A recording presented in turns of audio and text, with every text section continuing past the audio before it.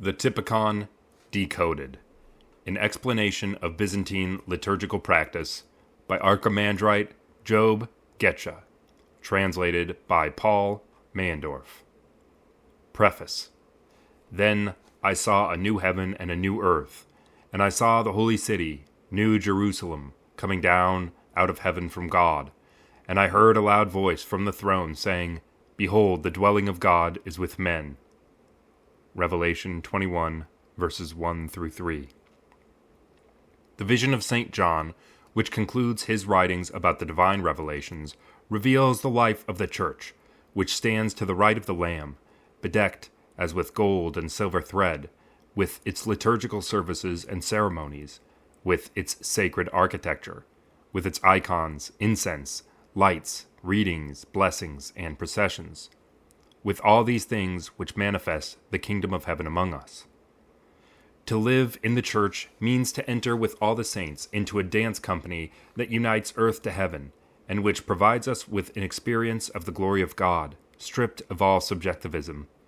As long as we have assimilated the rules which regulate this sacred dance, and have learned the grammar of this polyphonic language of the liturgy, by means of which we are able to glorify the Holy Trinity in a proper way, orthodoxy, and through which God comes to reveal himself to us.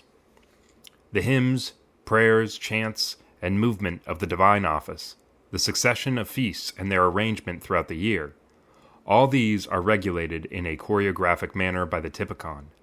This, quote, eye of the Church, which, far from being merely a collection of dry and legalistic rules, is in fact a summary of 2 millennia of the Church's experience. It is the Typikon which is the guarantee of the authenticity and objectivity of the transmission of this experience of the Holy Fathers. It is living tradition and the foundation of Orthodox spiritual life. We can immediately sense the importance of an introduction to Orthodox liturgical life like the one Father Job offers us here, and which is far more than just a course on rubrics. By placing each office in its proper historical context, he allows us to understand its meaning and organic function in the ensemble of the daily cursus. He thus prepares us to assimilate all the details of the celebration, so that everything can be done decently and in order, 1 Corinthians 14:40, and especially in harmony and consonance with the experience of the saints who have preceded us and who have worshipped in this way.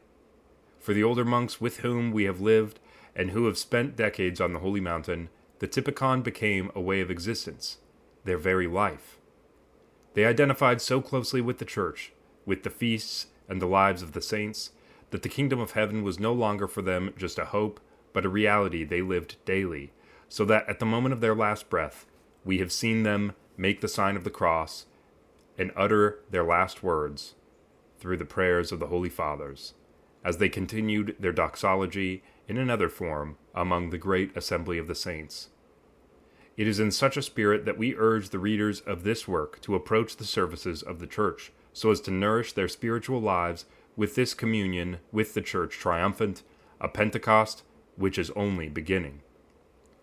Hieromonk Macarius of Simonopetros, Mount Athos, August 15th, 2007.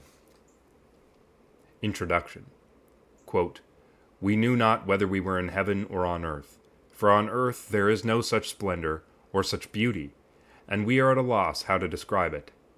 We know only that God dwells there among men, and their service is fairer than the ceremonies of other nations, for we cannot forget that beauty. Unquote. This is how the Russian Primary Chronicle summarizes the impression of the legates of Prince Vladimir of Kiev reporting on their participation in the liturgy of Hagia Sophia in Constantinople, which led decisively to the conversion of the Kievan Rus more than 1,000 years ago. For Orthodox Christianity, doctrine remains to our own day inseparable from the glorification of God. In Greek, the word doxa means both doctrine and glorification. The term orthodoxy can therefore designate both true doctrine and the proper glorification of God. No doubt for this reason, Father George Florovsky calls Christianity a, quote, liturgical religion.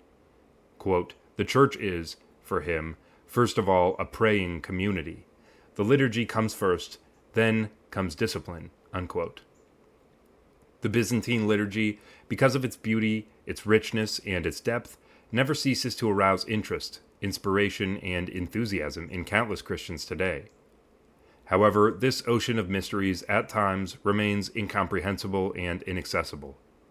For many, this can be explained by the fact that there are few accessible works or manuals to enlighten the neophyte or the believer seeking to become more familiar with the sequence of offices in the Byzantine rite throughout the liturgical year.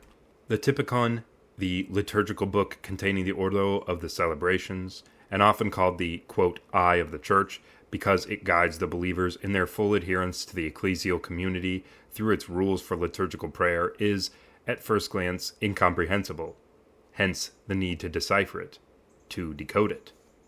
Such is the purpose of this work, which was not initially compiled as a manual. It began in 2005 as a series of courses at the Saint-Serge Orthodox Theological Institute in Paris, destined for theology students. It is they who encouraged me to publish it, saying that it was informative and that it would make accessible in French an abundant bibliography that previously had been accessible only to those who knew Russian. For those who are interested, references can be found both in notes and in more technical bibliographies at the back of the book. I am also grateful to my students for their critiques of this present volume as it developed, which contributed greatly to its accuracy and clarity.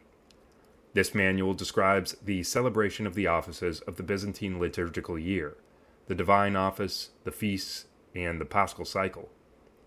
We have deliberately omitted any commentary on the divine liturgy, preferring to address this in the context of other sacramental rites of the Byzantine euchologion, to which we hope to devote a subsequent book.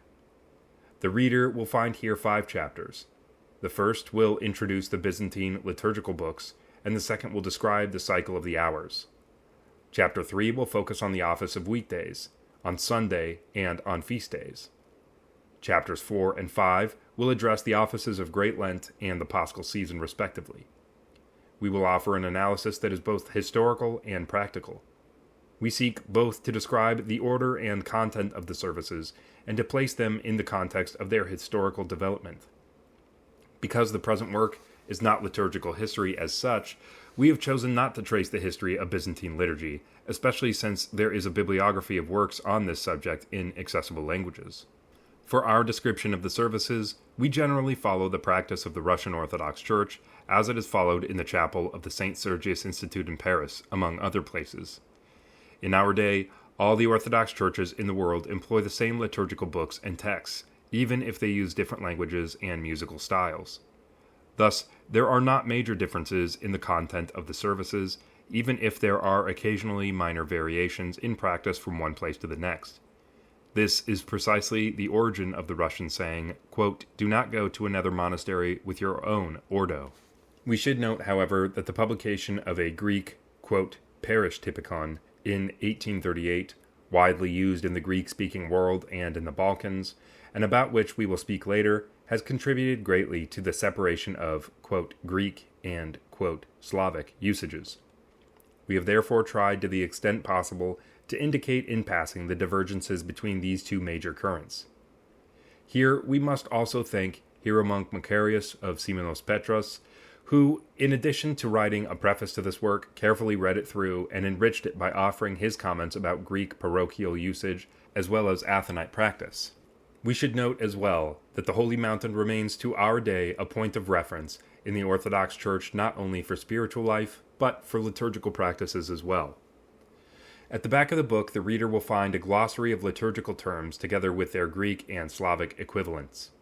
Our hope is that the publication of this work will contribute to the understanding and knowledge of the Byzantine liturgical offices and will allow us to progress in the knowledge of God, which is true theology.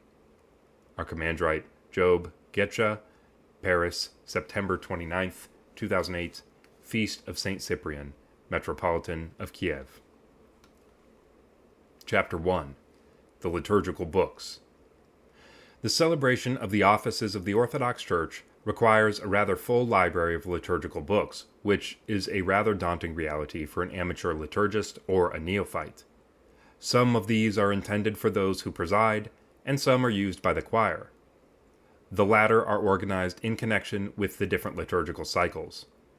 We will focus now on the fundamental liturgical books, without which the offices could not be carried out, namely the Psalter, the Horologion, the Octologos, the Menaia, the Triodion, the Pentecosterion, the Typikon, the Euchologion, the Epistle Book, and the Gospel Book.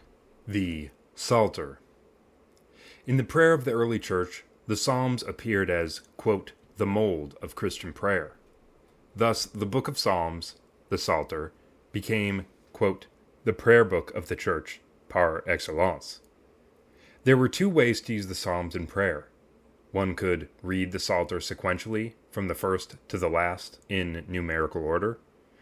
This form of continuous recitation was used for solitary prayer. But it is also employed within the context of the communal office, as is indicated in the rules governing psalmody in the office. See the tables on page 17 through 21. This continuous recitation of the Psalms is rooted in Jewish tradition. Before becoming the prayer book for Christians, the Psalter was the prayer book of the Jewish people, who were aware that the Psalms followed a very rigorous progression. Another way to pray the Psalms is to select them according to their appropriateness to the hour of the day or the liturgical feast. This is how the divine office came to be organized in the form of matins, vespers, and the different hours: prime, terce, sext, none, compline, midnight office. Psalms constitute the main part of these services, the skeleton, which the hymnographers subsequently embellished. Yet another way to employ the Psalms is to select individual verses or groups of verses with a very particular focus. We see this in the various daily offices in which, alongside entire psalms, we find isolated psalm verses serving as vehicles, stichi, or refrains, prokrimena. For the continuous recitation of psalmody, the Church employs the liturgical book it calls the Psalter. For the liturgy of the hours, she uses the liturgical book entitled the Horologion, the Book of Hours. The Psalter used by the Orthodox Church is from the Septuagint, the ancient Greek translation of the Old Testament made in Alexandria during the period of the Ptolemies, 3rd century BC. The Septuagint, considered to be an inspired translation, became the Bible of the Apostolic Church and of the Fathers of the Church. The numbering of the Psalms in the Septuagint differs from that in the Hebrew Bible, the Masoretic text, which is the source of most modern translations of the Old Testament based on the Hebrew text. The liturgical books of the Orthodox Church thus still employ the Septuagint numbering. Throughout history, there have been several ways to arrange these 150 psalms. Hilary of Poitiers, 4th century, for example, held to a division of the 150 psalms into 3 groups of 50. Gregory of Nyssa, 4th century, however, held to an arrangement in 5 books. Historians of the Byzantine liturgy distinguish the Constantinopolitan Psalter from the Palestinian Psalter. The Constantinopolitan Psalter, used in the services following the Typikon, Ordo, of the Great Church, was divided into 74 antiphons. 6 of these antiphons were fixed, sung every day, generally the first and last antiphons of each office, and the 68 others were distributed between Vespers and Matins following a 2-week cycle. It consisted of 2,542 verses, and each psalm verse of these antiphons was followed by a refrain. Odd-numbered antiphons had the refrain, Alleluia, while even-numbered antiphons had as a refrain a short phrase such as, Hear me, O Lord, or, To you, O God, a song is due. Several of these refrains have survived to the present in our liturgical services. The Palestinian Psalter is divided into 20 kathismata, from the Greek word kathisma, signifying that one can sit during this reading. It consists of 4,784 verses. At present, these verses are not intercalated with refrains. Each kathisma is in turn divided into 3 sections: stasis, or glories, slava. Each of these contains an average of 3 psalms. Each section is followed by a doxology, during which we stand and say, Glory to the Father, and to the Son, and to the Holy Spirit, now and ever, and unto the ages of ages. Amen. Lord have mercy, Lord have mercy, Lord have mercy. Glory to the Father, and to the Son, and to the Holy Spirit, now and ever, and unto ages of ages. Amen. It was the monks of Studion in Constantinople who were the first to adopt the Palestinian Psalter in the capital city. According to one of the most ancient known Studite Typica, the Typikon of Alexios the Studite, one kathisma was read at matins during the summer when the nights are short, from the Sunday after Pascha, Antipascha, until the exaltation of the cross. In winter, when the nights are longer, 2 kathismata were read, and in Lent, 3 kathismata were read. At Vespers, Kathisma 18 was always read, except on the eve of Sunday and of feasts, in which case Kathisma 1 was sung, Blessed is the man. Beginning in the 14th century, however, when the Typikon of St. Sabas became the norm, the number of kathismata at matins was increased, and the vesperal kathisma during the summer season varied according to the day of the week. Indeed, according to the Sabaite Typikon, there are customarily 3 kathismata at matins, and kathisma 18 is read during vespers. During the summer period, as well as during some festal periods of the year, only 2 kathismata are used at matins, and the 3rd kathisma is transferred to vespers, replacing kathisma 18. Thus, during ordinary time, the Psalter is read in its entirety over 1 week.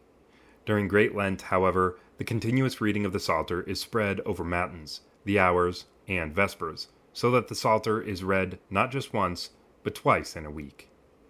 This is the practice that survives in the contemporary Byzantine Rite.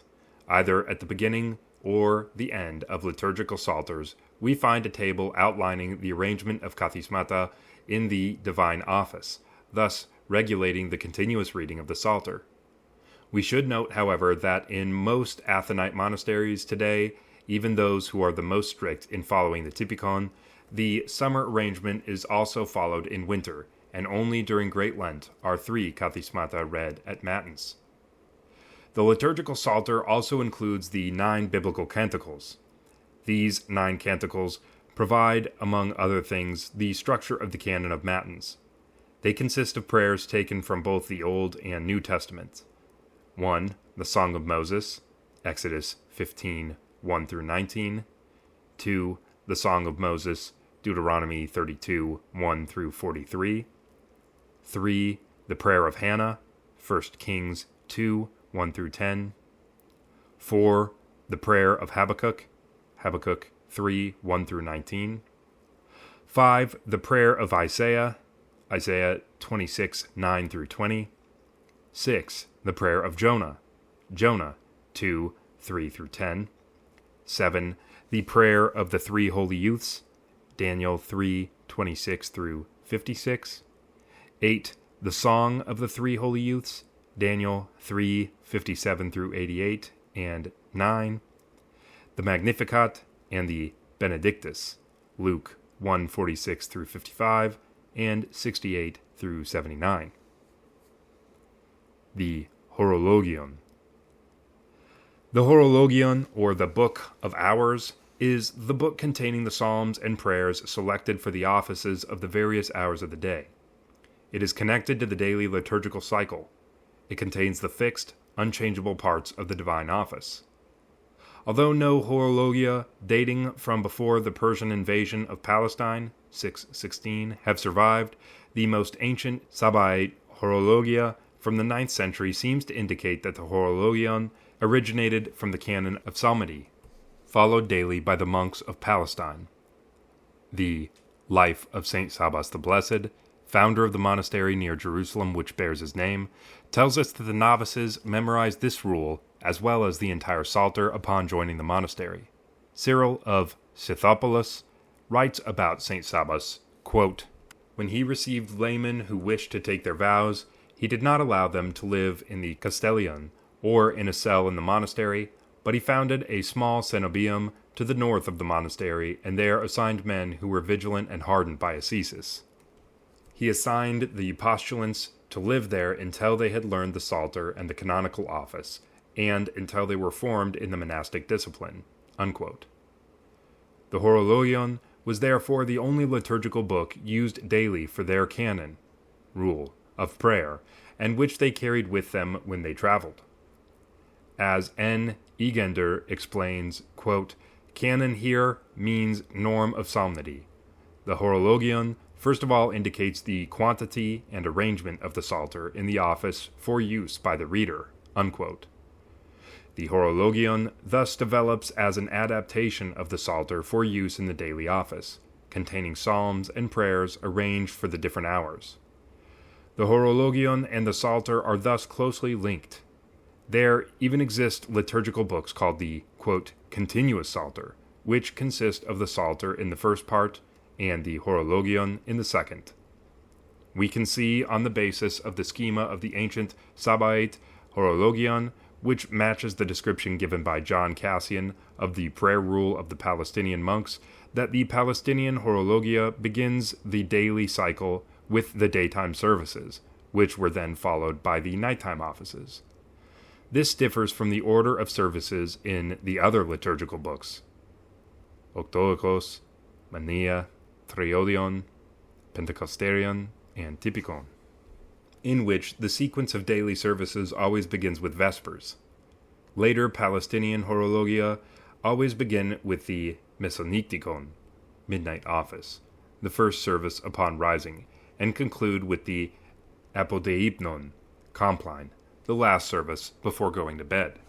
On the whole, the structure of the liturgical offices in the Sabaite horologia differs little from that in the Studite horologia. This can be explained by the fact that the Palestinian monks, having fled as a result of the Arab invasions during the second half of the 7th century, and settling first on Mount Olympos in Bithynia, and later during the second wave of iconoclasm, 815 to 843, at the Stodion monastery in Constantinople, had already introduced the Palestinian horologion. This first synthesis of Palestinian monastic usages with those of the imperial capital is today referred to as the, quote, Studite reform. Nonetheless, Studite horologia, such as the Grotaferrata horologion, kept the psalm refrain from the Constantinopolitan psalter. The Sabaite horologia were, however, different from the Studite ones in a number of details. In general terms, the Sabaite horologia are characterized by their ascetical rigor, faithful to the ancient traditions of Eastern monasticism, as can be seen from the strict fasting rules, the continuity of liturgical hours, which are never omitted on feast days, the existence of intermediary hours, the more extensive reading of psalm kathismata at matins, and a greater amount of hymnography at vespers and matins. The first printed edition of the horologion was published in Venice in 1509 by the Cretan Z. Caliergis, on the basis of a manuscript from the library of Albert Pio of Medina. A revised edition was published in Venice in 1832 by the Athonite monk Bartholomew of Kutlomousio, with the approval of Patriarch Constans I of Constantinople. This edition, with a number of abbreviations, served as the basis for the 1900 edition of the Patriarchal Press of Constantinople, as well as for the various Athens editions. In our days, we distinguish the small horologion, which contains only the daily office, from the Great Book of Hours, which, in addition to the daily office, also contains a menologion, a liturgical calendar, that includes the troparia and kontakia of the saints and feasts of the entire year, as well as a number of canons and akathist hymns. The first Slavic edition appeared in 1491 in Krakow, then in 1493 in Venice. Subsequently, several editions were published in Kiev, Moscow, Belgrade, and Warsaw. As a general rule, it was the publication of printed texts that led to the fixation and standardization of the daily office, the Octoikos. The Octoikos is a liturgical book containing hymnography, arranged in 8 sections called tones or modes. To each of these tones corresponds specific melodies which are used for the hymns. The term Octoikos derives from the Greek word oktoikos, meaning 8 tones. The Octoikos is the liturgical book associated with the daily liturgical cycle, Thus, the Great Octoikos, or Parakletiki, contains the hymnody for each day of the week. Since there are 8 tones, the hymnography of the Great Octoikos covers a cycle of 8 weeks. Each week begins with the Sunday office. Because the liturgical day begins in the evening, each weekly cycle begins with the hymnography of Saturday night vespers. The theme of these hymns is connected to the saints or events commemorated each day of the weekly cycle. Sunday is the resurrection of Christ. Monday, angelic powers and repentance. Tuesday, St. John the Baptist and Forerunner and repentance. Wednesday, the Holy Cross and the Mother of God. Thursday, Holy Apostles and St. Nicholas of Myra and Lycia. Friday, the Holy Cross and the Mother of God. Saturday, all the saints and deceased. The small Octoikos is an abbreviated version of the Great Octoikos and contains only the hymnography for Sunday in a cycle of 8 weeks, 8 tones. But it is precisely this part which is the most ancient and which properly bears the title of Octoikos. With the addition of the hymnography for ordinary days, the Octoikos comes to be called the Parakletiki. The Octoikos is used during the entire year. We begin to use it with tone 8 on the Monday following the Sunday of All Saints, the first Sunday following Pentecost. Thus, tone 1 begins on the second Sunday after Pentecost. The tones then follow one another in order. When the cycle of 8 tones is complete, we begin again with tone 1. On the 10th Sunday after Pentecost, we begin again with tone 1, and so on until the end of Great Lent.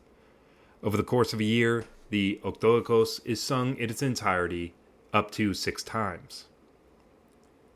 The origin of the Octoikos. The Octoikos is very ancient, and the expression, quote, to sing according to the Octoikos, or according to the 8 tones, is much more ancient than the liturgical book itself. This manner of singing originates in a musical system of 8 tones that dates to Greek antiquity. Each of these modes has a dominant note, the starting point for the scale.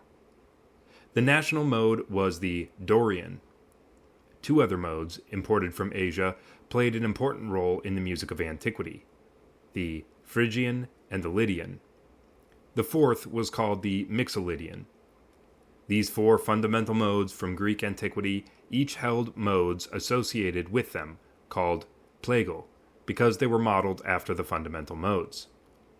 Thus the 8 modes from Greek antiquity went in pairs: Dorian and Hippodorian, Phrygian and Hippophrygian, Lydian and Hippolydian, Mixolydian and Hippomixolydian.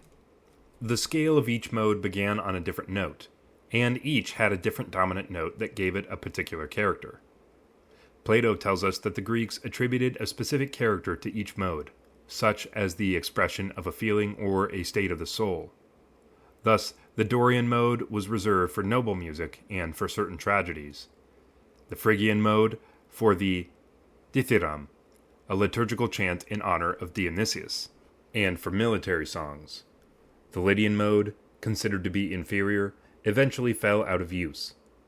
It is said that the Mixolydian mode wakens the human soul by inducing first joy and then suffering.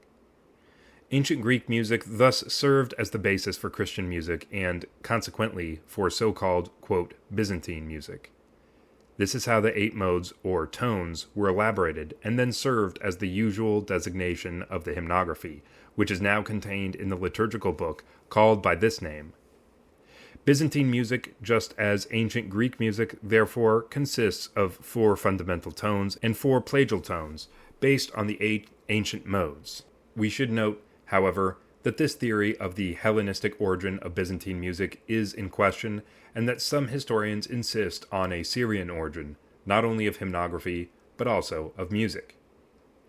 Christian hymns composed according to the 8 modes followed not only the musical modes elaborated in Greek antiquity, but also precise metrical structures. For the hymns found in our contemporary liturgical books, in their original Greek, are not simply prosaic texts, but follow very precise rules of Greek poetry, which regulate not only the number of syllables, but also accentuation. During the 20th century, there were numerous debates about the origin of the Octoikos. A. Baumstark developed a theory according to which Severus of Antioch was the author of a first Octoekos in the 6th century. This theory was taken up by J. Genin and J. Puyade, and it persisted until 1982 when A. Cody refuted it and proposed a Palestinian origin for the Octoekos. More recently, P. Jeffrey defended the Hagiopolite origin of the Octoekos. In a recent article, S. Fruisel moves in the same direction in advancing the hypothesis of a Judeo-Christian origin of a system not only of 8 tones, but also of 8 weeks, which would in fact be the echo in the annual cycle of the weekly Ogdoad. According to him, the earliest Christian community, having replaced a weekly cycle of 7 days with an 8-day cycle, also replaced the cycle of 7 weeks with an 8-week cycle, which led to the appearance of a system of 8 modes in the Cathedral Rite of Jerusalem, probably dating to the second half of the 4th century. The discovery and publication of the Old Yadgari should shed new light on the issue. The Old Yadgari, a Georgian version of the ancient Jerusalem hymnal dating to the 5th century, is the most ancient Octoekos we have. These hymns were sung in the ancient liturgy of the Anastasis, Holy Sepulchre, in Jerusalem. They are indeed the ancestor of our current Octoekos, though there are a number of differences.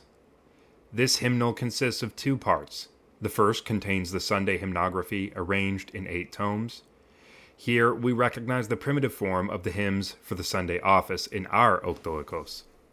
The second part contains hymnography for the feasts of the liturgical year, which serves as the primitive stratum of the hymns of the other liturgical books, the Triodion, Pentecosterion, and Menia. C. Regnau estimates that these hymns should be dated to the 4th or 5th century, as they reflect the Christology of this era. He goes so far as to suggest that Cyril of Jerusalem, end of the 4th century, may be one of the composers, and that Hezekias of Jerusalem, beginning of the 5th century, probably cites from existing hymns in his homilies. The development of the Octoekos. We must admit that the redaction of the contemporary liturgical books is relatively late. It comes following the organization of the various annual liturgical cycles. Initially, the arrangement of liturgical hymns was on the basis of their hymnographic genre. Thus, the Hymnologion brought together, and continues to do so, the Hyrmi of the canons, the Kontakerion, the Kontakia, the Sticherarion, the Stichera, the Stichero-Kathismaterion, the Kathisma Troparia chanted after the Matins Psalmody, as well as other Troparia, Apoletikia, and Hypaki. The Tropologion, the hymns, Troparia, for the canons and the Beatitudes. These ancient books, in rather rough fashion, assembled the liturgical material for the office, i.e., all the hymns that could be sung, and not those that had to be sung. These hymns were subsequently edited and arranged according to the different liturgical cycles and in the order in which they are used in our contemporary books: the Octoekos, the Triodion, the Pentecosterion, and the Menia. According to the manuscripts which are known to us, it would seem that this new generation of liturgical books first appeared in the 13th century and became universal from the 15th century. The most ancient element of our Octoekos consists of the 3 resurrectional stichera, composed to accompany the psalm verse of "Lord, I call" at Vespers on Saturday night, the Apostica stichera at the same service, and the 4 resurrectional stichera at the Lauds in Sunday Matins. Indeed, we find the original version of several of these hymns in the Old Yadgari. For example, the first sticheron, in tone 1, for "Lord, I call" at Great Vespers, "Receive our evening prayer," is textually identical to the first sticheron in tone 1 for "Lord, I call" in the Georgian manuscript. Subsequently, additional stichera, referred to as Anatolika, sung at Saturday evening Vespers and at Lauds in Sunday Matins, were added. It was often thought that the epithet Anatolikos suggested the name of an author, either a 5th century patriarch of Constantinople or a Studite monk from the 9th century, or again, Anatolius of Thessalonica, 10th century. This, however, cannot be the case, because several of these hymns can already be found in the Old Yudgari. For example, the first Anatolian Stikeron at Lord I Call, at Great Vespers on Saturday evening in tone 1, Rejoice, O heavens, sound the trumpets, you foundations of the earth, is identical to the fourth Stikeron in tone 1. This name could therefore simply be an allusion to the Orient, in the etymological sense of the word, thus referring to Christ as, quote, the Orient from on high. See Zechariah 6:12. A third layer of hymns was uncovered, thanks to the acrostic which united them, Yano Amin. These are 24 Apostica Stikera, referred to as, quote, alphabetical, at Saturday evening Vespers, which are followed by a Theotikion. These have been attributed to St. John of Damascus, which is highly probable. We note in passing that the custom of concluding a series of hymnographic strophes with one called a Theotikion in honor of the Mother of God seems to have been initiated by St. John Damascene. The attribution of the totality of the Octoikos to St. John of Damascus, which appears in our printed versions, has been refuted by liturgical historians. St. John Damascene, who, according to some, was a presbyter at the Church of the Anastasis in Jerusalem, and a monk at the St. Sabas Monastery near Jerusalem, according to others, was rather one of the first editors of the Octoikos, who organized earlier liturgical material of Jerusalem provenance and added new material of his own composition, apostica, stikera, and resurrectional canons. Subsequently, more hymns were added. The Jerusalem stratum of the Octoikos was later supplemented by a Constantinopolitan layer. Thus, the resurrectional Kantakia and their Iki are of Constantinopolitan provenance, though their attribution to Romanos the melody cannot be confirmed with certainty. It is possible to see the hands of Studite monks in a number of compositions. The antiphons of degrees, sung before the resurrectional gospel at Sunday matins, were composed by Theodore the Studite during his exile, 794 to 797, if one accepts the interpretation of Nicephorus Callistos Xanthopoulos, 14th century. These hymns constitute the core of the small Octoikos, the Octoikos, properly speaking, distinct from the Perikletike. To these were added the Matins canon for weekdays. They were composed in the 9th century by Joseph the hymnographer, and Theophanes Graptos, metropolitan of Nicaea, who are connected with the origin of the great Octoikos, or Perikletiki. The Exapostellaria, found in an appendix to the Octoikos and linked to the cycle of 11 resurrectional gospels, are attributed to Emperor Constantine VII Porphyroeugenitos, 913 to 959, while the Gospel Sticheria are attributed to his father, Emperor Leo VI, the Wise, 996 through 913. Among the more recent compositions added to the Great Octoikos are 3 Stikera to the Mother of God composed by Paul of Amorion, 10th century, sung at Saturday evening Vespers when there are no Stikera from the Menaion, which no longer happens, as the Menaea now contain hymnography for every day of the year. These are found only in Slavic printed editions. To the same hymnographers belongs the hymnody of small Vespers on Saturday evening. Similarly, we find in Slavic editions a canon to the Mother of God for each day of the week at Apodeipnon, Compline. These canons, attributed to Emperor Theodore Lascaris Doukas, possibly originate from an ancient book of hymns to the Mother of God called a Theotokerion. Finally, the Sunday Mesoniktikon, Midnight Office, contains a canon to the Holy Trinity of significant theological value, ascribed to Metrophanes of Smyrna, second half of the 9th century. These canons begin to appear in manuscripts from the 13th century, but their use seems to become common only from the 15th century. Editions of the Octoikos. Only with the first printed editions of the Octoikos in the 15th century did the text stabilize and become what it is today. The first printed editions were Slavic, Krakow, 1492, and Setnie, 1494. The first Greek edition did not appear until the 16th century, in Venice in 1521. The Greek editions from Venice and Rome reveal little variance, which indicates that the text had stabilized by the 16th century. In contrast, the Grottaferrata edition, 1734, prepared by the monk Philip Vitali on the basis of Italo-Greek manuscripts, presents numerous variants. The modern Slavic editions, generally based on the 1873 Moscow edition, contain notes indicating variances between the Greek and Slavic versions. Many hymns lost in Greek editions were kept in Slavic ones. However, a critical edition of the Octoikos, including all the variants contained in the manuscripts, is yet to be completed. The Menia. The Menia, menaion, from men, meaning month, are the liturgical books containing the hymnography for the annual cycle of fixed feasts. In our day, we have 12 Menia, which contain the hymnography for the office of fixed feasts and saints celebrated on each day of the year. There is therefore one volume per month, beginning with the month of September. The ecclesiastical year begins on September the 1st. This is an ancient Constantinopolitan custom. In ancient times, the year in Constantinople began on September the 23rd.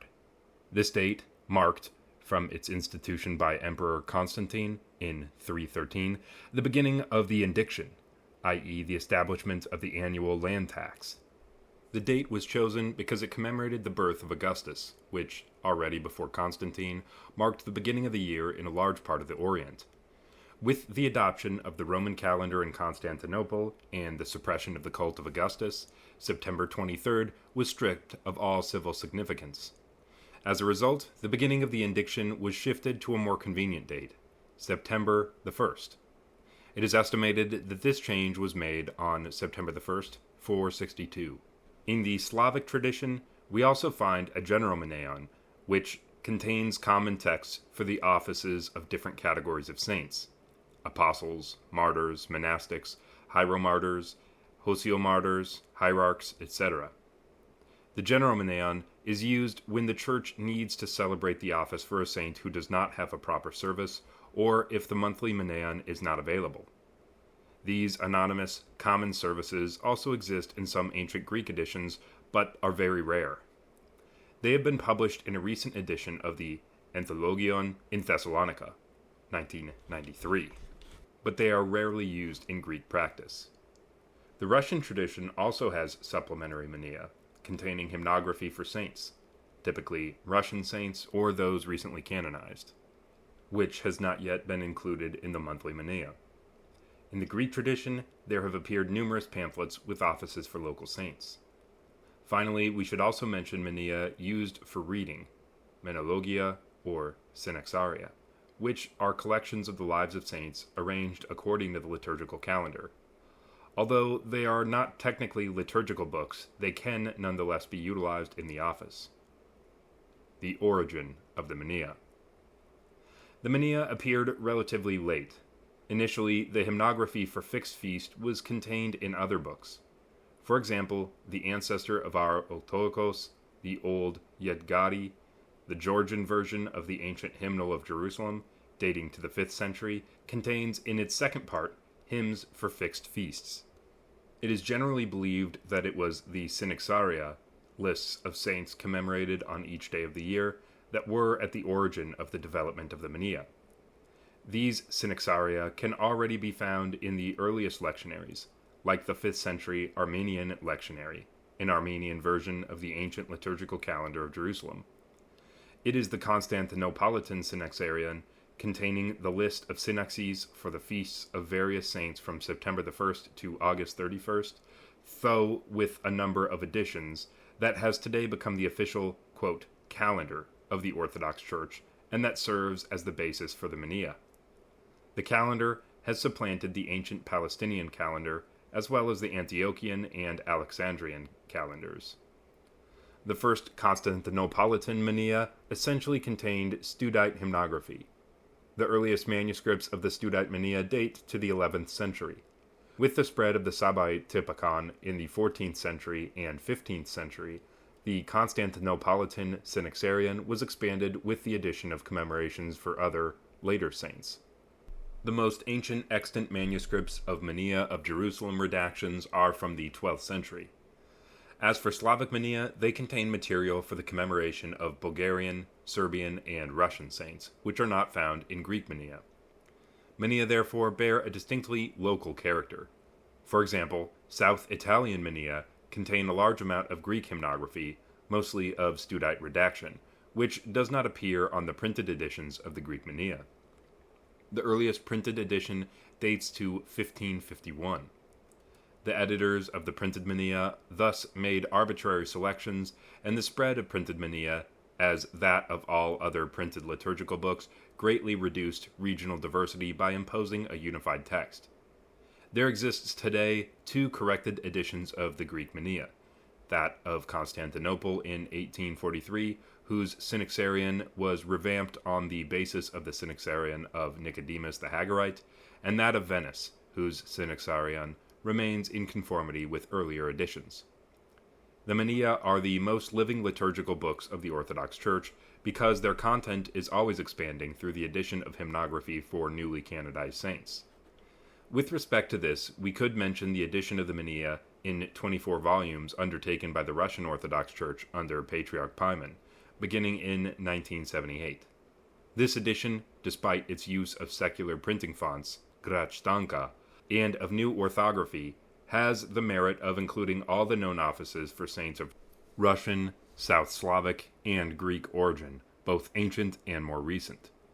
Similarly, in the Greek tradition, editions of the Mania by Apostoliki Diakonia have introduced a number of modern saints, such as Nectarios of Aegina. However, even this edition, as with the other editions of the Manion, does not meet the actual needs of the Church, and it is still necessary to use countless small pamphlets that reflect the local character of the ordo of each parish or community. The content of the Mania.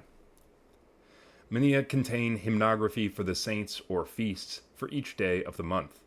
The hymns are arranged in the order in which they are sung in the office, beginning with Vespers, or small Vespers when a vigil is prescribed, and concluding with the Divine Liturgy. Depending on the solemnity of the day, there can be more or less hymnographic material. When it is a simple commemoration without festivity, the hymnography may be limited to 3 stichera at Vespers and a canon at Matins. For feasts of greater importance, more material is included. Appendices to the Mania provide Theotokia, which are to be sung following the Troparia and stichera. Slavic Mania contain 4 appendices. 1. Theotokia, to accompany Sunday and festal stichera, Theotokia to accompany stichera on weekdays, Theotokia to accompany the Troparia on Sunday and feast days, Theotokia to accompany Troparia on weekdays. Note that the second appendix is absent from contemporary Greek Mania, which instead provide a fixed Theotokion and a Starotheotokion in the text of the office. Editions of the Mania. It was the 16th century printed editions of the Mania that stabilized the core texts that we use today.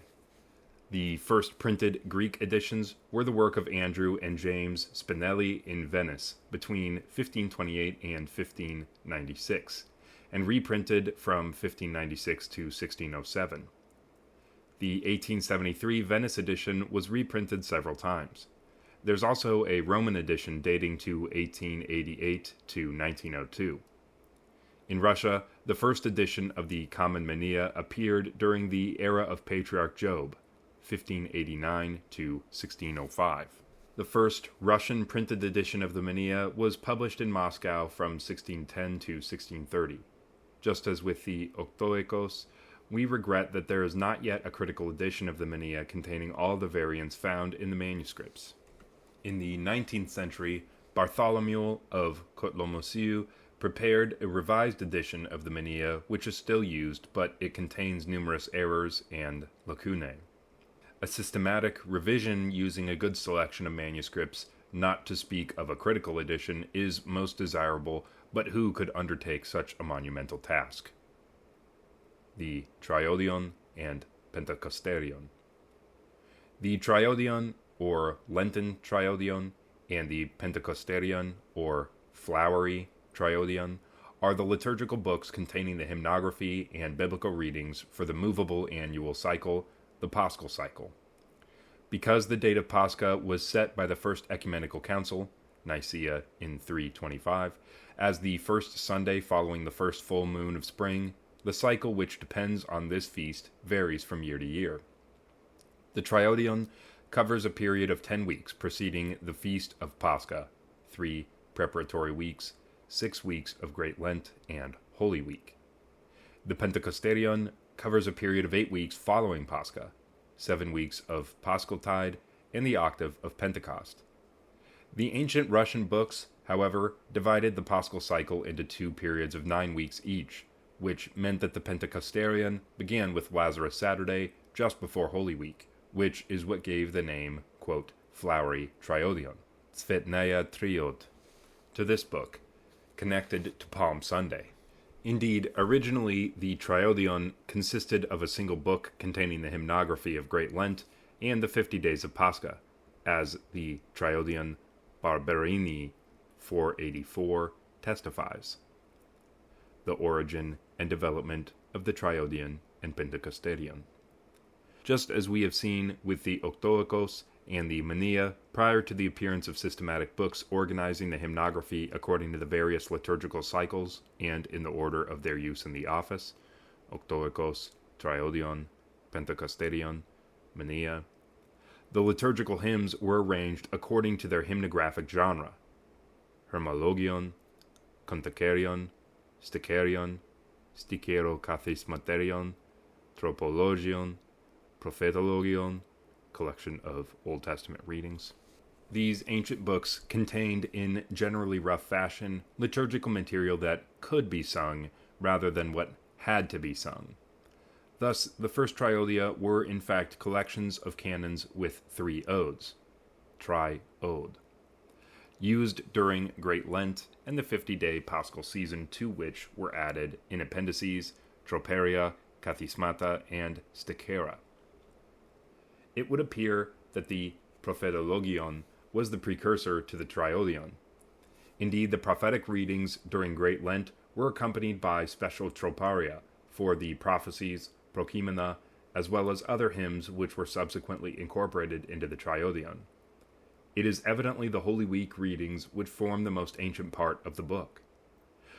The hymnography contained in the Triodion was composed between the 5th and 14th centuries. Certain hymns in the Triodion and Pentecosterion, often very ancient, can also be found in the Octoikos, from which they derive. Some are already found in the old Yedgadi from the 5th century, which points to a Jerusalem, or more generally, Palestinian, origin of the Triodion and Pentecosterion. Here, among others, we find hymns attributed to St. John of Damascus, St. Andrew of Crete, St. Cosmas of Myoma, St. Theophanes, Graptos, St. Stephen the Sabaite. This is the first stratum of the Triodion and Pentecosterion, dating to between the 5th and 9th centuries, before St. Theodore the Studite.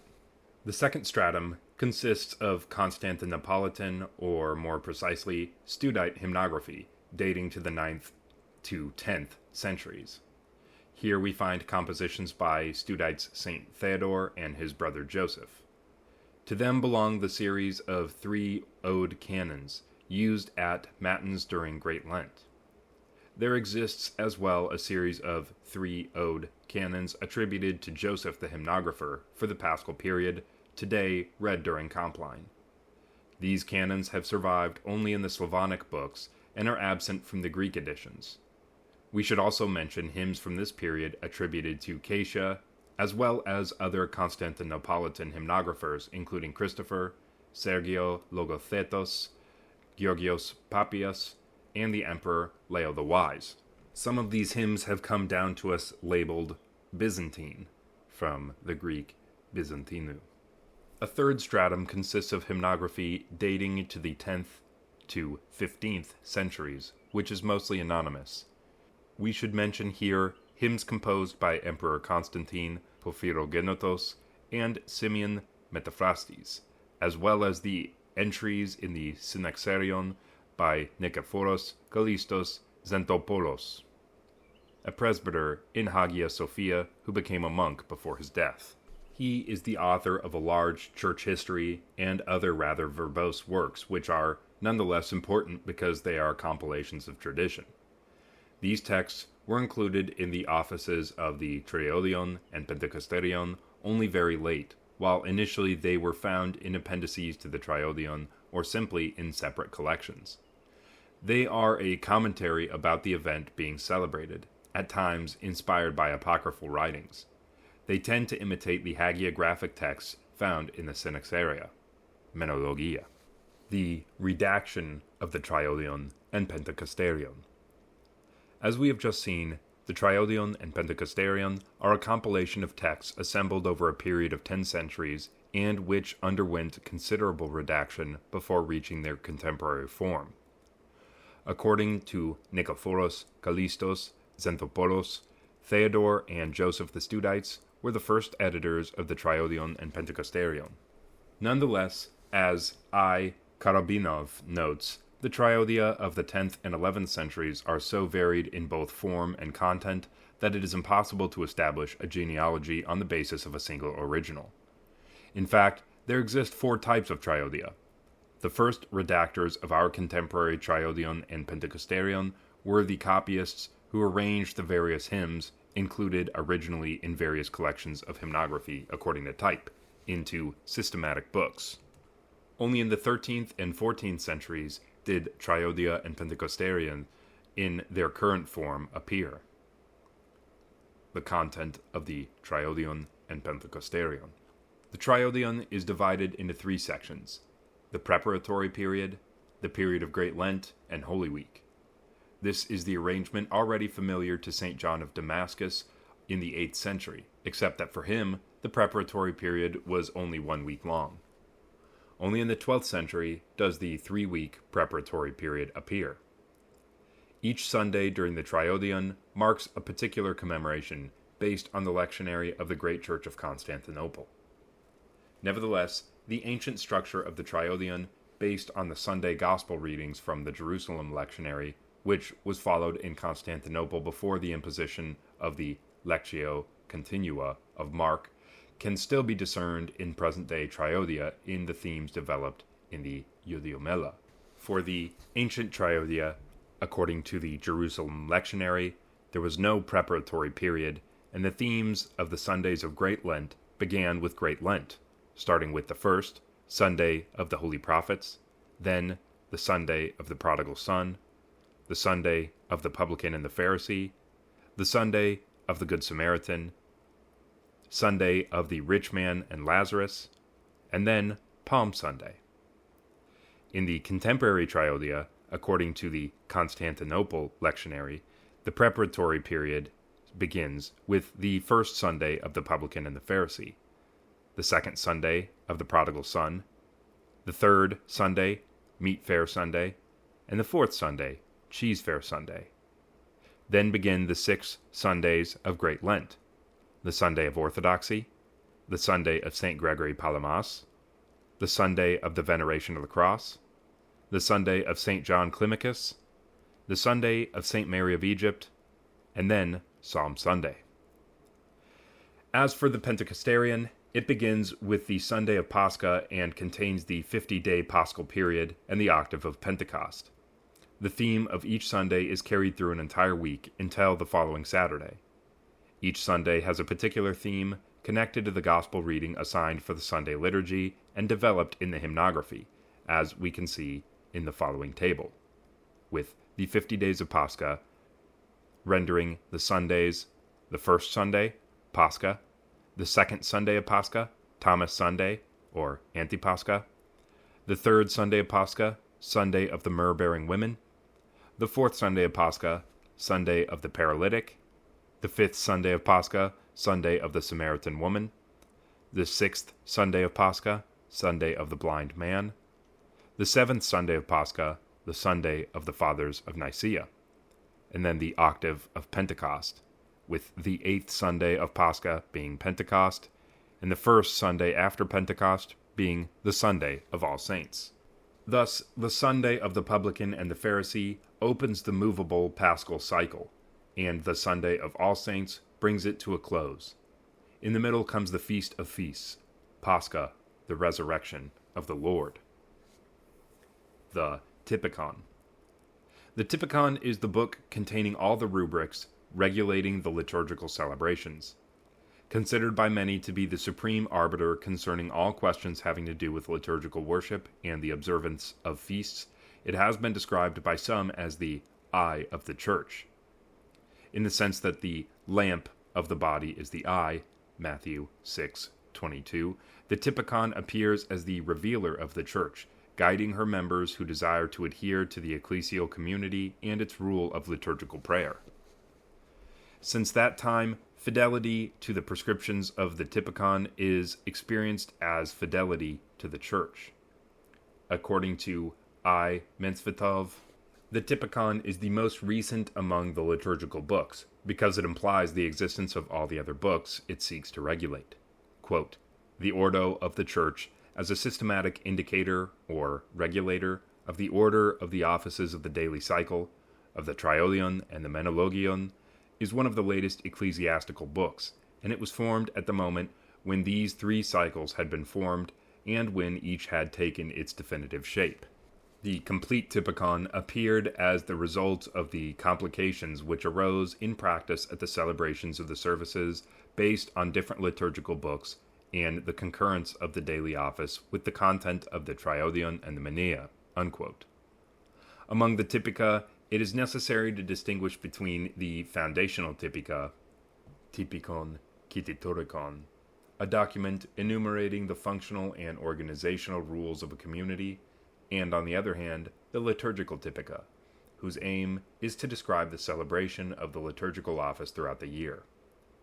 Generally, the latter consist of three parts: general guidelines, or a general description of the services, a synaxarion, or menologion, fixed cycle, and a triodion, movable cycle, to which may be added appendices. As we know, before the invention of the printed press, each monastery or church had its own Typikon, Ordo, and resolved liturgical issues in its own way. While differences between the various Typica were not that numerous, liturgical scholars have discerned three large families of Typica: Constantinopolitan, of the Great Church, Studite, and Sabbaite, or Hagiopolite. The Typikon of the Great Church.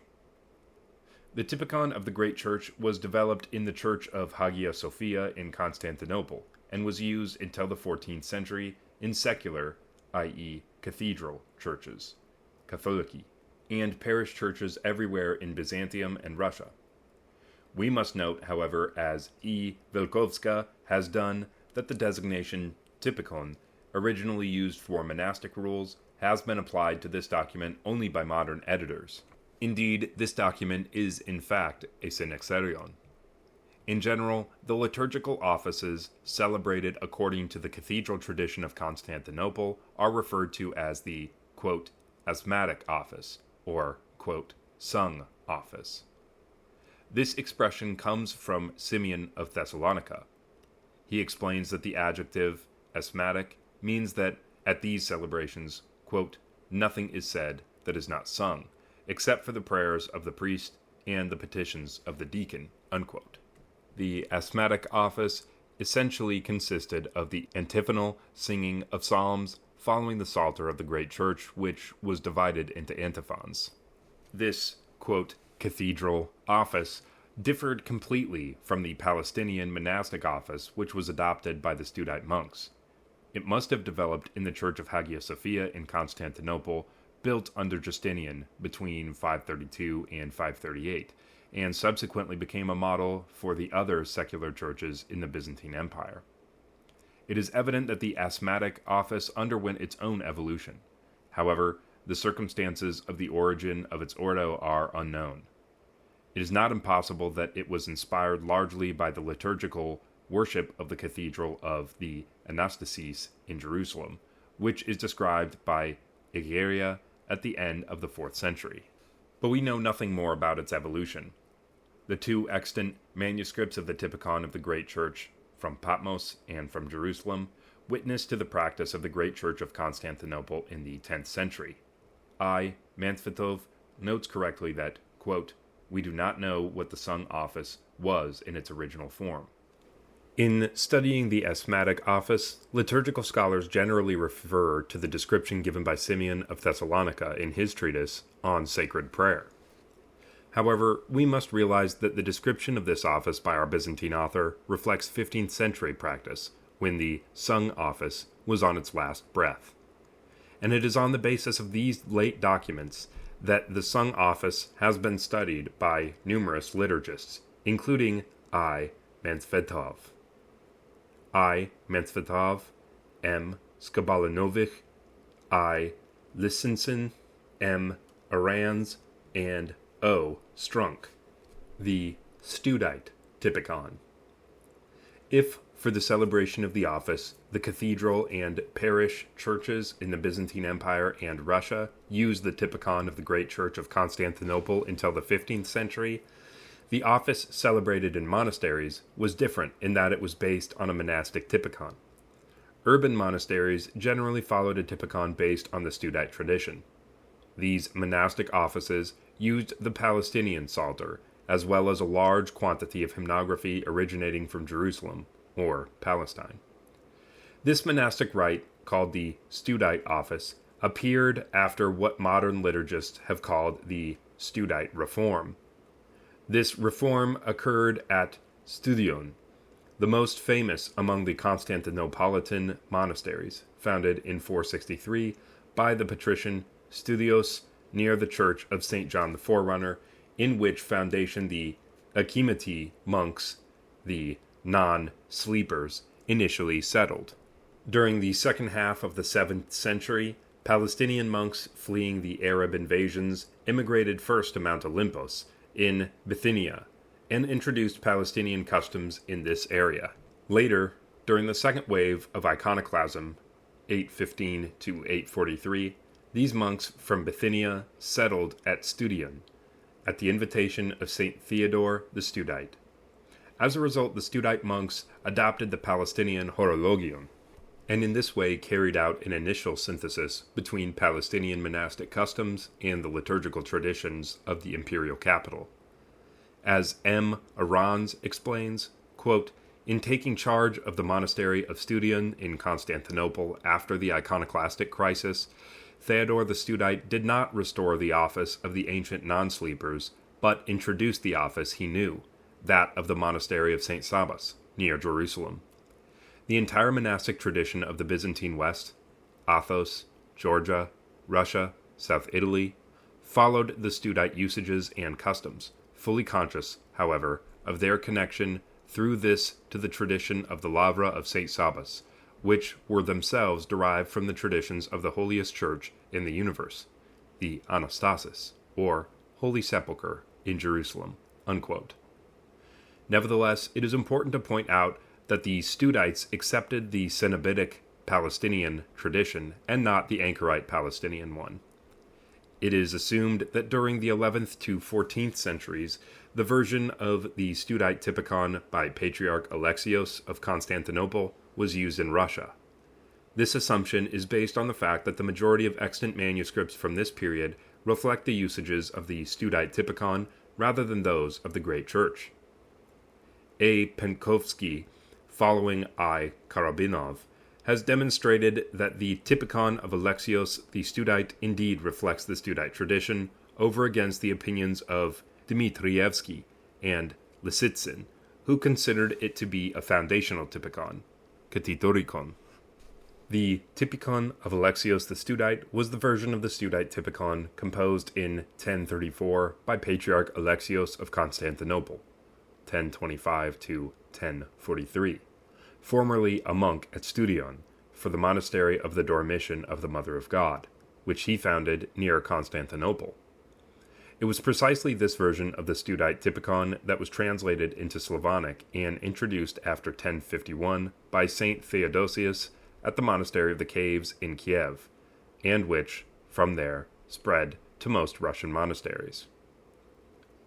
The Sabaite Typikon. The Sabaite or Hagiopolite Typikon in turn reflects the liturgical tradition of Palestinian monasteries. It is linked to the figure of Saint Sabas the Sanctified, the founder of a large monastery located 18 kilometers, approximately 11 miles, from Jerusalem in the Kedron Valley. Saint Sabas likely received this rule from Saint Euthemios the Great, Saint Theoktistos, and Saint Chariton, well-known Palestinian ascetics. After the destruction of the monastery during the Arab invasions, the Palestinian liturgical tradition was restored by Saint Sophronius, Patriarch of Jerusalem, and Saint John of Damascus, a priest at the Anastasis, who later settled in the monastery. The most ancient version of the Sabaite Typikon comes to us through the manuscript Sinai GR 1094, 12th to 13th century. It is in fact from the 12th century that the Sabaite Typikon began gradually to replace the Studite Typikon.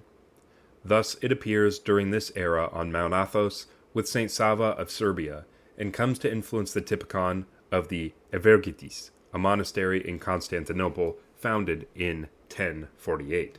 It is approximately during this period that the, quote, chapters of Mark appear in Sabaite Typikon, rubrics attributed to a certain Sabaite monk, Mark, who became a priest in Constantinople before being bishop of Otranto in southern Italy, 9th to 10th century. He sought to resolve problems stemming from the coincidence of several feasts and commemorations, which were originally intended to accompany the Synaxarion in the Studite Typica. The Sabaite Typikon, though based on the Palestinian Horologion, just like the Studite Typikon, differs in a number of ways from the Studite Typikon. In the Studite Typikon, there is no vigil, agrypnia, no small vespers, no sung great doxology. There's a predominance of Studite hymnography, a predominance of Studite saints, no lesser hours on Sundays and feast days, fewer readings from the Psalter, pre-sanctified liturgies on weekdays, shorter offices, and no chapters of Mark. In the Sabaite Typikon, there is a vigil, agrypnia, small vespers, great doxology sung on feast days, a predominance of Sabaite hymnography, predominance of Palestinian saints, lesser hours read even on Sundays and feast days, more readings from the Psalter, pre-sanctified liturgies on Wednesdays and Fridays, longer offices, and chapters of Mark. At the end of the 14th century, the Sabaite Typikon was disseminated throughout the Byzantine world by Patriarch Philotheos of Constantinople, together with his Diataxis. M. Arans proposes on his part that the reform marked by the Diataxis des Hierodiakonios of Patriarch Philotheos, which is in fact a description of the vigil service, agrypnia, quote, only canonized a situation which had its origins already several centuries earlier, at the moment when one began to celebrate the Palestinian monastic office while keeping the ancient Euchologion of Constantinople. In Russia, the Sabaite Typikon was disseminated by the, quote, liturgist metropolitan, Cyprian Samblak, 1330 to 1406, a spiritual son of Patriarch Philotheos, who thus became the initiator of a true liturgical reform aimed at aligning the liturgical practice of secular and monastic churches. From that point onward, the Sabaite Typikon became the sole and unique regulator of what was to become, quote, the Byzantine Rite. In spreading Athonite hesychasm, he also spread the office as Philotheos had arranged it in the Great Lavra on Mount Athos. In the 15th century, Simeon of Thessalonica explains that the Sabaite Typikon has spread almost everywhere because of its patristic and therefore universal authority.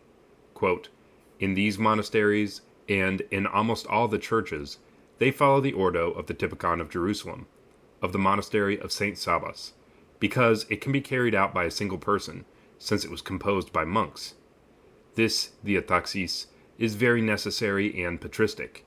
It is indeed our divine Father Sabas who recorded it after receiving it from Saints Euthemios and Theoctistos, they who received it from their predecessors, and from Chariton the Confessor.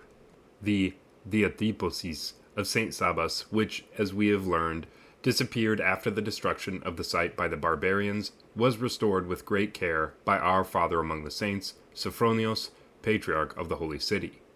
And again after him our divine Father Theologian John of Damascus renewed it and transmitted it in its written form." Unquote. This description by Simeon is clearly an exaggeration, for the ancient fathers did not pass on a liturgical typikon, but an ascetical way of life. Nonetheless, he underscores the rootedness of the typikon in the patristic tradition. The first printed Greek edition of the Sabbae Typikon appeared in 1545.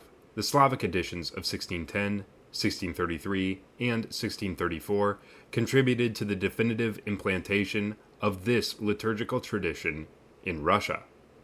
The definitive edition of the Sabbae Typikon in Russia dates to 1682. The modern Greek Typikon. Though the Sabbae Typikon remains in use to our day in churches of the Russian tradition and in Greek monasteries, a new, quote, parish Typikon appeared in the 19th century and has spread throughout the Greek-speaking world and the Balkans. It is the work of Constantine Protopsaltes of the Great Church of Constantinople, and first appeared in 1838. Two further editions came out, one in 1851, another in 1868. This modern Typikon is built upon a Sabbae base, but for pastoral reasons it incorporates a certain number of studite and asthmatic practices. Thus, vigils were suppressed. Consequently, Matins is always celebrated in the morning. The Artoklasia can be performed either at the conclusion of Vespers or at the end of Matins. The reading of the Matins Gospel can be shifted to after the 8th Ode of the Canon. Rubrics for the Feast of Annunciation have been greatly simplified, often at the cost of arbitrary innovations which are today criticized by liturgical scholars. In general, it can be said that not all liturgists approve of this reformed Typikon. The Euchologion and the Hieratikon. Whereas the Psalter, the Horologion, the Octoikos, the Menea, the Triodion, and the Pentecosterion are liturgical books employed by chanters and readers and contain the texts of psalms, hymns, and prayers prescribed for the various liturgical offices. The Euchologion and the Hieratikon are the liturgical books used by the bishop, priest, and deacon and contain the texts of the various litanies and priestly prayers. The Byzantine Euchologion. The Byzantine Euchologion is the book which today contains the texts of prayers and hymns connected to the performance of the varied sacramental and particular actions of the Church. In the manuscript tradition, the Euchologia form a corpus of texts that is highly variable, and the manuscripts vary greatly from one to the other. In addition to services like baptism, penance, ordination, funerals, monastic profession, the blessing of water, the consecration of churches, and antimensia, one also finds the office of foot washing and other services of this type, the services of the daily cycle, and many other services which are today unknown or lost. With the development of the printing press, the content became more stable.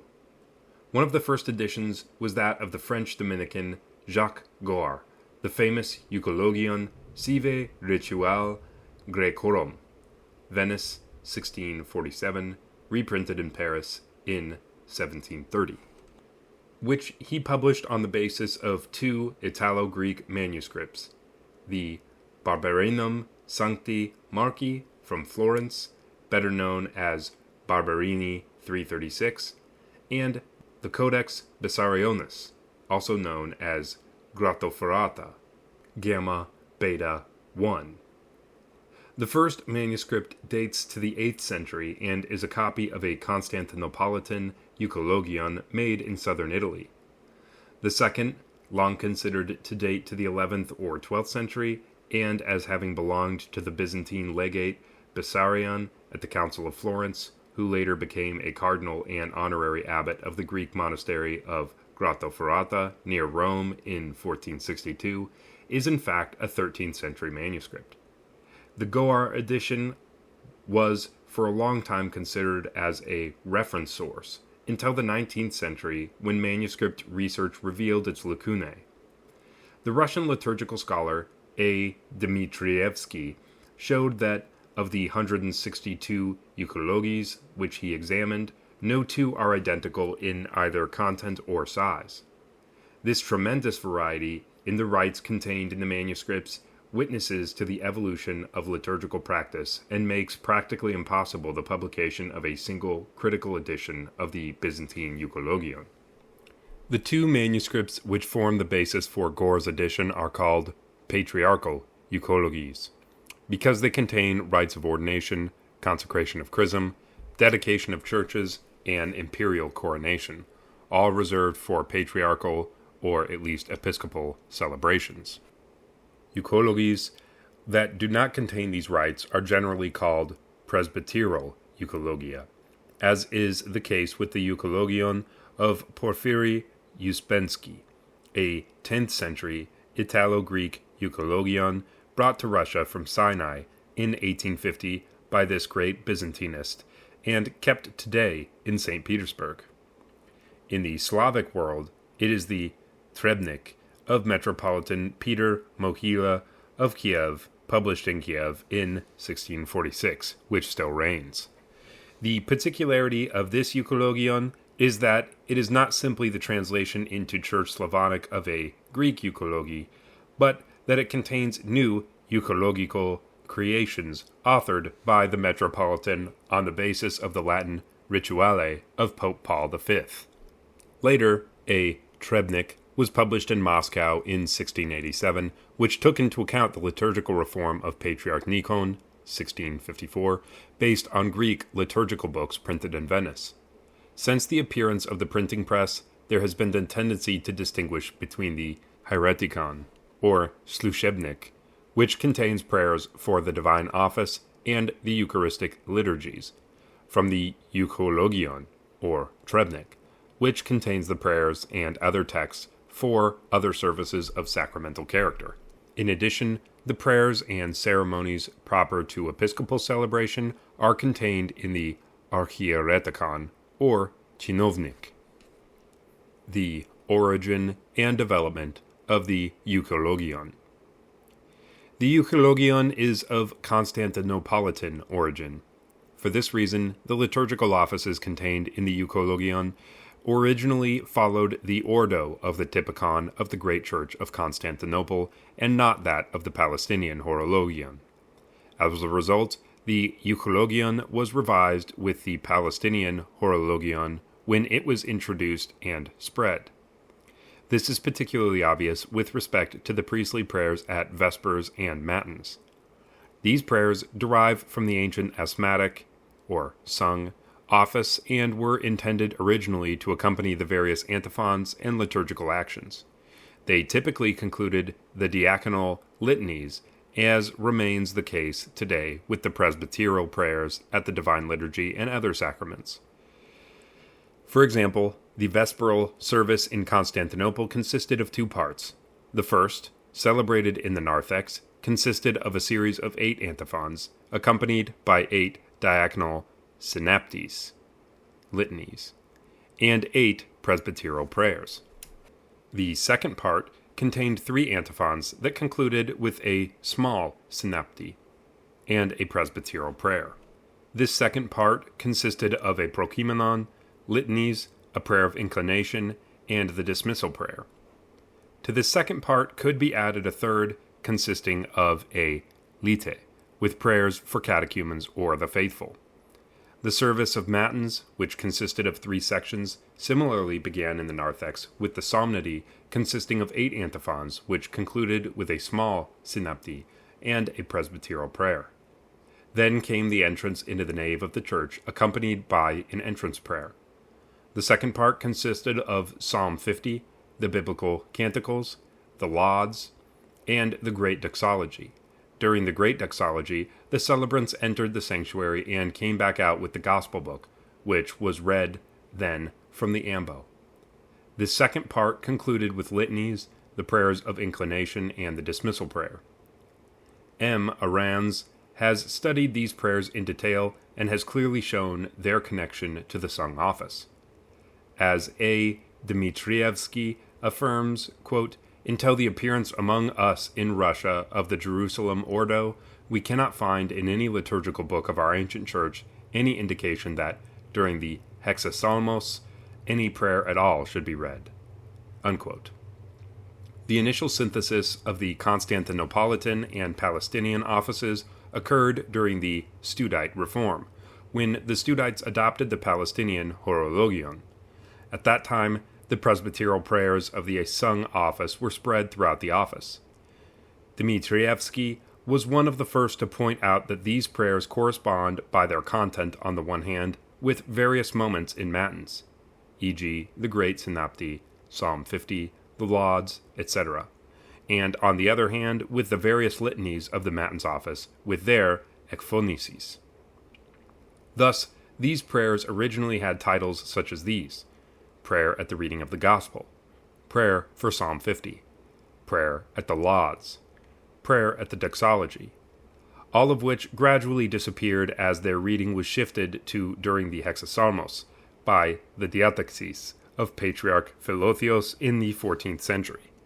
As Ahrens explains, quote, "This preponderance of the Typikon of Studion was erased before a new Sabbaite wave which, without breaking totally with the innovations of the monks of the polis, Constantinople, nevertheless pushed the monks in the direction of a return to the more austere sources of the rural and desert monasteries. Paradoxically, it was this second wave Sabbaite office that went on to replace the Studite office, as well as the ancient asmatikos akolothia, i.e., the offices of the secular churches." Unquote.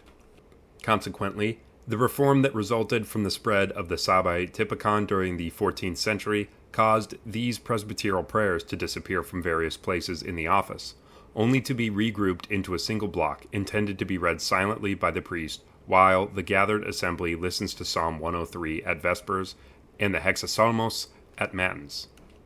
The reason for this may be a certain faithfulness to the Palestinian office, which did not initially know these prayers. This reform can appear somewhat paradoxical when one thinks that the priest must go out in front of the holy doors and perform a liturgical action at a time when all are supposed to be silent and attentive. Regarding this, A. Dmitrievsky openly considers this new arrangement of the prayers as incorrect.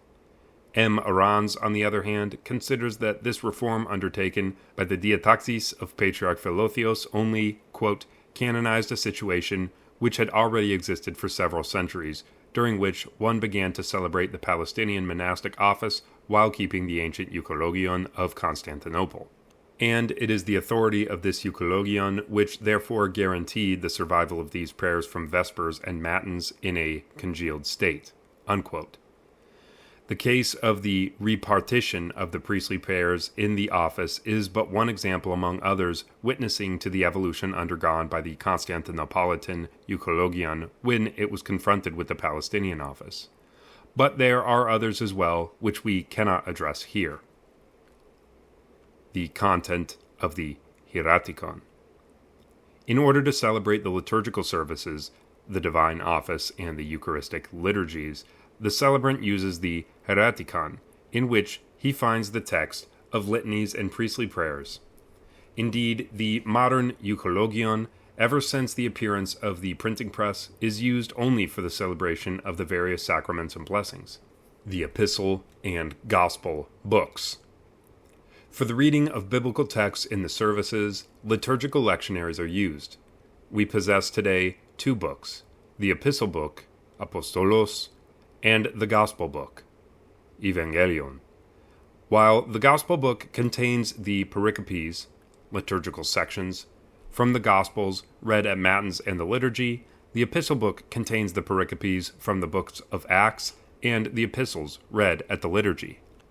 The Old Testament readings, once contained in the prophetologion, are today found in the printed Manea, Triodion, or Pentecosterion. But there remain no fewer than existed in the past, and the study of the prophetologia would be very useful for determining the history of the Byzantium system of biblical readings, the origin of the epistle and gospel books. The system of biblical readings of the Byzantine Rite seems to be the heir of a synthesis of two great traditions, from Jerusalem and Constantinople. Very complex in appearance, it is the result of centuries-long evolution. The influence of the great lectionary of the Church of Jerusalem, 5th to 8th centuries, on the ancient liturgy of Constantinople is generally admitted. The contemporary system of readings in the Byzantine Rite, however, rather resembles the organization of readings in the Armenian lectionary, the most ancient known lectionary from Jerusalem, dating to the first half of the 5th century. The biblical readings appointed today for the Byzantine Rite are essentially those found in the Typikon of the Great Church, 9th century. It is considered that the readings for Saturdays and Sundays are the most ancient. According to some scholars, they date as early as to the 2nd century. According to others, to the 4th century, while still others believe that the system appeared in the 7th to 8th centuries. The weekday readings would have been added during the 8th and 9th centuries during the Studite Reform. The series of Sunday readings seem to be distinct from the one for Saturdays, which lags behind a little, and it is thus likely that it was organized after that for Sundays, as a complement to it. Karabinov, in his study on the Triodion, established firmly that, at least for the Lenten period, the Constantinopolitan system of readings complementing the other periods of the year that used Matthew, Luke, and John, in the 11th century replaced the selected readings of Jerusalem origin. Could the same have happened for other times in the liturgical year? The Byzantine lectionaries from the 8th to the 14th centuries are usually classed in two categories: complete, type LE, containing for the period from Pentecost to Great Lent readings for each day of the week, and short, type LESK, containing for the same period readings only for Saturdays and Sundays. The existence of two main types of lectionaries, complete and short, is not surprising.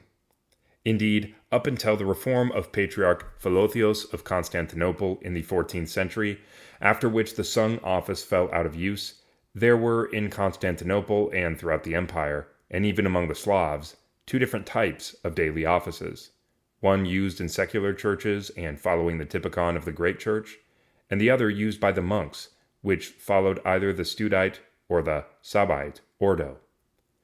Further, as M. Arans and J. Matthäus explain, the Great Church of Constantinople did not have a daily Eucharistic liturgy, but only on feasts of the Lord and of saints, during Paschaltide, Saturdays, and Sundays, at the stational commemoration of saints, and on fast days. This explains the necessity of praying for catechumens at sung vespers and matins, as well as the reason for which these two services may be considered as the linchpins of the communal prayer of the ancient Byzantines. In addition, this also explains why the Typikon of the Great Church did not need to have readings for weekdays between Pentecost and Great Lent, because if a Eucharistic liturgy was celebrated one of those days, a reading from the Menologion was used, or an appropriate, quote, common reading. On the basis of these facts, we can imagine that the complete lectionaries belonged with the monastic office, while the short lectionaries were used for the office in cathedral and secular churches.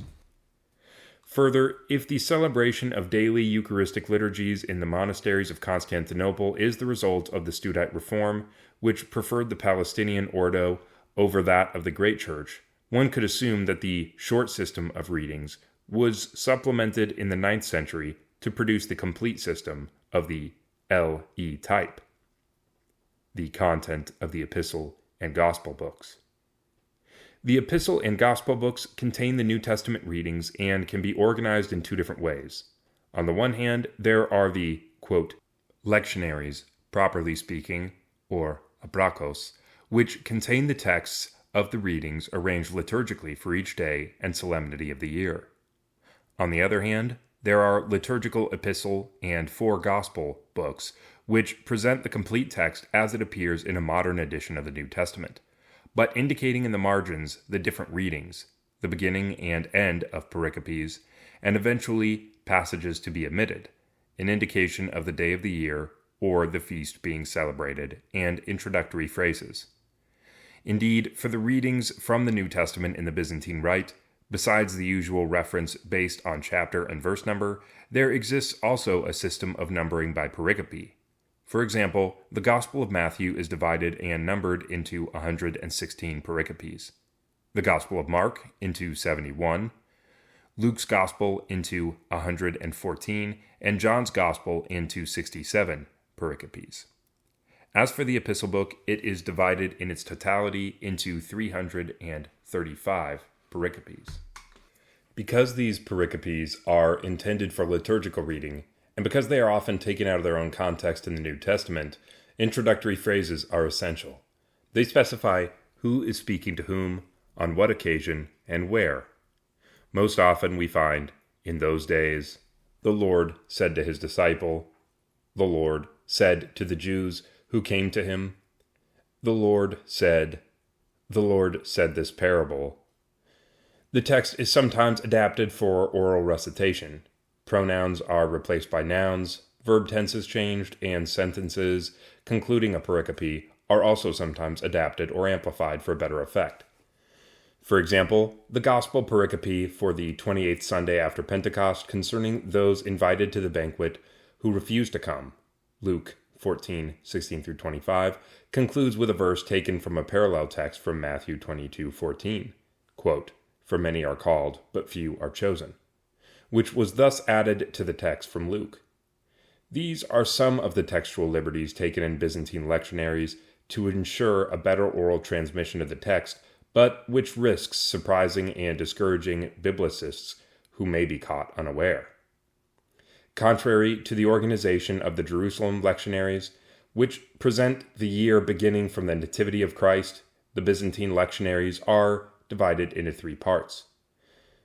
The pericopes of the Apraki lectionaries are distributed within the 3 parts, and the index of the Gospel and the Epistle books are divided into 3 sections. The first part contains the readings for the movable cycle, connected to the Feast of Pascha. It covers all the weeks of the year, beginning with Easter Sunday and concludes with Holy Saturday. We should note in passing that this first part begins with Pascha, while in the Typika this period begins with the Lenten Triodion. The second part is called the Menologion and consists of a calendar of feasts and saints commemorated over the 12 months of the year. In this section, therefore, one finds biblical readings belonging to the sanctoral, fixed, cycle, in those cases where they are prescribed. Finally, a third section contains readings referred to as common, i.e., for different occasions and for the various categories of saints. It is here, for example, that we would find readings assigned for baptism, for funerals, for the dedication of a church, for a canonized bishop, etc. In the Gospel book, one generally finds an appendix containing pericopes for Holy Week. This is explained by the fact that several of the Holy Week readings are, quote, composite. In other words, consisting of selected verses taken from all 4 Gospels, which would make reading these pericopes from the Gospel book practically impossible. This is why it was deemed useful to add the composite text as an appendix, as we find in the Apraki. We should also be aware of the existence of 2 systems of reading that lie behind the choice of pericopes. As in other lectionary traditions, Byzantine lectionaries reflect the 2 classical types of reading: continuous reading, lectio continua, and selected reading. Byzantine lectionaries generally select continuous reading for the Synaxarion. For example, Genesis is read almost in its entirety during Great Lent, and the Acts of the Apostles and the Gospel of John are read continuously during the 50 days of Pascha. We will return to this. Selected reading dominates the pericopes of the Menologion and the, quote, common readings.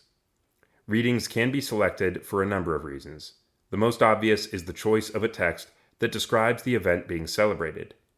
This is the case, for example, with the epistle reading on the day of Pentecost, Acts 2, 1-11, or the Gospel reading for Christmas, Matthew 2, 1-12. It is also possible to choose a pericope because of the explicit mention of a saint. This is the case, for example, for the feast of the Apostle James, brother of the Lord, Galatians 1, 11-19, on October 23rd, because he is mentioned in the final verse, quote, "But I saw none of the other apostles except James, the Lord's brother," unquote. A pericope may also be selected on the basis of typology. This is the case for most of the Old as well as New Testament passages read on feasts of the Mother of God, whether the pericope about Jacob's ladder, Genesis 28, 10-17, read at Vespers, or the pericope about Martha and Mary, Luke 10, 38-42, and 11, 27-28, which present two, quote, types of the Mother of God.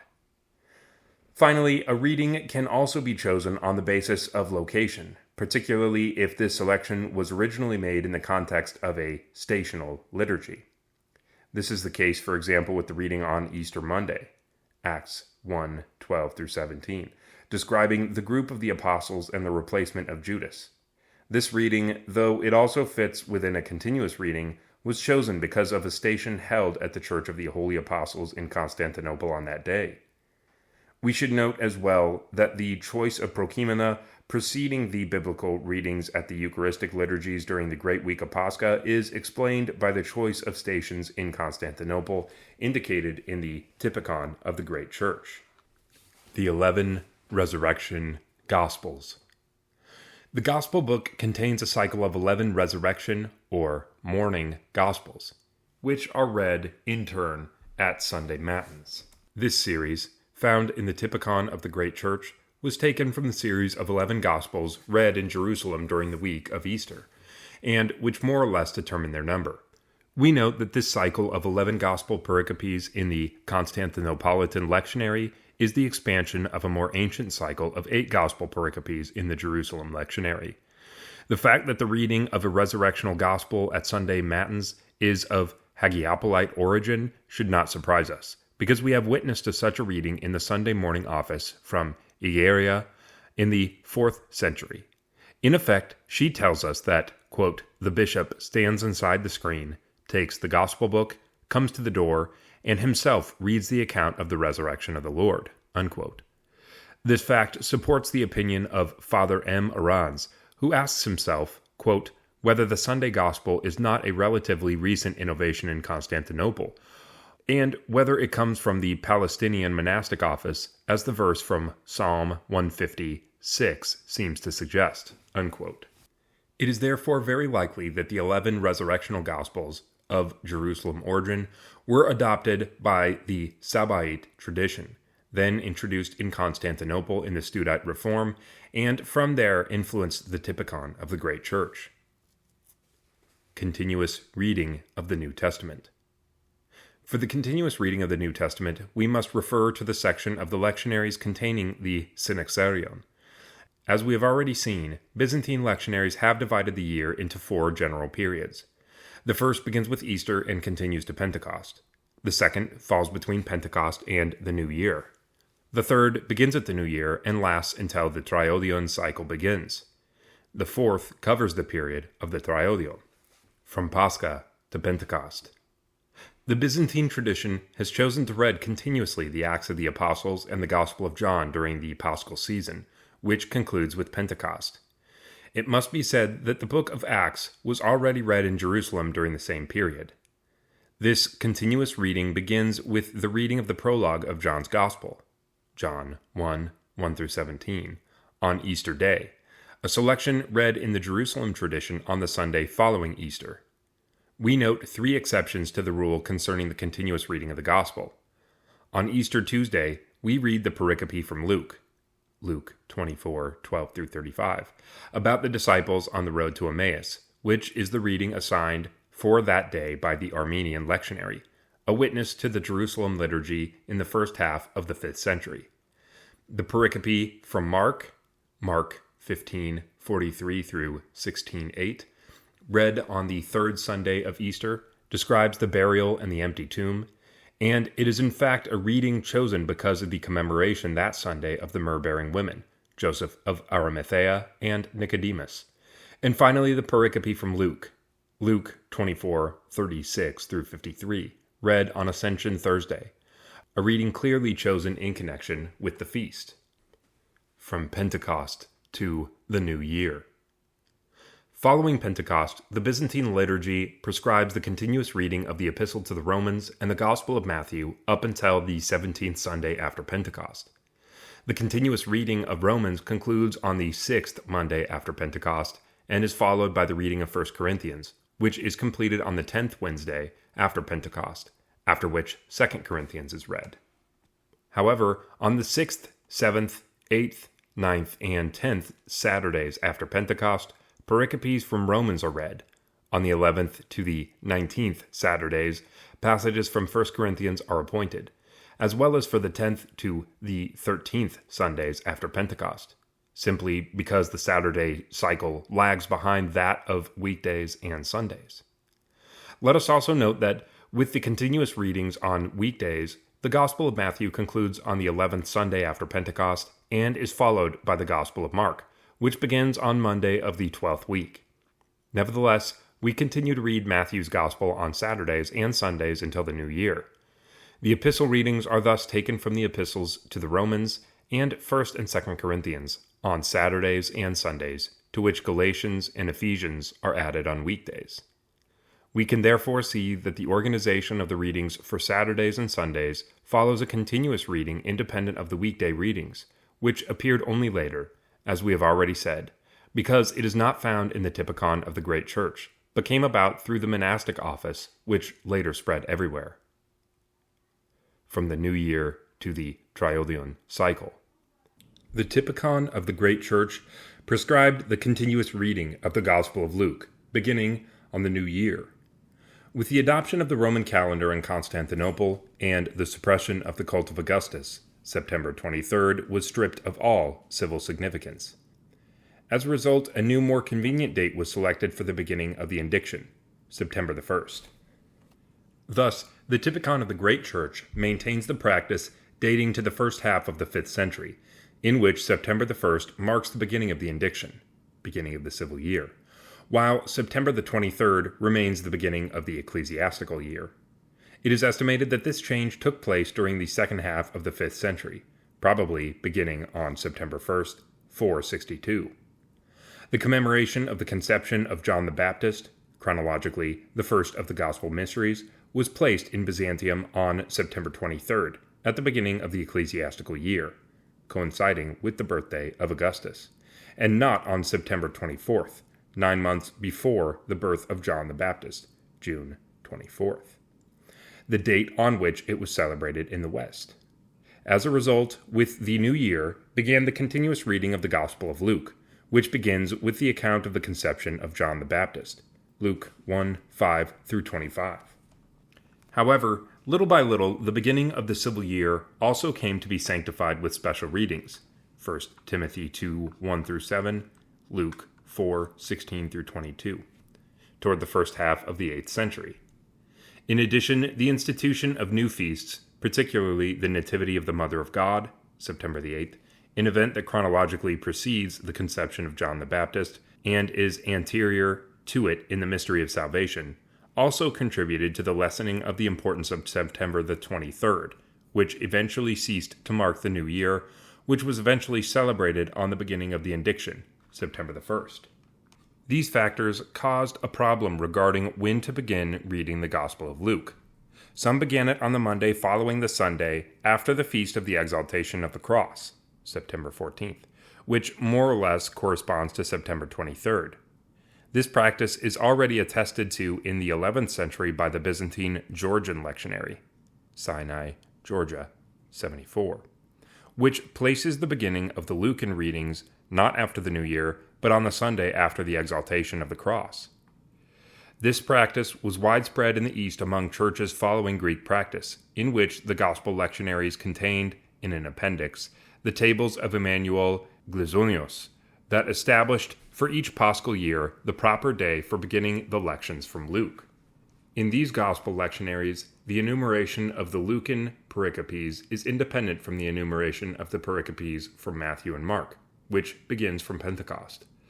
The tables of glizonios were established in the 17th century and were introduced into the Greek gospel lectionaries initially by the Patriarchate of Jerusalem during the first half of the 18th century. The Russian Church, for its part, long ignored this practice and began reading the Gospel of Luke beginning only on the Monday of the 18th week after Pentecost. Nevertheless, eventually the Church of Russia did adopt this practice of beginning to read from the Gospel of Luke on the Monday after the Sunday following the exaltation of the cross, independently of the cycle of weeks after Pentecost. That practice was introduced in 1957 on the initiative of the Bishop Liturgist Athanasi Sakharov. However, the introduction of this custom sowed confusion among the Russian clergy, and it was not taken into account in the 1959 edition of the calendar of the Church of Russia. Several years later, the Russian Church took up this practice again and kept it to the present. This transition from the Gospel of Matthew to that of Luke is called by liturgical experts the, quote, Lucan jump. As a result, in our day, the period from the exaltation of the cross until the beginning of the Triodion is rather confused among the Orthodox, since there are now 3 distinct practices of biblical readings during this time. Some do not observe the Lucan jump. Others observe the Lucan jump without altering the order of the epistle readings, and still others observe the Lucan jump and adapt the epistle readings, something that has no historical foundation, but which has for a number of years been done in the Church of Russia. In addition, since the Orthodox follow 2 different calendars, differing from one another by 13 days, the Lucan jump can take place among some 1 or 2 weeks earlier than among others. Thus, in our days, there can be up to 5 different systems of readings from the exaltation of the cross to the beginning of the Triodion. Very confusing indeed. We could ask ourselves whether it would be simpler to keep to the order of Sundays following Pentecost, which is celebrated on the same day by all the Orthodox, and which would allow for uniform readings on all Sundays throughout the year. Despite the issues of the Lucan jump, it remains a fact that on all the Sundays during this 3rd period of the year, the Gospel of Luke is read. During the week, Luke is read until the 29th week after Pentecost, 12th week of Luke, inclusive, and the reading of Mark is taken up again beginning on the 30th week after Pentecost, 13th week of Luke. As for the epistle readings, on Saturdays and Sundays, 1st and 2nd Corinthians, Galatians, Ephesians, Colossians, 1st Timothy, and 1st Thessalonians are read according to a very particular distribution. During the week, the readings are much more continuous. We finish the reading of Ephesians and then move on to Philippians, Colossians, Thessalonians, Timothy, Titus, Hebrews, and then the Catholic epistles. Here we can make the same observation as for the preceding period, that the choice of readings for Saturdays and Sundays is independent of, and no doubt more ancient than, the choice of weekday readings which sought to complete the continuous reading of all the epistles by filling in the gaps which existed between the Saturday and Sunday readings. In addition to the Lucan jump, there also exists what is called the, quote, jump of the baptism of Christ. This jump stems from the fact that the number of weeks in the Paschal cycle varies from year to year. Byzantine lectionaries foresee 33 weeks after Pentecost, before the beginning of the subsequent Triodion cycle, but there can be as many as 38 weeks from Pentecost to the beginning of the Triodion. It is necessary to fill the void with readings. To do this, we repeat the most recent readings, beginning with the week following the Sunday after Theophany, by attaching the last week of assigned readings, the 33rd week after Pentecost or week 16 of Luke, to the Triodion cycle. Readings from the Triodion. For the period of the Triodion, one must distinguish between the preparatory weeks before the Holy 40 Days and the Holy 40 Days of Lent. The preparatory period consists of 3 weeks. It begins with the Sunday of the Publican and the Pharisee, on which are read 2 Timothy 3:10-15 and Luke 18:10-14, the pericope which gave the name to this Sunday. In the week that follows, 2 Peter and 1 John are read, together with the Gospel of Mark. On the following Saturday, pericopes from 2 Timothy and Luke are read, and on Sunday, 2 Timothy 2:10 through 15, and the passage about the prodigal son, Luke 15:11 through 32, which gave this name to this Sunday. The week following, called Meat Fair, readings from the Catholic epistles and the Gospel of Mark are continued. Saturday of Meat Fair week, 1 Corinthians 10:23 through 28, about food offered in sacrifice, and Luke 21:8 through 36, on the signs preceding the second coming of Christ, are read. On Meat Fair Sunday, we read 1 Corinthians 8:8 through 9, 2, about food that we eat, and the pericope about the Last Judgment, Matthew 25:31 through 46, the theme of this Sunday. Finally, the readings for Cheese Fair week are taken from the Catholic epistles and from the end of the Gospel of Luke, except for Wednesday and Friday, which already follow a Lenten ordo, and Old Testament readings from Joel and Zechariah are read at the 6th hour and Vespers in anticipation of the fast which is about to begin. On Cheese Fair Saturday, we read Romans 14:19 through 23, about food, and Matthew 6:1 through 13, on alms and prayer. And on Sunday, Romans 13:11 through 14:4, about abstinence from food, and Matthew 6:14 through 21, about fasting, are read. These last readings are also selected because of the fast which is about to begin. With Cheese Fair week, the continuous readings of the entirety of the New Testament comes virtually to an end because, apart from Saturdays and Sundays, which are the only days during Great Lent that a full Eucharistic liturgy is celebrated, and during Holy Week, there are no more readings from the New Testament during Great Lent. On Saturday and Sundays during Lent, the New Testament readings are taken from the Epistle to the Hebrews and the Gospel of Mark. The only exception comes on the first Sunday of Great Lent, when John 1:44 through 52, on the calling of the first disciples, is read, and it was likely the reading selected for the commemoration of the Holy Prophets, which the great Church celebrated that day, before the institution of the Feast of the Triumph of Orthodoxy, commemorating the final victory over iconoclasm in 843. The epistle reading that same Sunday, Hebrews 11:24 through 26, 32 through 40, on the fulfillment of the prophets by Christ, is equally a reading selected for the same ancient commemoration. However, it is also possible that the reading of the pericope from John may be the vestige of an ancient system of gospel readings from John during Great Lent. As for the New Testament readings during Holy Week, they were chosen in relation to the Passion of Christ and relate the last words of Christ and the last days of his earthly life. Chapter 2. The Offices of the Horologion. The daily cycle consists of 8 different offices, for which the Horologion contains the fixed elements.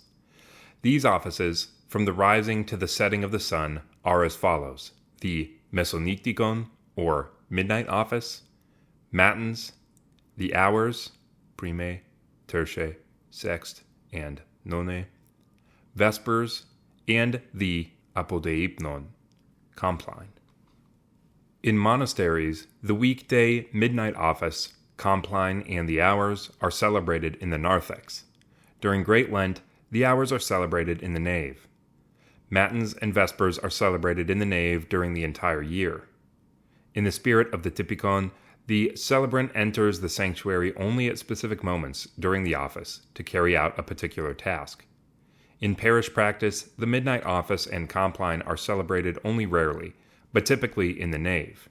The same is also true of the hours. The midnight office, or Mesonychtikon, is the first office in the Horologion, and it is celebrated in the middle of the night, before daybreak. According to E. Diakovsky, the Mesonychtikon is a nocturnal office that developed in connection with the, quote, canon of psalmody, initially as an appendix to the nocturnal psalmody of 12 psalms from the Egyptian monastic tradition described by St. John Cassian. In the Studite tradition, the Mesonychtikon is not a communal office, but a rule of nocturnal prayer in one's cell. The Typikon of Alexios the Studite mentions the Mesonetikon explicitly only during Lent, when each monk is expected to read a small office in his cell consisting essentially of Kathisma 17. This explains why the Horologia of Studite redaction began with the office of Matins. The Sabbaite Horologion, on the other hand, has a midnight office that is generally read in the church. In our day, 3 forms exist. The first for weekdays, from Monday to Friday, the second for Saturdays, and the third for Sundays. The 2 first types consist of 2 parts, each consisting of psalms, troparia, and prayers. In the first part of this office, on weekdays, Kathisma 17 is read, while on Saturday, Kathisma 9 is used. The ancestor of these distinct forms of the midnight office can be found in Horologion Sinai 865, dating to the 12th century. This manuscript has only 2 forms of the Mesonetikon, one on weekdays with Kathisma 17, and the second for Saturdays and Sundays with Kathisma 9. The presence of Kathisma 17, Psalm 118, in this office can easily be explained by verse 62 of this psalm. At midnight I rise to praise you. With this verse comes the name of the office. These 2 primitive forms have an identical structure consisting of 4 sections, each composed of 3 troparia and a prayer. The Sunday midnight office appears only later, beginning in the 15th century. It preserved only Psalm 50 from the other forms, and it consists essentially of the canon to the Holy and Life-Giving Trinity in the tone of the Octoikos, attributed to Metrosthenes of Smyrna, 9th century, of troparia by St. Gregory of Sinai, 14th century, and of a prayer to the Holy Trinity ascribed to Mark the Monk, 5th century. Canons to the Holy Trinity begin to appear in manuscripts of the Octoikos beginning in the 13th century, but their use does not seem to become common until the 15th century. Greek Typica of Jerusalem provenance do not mention the Sunday Mesonetikon, no doubt because the celebration of the vigil had led to its elimination. For the weekday office, contemporary editions of the Horologion usually prescribe the reading of the first prayer of St. Basil, beginning on September 22nd, the day after the apodosis of the elevation of the cross, until Palm Sunday. In the Slavic Horologia, this rubric applies to both prayers of St. Basil. Certain Horologia indicate that the priest reads the prayer with uplifted hands, but in modern Athonite practice, both prayers are recited by the reader. All 3 variants of this office conclude with a litany and a rite of mutual forgiveness, both of which are also found in the office of Compline at the end of the day. In this way, monastics begin and end their day by seeking mutual pardon, just as in the ancient monastic practice in Egypt and Palestine.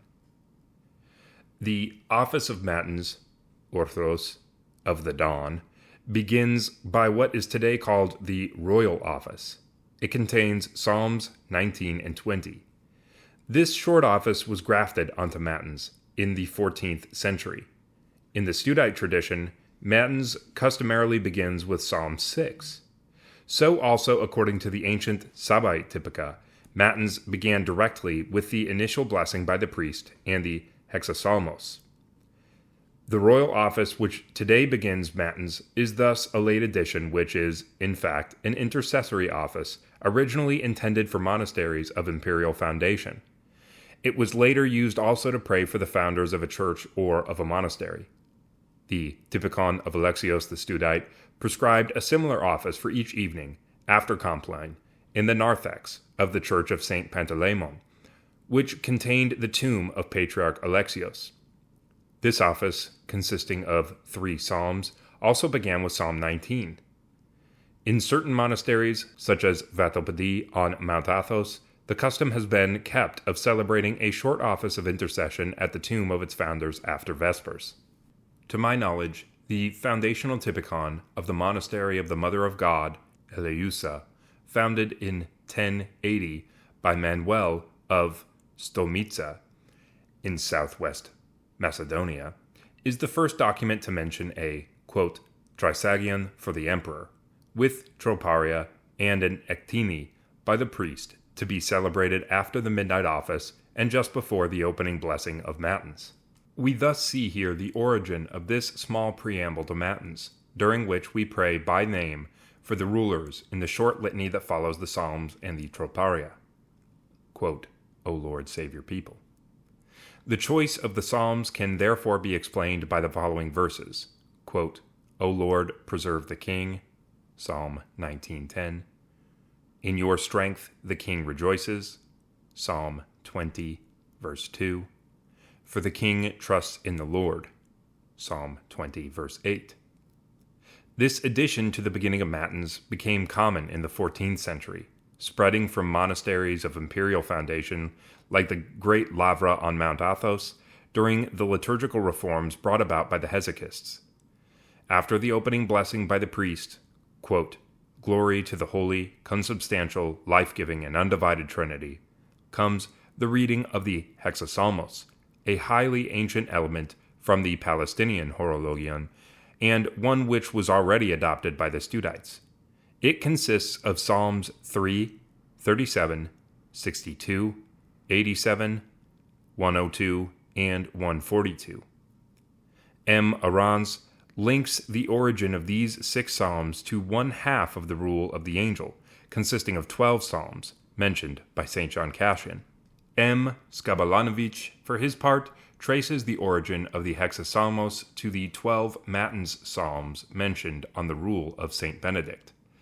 In any case, the Hexapsalmos is already cited in the account of John and Sophronios, which describes the celebration of the vigil in Sinai during the 7th century. Rubrics in the Typikon specify that the assigned brother, in current monastic practice, always the superior or a dignitary, just as for Psalm 103 at Vespers, is to read the Hexapsalmos in a low voice with the fear of God and attention. Just before the description of the Ordo of Matins, another rubric specifies even more precisely how it is to be read and how the assembly is to behave during its recitation. Quote, At Matins, the assigned brother chants the Hexapsalmos softly, with quietude and attention. So also all stand as though they were in the presence of God himself, and praying because of their sins. The brother must chant in a simple and humble voice, in such a way as to be heard by all. No one may sneeze or spit or leave his place, or move or enter from the exterior narthex of the church while the Hexapsalmos is being recited, for that is a sign of the absence of fear and of disorder. If someone is bent over because of old age or ravaged by sickness and cannot avoid doing what we have just described, let him stay outside the church until the end of the Hexapsalmos, and then enter the church while God is the Lord or Alleluia is slowly sung. Unquote. The rubric appears in all the ancient Sabbae Typica. The description of the same office for the first week of Great Lent underlines once more the particular attention due to the Hexapsalmos. Quote, The designated brother begins to read the Psalms with attention and fear of God, as if he invisibly addressed him himself and prayed for our sins. All remain standing. We should not murmur at this point, but listen attentively to the Psalms that are being read. Unquote. We find a similar rubric in the most ancient Sabbae Typica, such as Sinai, Greco, 1094. We should note that the Hexapsalmos was originally chanted by the entire community, just like Psalm 103 at Vespers. According to one tradition, the second coming of Christ will occur during the Hexapsalmos. Thus the chanting of the Matins Hexapsalmos is distinguished from all other psalmody, for which no such great attention or immobility is prescribed, and during which it is generally permitted to sit.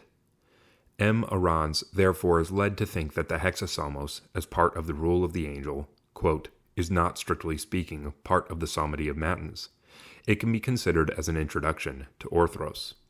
It finds its parallel in the Hexapsalmos of Great Compline. The Hexapsalmos of Orthros is possibly one half of this office already known by John Cassian. The other half would be that of the Apodepnon. Unquote. After the first 3 psalms, the Typica indicate that the sacristan, candelanaptis, or paraecclesiarch, lights a candle which he affixes to the holy doors, so that the priest may come there to read the morning prayers.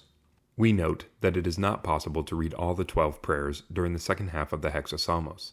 Thus, in practice, the priest usually reads the first 6 prayers inside the sanctuary in front of the altar table, and after Glory to the Father, he goes out through the north door to read the second 6 prayers in front of the holy doors.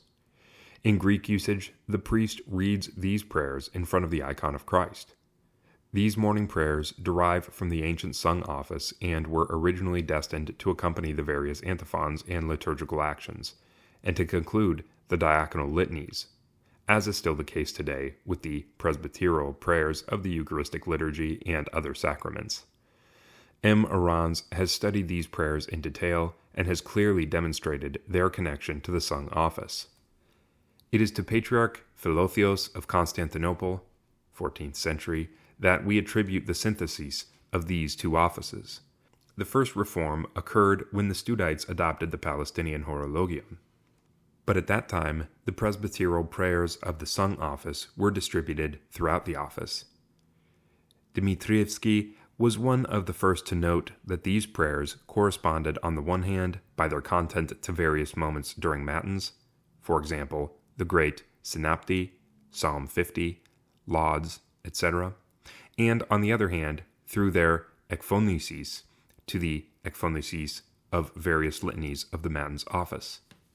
Thus, these prayers originally had titles, quote, Prayers at the reading of the Gospel, Prayer at Psalm 50, Prayer at the Lauds, Prayer at the Doxology, all of which gradually disappeared once their reading was fixed to during the hexapsalmos by the diataxis of Patriarch Philotheos in the 14th century. As Arans explains, quote, This dominance of the Typikon of Studion was erased by a new Sabaite wave which, without breaking totally with the innovations of the monks of the polis, Constantinople, nevertheless pushed the monks to return to the more austere sources of the rural or desert monasteries. Paradoxically, it is this second wave Sabaite office that was to replace the Studite office, as well as the ancient Asmatikos Akolothia, i.e., the office of the secular churches. Unquote. In this way, the reform that resulted from the spread of the Sabaite Typikon in the 14th century led to the disappearance of these presbyteral prayers from various places within the office, and their gathering into a block destined to be read silently by the priest while the gathered assembly listened to the hexapsalmos. The reason for this may have been a certain, quote, fidelity to the Palestinian office, which did not originally have these prayers. Nonetheless, this reform may appear somewhat paradoxical because it leads to the priests going out before the holy doors to perform a liturgical action at the moment when all are instructed to stand immobile and attentive to the rule of prayer represented by the reading of the 6 psalms. Concerning this problem, A. Dmitrievsky openly considered this arrangement of the prayers to be incorrect. M. Arans suggests that this reform brought about by the diataxis of Patriarch Philotheos did, quote, nothing but canonize a situation which had its origin already several centuries earlier, at the moment when one began to celebrate the Palestinian monastic office while keeping the ancient euchologion of Constantinople. And it was the authority of this euchologion that thus guaranteed the survival of these prayers from Vespers and Matins in a frozen state. Unquote. Finally, M. Skabalanovic offered the hypothesis that the reading of the presbyteral prayers was assigned during the second half of the hexapsalmos so that the priest himself could at least also listen to one half of the hexapsalmos. Following the hexapsalmos, during which the priest silently reads the morning prayers, comes the great Synapti, which does not appear in the Horologia, but only in the Hierolaticon. This litany is recited by the deacon, who stands in front of the holy doors. If there is no deacon, the priest recites it. On ordinary days, in Greek practice, the priest recites the litany in front of the holy doors.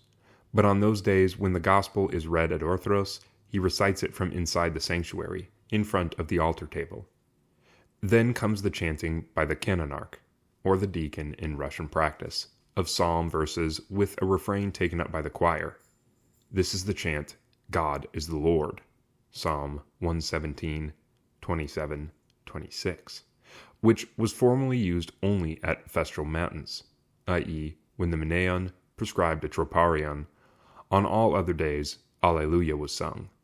The development of the annual cycle and of the Menea led to the reduction in the number of offices using the Alleluia, which is used today only on weekdays during Lent and in the funeral service.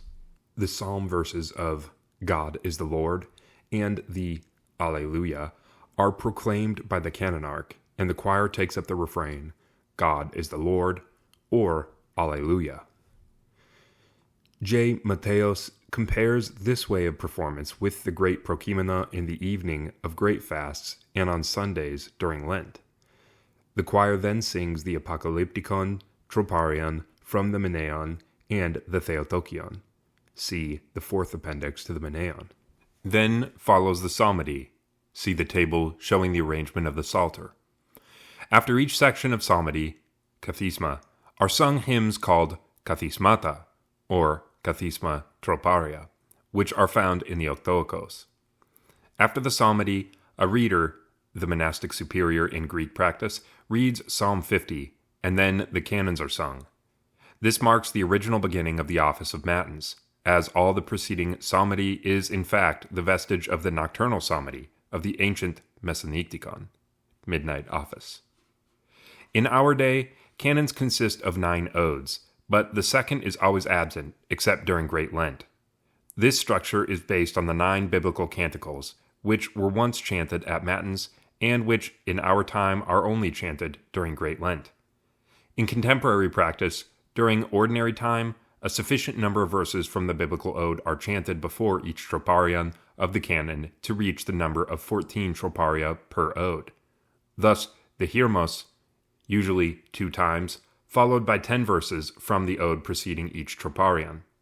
Glory to the Father, troparion, now and ever, Theotokion, and then katabasia, if one is appointed. The 9 biblical canticles that provide the structure of the canon at matins, and which are part of the Palestinian Psalter, are 1. The Canticle of Moses, Exodus 15:1 through 19:2. The Canticle of Moses, Deuteronomy 32:1 through 43. 3. The Prayer of Hannah, 1 Kings or 1 Samuel 2:1 through 10. 4. The Prayer of Habakkuk, Habakkuk 3:1 through 19. 5. The Prayer of Isaiah, Isaiah 26:9 through 20. 6. The Prayer of Jonah, Jonah 2:3 through 10. 7. The Prayer of the 3 Youths, Daniel 3:26 through 56. 8. The Canticle of the 3 Youths, Daniel 3:57 through 88. And 9. The Magnificat and the Benedictus, Luke 1:46 through 55 and 68 through 79. At the daily office, 3 canons are generally sung, 2 from the Octoikos and 1 from the Menaion. If the Menaion has 2 canons, then 1 is done from the Octoikos and 2 from the Menaion. Each ode begins with the hiermos of the first canon, a hymn that makes the link between the hymnography and the biblical text. Then the troparia of the first, second, and third canons are read, after which the next ode begins. In the practice of the majority of Athonite monasteries, except those that follow the Typikon strictly, only the first, third, and 9th odes are sung. The others are read. After the 3rd, 6th, 8th, and 9th odes, the hiermos of the 3rd canon is sung as the katabasia.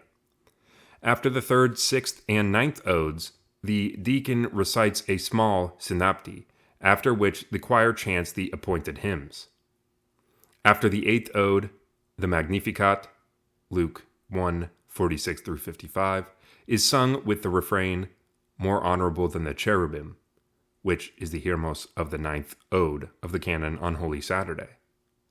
This is the only biblical canticle sung daily during the office of matins in contemporary Russian parish practice.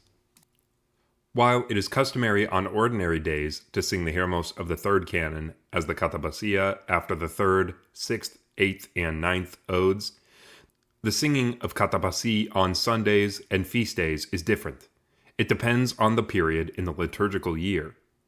On those days, a katabasia is sung after each ode. Following the canon on non-festal days, the lauds and doxology are read. It is important to know that the Horologion has two different texts of lauds and the doxology. Note here that the singing of the Great Doxology, in its Constantinopolitan redaction, is preceded by a more festive form of the lauds, which are then sung in the tone of the first stikeron. The lauds begin with the final verse of Psalm 150, "Let every breath praise the Lord," Psalm 150, verse 5, after which we sing the first part of the first verse of Psalm 148 with the non-psalmic refrain, "To you, O God, belongs praise." This structure with a refrain to open lauds recalls the performance of antiphons in the sung office with their refrains, particularly of the lauds in asthmatic matins. Moreover, in this office of the great church, the lauds preceded the reading of the gospel. M. Arans notes in this regard that the final verse of Psalm 150, which serves as the refrain for lauds in the sung office, led to the formation of a doublet in the form of a fixed prokimenon consisting of verse 6 and 1 of Psalm 50, and situated just before the Matins Gospel. When the reading of this Gospel was placed just before Psalm 50 in Matins of the Sabaite office. In addition, the introductory verse to the doxology, "Glory to you who have shown us the light," was also originally a refrain for lauds in the sung office. The synthesis of Palestinian and Constantinopolitan usages is anterior to the 14th century. The most ancient version of the Sabaite Typikon, Sinai 1094, 12th to 13th century, already mentions this festive and sung structure of the lauds, indicated by the expression pasapnoi. Let us note that the absence of troparia for pasapnoi in the monastic office was questioned in the 7th century in the, quote, account of John and Sophronius. However, with the diffusion of the Neo-Sabaite Typikon at the end of the 14th century, the Constantinopolitan redaction of the Great Doxology, preceded by lauds, performed in the style of the sung office, became the rule for festal days and replaced the Jerusalem redaction of this doxology and the reading of the lauds, a practice that was then kept only on non-festal days. On ordinary days, after the doxology, the priest recites the synapti with demands, for a deacon does not customarily serve at non-festal matins. Then is said the psalmic prayer, quote, "It is good to give thanks to the Lord," Psalm 91, 2-3. The Trisagian prayers are then added, Holy God, Holy Mighty, Holy Immortal, Glory, now and ever, Most Holy Trinity, Kyrie eleison, Glory, now and ever, Our Father. Then the Apocalypticon Troparion is sung, which is found in the Menaion at the conclusion of Vespers, with the appropriate Theotokion. See the fourth appendix to the Menaion. The priest then recites the Ektini, or augmented litany, and the first part of the dismissal. Priest, wisdom, choir, master bless. Priest, he is blessed, he who is, Christ our God, always, now and ever, and unto the ages of ages. Choir, confirm, O God, the holy Orthodox faith and Orthodox Christians unto ages of ages. The reader then begins reading the first hour, starting directly with, O come, let us worship. It is only at the end of the first hour that the priest will say, Glory to you, O Christ our God and our hope, glory to you. The choir, Glory, now and ever, Kyrie eleison, 3 times, Master bless, and the priest once again, May Christ our true God, through the prayers. To summarize, we can say that there are 5 types of Matin services, which we will examine later in detail. 1. Matins with Alleluia, celebrated today essentially on weekdays during Great Lent. 2. Matins for the deceased with Alleluia, celebrated on those days when we commemorate the dead. 3. Daily Matins with God is the Lord, the doxology read in its Hagiopolite form, apostica, and eventually stichera at lauds. 4. Matins with the great doxology, God is the Lord, with both the lauds and great doxology sung, but no gospel reading. And 5. Festal matins, when there was an entrance at vespers, with God is the Lord, the Palliolios, a gospel reading, sung lauds, and great doxology. This is done on Sundays and at vigils. The hours. Schema of the hours. 1. Initial prayers, if the hour is read apart from another office. 2. O come, let us worship. 3. 3 psalms. 4. Troparion, or troparia. 5. Theotokion for the hour. 6. Psalm prayer.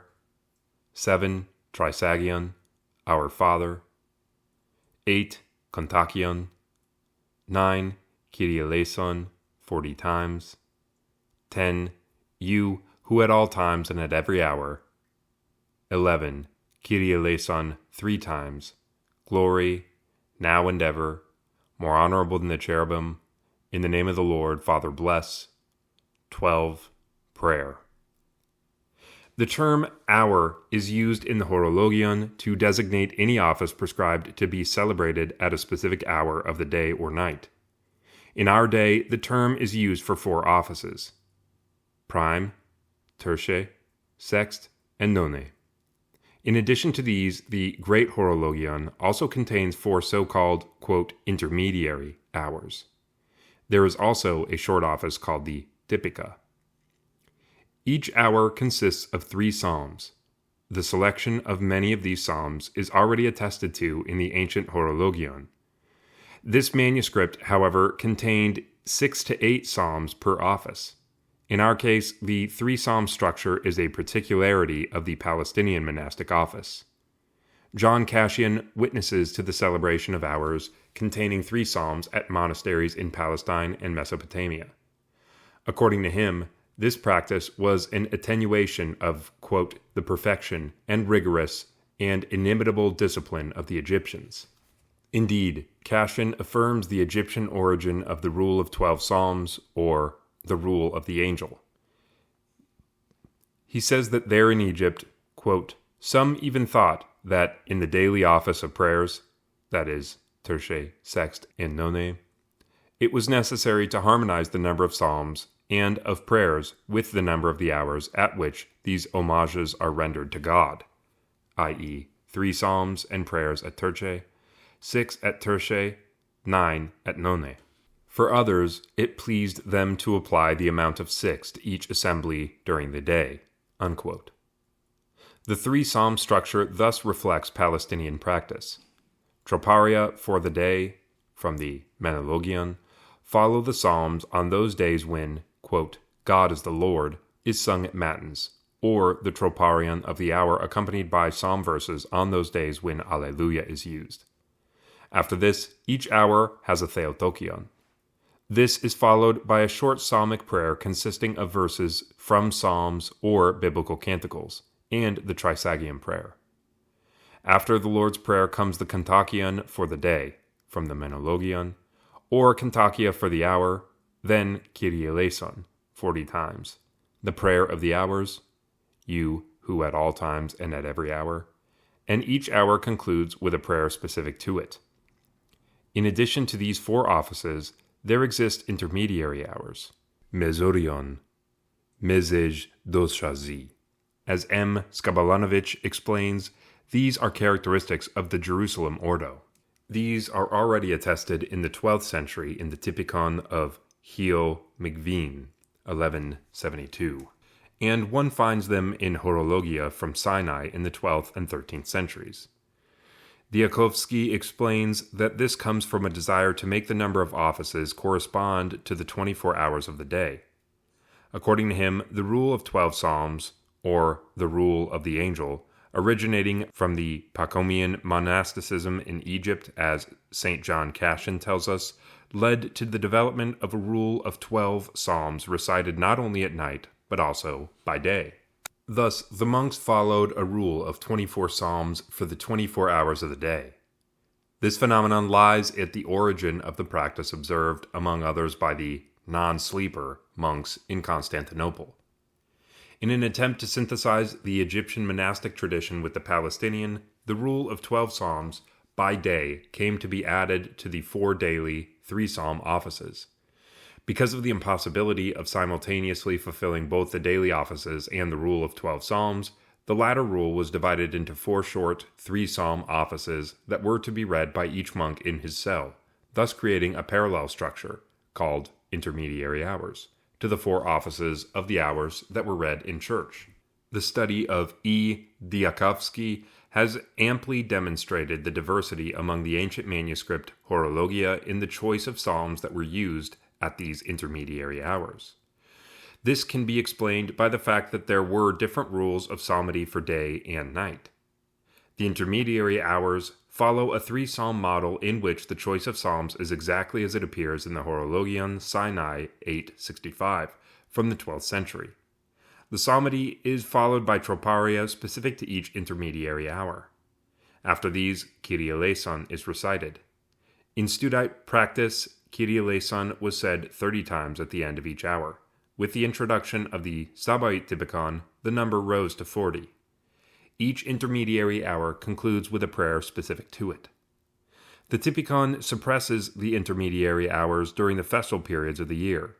This suppression lightens the rhythm of the liturgical offices and gives the monks a certain amount of rest during these festal seasons. We find such an attenuation in the period from Christmas until the end of Epiphany, during Bright Week and during the week of Pentecost. However, these intermediary hours are no longer celebrated today. Some Athonite Typica recommend their use only during the Nativity fast, when the saint of the day has no doxistikon, and when Alleluia is sung at Matins, but this rule rarely applies. As for the office of Typica, it is an ancient communion office originally used by Palestinian anchorites, as attested in Sinai 863, a 9th century manuscript horologion. In our days, this office is generally omitted except during Great Lent and on non-liturgical days. On Mount Athos, however, it is read every day, removing those parts of it used in the celebration of the Eucharistic liturgy. Indeed, certain parts of this monastic office came to be attached to the divine liturgy of the Constantinopolitan Cathedral Euchologion, such as the Psalms and Beatitudes, which replaced the antiphons of the Eucharistic liturgy, Psalms 102 and 145, as well as the chant, "Blessed be the name of the Lord," Psalm 112, verse 2, and Psalm 33 at the end of the liturgy. For, as J. Matthäus recalls, quote, according to the Evergetes Typikon, the monasteries that followed the Studite rule did not chant the Typica at the liturgy, but after none, when the monks received the Antidoron. This is an intermediary practice between the ancient communion office and the more recent office, which has lost all connection to the Eucharist. Unquote.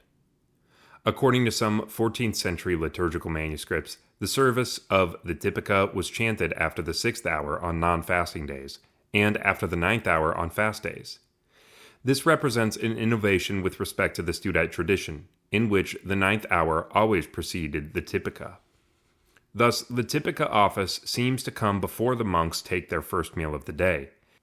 In the first case, Psalms 102 and 145 are sung, followed by the Beatitudes. When they are sung at the liturgy, the Typica begins with the final words of the Beatitudes, "Remember us," followed by the Troparia, the heavenly choir, and the Creed. Then the prayer of absolution, erase, remit, pardon, the Lord's Prayer, and the Kontakion of the day. Then Kyrie eleison 12 times, the prayer to the Holy Trinity, Blessed be the name of the Lord, Psalm 33, and the final dismissal. During Great Lent, the order of the Typica is as follows. After the 9th hour, the Beatitudes are sung, then the Troparia are read, the Creed, the prayer of absolution, the Lord's Prayer, and Kyrie eleison 40 times. After this, more honorable than the cherubim, accompanied by the exclamation of the priest, the prayer of St. Ephrem with its prostrations, and then Vespers, daily Vespers. Schema of daily Vespers. 1. Psalm 103. 2. Great Synopty. 3. Psalmody, Kathisma. 4. Small Synopty. 5.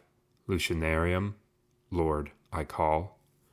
6. O gladsome light. 7. Evening Prokimenon. 8. Vouchsafe, O Lord. 9. Synopte with demands.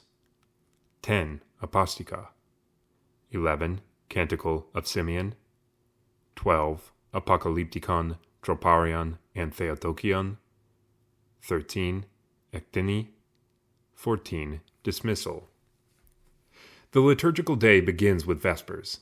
The Church has inherited this arrangement of the hours of the day and night from antiquity, in which the night was considered as the first part of the day.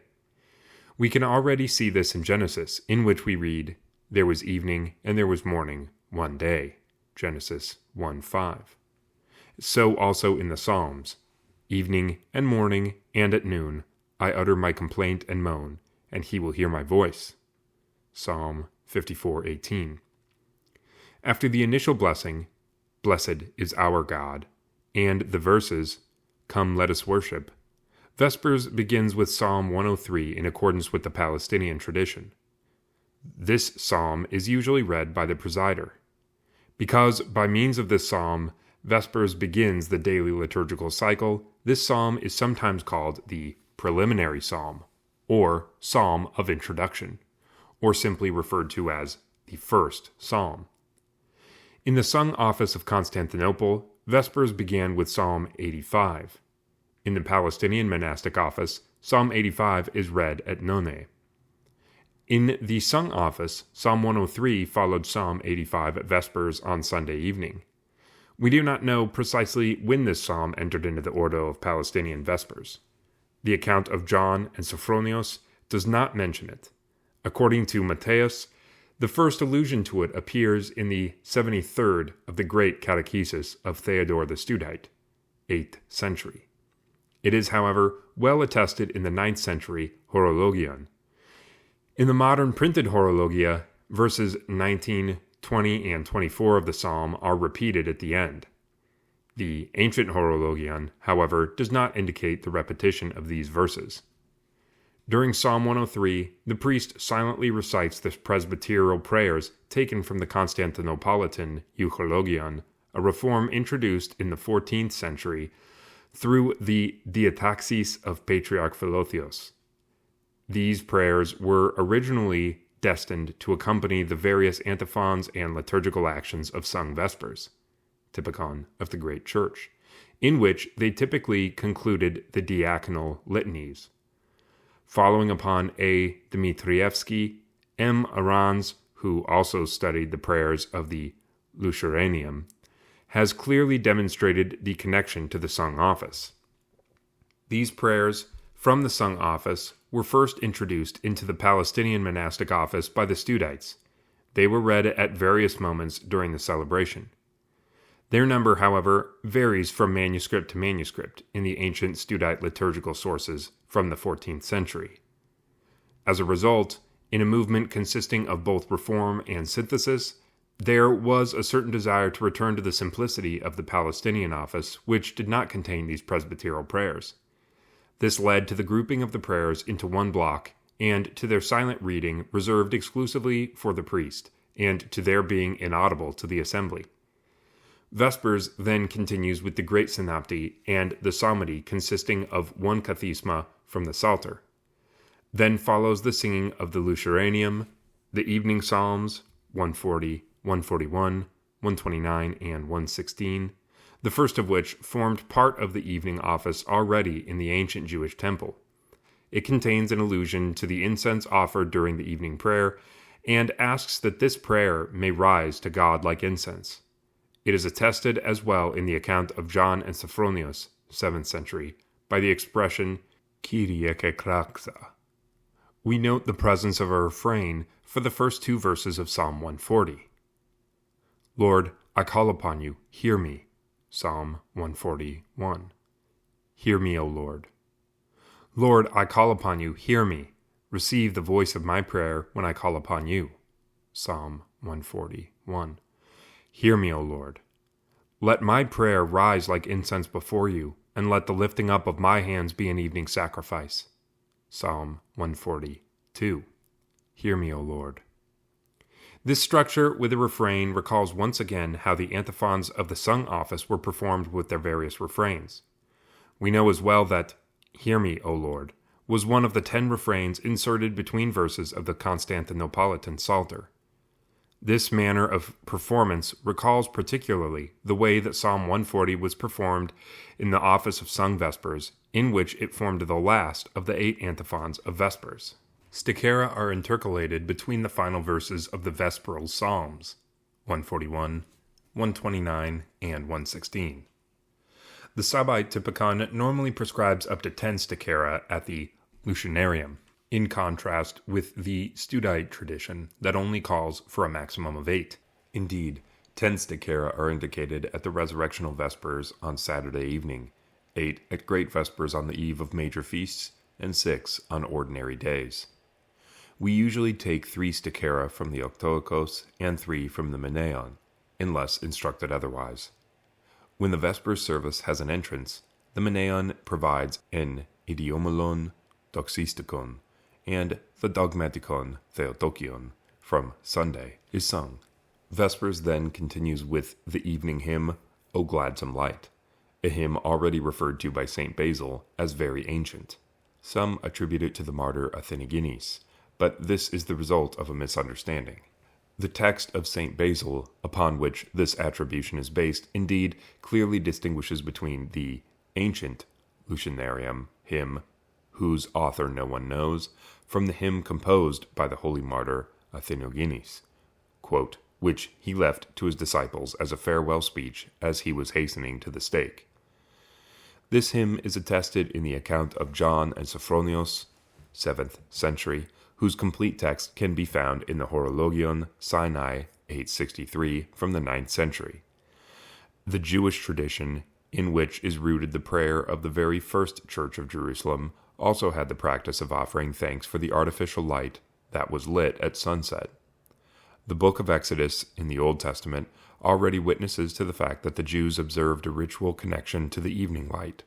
At the evening sacrifice, when the lights were lit, incense was offered to the Lord. The incense did not have the banal sense that it has today of, quote, incensing objects, but was used only to symbolize the offering that rises towards God. The lamps were lit from a candle that burned permanently inside the tent of the covenant. See Leviticus 24:1. It is interesting to note that this evening ritual was preserved by the Jews even after the destruction of the Temple of Jerusalem. The Talmud reminded them that it is God himself that they praised and glorified in performing this ritual. The Church of Jerusalem inherited this tradition, and after the construction of the Anastasis complex around 335, it became customary to keep a lamp burning permanently in the Holy Sepulchre, from which all the other lamps were lit at the proper moment in the Lucinare, as Egeria attests, though without mentioning the Phosilaron. This custom, originating from both Jewish and pagan antiquity, was thus taken up by the ancient Christian tradition. Tertullian, in speaking of a Christian meal, indicates that, after the light is brought in, each Christian is to stand and sing a hymn to God, either taken from the Holy Scriptures or inspired from his heart. The apostolic tradition, attributed to St. Hippolytus of Rome, indicated that at the evening office the deacon brings a lamp, and the bishop says a prayer of thanksgiving to God for the illumination from the immaterial light through his only begotten Son, our Lord Jesus Christ. St. Gregory of Nyssa, in the Vita that he composed of his sister, St. Macrina, also mentions a hymn connected to the bringing of the light during the evening prayer. It is therefore in this ancient custom of giving thanks during the lighting of the lamps at sunset that the hymn Phos Ilaron was composed and became the hymn of Byzantine Vespers. Then follow the various evening prokimena, one for each day of the week, which are found in the Horologion. Each prokimenon consists of 2 psalm verses pronounced by the deacon or the canonarch, with the first verse serving as the refrain sung by the choir after each verse pronounced by the deacon or canonarch.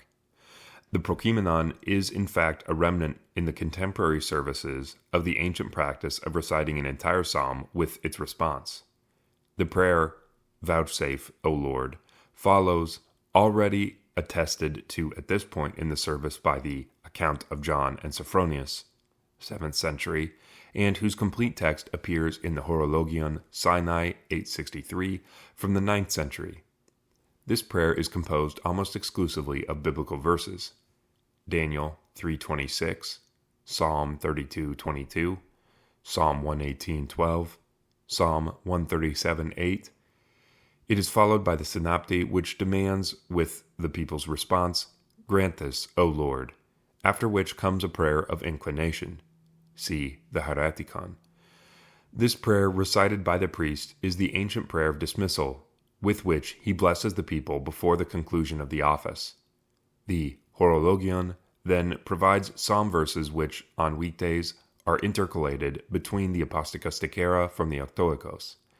However, when stichera are appointed from other books, then these other books also provide special verses.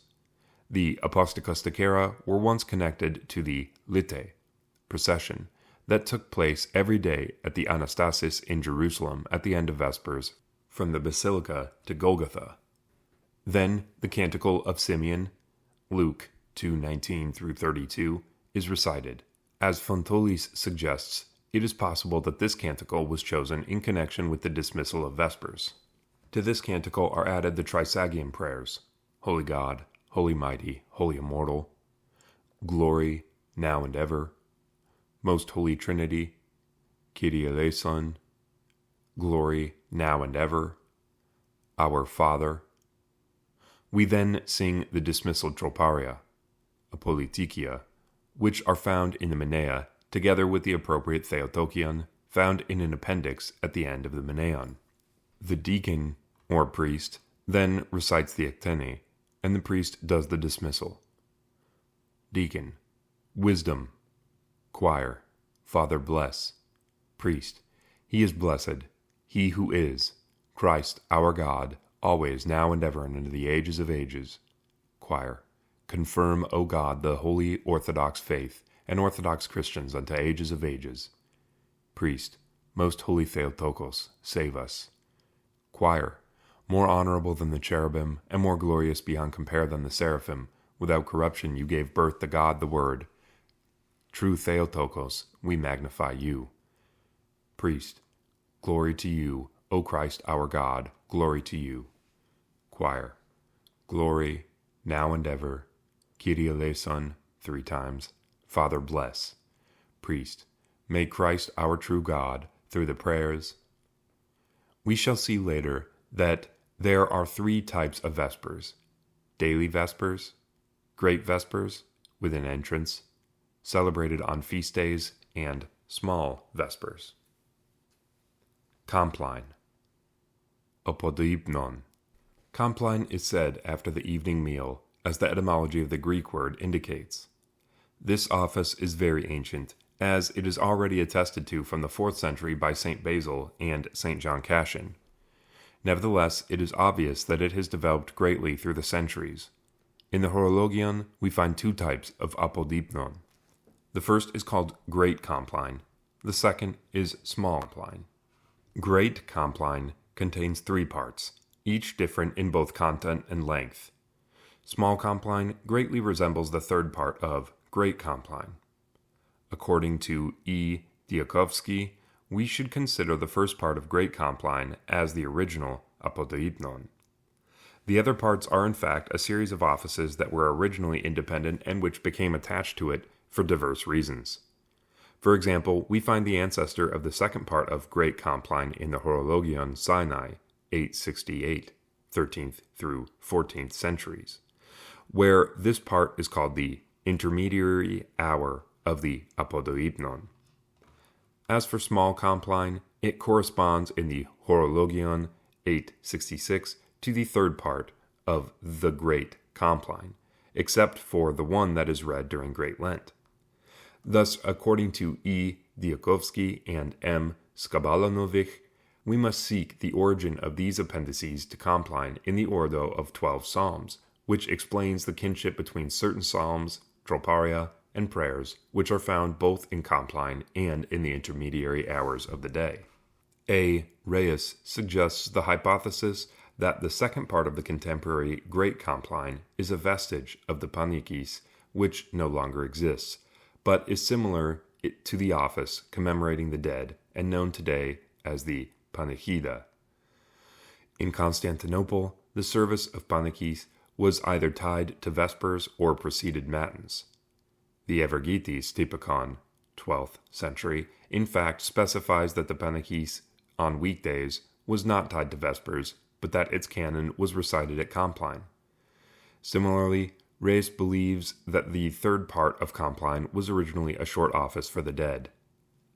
According to Petridis, at the monastery of St. Sabas, Compline was recited by the monks in their cells, while in Cenobitic Palestinian monasteries it was read by the monks in the church. Today, Great Compline is recited only during Great Lent and on the eves of Christmas and Theophany. On other days, Small Compline is read, but this was not always the case. As A. Dmitrievsky explains, the Studite Ordo has 3 types of Compline.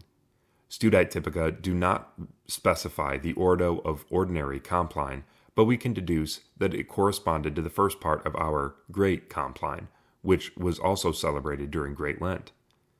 The Small Compline of the Studites began with the reading of the last of 6 psalms belonging to the first part of our Great Compline. Psalm 90, He who dwells in the shadow of the Most High. This type of Compline was used by the Studites from Ascension to the Sunday of All Saints, the eve of Sundays and of feasts of the Lord, and the eve of the feasts of major saints. The third type of Compline, even more abbreviated, began directly with the singing of God is with us. It was celebrated by the Studites on the evening of Holy Friday, from Monday of Antipascha until Ascension, as well as on the eve of certain feasts of the Mother of God. Dmitrievsky explains that this Studite practice survived until the Sabbaite Typikon was introduced in Russia during the 15th century. Following the introduction of the Sabbaite Typikon, the contemporary Small Compline was read in one's cell on those days when there was a vigil, or if there was a commemoration of a saint with a Palaiolios, from Thomas Sunday until the Sunday of All Saints, from December 24th to January 14th, and on Meat Fair and Cheese Fair Sundays. The Studite Small Compline, which began with Psalm 90, was read throughout the year except during fasting periods and days with Alleluia, on which Great Compline was indicated. The Horologion specifies that during the first week of Great Lent, we begin Great Compline with Psalm 69, after which the Great Canon of St. Andrew of Crete is sung. In contemporary practice, at least among the Slavs, the other canons read during Great Lent follow the doxology in the third part.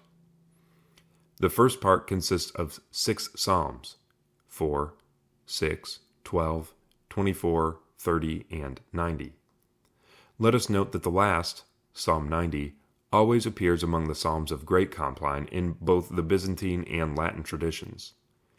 After these 6 psalms, we sing the verses of the prophecy of Isaiah, 8, 9 through 11, 12 through 15, and verse 18, as well as chapter 9, verses 2 and 6, with the refrain, For God is with us, Isaiah 8, 9, intercalated after each verse.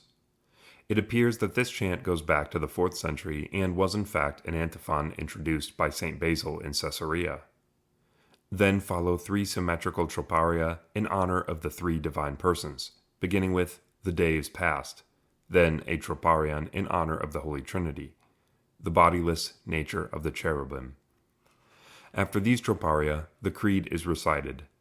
Then a series of verses, each repeated 2 times and sung alternately between the 2 choirs. While one choir chants the verse, the other makes a prostration, Because of the numerous prostrations, the prostrations during the Trisagion that follows are suppressed. After the Lord's Prayer, the appointed troparia are sung. The Horologion gives 2 series of troparia, which are to be sung alternately, according to the day of the week. After the benediction by the priest, the prayer of St. Basil is read.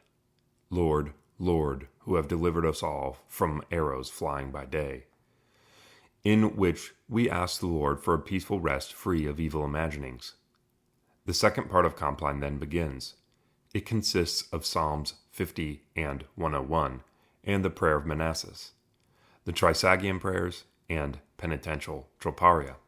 Have mercy on us, O Lord, have mercy on us.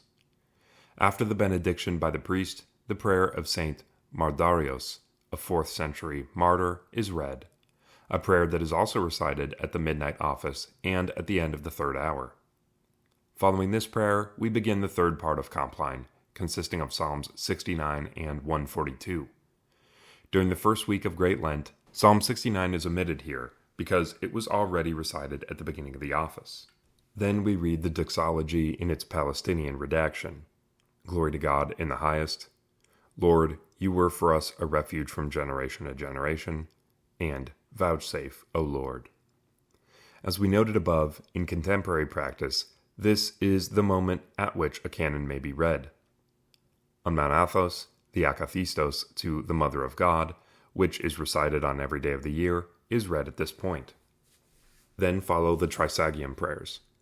The verses of Psalm 150 are sung with the refrain, O God of hosts, remain with us. Psalm 45:7. The verses of this antiphon are alternated by the 2 choirs. This antiphon is followed by several troparia. After the 40-fold Kyrie eleison, the prayer of the hours, you who at all times, and the benediction by the priest, we say on fast days, the prayer of St. Ephrem with prostrations, and the Trisagion prayers. Then, following the benediction by the priest, are recited the prayer of St. Paul, founder of the Evagritis monastery in Constantinople, immaculate, spotless, and the prayer of St. Antiochus, the author of the Pendex, 7th century, and give us Master as we go to sleep. Then comes the final dismissal, with the rite of forgiveness just as at the midnight office. During Great Lent, instead of the final dismissal, the priest reads the prayer, O most merciful Master, while the entire assembly lies prostrate on the floor. After the rite of forgiveness, the priest recites the final ecteni.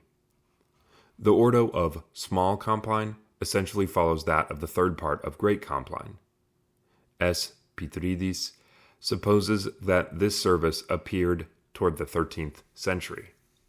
St. Simeon of Thessalonica witnesses to the fact that, at the beginning of the 15th century, one distinguished this small Compline from Great Compline, which was at that time only chanted on weeknights during Great Lent. However, according to A. Dmitrievsky, during the 14th century, our small Compline was supposed to be read in one's cell on those days when there was a vigil, when there was the commemoration of a saint with the Pallielios from Thomas Sunday to the Sunday of All Saints from December 24th to January 14th, and on Meat Fair and Cheese Fair Sundays. On other days, Great Compline was read. As we have said, the service of small Compline greatly resembles the 3rd part of Great Compline. It begins with Psalms 50, 69, and 142, followed by the doxology in its Palestinian recension, and by the Creed. The Creed is taken from the 1st part of Great Compline, while Psalm 50 is borrowed from the 2nd part. The canon comes after the doxology and the Creed, and it is followed by the hymn to the Mother of God. It is truly meet. After the Trisagion prayers, we sing either the troparia of the day or the Kontakion of the feast, or, on Saturday night, the Hypakoe of the tone of the week. At one time, these same troparia were also sung at Great Compline when the latter was celebrated outside of Great Lent. O God of Powers was then reserved for Great Lent. After the 40-fold Kyrie eleison came the prayer of the hour, you who at all times, and the benediction of the priest, followed by the prayer of of St. Paul of Evagritis, Immaculate, Spotless, the prayer of St. Antiochus, and Give us, Master, as we go to sleep. Then the final dismissal is made.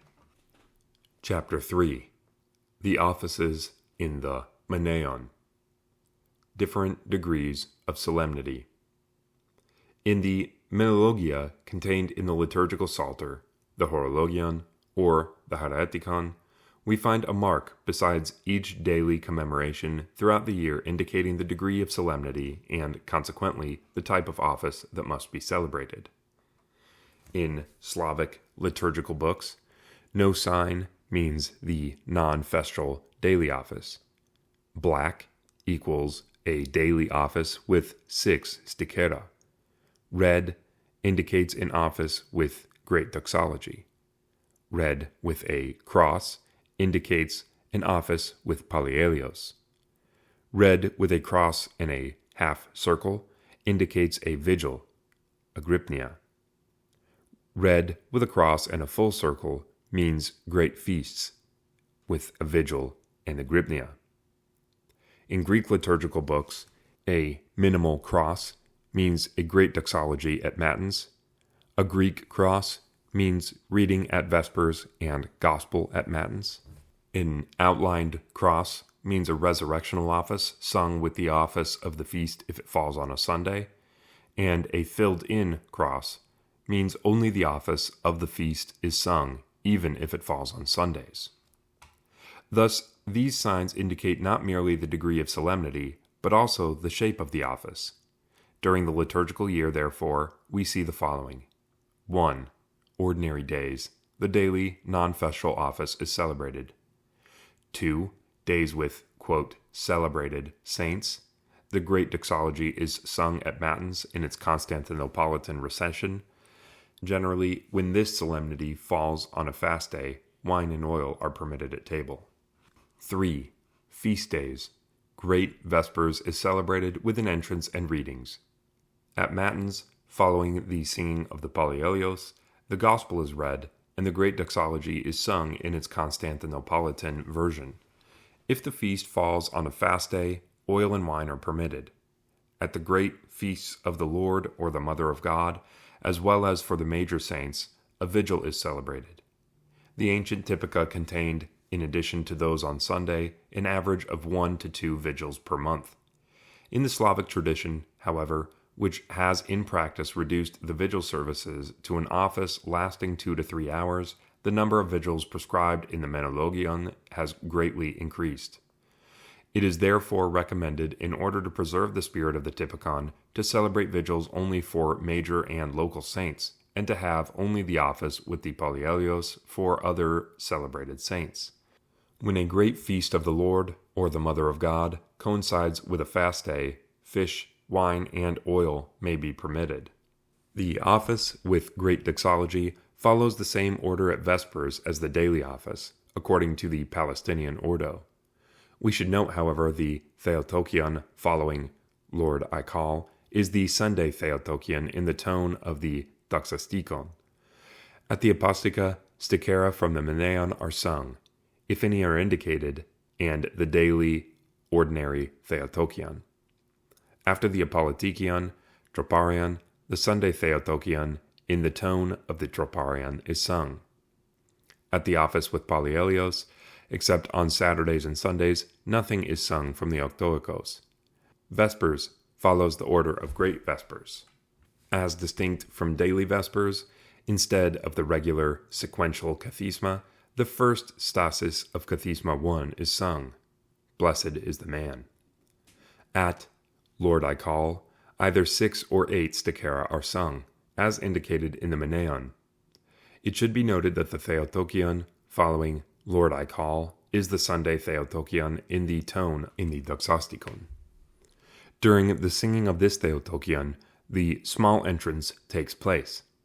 The deacon carries the censer, preceded by an acolyte with a candle, and followed by the priest. They exit the sanctuary and stand in front of the holy doors of the iconostasis. When the Theotokion is ended, the deacon exclaims, "Wisdom, let us attend." We then sing the hymn, O Gladsome Light. After the evening prokimenon, 3 readings from the prophets follow, as indicated in the Menea. The Ektini follows. At the Apostica, stichera from the Menean are sung, and then the Sunday Theotokion in the tone of the Doxistikon. After the Apolitikion, Troparion, and Sunday Theotokion in the tone of the Troparion is sung. At Matins, with a great doxology after God is the Lord, and the Apocalyptikon Troparion, the Sunday Theotokion in the tone of the Troparion is sung. After each section of the Psalter, the priest recites the small synopti, and, if any are appointed, the Kathisma Troparia from the Menean are sung. For the canon, generally 2 canons from the Octoikos and 1 from the Menean are used. The Katabasia may be festal, as prescribed by the Menean. The Exapostolaria from the Octoikos are not read. Matins concludes following the Constantinopolitan Ordo. The lauds are sung in the tone of the first Decarion, and begin with the words, "Let everything that has breath praise the Lord." 4 stichera from the Menean are sung with the lauds. The Theotokion is generally sung in the tone of the Doxistikon. The Theotokion is usually found in the second appendix to the Menean, except for the Theotokion, O Mother of God, you are the true vine, tone 6, which appears in the Horologion at the 3rd hour. The Great Doxology is sung, followed by the Trisagion. After the Apolitikion Troparion, the Sunday Theotokion in the tone of the Troparion is sung. Following the Ekteni and the Synapti, with demands, the priest does the full dismissal before Prime begins. At Matins, with the Palielios, after God is the Lord, and the Apolitikion Troparion, the Sunday Theotokion in the tone of the Troparion is sung. After each section of the Psalter, the priest recites the small synopti, and the Kathisma Troparia from the Menean are sung. After the psalmody, the Palielios is sung. N. Uspensky traced the history of the Palielios as follows. The term seemed to have appeared originally in the 7th century Canonarion from Jerusalem, but it may refer to Psalm 117, in which the expression, "For his mercy endures forever," appears repeatedly. Psalm 117, 1-4, and 29. He suggests that the Palielios, signifying the singing just as today of Psalms 134 and 135, is connected to the person of Saint Theodore the Studite. It was Theodore who elaborated a system of singing the Alleluia according to the 8 tones as a refrain to the Kathismata of the Palestinian Psalter. Indeed, in this Psalter, Psalms 134, 135, and 136 form the first stasis, or glory, of Kathisma 19. The frequent repetition of the words, "For his mercy endures forever," in Psalm 135 gave the name of Palielios to this group of psalms. The Typikon of Alexios the Studite indeed describes the performance of the Palielios, which it also calls the first glory of Kathisma 19, following the elaborated system of singing Alleluia in the different tones. From Studion, the Palielios was likely introduced into the sung office of Constantinople. The Dresden manuscript of the Typikon of the Great Church indeed mentions it at the sung matins on the feast of the Elevation of the Cross. From Constantinople, the Palielios would have been adopted in the Patriarchal Liturgy of Jerusalem, where it preceded Kathisma 17 and served as the 3rd Kathisma. From the Patriarchal Liturgy of Jerusalem, it entered into Palestinian monastic practice. It first appears in the Georgian Sabbaite Typikon of Chiomigvina, which, however, contains only Psalm 135. Other Typica indicate the singing of other selected psalms following the Palielios. According to Uspensky, these additional psalms came in time to replace Psalm 136, and then were themselves gradually replaced by selected psalm verses. Consequently, Psalm 136, originally part of the Palielios, survived in contemporary practice only at the vigils on the Sunday of the Prodigal Son and on Meat Fair and Cheese Fair Sundays. Such is the history of the Palielios as traced by N. Uspensky. J. Mateos, however, believed that the Polyelios belonged originally to the ancient cathedral vigil of Jerusalem, as described by Igeria. He sees the source of the three psalms constituting the Polyelios, Psalms 134, 135, and 136, in the three psalms preceding the incensation and the reading of the gospel in Igeria. According to Lisitzin, the Polyelios originated from the sung office. He argues that because Simeon of Thessalonica did not mention it, he considered it to be an appendix to Kathisma 17, Psalm 118, whose performance he described in detail. In his study, Lisitzin provides extracts from the Slavic Kantakerion from the Monastery of the Annunciation, which describes the performance of the Polyelios in the style of the sung office with several refrains other than Alleluia. In this case, it is possible that the Polyelios was imported from the Anastasis to the great church of Constantinople, and that from these it was passed on first to the Studite Typica and then to the Sabaite. Following the Polyelios, a selected psalm is sung. This consists of psalm verses selected according to the theme of the feast. Sung after Psalms 134 and 135 of the Polyelios, they were composed by Nicephorus Blamidis, deposed in 1272. In Greek practice, they are normally sung as is, followed by the Alleluia refrain. Among the Russians, they intercalate the Magallanerion. After the selected psalm, a small synapti is recited, followed by the Kathisma Troparion. Then the first antiphon of the Anabathmi, in tone 4, from My Youth, is sung. We will return to the history of the Anabathmi when we speak of the vigil. The Prokeimenon, always in tone 4, is found in the Meneon. It is followed by Let Us Pray to the Lord, Kyrie eleison, and the Ekphonisis by the priest, For you are holy, O our God, and then the verses, Let every breath praise the Lord. The priest reads the gospel indicated in the lectionary or the Meneon. The Typikon indicates that the gospel is to be read at the altar. However, in customary practice, it is read by the priest either from the middle of the church in front of the icon of the feast or the saint, in Russian practice, or from the ambo, facing the people, in Greek practice.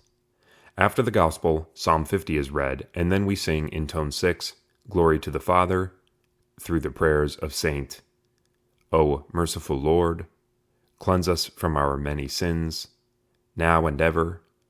Through the prayers of the Mother of God, cleanse us from our many sins. Have mercy on us, O God, according to thy great mercy. And then the Sticheron after Psalm 50 indicated in the Meneon. The deacon then recites the prayer, O Lord, save your people. See the Hieratikon, which is followed by the Ekphonisis of the priest, through the mercies and kindnesses. The canon is chanted in a festive manner. First comes the canon to the Mother of God, 6 troparia, and the 1 or 2 canons from the Meneon, 8 troparia in all. The katabasia is festal. The remainder of the service follows the same order as matins with the great doxology. The Vigil, Agrypnia. The celebration of the vigil is a particularity of the Sabaite Typikon. It was the 14th century reform by Patriarch Philotheos of Constantinople, and then in Russia by Metropolitan Cyprian, that spread this Palestinian practice. It had earlier been adopted in the Byzantio-Slav world by the Athenite monks, thus requiring a new redaction of the liturgical books. This new redaction was necessary because, among other things, it was needed to add the office of small vespers, celebrated before the evening meal, with which it was closely connected, and which precedes the celebration of the vigil. As N. Uspensky notes, the service of small vespers is the creation of this reform era, whereas the much more ancient Sabaite Typikon is at this time spread among the Cenobitic monasteries and secular churches. In the ancient tradition of the monastery of St. Sabas, small vespers did not exist, and the vigil lasted from the setting to the rising of the sun. For the Cenobitic monks, unlike for the anchorites, coming to church was no great effort, nor was going to the refectory following the dismissal of vespers. Consequently, At the time of the spread of the Sabbath Typikon in the 14th century, in both the Greek and Slavic worlds, the vigil began at a later hour. Small Vespers was celebrated at the usual time of Vespers, after which the meal took place in the refectory, and the artoclasia lost its original purpose of substituting for the evening meal and became a purely liturgical rite. The reform also led to the addition into the liturgical books of Troparia Idiomela, sometimes referred to as Decoded, even if there are no psalm verses, for the lite, procession, of Vespers, as well as of rubrics concerning the patristic readings, not to mention the reform at the conclusion of festal matins with the lauds and the great doxology in their Constantinopolitan recension. According to most redactions of the Sabbath Typikon, vigils are celebrated on the eve of Sundays and great feasts, as well as on the eve of other feasts as determined by the monastic superior. In contemporary practice, the vigil, which usually consists of Vespers and Matins, is composed instead of Great Compline and Matins 3 times a year, on the eves of Christmas, Theophany, and Annunciation. In the modern Reformed Greek tradition, this practice was unfortunately abandoned for Annunciation. The vigil begins with the singing of Psalm 103. N. Uspensky, who dedicated an entire study to the history of the vigil and reviewed a number of liturgical manuscripts, explains that there are variations in the performance of Psalm 103 in Russia with respect to the Sabbath Typikon. First, he affirms that the psalm was never sung in its entirety and that only selected verses were used, accompanied by refrains such as, "Blessed are you, O Lord," "For glorious are your works, O Lord," "Glory to you, O Lord, who created all," which certainly recalls the influence of the sung office on the Reformed Sabbath office. Further, the Russians never knew the famous inaccessible, which developed largely in the Athonite vigil for feasts of the Lord, of the Mother of God, and of certain major saints, such as the Holy Archangels, Peter and Paul, Demetrius, or the Patronal Feast. These reflect the influence of the sung office and the highly ornate compositions of the inaccessible by John Kukuzelos exist since the 14th century. Just as in Studite practice, the Sabbath Typikon calls for the singing of the first kathisma, "Blessed is the man," on the eve of Sundays and great feasts. In Greek practice, when the inaccessible is sung, kathisma 1 is omitted. On Saturday evening, the first kathisma is to be sung in its entirety, divided into 3 parts, called antiphons in the Slavic liturgical books, with a small synopty following each part. On the eve of feasts, only the first antiphon, the first stasis, of kathisma 1 is sung. The kathisma is sung with the refrain Alleluia. This too recalls how the odd number antiphons were performed in the sung office. Further, one could think that the use of the term antiphon to designate the first stasis of the kathisma derives from Constantinopolitan terminology, unless it reflects an archaic Jerusalem terminology about which Egeria speaks. At Lord I Call, 10 stikera are sung on Sunday and 8 on feast days. The Meneon always contains a doxostikon for feast days. The Theotokion that concludes the series of stikera is from Sunday of the tone of the doxistikon, or from the feast for a great feast of the Lord or the Mother of God. The entrance that takes place after the Lucianarium is a particularity of Great Vespers.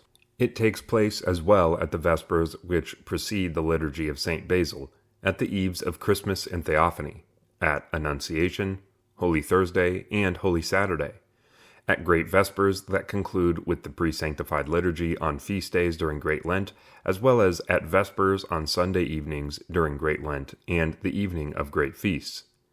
As Uspensky explains, the entrance at Vespers was borrowed by the Sabbath Typikon from the Typikon of the Great Church, where it was part of sung Vespers. Uspensky underlines that the entrance became particularly solemn in the Russian Church because of the participation of all the diocesan clergy at the entrance of Vespers in cathedrals. Another fundamental element of the vigil is the lite, procession, at Vespers. This is one element that distinguishes the vigil from Great Vespers, even if in our day, in parish practice, the lite is sometimes celebrated during Great Vespers without a vigil. Originally, the Lite was the procession to the cross, described by Igeria, which took place every day at the conclusion of Vespers in the Anastasis in Jerusalem. This procession was maintained in Palestine, chiefly at the monastery of St. Sabas, at which the monks went to the different churches in the monastery, and finally to the tomb of the founder. The procession was accompanied with the singing of idiomela and with litanies. In our day, the Lite is generally restricted to a procession accompanied by the singing of the idiomela to the narthex, where the petitions of the Lite are done. Closely linked to the Lite is the rite of the Artoklasia, the blessing of the loaves. As Uspensky explains, this rite originated in Palestine at the monasteries of St. Euthemios and St. Sabas, at which the vigil was very long and easily took up all night, from the setting of the sun until dawn. The monks therefore needed some refreshment at a point in the office. During the procession of the different churches in the monastery, the priest would stop at the bakery, where he blesses the dough and the loaves, which the sacristan then cut into pieces and distributed to the brethren. From here comes our Artoklasia, at which we bless 5 loaves, and with them also wheat, wine, and oil, no doubt as a result of the allusion made in Psalm 4, 7-9, and customarily read at the blessing of the meal, referring to the miracle of the multiplication of the loaves in the Gospel, as the text of the prayer itself indicates. The bread and wine are then distributed in the assembly during the Great Reading, customarily a patristic reading, which is supposed to take place between Vespers and Matins. It is significant that the distribution of this blessed bread and wine originates from the evening meal, and that it marks the beginning of the Eucharistic fast. Thus, the ancient Sabbaite Typikon, like Sinai 1096, notes, quote, "Beginning from this hour, no one who desires to commune of the most pure mysteries may drink water," unquote. We have said that the distribution of bread and wine occurs during this great reading that serves as the link between Vespers, or Great Compline, and Matins. This reading, generally referred to by the term anagnosis, can be from the life of a saint, a patristic homily, or a book of the Bible. After being refreshed and having listened to the inspiring reading, the faithful assist at the Matin service, which begins with the Hexapsalmos. It should be stated that we find other patristic readings assigned in Matins at a vigil. The Typikon, for example, mentions readings after the Kathismata, after the Pallielios, after the 3rd ode of the canon, or even after the 6th ode. These patristic readings can be homilies, often the orations of St. Gregory the Theologian are read, or biblical commentaries, for example, those by St. John Chrysostom. The distinctive elements of festal matins at a vigil are, of course, the Pallielios and the reading of the Gospel. At the Saturday evening vigil, the Pallielios is sometimes replaced by Kathisma 17, sometimes referred to by the term blameless, referring to Psalm 118.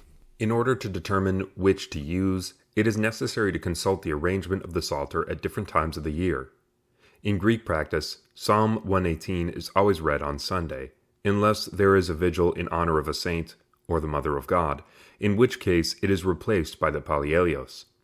Psalm 118, or Kathisma 17, is a very ancient element in Matins. St. John Cassian mentions it in his description of the Palestinian monastic liturgy, but it appears as well in the Matins of secular churches. In the sung office of the Great Church of Constantinople, this psalm was sung on every day of the year, including even the day of Pascha. Simeon of Thessalonica mentions it in his description of sung matins, in which the movement from the narthex to the nave takes place between the 2nd and 3rd parts of Psalm 118. According to Uspensky, this psalm was a fundamental element of festal matins in the archaic form of the Jerusalem Ordo. To the psalm were added specific refrains in honor of the feast or the saint. M. Arans tells us that Psalm 118 later belonged to the psalmody for Saturday in the monastic tradition, while it belonged to the sung matins of Sunday in the cathedral rite. The presence of this psalm at the matins office of both Saturday and Sunday has inspired the composition of the Evlogodaria, a series of troparia for the Saturday office in memory of the dead, or in honor of the resurrection on Sunday, and whose refrain is Psalm 118, verse 12. Blessed are you, O Lord, teach me your statutes. In contemporary practice, the Evlogitaria, in honor of the resurrection, are sung at every resurrectional vigil, regardless of whether Psalm 118 or the Pallielios is sung. The Anabathmi are an element of both the vigil and of the matins with Pallielios. These are antiphonal hymns arranged according to the 8 tones of the Octoikos that were composed on the basis of the gradual psalms, Psalms 119 through 133. According to Uspensky, who bases himself on the interpretation of Nikephoros Kallistos Xanthopoulos, 14th century, the Anabathmi may have been composed by Theodore the Studite during his exile, 794 through 797. These hymns were intended to accompany the gradual psalms which inspired them, and these psalms eventually replaced Psalm 118. Indeed, we can see that for tones 1 and 5, the author was inspired by Psalms 119, 120, and 121. For tones 2 and 6, by Psalms 122, 123, and 124. For tones 3 and 7, by Psalms 125, 126, and 127, and for tones 4 and 8, by Psalms 128, 129, and 130. At Studian, therefore, the Anabathmi, composed of psalms and hymns, replaced Psalm 118 and were sung following the 2 Kathismata and the patristic reading, after which the Prokeimenon was sung and the Gospel read. The Typikon of Alexios the Studite indeed mentions this ordo for major feasts. With the spread of the Sabbaite Typikon in the 14th century, the liturgical reform kept only the hymnography and left out the psalms that originally inspired the hymns. At the same time, a 4th antiphon, inspired by Psalm 132, was added to the Anabathmi, in tone 8, which were originally indicated for feasts that fell on days other than Sunday. Ever since, the Anabathmi have been sung at festal matins after the Pallielios or Psalm 118, before the Prokeimenon and the Gospel reading. On Sundays, the Anabathmi are sung in the tone of the week, while on feast days, we sing the first antiphon of the Anabathmi in tone 4 from the Octoikos. As for the Typikon of Alexios the Studite, on feast days it prescribes, quote, Anabathmi, tone 4. Is this the same thing, which would, in this case, reflect an evolution with respect to the practice of St. Theodore? Or is Alexios referring to the special festal antiphon, which is to be sung in tone 4, the antiphon that was later added to tone 8, or plagial tone 4, for which it later becomes the 4th antiphon? Or is he simply calling for the singing of the Anabathmi entirely in tone 4? The rubric in the same Typikon concerning the Matins of Ascension indicates that the Anabathmi of tone 5 are to be sung, which would lead us to opt for one of the latter 2 hypotheses. After the Anabathmi follow the Prokeimenon and the psalm verses, Let Every Breath, Psalm 150, 5, 1, and then the Gospel reading. We have already spoken above about this doublet of the lauds that comes before the reading of the Gospel.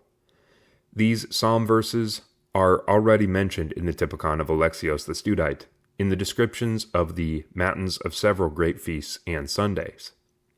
This doublet can be explained by the fact that lauds precede the Gospel reading in the sung office of the Great Church of Constantinople. We have seen above the explanation given by M. Morans concerning the final verse of Psalm 150, which became a kind of fixed Prokeimenon preceding the Matins Gospel, when the reading of this Gospel was shifted from the end of the service to just before Psalm 50. The 14th century Sabbaite Ordo therefore inherited the system of readings from the lectionary of the Great Church, which had already been adopted by the Studites in the 9th century. In an appendix to the Typikon of the Great Church, we find the Matins Prokeimenon in 8 tones, and the 11 morning or resurrectional Gospels, as well as the Prokeimenon and Gospel reading for the Matins of great feasts. The history of the 11 morning Gospels seems to indicate that the Great Church of Constantinople borrows them from the Church of Jerusalem. The series of 11 Gospels, in fact, takes up the Gospel readings in Jerusalem during the week of Pascha. Egeria witnesses to the Jerusalem practice of reading the resurrectional Gospel at the Sunday morning office in the 4th century. M. Arans asks himself whether the Sunday Gospel is a recent innovation in Constantinople and whether it derives from the Palestinian monastic office. We should, however, remember that the reading of the resurrectional Gospels originates not in the monastic vigil of the anchorites, but in the Anastasis in Jerusalem. As Matthäus explains, quote, "We must be aware that the Sunday vigil practiced at St. Sabas was not exactly the same as that of St. Nilus the Solitary on Sinai. At St. Sabas, the resurrectional Gospel was read, but not in the Aromatic office. This is because the monks who lived near Jerusalem adopted the offices of the cathedral." Unquote. Thus, the 11 resurrectional Gospels of Jerusalem origin were adopted by the great church of Constantinople, where they were read after lauds, at the end of sung matins, preceded by a prokimenon, as is still the case today in the matins of Holy Saturday. Subsequently, they found a place in the Neo-Sabbaite office, before Psalm 50, but still preceded by a prokimenon, and the verse from Psalm 150, verse 6. We will say nothing more about the order of the vigil, because what follows corresponds to the normal order of matins, except to say that the singing of the Great Doxology in its Constantinopolitan redaction, in which the order of verses differs from that of the Jerusalem version, was an innovation introduced with the spread of the Sabbaite Typikon in the 14th century. The singing of the Great Doxology is preceded by a more festive rendering of the lauds, which are chanted in the tone of the first Decaron of lauds.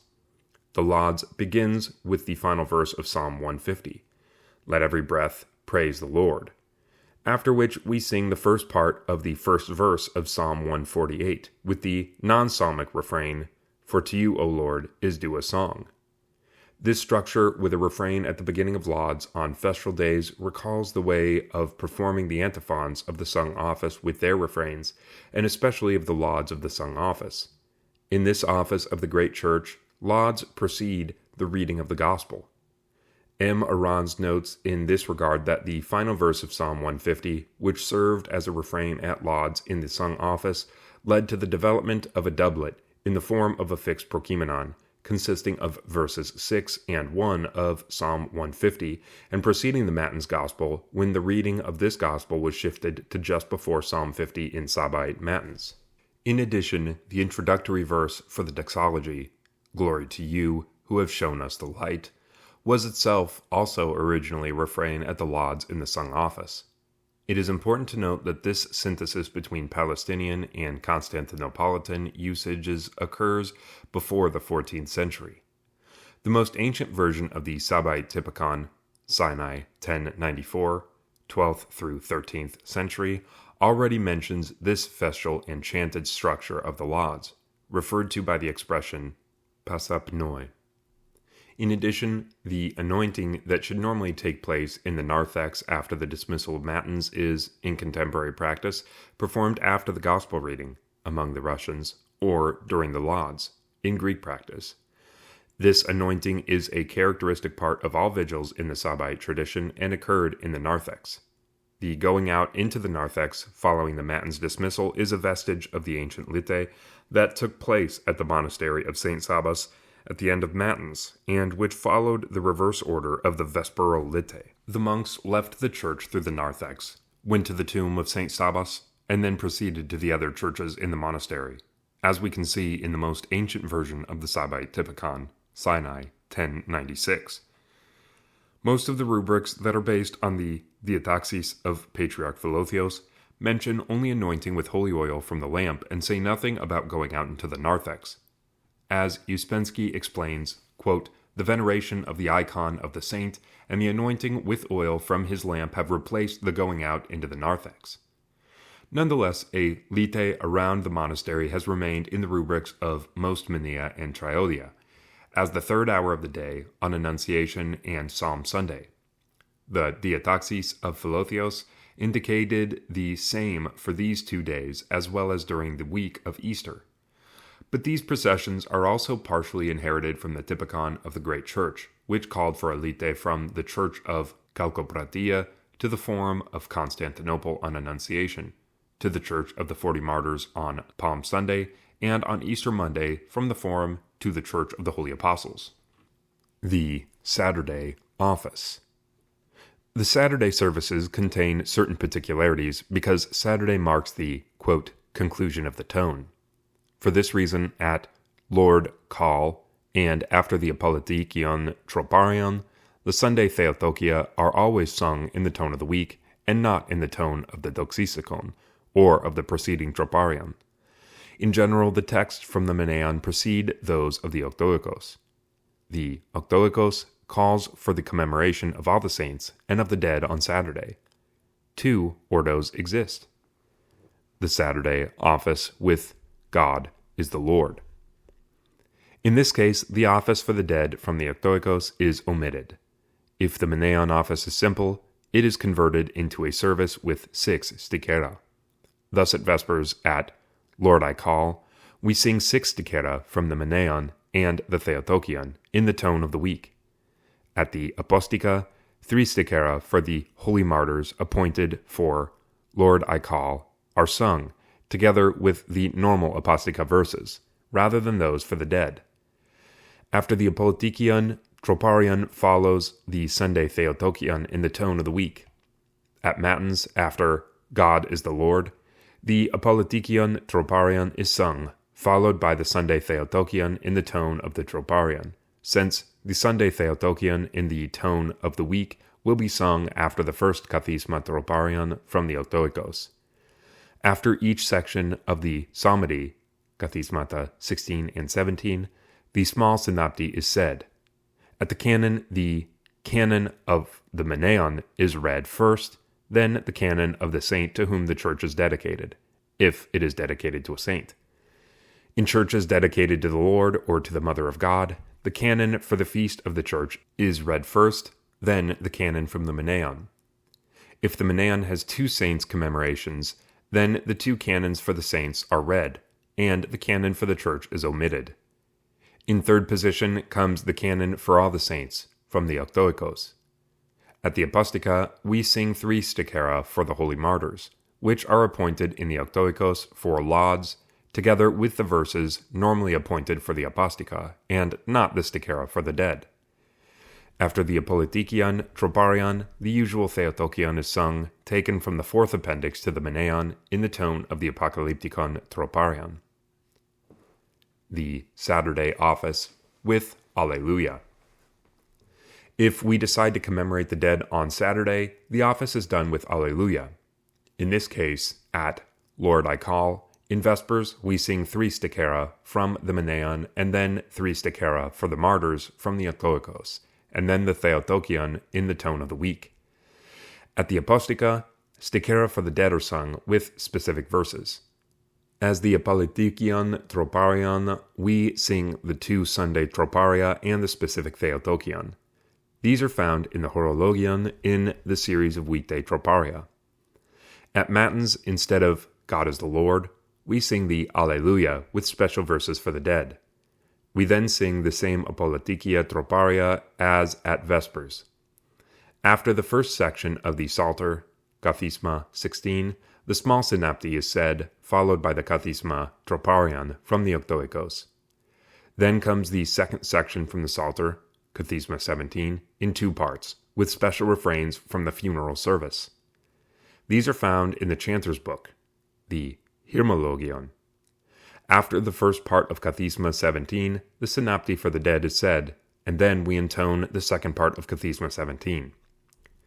The Kathisma concludes with the singing of the Eulogitaria for the dead, which are found in both the Hymnologion and the Horologion. During this chant, the priest incenses the entire church. Then he recites the synopty for the dead. At the canon, we first read the canon from the Meneon, 6 Troparia, then the canon for the saint to whom the church is dedicated, if it is named after a saint. In churches dedicated to the Lord or to the Mother of God, the canon for the feast of the church is read first, then that of the saint from the Meneon. If the Meneon contains commemorations for 2 saints, The 2 canons are read for the saints, and the canon for the church is omitted. In third place comes the canon for all the saints from the Octoikos. The canon for the dead from the Octoikos is sung during the office for the dead, which is celebrated between Vespers and Compline. This is the service, originally a private office, which we know as the Panechida. At lauds, which are read, we insert 4 stichera for the martyrs from the Octoikos. Then, as for the daily office, follows the reading of the doxology. At the Apostica stichera for the dead from the Octoikos are sung, together with their specific verses. At the end of the service, we sing the same Apolitikia troparia for the dead as at Vespers. The combination of services from the Menea and the Sunday office. The ordo of the Sunday vigil varies depending on the degree of solemnity of the saint's commemoration in the Meneon and on the number of commemorations in the Meneon. The Sunday office found in the Octoikos always takes precedence. However, depending on the degree of solemnity for the saint in the Meneon, the number of stichera or troparia from the Meneon may increase, at the expense of those from the Octoikos. At Matins, no more than 4 canons may be used. For this reason, if the Meneon prescribes 2 canons, the second canon from the Octoikos, for the cross and the resurrection, is omitted.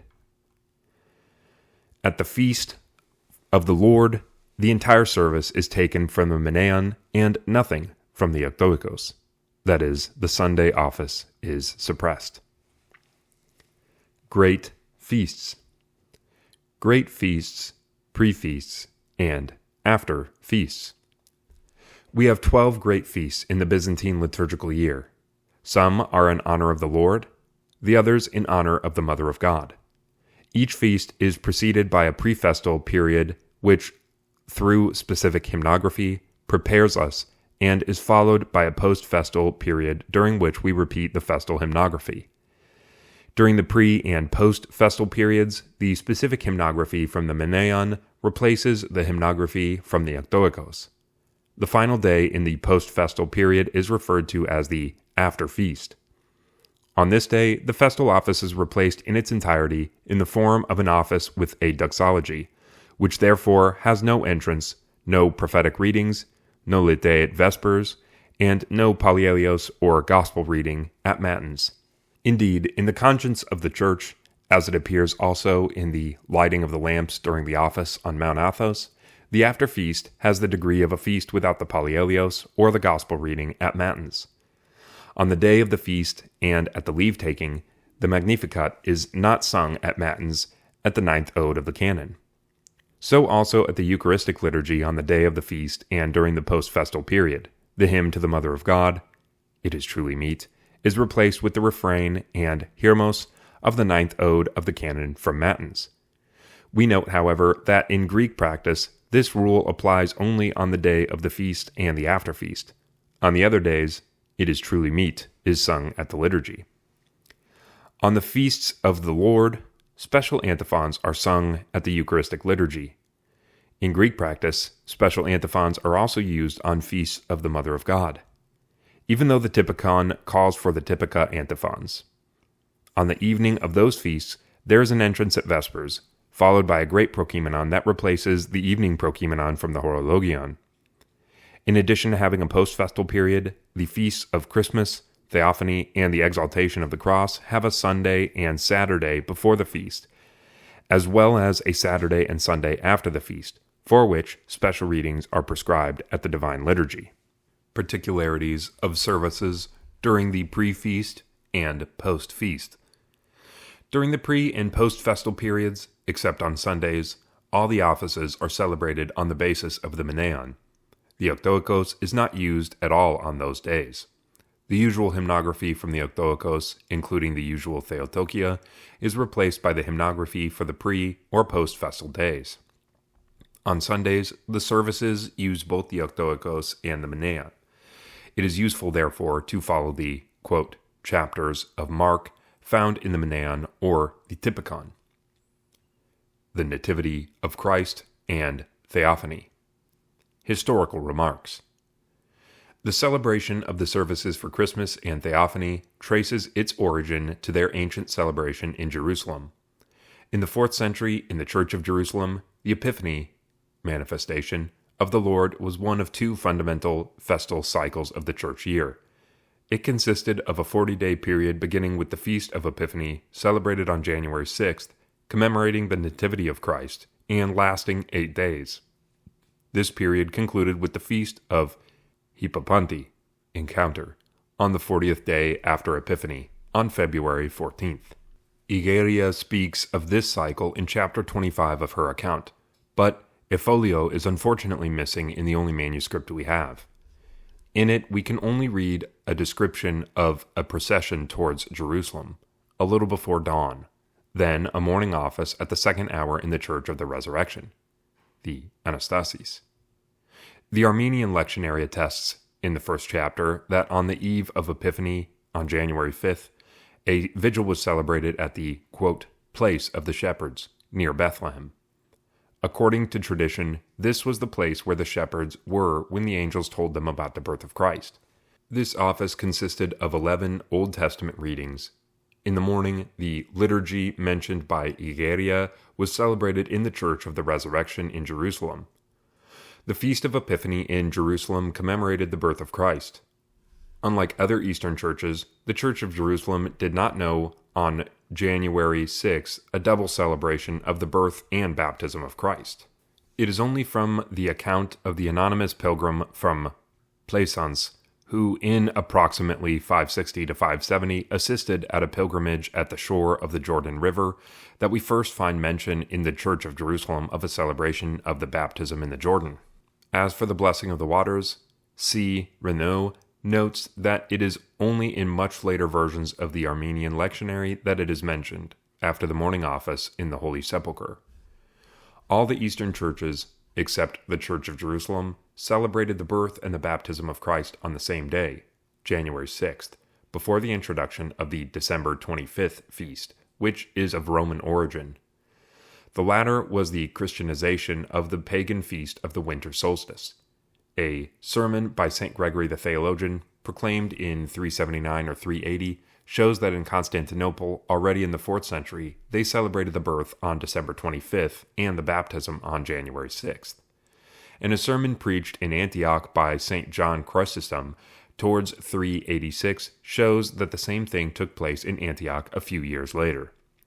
We know that the Feast of Epiphany was celebrated as early as the 2nd century by Gnostic sects. This is what we learn from Clement of Alexandria in his Stromatis, where he writes that the disciples of Basilides, a 2nd century Gnostic from Alexandria, celebrated the baptism of Christ on either the 10th or 6th of January. Indeed, several of these Gnostic sects taught that the divine Christ never fully entered into carnal existence, but only temporarily into the man Jesus, precisely at the moment of baptism. In Jerusalem, it was these heretical Judeo-Christians who inherited and developed the Gnostic syncretism. And it was precisely in this Judeo-Christian system that the baptism of Christ had an important place. It is doubtless in this context of opposing Gnostic and Ebionite tendencies, as well as because of the Arian controversies that shook the church in the 4th century and into which the Ebionites were eventually absorbed, that the great Church of Jerusalem desired to emphasize certain feasts. This is precisely the position taken by R. Taft when he speaks of the Christmas Epiphany cycle. Quote, "These feasts were introduced in the 4th century for apologetic reasons and not out of any historicizing desire to celebrate the anniversary of the birth and baptism of Jesus. An examination of the sources concerning the origin and meaning of these two feasts shows that both celebrations had the same object. It is the manifestation of God in Jesus, and not the events, which was manifested and which provided the scenario for the liturgical anamnesis." Unquote. Thus, as R. G. Coquin has underlined, quote, "January 6 has become the feast of Nicene Orthodoxy." Unquote. The latter also sees this as the reason for shifting Great Lent from the period following the Feast of Epiphany to the period before the Feast of Easter. The celebration of the unique mystery of the Nativity may be one of the possible reasons for the very late introduction in Palestine of the Roman feast on December 25th, though it already existed in Constantinople. It was only at the end of the episcopate of Juvenal, 422 to 458, after the Council of Chalcedon, that there was first an attempt between 454 and 456 to adapt the practice of Jerusalem to that of the other local churches by temporarily introducing the Western feast of December 25th. Consequently, Epiphany became the feast of the baptism. But this attempt did not persist after Juvenal's death, and it was only after a letter from Emperor Justinian from around 560 that the practice of the Church of Jerusalem was aligned with that of the other churches. It is interesting to note that it is precisely in the Georgian lectionaries of the 8th century, which witnessed to the Jerusalem Rite at the end of the 5th century, that we find the first mentions of the celebration of the baptism of Christ. It should be noted that 3 of the 11 readings used at the Vigil of Epiphany in Jerusalem were borrowed from the Paschal Vigil. There was therefore from the beginning a link between the Epiphany and the Paschal celebrations. In addition to these 3 readings, the structure of the vigils and the organization of the services during the octave curiously resemble each other. We should underline as well that many of the texts read in the Jerusalem office for Epiphany correspond to those appointed in the Byzantine Rite and remain today a part of the Orthodox services for Christmas. Finally, Section 9 of the Armenian lectionary attests that, quote, "On the 8th day we gather at the Holy Anastasis on the day of the circumcision of our Lord Jesus Christ," unquote. Renaud notes that this was not yet an independent feast, but a commemoration taking place on the 8th day of the octave of Epiphany, serving as a conclusion of the feast. Indeed, this 9th section of the lectionary concludes with the notice, quote, "The canon of synaxis for Holy Epiphany is completed." The offices for the Nativity of Christ. The pre-feast. The pre-feast of Christmas begins on December 20th. We should note, however, that this feast, just like Pascha, is preceded by a 40-day fast, during which the Typikon prescribes that the office be said with Alleluia, just as during Great Lent, except on days with the Palaiolios.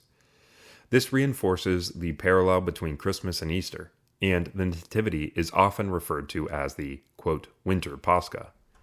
According to the Sabbaite Typikon, as it has been applied on Mount Athos, the offices with Alleluia during these fasting periods should be celebrated only on those days when the saint of the day has no doxistikon in the Meneon. As this happens only rarely, the office with Alleluia has in practice been forgotten. Beginning with the feast of the entrance of the Mother of God into the temple, November 21st, at festal matins, the Hear Me of the Christmas canon by Cosmas of Mayum are sung as the Katabasia, Christ is born, glorify him. Similarly, during this period, certain Theotokia at festal services are replaced by hymnography from Christmas. See, for example, the services for the Holy Apostle Andrew on November 30th, or for St. Nicholas on December the 6th. The Feast of the Nativity is preceded by 2 preparatory Sundays, the Sunday of the Forefathers and the Sunday of the Fathers or of the Genealogy, each having its proper hymnography and special readings at the liturgy. The Saturday before Christmas similarly has special readings at the liturgy. We should note that it is hard to tell the difference between these last 2 Sundays, and originally there was, in fact, only one Sunday of the Forefathers, the Sunday before Christmas. During the pre-festal period, properly speaking, December 20th to the 24th, not only are the hymns from the Octoikos replaced by those for the pre-feast from the Meneon, but just as during Holy Week, canons are prescribed for small compline. These canons are modeled on those of Holy Week, as we can see from their acrostics, the Hear Me that are used, and the parallelisms developed in the Troparia. The Paramone. The Paramone, a term indicating keeping vigil, waiting, referring to the eve of the feast, is a strict fast day. The services are modeled on those of Holy Friday and Holy Saturday. However, we shall see that the order of the services is changed if the eve falls on a Saturday or a Sunday which, in accordance with Apostolic Canon 64, cannot be fast days. The Royal Hours. In contemporary practice, after the Matins of December 24th, the first hour is not read, just as on Holy Friday, prime, terce, sext, and none are all read together, one after the other, forming what is called the great, or royal, hours. At each hour there is a reading from the prophets, the epistle, and the gospel. The Maneon assigns particular psalms adapted to the theme of the feast, which replace those from the Horologion, as well as a series of stichera. In the ancient Studite tradition, as it is found in the Typikon of Alexios the Studite, we see that the eve was a day of feasting. The hours were suppressed, as were the prostrations and obediences. In contrast, in the Sabbaite tradition, it was a strict fast day. The Sabbaite Typica call for the reading of the hours at the 7th hour of the day, as called for in contemporary practice. If the eve falls on a Saturday or a Sunday, the great hours are celebrated on the preceding Friday, because they are linked to a non-liturgical day of strict fasting. Today, these great hours are called royal. This can cause some confusion, since this office originally had nothing in common with the imperial or patriarchal office, and was not known in Constantinople. The office of great hours is of Jerusalem provenance, where it was initially known as, quote, the service of 12 troparia. The authorship of the 12 troparia, which were distributed among the 4 hours, 3 per hour, is customarily ascribed to Saint Sophronius, Patriarch of Jerusalem, who reposed in 644. From Palestine, this office was in the 12th century introduced in Constantinople at the monastery of Evergitis. The Typikon of Evergitis indeed refers to this service, which was usually celebrated between the 3rd and the 6th hour. Subsequently, as E. Diakovsky points out, under the influence of the Sabbaite Palestinian Ordo, other Typica gradually adopted this service of 12 troparia by inserting them into the hours. This service even found its way into the great church of Constantinople, and we have a description of it in the Treatise on the Offices by Pseudo-Codinos. From there it spread to Russia at the same time as the Sabbaite Typikon. Consequently, the spread of the Sabbaite Typikon at the end of the 14th century necessarily led to a correction in the Manea by introducing to the eve of Christmas, and also of Epiphany, the service of great hours, with its prescribed readings and hymnography, Vespers, and the liturgy of St. Basil. Because the eve of Christmas is a day of strict fasting comparable to Holy Saturday, the Typikon prescribes the celebration of the liturgy of St. Basil, following Vespers, which begin at the 7th hour of the day. However, if the eve falls on Saturday or Sunday, then the liturgy of St. John Chrysostom is celebrated at the usual hour. The liturgy of St. Basil is then celebrated on the day of the feast itself at the customary hour. The Maneon calls for the singing of 8 stichera for the feast at Lord, I Call. After the entrance with the Gospel book, the evening prokimenon follows, Horologion, and then a series of 8 prophetic readings, recalling the 15 readings on Holy Saturday. After the 3rd reading, the holy doors of the iconostasis are opened, and we sing a series of troparia. In secret, you were born in a cave. In the same way, another series of troparia is sung after the 6th reading. You shone forth from the Virgin, O Christ. After the 8th reading, the deacon recites the small synopty, after which follow the Trisagion and the usual order of the Divine Liturgy of St. Basil, which was once the liturgy of the feast when the liturgy was celebrated in the evening. The Feast of Christmas. The Festal Vigil. Because Vespers was celebrated at the 7th hour of the day, the vigil consists of Great Compline and Matins. This subsequently led to the reading of Compline in the church, following the Sabbaite tradition. After the first Trisagion, the Troparion of the feast is sung instead of the Troparia from the Horologion. After the second Trisagion, the Kontakion of the feast is sung, replacing the Troparia from the Horologion. The Lite and the Artoclasia following the Doxology. Thus, after the Doxology of Compline, we continue directly with the Vespers that were interrupted by the Liturgy of St. Basil, and the vigil continues normally with the Idiomela of the Lite and the Festal Apostica Stichera, see the Maneon. The Hexasalmos of Matins follows. We should note, however, that if the eve falls on Saturday or Sunday, the liturgy of St. John Chrysostom is celebrated at its usual time in the morning, and Vespers comes at its normal hour, concluding with the reading of the Epistle and the Gospel, followed by the Ecteni, the prayer, Vouchsafe, O Lord, and the Synopti with demands. The vigil, in this case, begins with great compline. On the day of the feast, the liturgy of St. Basil is celebrated in the morning. At Matins, the small synopty is said after each section of the psalmody, as at all vigils, and the Kathisma Troparia are sung. Then follows the singing of the Pallielios and the section of psalm verses of Nikephoros Blamidis, accompanied among the Russians by the Megalinarion. After these verses, we sing Glory, Now and Ever, accompanied among the Greeks by a highly ornate Trinitarian Troparion. A small synopty and the Kathisma Troparia from the Meneon follow. Then comes the first antiphon of the Anabathmi in tone 4, the festal Prokeimenon, see the Meneon, then Let Every Breath, and the reading of the festal Gospel. After Psalm 50 and its Troparia, we sing the Idiomolon from the Meneon. The festal canon is sung with 12 Troparia. The first canon, attributed to Cosmas of Maom, has the acrostic, Christ becomes man while remaining God, as he was. The first Hiermos, Christ is born, glorify him, repeats the opening words of Sermon 38 of St. Gregory the Theologian. The second canon is ascribed to St. John of Damascus. After the third one, the Hypakoe of the feast is sung. After the sixth ode, the festal Kontakion and Ikos.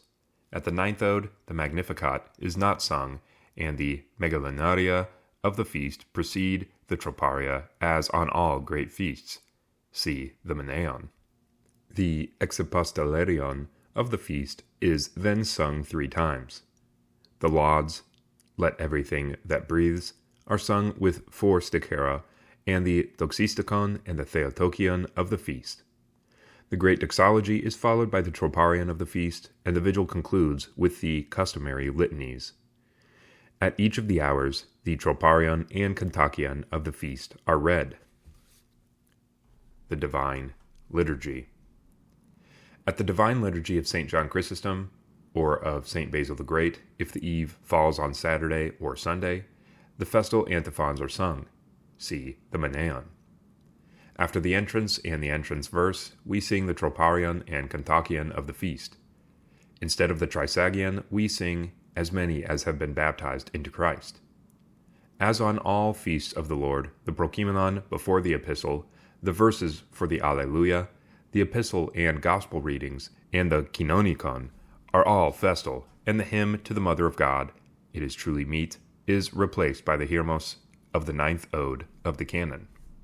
If Christmas falls on a Wednesday or a Friday, the regular fast is suppressed. In addition, fasting is eliminated during the days following the feast until the eve of Epiphany. The after feast of Christmas. The Synaxis of the Mother of God. On the day following Christmas, we celebrate the Synaxis of the Mother of God. At Lord I Call, 3 stichera from the Vespers of the feast are sung, on 6, followed by the sticheron, Glory to God in the highest. As on the evening of any feast of the Lord, there is an entrance and a great Prokeimenon. Who is so great a God as our God? At the Apostica, the Idiomela stichera of the feast are sung, and after the Lord's Prayer, the Troparion of the feast. At small compline, we read the canon of St. Euthemios of Sardis, whose feast falls that day. At Matins, with doxology, the hymnography is taken entirely from the feast. See the Meneon. The Kontakion of the feast is sung after the 3rd ode of the canon, and the Kontakion and Ikos for the Synaxis of the Mother of God are sung after the 6th ode. At the liturgy, in Greek practice, the Typika antiphons are followed by as many as have been baptized, and not the Trisagion. Other days during the after feast. The after feast of Christmas continues until December the 31st. The offices combine material for the feast with that for the saint of the day in the Meneon. At Vespers, 3 Stichera for the feast and 3 Stichera for the saint are sung. All the Theotokia are replaced by Idiomela for the feast. The Apostica Stichera are taken from the Meneon. At Matins, after each section of the psalmody, the Kathisma Troparion of the feast is sung. After Psalm 50, one of the canons of the feast is done with 6 troparia and then 4 troparia for the canon of the saint of the day in the Meneon. After the third ode, the Kontakion and Ikos are said, then the Kathisma Troparion of the saint of the day, all from the Meneon. Glory, now and ever, and the Kathisma Troparion for the feast. After the 6th ode, the Kontakion and the Ikos for the feast. After the 9th ode, the Expostolarion of the feast.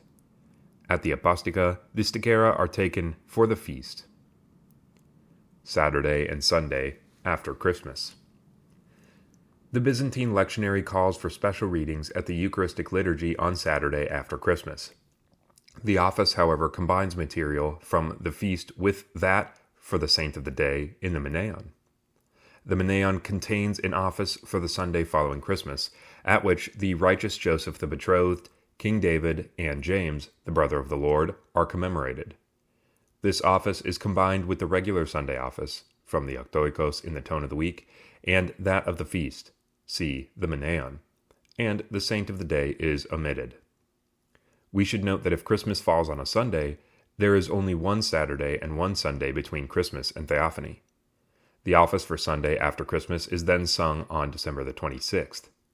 The readings appointed for Saturday after Christmas are then read on the leave-taking of the feast, together with the reading for the Saturday before Theophany. The readings for Sunday after Christmas are done on December the 26th.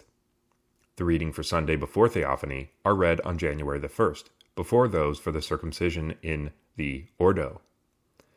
If Christmas falls on a Monday, then there is only one Saturday and one Sunday between Christmas and Epiphany. Saturday then falls on December the 30th, and the reading of the Saturday following Christmas and the Saturday before Theophany are done together. The office appointed for the Sunday after Christmas is sung on the leave-taking. On that day, the readings for the Sunday following Christmas are done.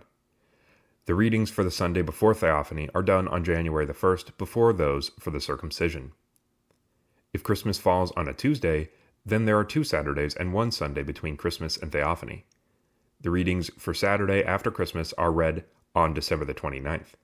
The office for Sunday after Christmas is chanted on December the 30th. And the readings for Sunday after Christmas are also read that day.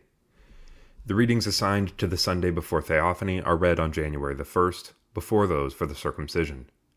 The readings for Saturday before Theophany are done on January the 5th. If the Nativity of Christ falls on a Wednesday, Thursday, or Friday, then there are 2 Saturday and Sundays between Christmas and Theophany, and there is no difficulty.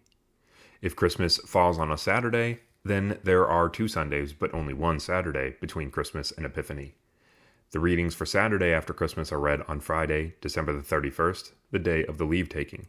The readings for the Saturday before Theophany are taken on January the 1st, following those for the circumcision. The leave-taking of Christmas.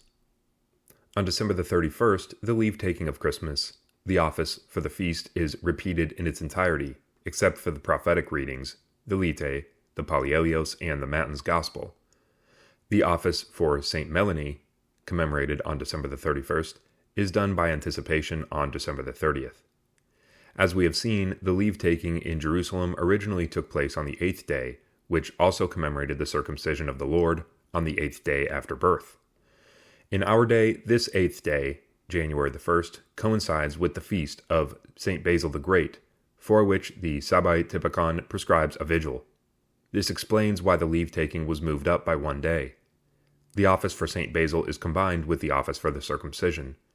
Even though the circumcision is a feast of the Lord, the rubrics for this day give priority to the commemoration of St. Basil. The offices of Theophany. The pre-feast. For the historical reasons enumerated above, the feast of Theophany, just as its twin feast of Christmas, is also modeled on the feast of Easter.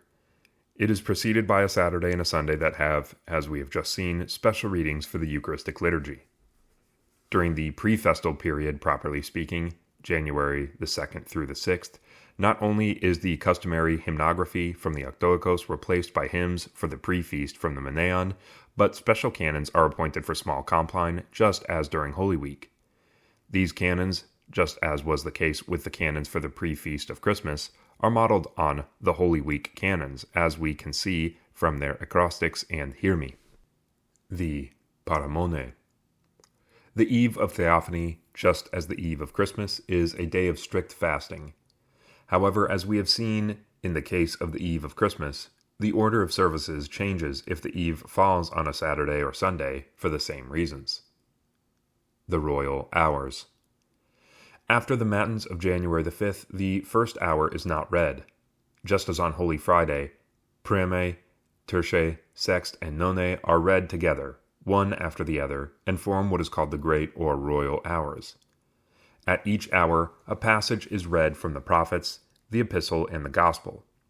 The Menaion appoints special psalms which replace the regular psalms from the Horologion, as well as a series of stichera. If the eve falls on a Saturday or a Sunday, the great hours are celebrated on the preceding Friday. Vespers and the Liturgy of St. Basil. Because the eve is a strict fast day comparable to Holy Saturday, the Liturgy of St. Basil appointed for this day follows Vespers, which begins at the 5th hour of the day. However, if the eve falls on a Saturday or a Sunday, the Liturgy of St. John Chrysostom is celebrated at the normal time, followed by Vespers at the usual hour. The Liturgy of St. Basil is then celebrated on the day of the feast at the customary time. The Menaion calls for the 8 stichera idiomela attributed to St. John of Damascus at Lord, I call. After the entrance with the Gospel book, the evening Prokeimenon is said, Horologion, followed by a series of 13 prophetic readings, recalling the 15 readings on Holy Saturday. After the third reading, the holy doors of the iconostasis are opened and a series of troparia are sung. You appeared to the world. So also after the 6th ode, when we sing another series of troparia, to the sinners and all the publicans. After the 13th reading, the deacon recites the small synapti, the trisagion is sung, and the divine liturgy follows according to the normal order. After the prayer behind the ambo, at the end of the divine liturgy, there is a procession to a river or a spring, or to the baptistery, or the narthex, to celebrate the office of the great blessing of water. See the euchologion or the Menaion. In our day, it is customary to repeat the great blessing of water on the day of Theophany itself.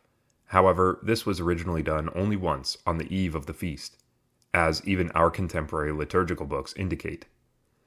This duplication can be explained, it seems, because in Palestinian monasteries the monks went down to bless the Jordan River. We should note, however, that if the eve falls on a Saturday or a Sunday, the Eucharistic liturgy is celebrated at the usual hour in the morning. Vespers follows its usual hour, concluding with the reading of the Epistle and the Gospel, the Ecteni, the prayer, Vouchsafe, O Lord, and the Synapti with demands, after which the great blessing of the waters is celebrated. The Feast of Theophany. The Vigil of the Feast.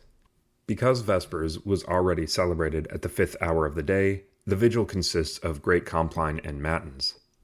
After the first trisagion, the troparion of the feast replaces the troparia from the Horologion.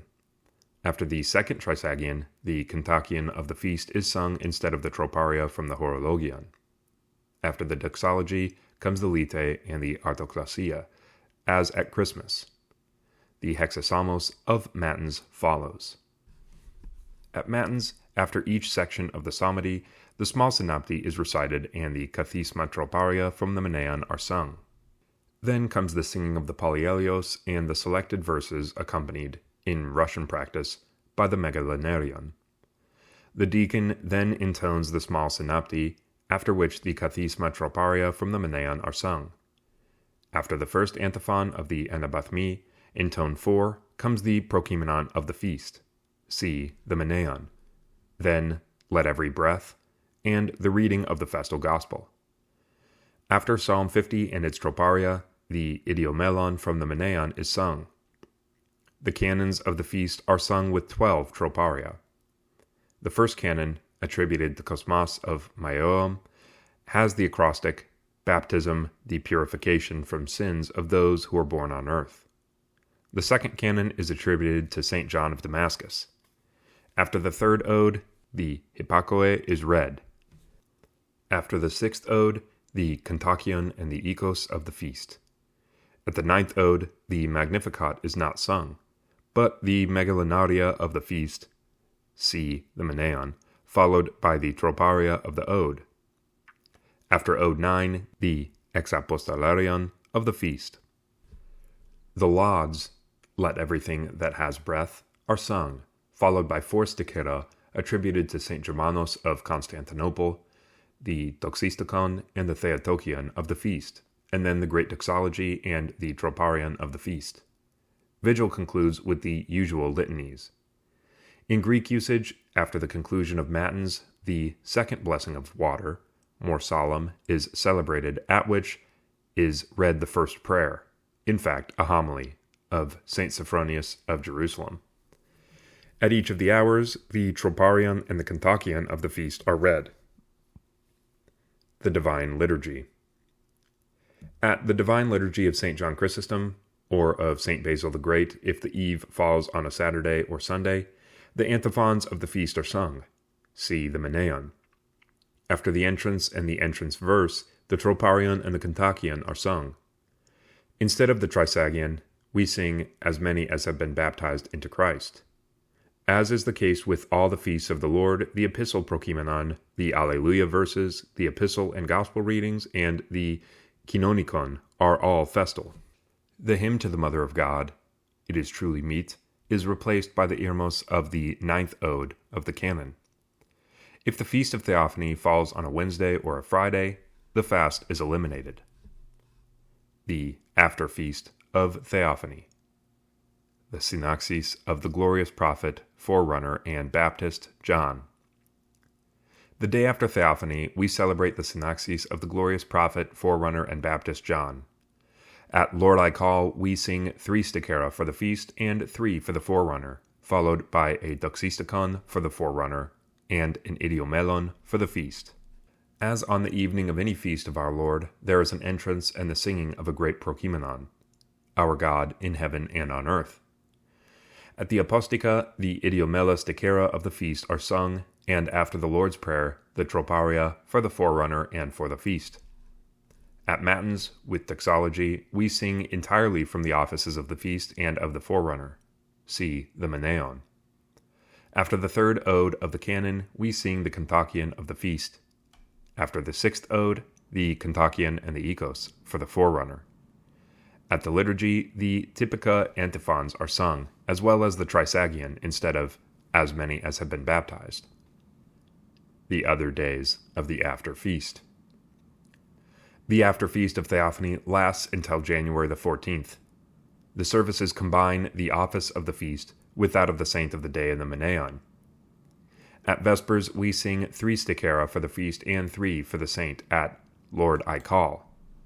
All the Theotokia are replaced by idiomela for the feast. The Apostica stichera are taken from the Meneon. At matins, after each section of the psalmody, we sing the Kathisma Troparion of the feast. After Psalm 50, we sing one of the 2 canons for the feast with 6 troparia, and then 4 troparia from the canon of the saint of the day in the Meneon. After the third ode, we sing the Kontakion, Ikos, and Kathisma Troparion from the saint in the Meneon, followed by the Kathisma Troparion of the feast. After the 6th ode, the Kontakion and the Ikos of the feast. At the 9th ode, the Magnificat. And after the 9th ode, the Exapostolarion of the feast. At the Apostica, the festal stichera are sung. Saturday and Sunday after Epiphany. The Byzantine lectionary appoints special readings at the Eucharistic liturgies of the Saturday and Sunday following Theophany. The office is that for the feast combined with that for the saint in the Meneon on Saturday and on Sunday, in addition, the resurrectional office from the Octoikos. The leave-taking of Theophany. On January the 14th, the leave-taking of Epiphany, the office for the feast is repeated in its entirety, except for the prophetic readings, the Lite, the Pallielios, and the Matins Gospel.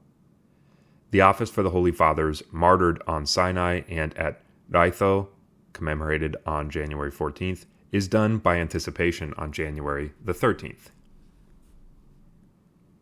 Chapter 4. The Services of the Triodion. The preparatory period of the Triodion. Sunday of the Publican and the Pharisee. Origin. The Triodion cycle begins with the Sunday of the Publican and the Pharisee, taking its name from the parable which is read on this day at the Divine Liturgy. Luke 18:10-14.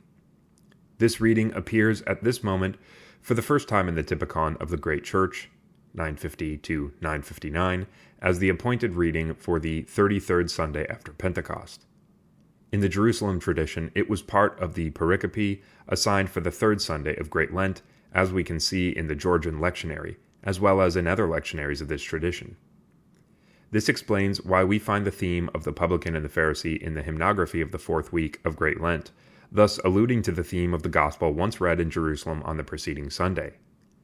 This seems to indicate that the Sunday of the Publican and the Pharisee was added quite late to the preparatory cycle of the Triodion.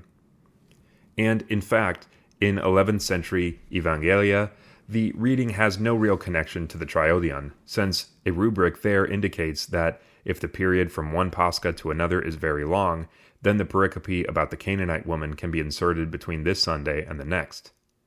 Nonetheless, in these documents, the Sunday of the Publican and the Pharisee is also called the Sunday before the Prodigal.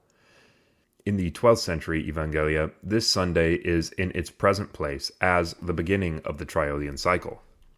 The reason for this connection to the Triodion cycle, and especially to the Sunday of the Prodigal Son, is not so much the theme of the parable as it is the desire to differ from the strict fast observed by the Armenians during the week between these two Sundays. The suppression of the fast. Indeed, during the entire week that follows this first Sunday of the Triodion, fasting is eliminated. The rubrics explain this reason for this. Quote, "It must be known that, during this week of fasting, the accursed Armenians observe a defiled fast called Archibori. In order to vanquish their shame, we free ourselves from fasting. During the entire week, beginning from Monday, we eat cheese and eggs, thus rejecting and overcoming this practice." Unquote. We do not find this rubric in the Studite tradition, as it appears in the Typikon of Alexios the Studite. However, it appears in all the Sabbaite Typica, as well as in the Triodia of Hagiopolite redaction. This highly polemical rubric is aimed at refuting the Armenian practice of a fast called Archibori, in transliteration from the Greek. The actual name of this fast, Arakavor, in Armenian, literally means before the days. It designates a period of fasting before Great Lent, introduced according to current historical knowledge by the Armenians during the 8th century in memory of the fast of St. Gregory the Illuminator, who spent 13 years, quote, in the deep pit. The tradition of the Armenian Church claims that the fast originates during the era of St. Gregory the Illuminator himself. According to Nerses the Gracious, St. Gregory the Illuminator, once he got out of the pit, introduced this 5-day fast, forbidding the consumption of any kind of food. However, before the 11th century, we find no trace of any written polemics against the Armenians on the subject of this fast. The source of the polemics about the Archibori fast is found in the, quote, Discourse against the Armenians, an apocryphal Greek text attributed to the Armenian Catholicos Isaac III, 635 through 705, according to which he called on the Armenians to accept the decisions of the Council of Chalcedon. We do know that Isaac was called to Constantinople by Justinian II in 689 to 690, where he accepted the doctrine about the two natures, and that his stance was rejected by the clergy in Armenia. In the discourse attributed to him, Catholicos Isaac attacks a certain Sergius, who, he claims, was one of the chief proponents of Monophysitism. The latter purportedly had a dog named Archibor, whom he also used as a messenger. After his dog was eaten by wolves, Sergius introduced a fast in memory of his dog, thus giving the name to the fast. As Mansvedov explains, quote, as incredible as it was when first invented, with the obvious aim of discrediting and profaning in the eyes of non-Armenians the famous Armenian fast, which was also a characteristic of this sect, of Sergians, this falsehood was nevertheless received favorably and even found a place in the Typikon. Unquote. Later, Nikon of the Black Mountain, 1025 to 1088, noted in the 14th discourse of his Tacticon that nothing on this subject was written in the decrees of the Holy Councils. Along with Nicholas Grammaticos, he sought to soften the polemical tone by explaining that the elimination of the Wednesday and Friday fast during this week was instituted simply to distinguish the Orthodox from the Armenians. The placement of this rubric in the Sabbaite Typikon can be explained by the fact that there were Armenians and Monophysites living in Palestine, and that the Chalcedonian Christians, seeking to distinguish themselves, adopted this rubric. Later, with the spread of the Sabbaite Typikon, this rubric spread throughout the Orthodox world and, to this day, has a quasi-doctrinal character. The Ordo of the Office. The Triodion contains only the office for Sunday and nothing for the week that follows. As a general rule, during the period of the Triodion, the Sunday office, until Palm Sunday, uses only the Octoikos and the Triodion. The Menaion is put aside, except in the case of saints for whom there is a vigil, or the Palielios. The other saints' offices are either delayed or anticipated at Compline on weekdays. At Lord I Call, at Vespers, 3 stichera are added to those of the Octoikos, as is a doxistikon. Note that the tones of the Octoikos continue to succeed one another during the entire period of the Triodion, until the end of Great Lent. There is also a doxistikon for the Lite and another for the Apostica. Beginning on this Sunday and until Palm Sunday, penitential troparia are sung after Psalm 50, which is read after the Gospel at Sunday Matins. Quote, open to me the doors of repentance. Lead me on the path of salvation, meditating on the many sins I have committed. These texts replace those customarily sung. The period of repentance is thus set in motion by the hymnography. The use of these hymns seems to go back only to the 14th century, even if the last of them is found in 12th century manuscripts at the Matins of Holy Tuesday. A canon from the Triodion with 6 troparia is added to the canons from the Octoikos, of the Resurrection, 4 troparia, of the Cross and the Resurrection, 2 troparia, of the Mother of God, 2 troparia. After the 3rd ode, the 2 kathisma troparia from the Triodion are sung, and after the 6th ode, the Kontakion and Ikos from the Triodion.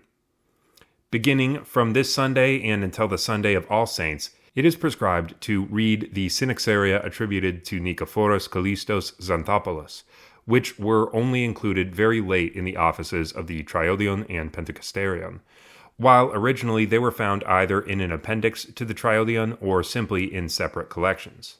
These texts consist of a commentary about the event being celebrated, which is at times inspired by apocryphal writings. They tend to imitate the hagiographic texts contained in the Synaxaria, Menologia. Following the 9th ode, in Expostolarion from the Triodion is added to the Gospel Expostolarion. At Lauds, the Triodion provides 4 stichera, the first 2 of which are repeated from Lord I Call, of Vespers, and are added to 4 stichera from the Octoikos, as well as a doxistikon. The Gospel Idiomelon, Iothinon, which is commonly sung at this point, is sung during the period of the Triodion after the dismissal of Matins during the first hour. During the singing of this Idiomelon, the Typikon calls for a procession to the narthex, where the catecheses of St. Theodore the Studite are supposed to be read. Following the reading, the Troparion of St. Theodore is sung and Prime is read.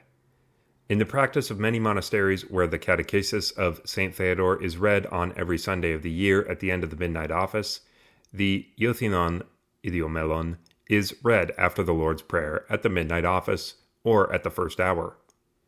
At each of the hours, only one kontakion from the triodion is read.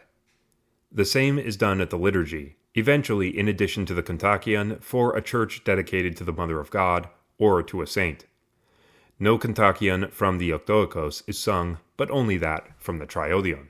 Sunday of the Prodigal Son. Origin. The second Sunday of this preparatory period is the Sunday of the Prodigal Son. It begins the week of meat fair, apokreo, the last week during which the laity may eat meat. As for the monastics who never eat meat, they enjoy a bit of rest before the beginning of the Lenten ascetical effort, as the rubrics of the Typikon prescribe that of the Alleluia office is not sung. The intermediate hours are omitted. One of the matins kathismata is omitted and shifted to Vespers. At Compline, the intercessory canons to the Theotokos are also omitted. The same is done during Cheese Fair week, except on Wednesday and Friday, when the Alleluia office is prescribed. It seems that this second preparatory week was introduced in Constantinople in addition to Cheese Fair week, which was known in Palestine and attested to by St. John of Damascus.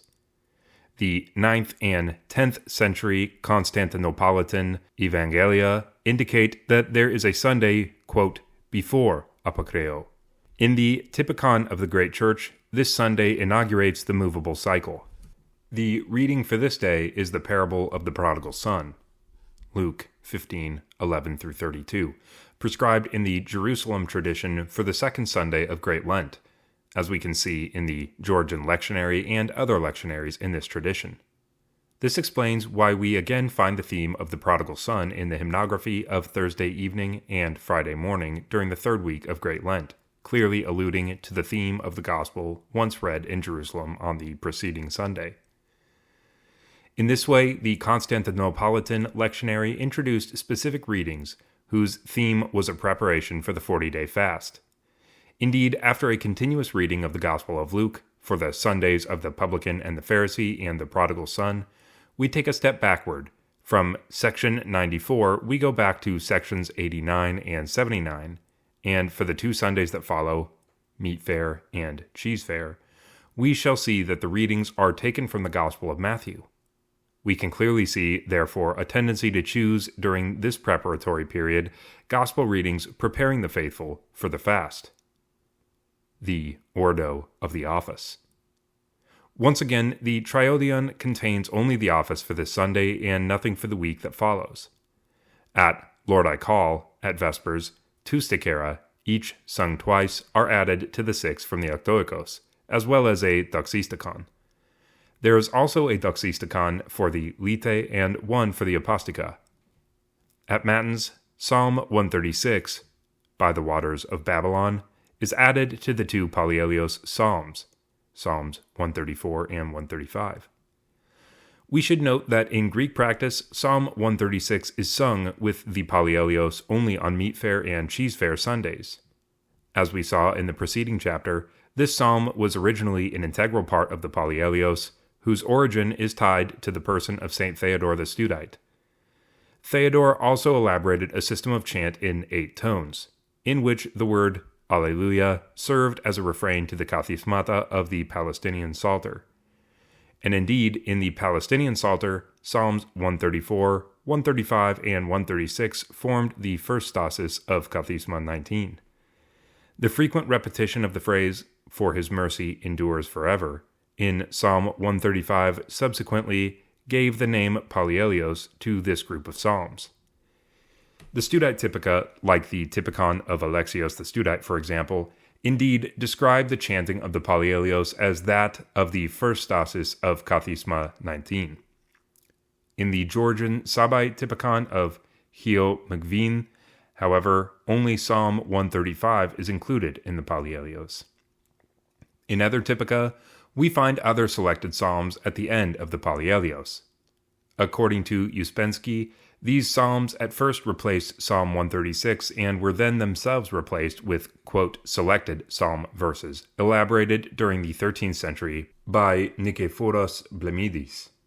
As a result, Psalm 136, originally part of the Pallielios, survived in contemporary practice only in the Vigil of Sunday of the Prodigal Son, as well as at the vigils of Meat Fair and Cheese Fair Sundays. As we shall see, J. Matthäus, for his part, believes that the Pallielios originally belonged to the ancient cathedral vigil in Jerusalem, as it is described by Igeria. In the three psalms preceding the incensation and the reading of the Gospel in Igeria, he sees the source of the three psalms constituting the Pallielios, Psalms 134, 135, and 136. As was done on the preceding Sunday, penitential troparia are sung after Psalm 50. Similarly, a canon from the Triodion with 6 troparia is added to the canons from the Octoikos, of the Resurrection, 4 troparia, of the Cross and the Resurrection, 2 troparia, and of the Mother of God, 2 troparia. After the third ode, the Kathisma troparion from the Triodion is sung, and after the sixth ode, the Kontakion and the Ikos from the Triodion. Then comes the reading from the Synaxarion of Nikephoros Kallistos Xanthopoulos. After the ninth ode, an Exapostolarion from the Triodion is added to the Gospel Exapostolarion. At Lauds, 3 stichera from the Triodion are added to 5 stichera from the Octoikos, as well as a doxistikon. Saturday of the Dead, during Meat Fair Week.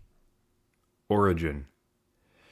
Saturday of Meat Fair Week is dedicated to the memory of, quote, our fathers and brothers, all the Orthodox Christians who fell asleep throughout the ages. This is a universal commemoration of all the dead, which we shall find again on the Saturday before Pentecost. Thus we find such a commemoration and the beginning and the end of the movable cycle. The first indication of this universal commemoration of the dead on Saturday of Meat Fair Week appears in the Typikon of the Great Church, 9th to 10th century. It is possible that it was instituted in connection with the commemoration on Meat Fair Sunday of the Last Judgment. The Typikon St. Alexios the Studite, 11th century, describes an ordo of the office very similar to what we celebrate today. Bishop Afanasi Sakharov believed that during these 2 days, the Church prayed in a more intense way for the repose of all the dead, familiar and stranger, known and unknown, of every age and circumstance, of all times and all peoples, of all who have died since the beginning of the world. According to him, this is the reason the Church put aside the commemoration of saints from the Menaion, in order to dedicate itself fully to prayer for the dead. Indeed, in contrast with other Saturdays, when the commemoration of the dead follows the glorification of all the saints, here the memorial of the dead takes up the entire focus of the liturgical celebration. The order of the office on this Saturday, modeled on the office for the dead on Saturday, has a number of peculiarities, for the reasons we just enumerated. Only the Triodion and the Octoikos are used, with the office from the Menaion shifted to Compline. If this Saturday falls on the patronal feast of the Church, or with the feast of the entrance into the temple, February the 2nd, the Typikon indicates that the office for the dead is not eliminated, but celebrated in the ossuary, or shifted to the preceding Saturday, while the festal office is celebrated in the church. The Ordo. At Vespers, celebrated in monasteries either in the ossuary or the cemetery, at Lord I Call, 3 stichera, in honor of the martyrs, are sung from the Octoikos in the tone of the week, and 3 stichera from the Triodion. The doxistikon is from the Triodion, and then, as on every Friday evening, follows the Sunday Theotokion from the Octoikos in the tone of the week. There is no entrance. The evening prokimenon is replaced by Alleluia in tone 8, with the verses for the dead. Quote, Blessed are those whom you have chosen, and their souls shall dwell with the righteous. At the Apostica, the stichera from the Octoikos are sung in the tone of the week, with special verses for the dead. The doxistikon and the Theotokion are taken from the Triodion. After the Lord's Prayer, the troparion for the dead is sung in tone 8. In the depth of the wisdom, and its Theotokion, in you we have our refuge.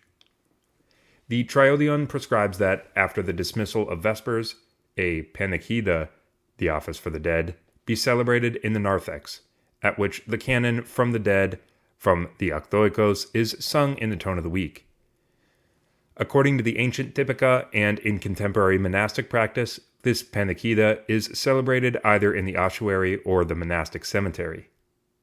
At Matins, we sing Alleluia in tone 8 with the verses for the dead. Blessed are those whom you have chosen, and their souls shall dwell with the righteous. Then the troparion for the dead twice, in the depth of the wisdom, and its theotokion, in you we have our refuge. As on every Saturday, Kathismata 16 and 17 are read. After the first Kathisma, we sing the Kathisma troparia from the Octoikos. As at offices for the dead, Kathisma 17 is interspersed with refrains and divided into 2 stanzas. The priest, accompanied by the deacon, leaves the sanctuary and goes to the table for the dead, where candles for the dead are lit, and where the kolivo and other offerings are deposited, which the deacon incenses continuously while silently reading the diptychs of the dead. After the first stanza, Psalm 118, 1 through 93, the synopty for the dead is recited. Then the second stanza of Kathisma 17, Psalm 118, 94 through 176, is read, after which the Evlogitaria troparia are sung, the assembly of the saints, etc.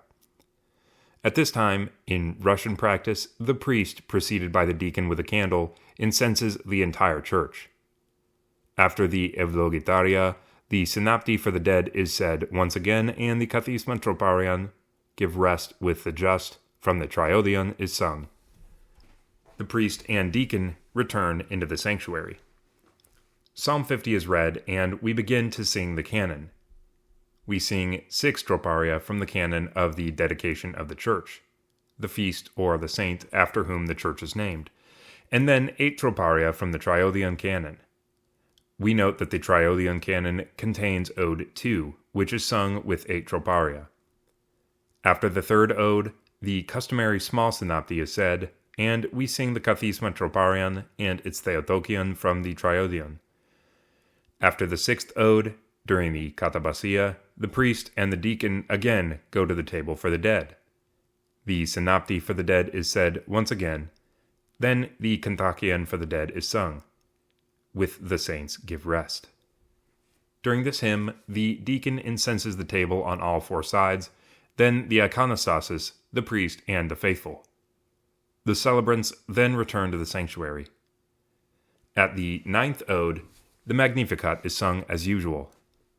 After the 9th ode follow the customary small synopty, and then the exapostolaria and the theotokion from the triodion. At lauds, which are read, 4 stichera from the triodion are sung, and then a doxistikon and theotokion, both from the triodion as well. The doxology is read.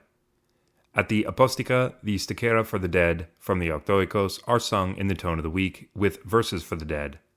Blessed are those whom you have chosen, and their souls shall dwell with the righteous. The doxistikon and the theotokion are taken from the triodion.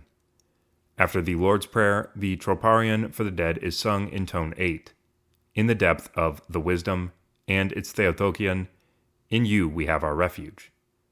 Then Matins concludes as on ordinary days. At the hours and the Eucharistic liturgy, the troparion and kontakion for the dead are sung. At the liturgy, the theotokion is added, in you we have our refuge. Meet Fair Sunday, the Last Judgment. Origin. The 3rd Sunday of the preparatory period is Meat Fair Sunday, the last day on which lay people may eat meat. This Sunday is also called Sunday of the Last Judgment, in reference to the Gospel pericope appointed that day by the 9th to 10th century Typikon of the Great Church, Matthew 25, 31 through 46. In earlier times, however, other readings were used. For example, the Georgian lectionary had the reading of Matthew 6, 34 through 7, 21. We can therefore conclude that the hymnography for this Sunday found in the Triodion is of Constantinopolitan origin and cannot antedate the 9th to 10th centuries. The ordo. As was the case with the 2 previous Sundays, only the octoikos and the triodion are used. At Vespers, the triodion contains 4 stichera for Lord I call, to which 6 are added from the octoikos, as well as a doxistikon. There are also a doxistikon and a theotokion for the lite stichara, and a doxistikon for the apostica. At Matins, as on the preceding Sunday, Psalm 136, by the waters of Babylon, is added to the 2 Psalms of the Pallielios, Psalms 134 and 135. The penitential troparia are also sung after Psalm 50. The triodion canon is sung with 8 troparia, to which are added 2 canons from the octoikos, of the resurrection, 4 troparia, and of the Mother of God, 2 troparia. After the 3rd ode, we sing a kathisma troparion from the triodion, and after the 6th ode, the kontakion and ikos from the triodion. Then follows the reading from the synaxarion of Nikephoros Kallistos Xanthopoulos. After the 9th ode, a photogogikon from the triodion is added to the Gospel exapostolarion. At the lauds, 4 stichera from the triodion are added to 5 stichera from the octoikos, as well as a doxistikon. The last 3 stichera are accompanied by verses from the triodion. At the hours, only the kontakion from the triodion is read, so also at the liturgy, except that the kontakion of the church, if the church is dedicated to the Mother of God or a saint, is eventually added, but the kontakion from the octoikos is not sung. Particularities during Cheese Fair week. Elimination of the fast. The week that follows Meat Fair Sunday is Cheese Fair week. After meat is no longer allowed, this is now the last week during which eggs and cheese may be consumed. This week is therefore also a week of relaxation before the strenuous efforts of Great Lent. Fasting is eliminated on Wednesday and Friday, as the rubric in the triodion indicates. Quote, "We do the same during Cheese Fair week, except that on Wednesday and Friday we do the office with Alleluia. Thus the brethren get a little rest. Observing the fast until the 9th hour and making prostrations, after Vespers we eat cheese and eggs on these 2 days, keeping the rule of our fathers among the saints, the confessor Nikephoros of Constantinople, who says that it is fitting for the monks to fast on Wednesday and Friday of Cheese Fair and to eat cheese and eggs after the dismissal of Vespers. Whoever deviates from this rule will fall prey to the teaching of the Jacobites and to the Quartodeciman heresy." Unquote. The last rubric, which may at first glance seem contradictory, comes from the Sabbaite Typica. As for the Typikon of Alexios the Studite, it says, quote, "For it is not fitting to fast on Wednesday and Friday of Cheese Fair week. After the conclusion of Vespers, having entered the refractory, we eat eggs, cheese, and fish. We even drink 3 cups of wine, because this was transmitted from above by the fathers in order to refute certain heresies." Unquote. All these rubrics refer to various heresies and to a canon attributed to Patriarch St. Nikephoros of Constantinople. In order to understand to what polemics these rubrics refer, it is necessary to know that the duration of Great Lent has evolved in the Christian East. In Jerusalem, a fast of 6 weeks was observed originally, or the equivalent of 40 days before Pascha. Later, the practice evolved to 8 weeks with 5 days of fasting per week, because, in accordance with Apostolic Canon 64, one did not fast on Saturday or Sunday. This new practice was observed by the Western pilgrim Egeria during her stay in the Holy City between 381 and 384, as we can see in her journal. John Cassian, on the other hand, speaks of the fast as a tithe of the days of the year. This leads us to conclude that, at the beginning of the 5th century, Palestine shifted from an 8-week to a 7-week fast. In the 6th century, Saint Dorotheus of Gaza takes up the calculation of Saint John Cassian of the fast as a tithe of the year, which he considers to be of apostolic provenance. He explains how the Fathers later added an 8th supplementary week. This practice was also observed in Antioch at the same time, since Severus of Antioch gives a spiritual interpretation for the 8 weeks of fasting. We know as well that an 8th week of additional fasting was introduced during the 7th century by Heraclius, 610 to 641. Indeed, after the victory of Heraclius over the Persians in 629, he agreed to punish those Jews in Jerusalem who had collaborated with the Persians and who had persecuted Christians, as long as these Christians agreed to fast an extra week before Great Lent. But this practice was quickly abandoned. During the 8th century, however, there was a controversy in the East about whether the fast should last 7 or 8 weeks. In his treatise on fasting, St. John of Damascus divided the 8 weeks before Pascha into 3 parts: a preparatory week, the 6-week 40-day fast, and Holy Week. We should be aware that the custom of fasting for 8 weeks was kept among the Monophysites, Severians, and Copts, which explains why the Chalcedonians wanted to distinguish themselves. A canon attributed to Patriarch Nikephoros of Constantinople, 758 to 829, a confessor of orthodoxy, states that one must not fast during the 8th week in order to mark oneself off from the Monophysites. The rubrics we cited above do in fact mention the Jacobites and the Tetradites, or Quartodecimans, who were Severian Monophysites, as distinct from the Quartodecimans of the 1st centuries. Jacob Bardaeus, 500 to 578, head of the Syrian Christians and considered to be the father of the Jacobites, traveled to Constantinople around 528 to plead the Monophysite cause, and then became bishop of Edessa towards 542. Having become the soul of the resistance to the politics and theology of Emperor Justinian, he traveled throughout Egypt and Syria, and even to Armenia and Persia, ordaining thousands of priests, 27 bishops, and 2 patriarchs, and founding anti-Chalcedonian churches. For this reason, he was considered by his enemies as the founder of the Monophysite, or Jacobite, church.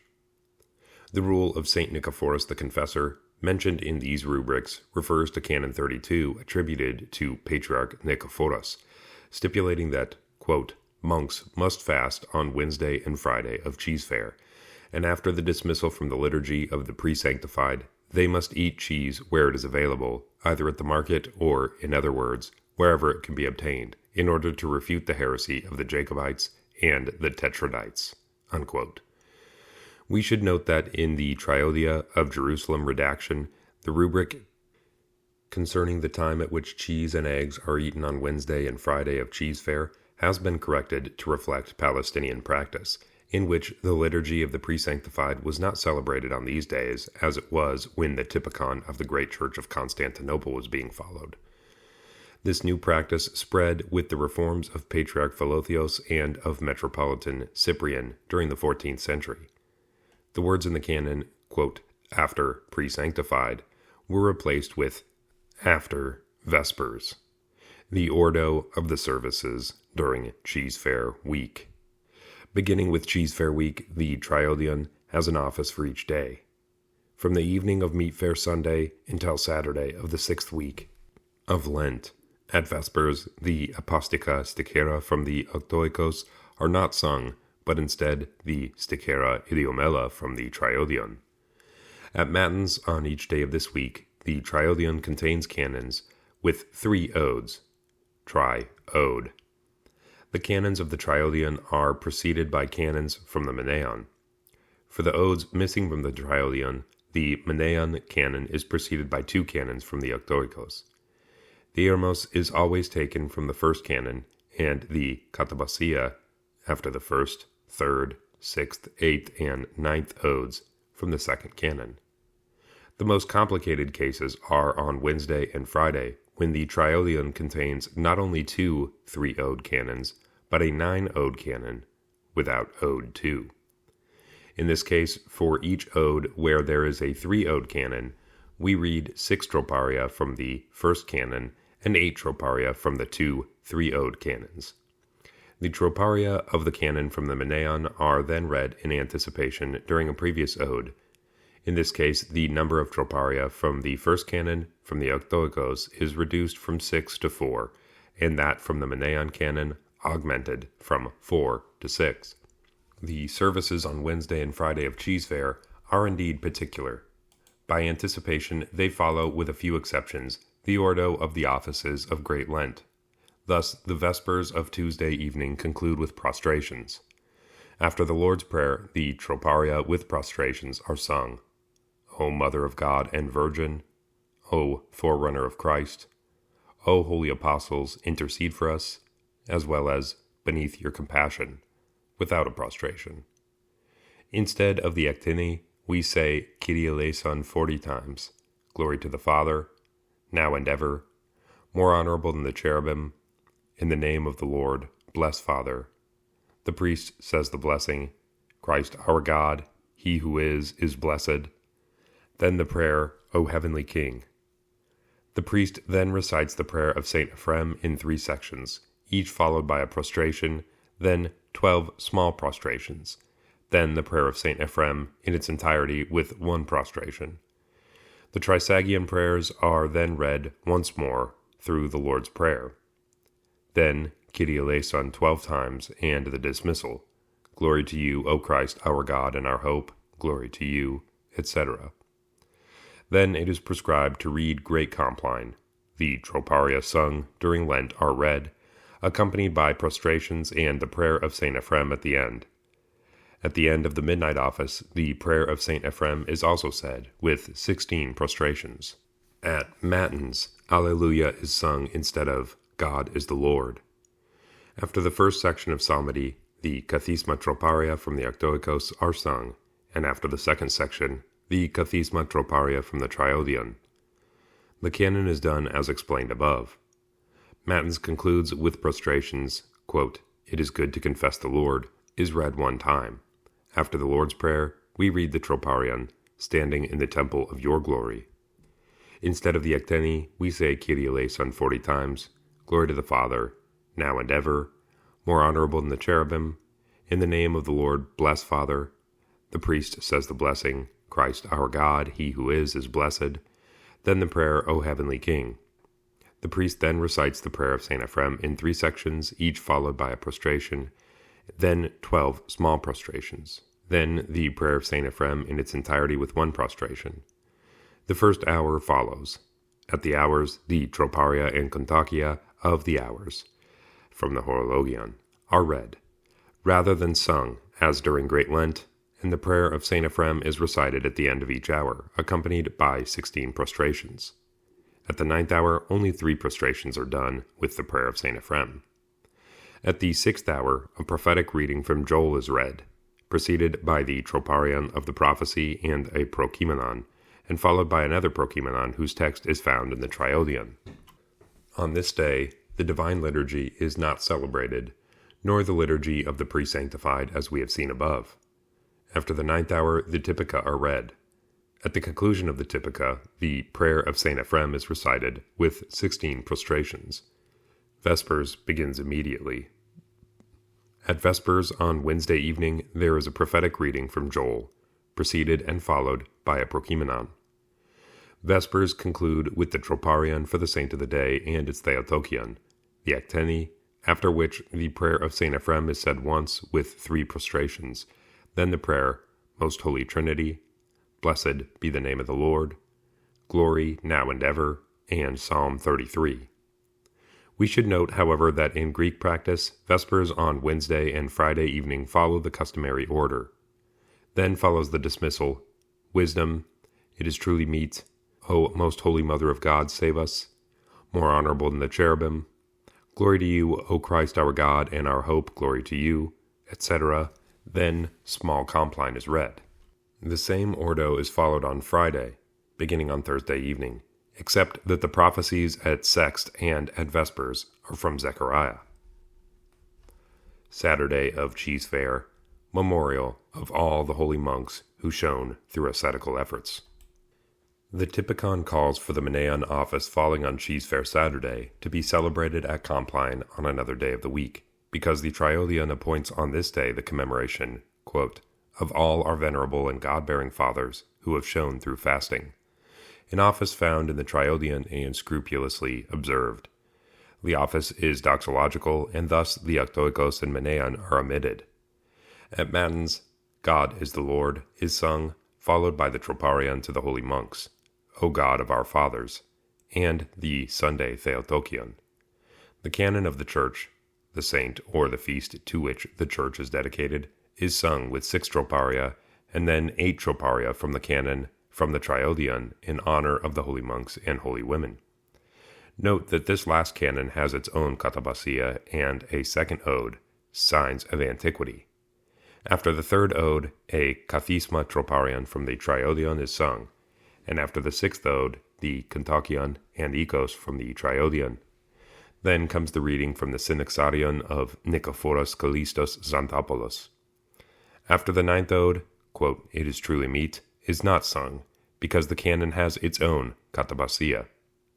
After the small synopty, the exapostolarion from the Triodion is sung.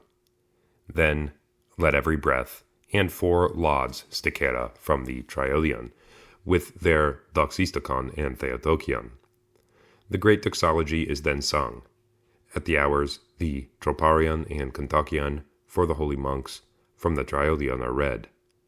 At the liturgy, the troparion and kontakion of the church are added, and 2 epistles and 2 gospels are read. Cheese Fair Sunday, the expulsion of Adam, forgiveness. The hymnography for the Sunday preceding the beginning of Great Lent is inspired by the creation and the sin of Adam and Eve, connecting the theme of the gluttony of Adam and the 40-day fast of the Lord in the desert. According to the commentary of Xanthopoulos, the origin of this Sunday is very ancient, probably from Palestine. As on the preceding Sundays, only the octoikos and the Triodion are used. At Vespers, the Triodion supplies 4 stikera at Lord, I call, as well as a doxistikon, to which 6 stikera are added from the octoikos. The Triodion also contains a doxistikon and theotokion for the lite, and a doxistikon and theotokion for the apostika. At Matins, as at the preceding Sunday, Psalm 136, by the waters of Babylon, is added to the 2 psalms of the Polyelios, Psalms 134 and 135.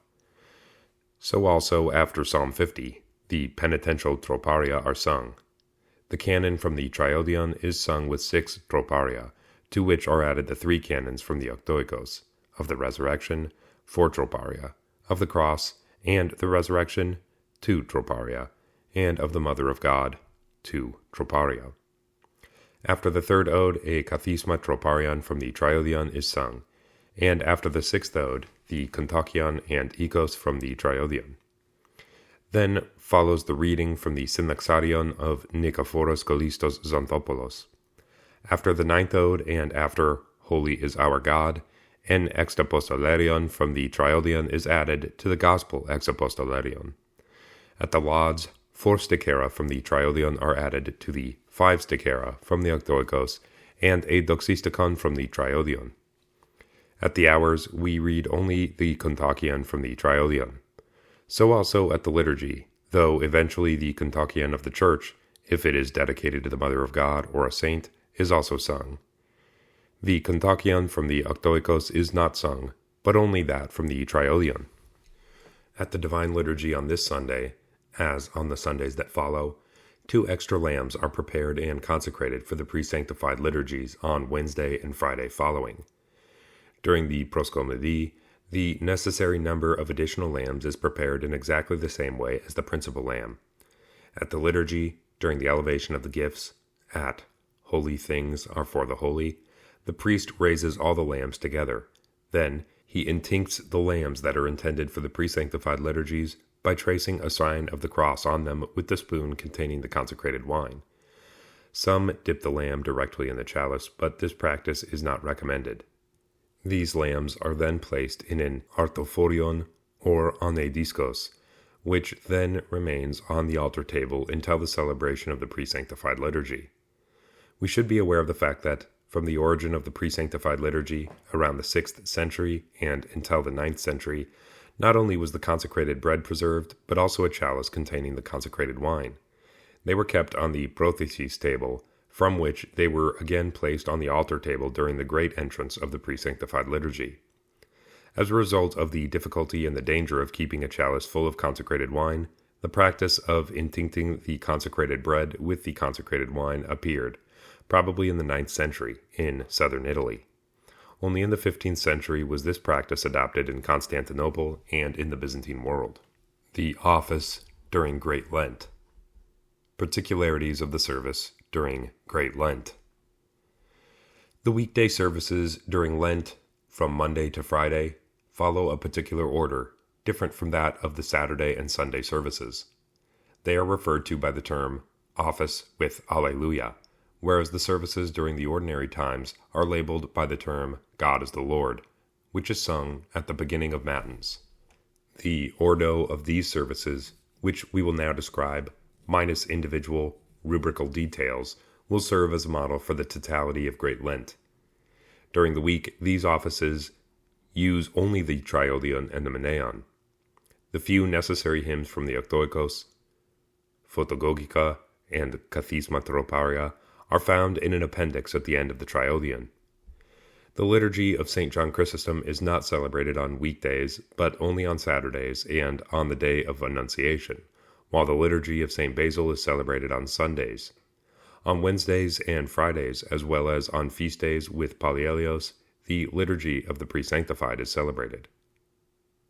Vespers on Sunday evening. The services of each week of Great Lent begin with Vespers on Sunday evening, which follows a particular order because it serves as a kind of transition between the festal and the Lenten office.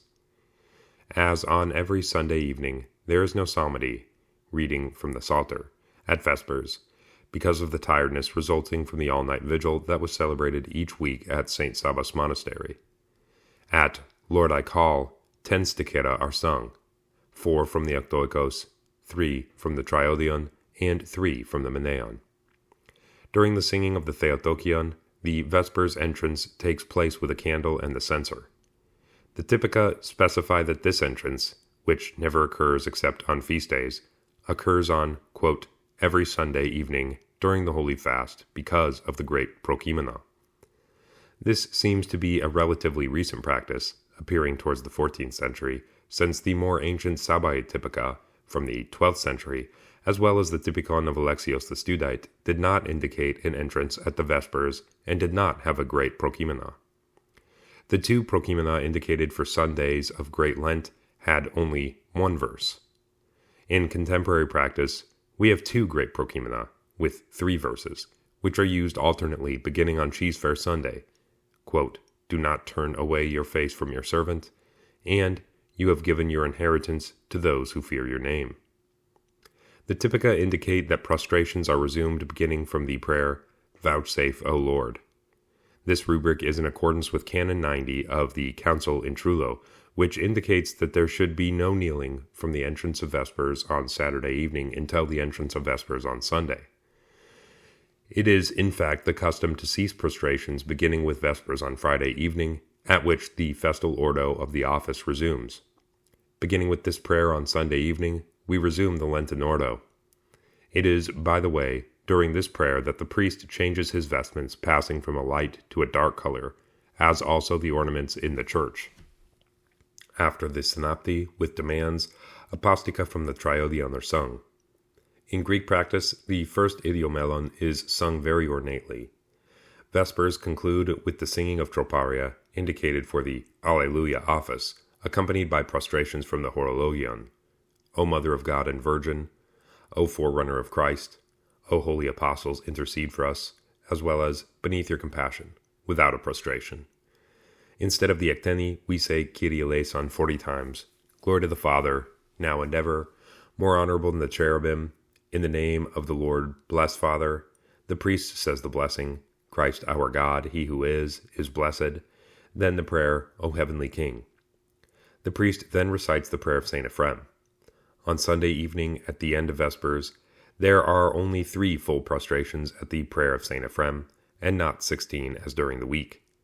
While neither the Typikon of Alexios the Studite nor the ancient Sabbaite Typica give any specific instructions, the later Sabbaite Typica specify that this prayer is said by each one, quote, raising their hands, standing, and meditating. In current practice, the prayer is recited by the priest. The triodion then indicates that the icons be venerated, and the dismissal takes place. In the monasteries on Athos, the veneration of icons, as well as bowing to the community from the center of the church, takes place during the Apostica at every service. In our day, a solemn rite of forgiveness occurs on Cheese Fair Sunday, modeled on the customary asking for forgiveness at the conclusion of each office. The rite takes place after the dismissal of Vespers. On Athos, this rite of forgiveness is generally performed in the refectory after the evening meal and the reading of Compline. The abbot reads a prayer of absolution, and as the monks leave, they kiss the small gospel book he holds in his hands. They then ask forgiveness of one another and wish each other a blessed Lent. This rite of forgiveness has given Cheese Fair Sunday its name, Forgiveness Sunday. After the dismissal of Vespers, a cross and icons of Christ and the Mother of God are placed on lecterns. The superior makes full prostrations before them, venerates them, and then offers the assembly a homily on the theme of forgiveness. He then asks for their pardon, saying, "Bless me, Holy Fathers, brothers and sisters, and forgive me, a sinner, all the sins I have committed this day and on all days of my life, in word, deed, or thought, and through all my senses." He then does a full prostration. The assembly responds in turn by making a full prostration, while the second priest says, "May God forgive you, Holy Father, forgive us sinners, and bless us." The superior answers, "May God, through his grace, forgive us and have mercy on us all." The superior then takes the cross in his hands, and the clergy and the faithful approach, venerate the icons and the cross, and ask each other for mutual forgiveness. The Typikon does not prescribe any hymns to accompany this rite of forgiveness. However, there are several practices. Some sing at this point the repentance troparia, "Open to us the doors of repentance," while others sing the Paschal Stikera. On Mount Athos, at Dionysiou and Simonos Petros, the formula, "Through the prayers of our Holy Fathers," is sung with a highly ornate melody. This rite of forgiveness is rooted in the ancient tradition of the Palestinian monks who would go out into the desert for all of Great Lent and would return only on Palm Sunday, while some died in the desert and did not return to the monastery for Pascha. Matins during Great Lent. Matins follows the order of the office with Alleluia. They begin with the royal office and the hexapsalmos. Rubrics in the triodion emphasize the careful attention that is due to this psalmody by recalling that, quote, "The appointed brother, standing at the proper place, begins to read the psalms with all necessary attention, not rushing and with the fear of God, as if he were invisibly speaking with God himself and praying for our sins. No one may whisper or spit or clear his throat, but he must listen attentively to the psalms read by the reader." Unquote. These rubrics are identical to those during ordinary time. They were preserved in the triodion because of the distinct character of this book, which very early on absorbed the rubrics from the Typikon of St. Sabas. We find a similar rubric in the most ancient Sabbaite Typica, such as Sinai 1094. After the hexapsalmos, the great synopty is recited, and we sing Alleluia in the tone of the week, accompanied by 4 verses from Isaiah. These verses are proclaimed by the canonarch or the deacon in the same way as the verses at "God is the Lord," while the choir responds after each verse with Alleluia, just as for Prokimena. After the Alleluia, the triadica troparia, found in an appendix to the triodion or in the Great Horologion, are sung in the tone of the week. Note that the ending of these troparia varies with the day of the week. The triadica troparia are so called because they conclude with a doxological formula to the Holy Trinity. Holy, holy, holy are you, O God. In their context, as also in the case of the verses from the Canticle of Isaiah that accompany the Alleluia, they make no reference either to fasting or to penitence, which clearly indicates that these two units were constitutive elements of the ordinary non-festal office. 3 kathismata from the Psalter are then read, following the arrangement for Great Lent. After the first kathisma, we sing the kathisma troparia from the Octoikos in the tone of the week. See the appendix at the end of the triodion. After the second and third kathismata, the kathisma troparia from the triodion are sung. It is interesting to note that after the first and second kathismata, the triodion appoints throughout Lent, patristic readings from the works of St. Ephrem and the Lausaic history after the third Kathisma. After Psalm 50, which is preceded by Kyrie eleison 3 times, Glory, now and ever, the priest recites the prayer, O Lord, save your people, usually read at Sunday Matins, followed by the Ekphonisis. We note that this part is dropped in contemporary Greek usage. The ordo of the canon is particular during Great Lent. The biblical canticles are sung in their entirety. This represents a major difference because, in ordinary time, we sing only as many verses of the ode as there are troparia, i.e., 10. The first canticle is sung on Monday, the second on Tuesday, the third on Wednesday, the fourth on Thursday, the fifth on Friday, and the 8th and 9th are sung each day. The verses of the biblical ode are intercalated with the canon troparia from the Menaion and the Triodion. The entire canon from the Menaion is taken, to which 2 3-ode canons from the Triodion are added. These 3 ode canons consist of, on Monday, odes 1, 8, and 9, Tuesday, 2, 8, and 9, Wednesday, 3, 8, and 9, Thursday, 4, 8, and 9, Friday, 5, 8, and 9. The troparia of these canons are intercalated between verses of the biblical canticle. To do this, it is necessary to follow the arrangement of the biblical canticles in the section of the Hiermologion for Great Lent. For those odes for which there are canons from the Triodion, the Hiermos of the Menaion canon is intercalated after the 14th verse before the end of the canticle, the antepenultimate verse being Glory and the last being Now and Ever. Then, after each verse, we intercalate the troparia of the canon from the Menaion, 6 with the Hiermos, and those from the Triodion canon, 8 troparia. Note that in Greek practice, most of the time the Hiermos of the Menaion canon is sung twice, so as to set the tone in which the ode and the troparia will be sung, and then the entire biblical canticle with the interpolated troparia. The second 3-ode canon consists of 1 or 2 troparia, which are not part of the 14 troparia. These are preceded by the refrain, Glory to you, our God, glory to you. They are called perisi, supplement, in technical terminology. The katabasia is the Hiermos of the second canon from the Triodion. Note that the second biblical canticle, considered to be a penitential canticle, is sung in its entirety, after which the troparia of the canons are read, with the refrain, Glory to you, our God, glory to you. In Greek practice, the second ode is read and not sung, and then the troparia are sung. For those odes that have only a canon from the Menaion, the other canticles are sung, but only with as many verses as correspond to the number of troparia, as in ordinary time, i.e., only the last 4 verses of the canticle are used. After the third ode come the small synopti and the kathisma troparion from the Menaion. After the 6th ode follows the small synopti, and then we sing the martyricon in the tone of the week. See the appendix at the end of the Triodion. Note that the Kontakion as well as the extrapostolarion and the apolitikion troparion are omitted here on the days when Alleluia is sung. After the 9th ode comes a small synopti, and then the Trinitarian photogogikon, according to the tone and the day of the week. See the appendix at the end of the Triodion. Note also that the ending of the photogogikon changes depending on the day of the week. The lauds are read in the Palestinian redaction, Praise the Lord from the heavens, as well as the doxology, also in the Hagiopolite version. After the synopti with demands, the apostica from the Triodion are sung. The psalm prayer, It is good to confess the Lord, is read twice. After the Lord's Prayer, the reader or canonarch reads the troparion, read and not sung.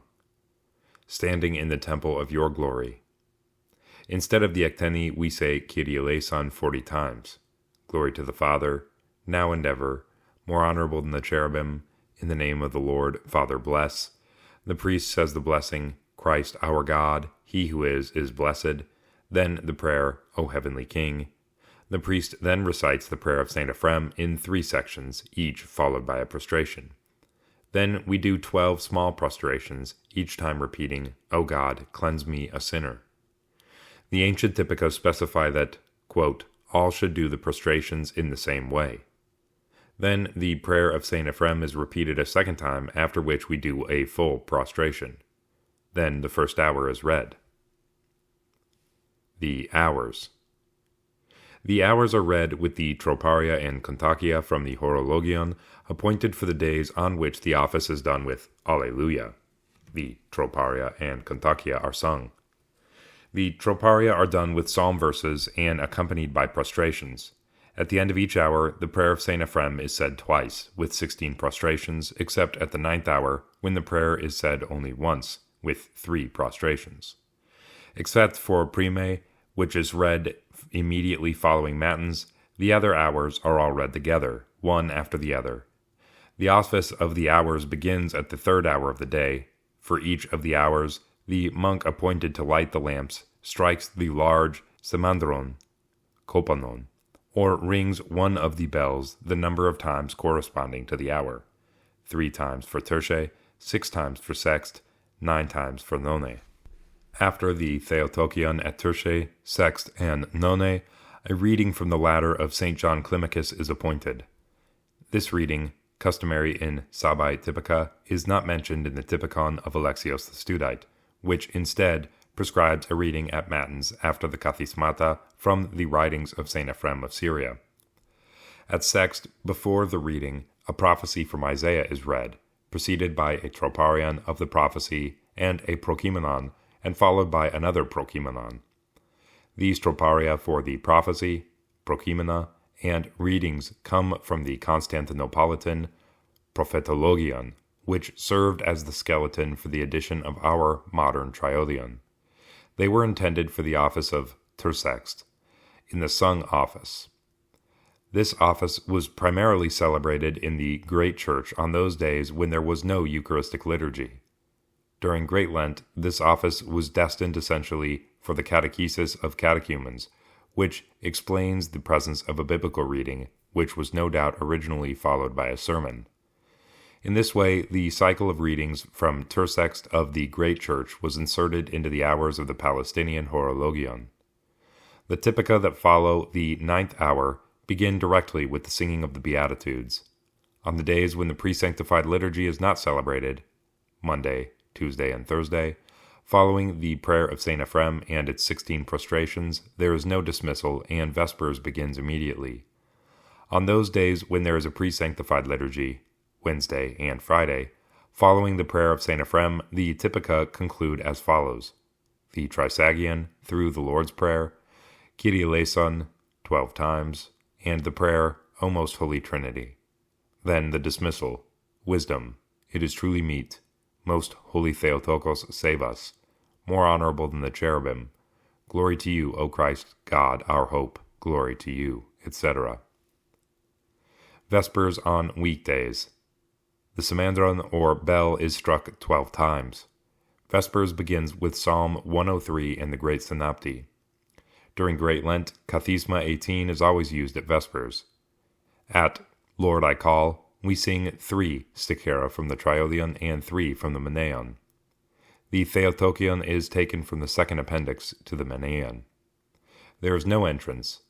Instead of the evening prokimenon from the Horologion, a prokimenon from the Triodion precedes the first reading from Genesis. After this reading, a second prokimenon from the Triodion is sung, followed by the second reading from Proverbs. Then the presider or the reader recites the prayer, Vouchsafe, O Lord, and the priest says the synopty with demands. The apostica are sung from the Triodion. After St. Simeon's prayer and the Trisagion prayers, the troparia from the Horologia are sung, accompanied by prostrations. O Mother of God and Virgin, O Forerunner of Christ, O Holy Apostles, intercede for us, as well as beneath your compassion, without a prostration. In Greek practice, this Theotokion is read by a reader or canonarch. Instead of the Ecteni, we say Kyrie eleison 40 times, Glory to the Father, Now and Ever, More honorable than the cherubim, In the name of the Lord, bless Father. The priest says the blessing. Christ our God, he who is blessed. Then the prayer, O heavenly King. The priest then recites the prayer of St. Ephrem in 3 sections, each followed by a prostration, then 12 small prostrations, then the prayer of St. Ephrem in its entirety with 1 prostration. The Trisagion prayers are then read once more through the Lord's Prayer. Then Kyrie eleison 12 times, and the prayer Most Holy Trinity. Blessed be the name of the Lord 3 times. Glory, now and ever. Psalm 33, then the dismissal. Wisdom, it is truly meet. Most holy Theotokos, save us, more honorable than the cherubim.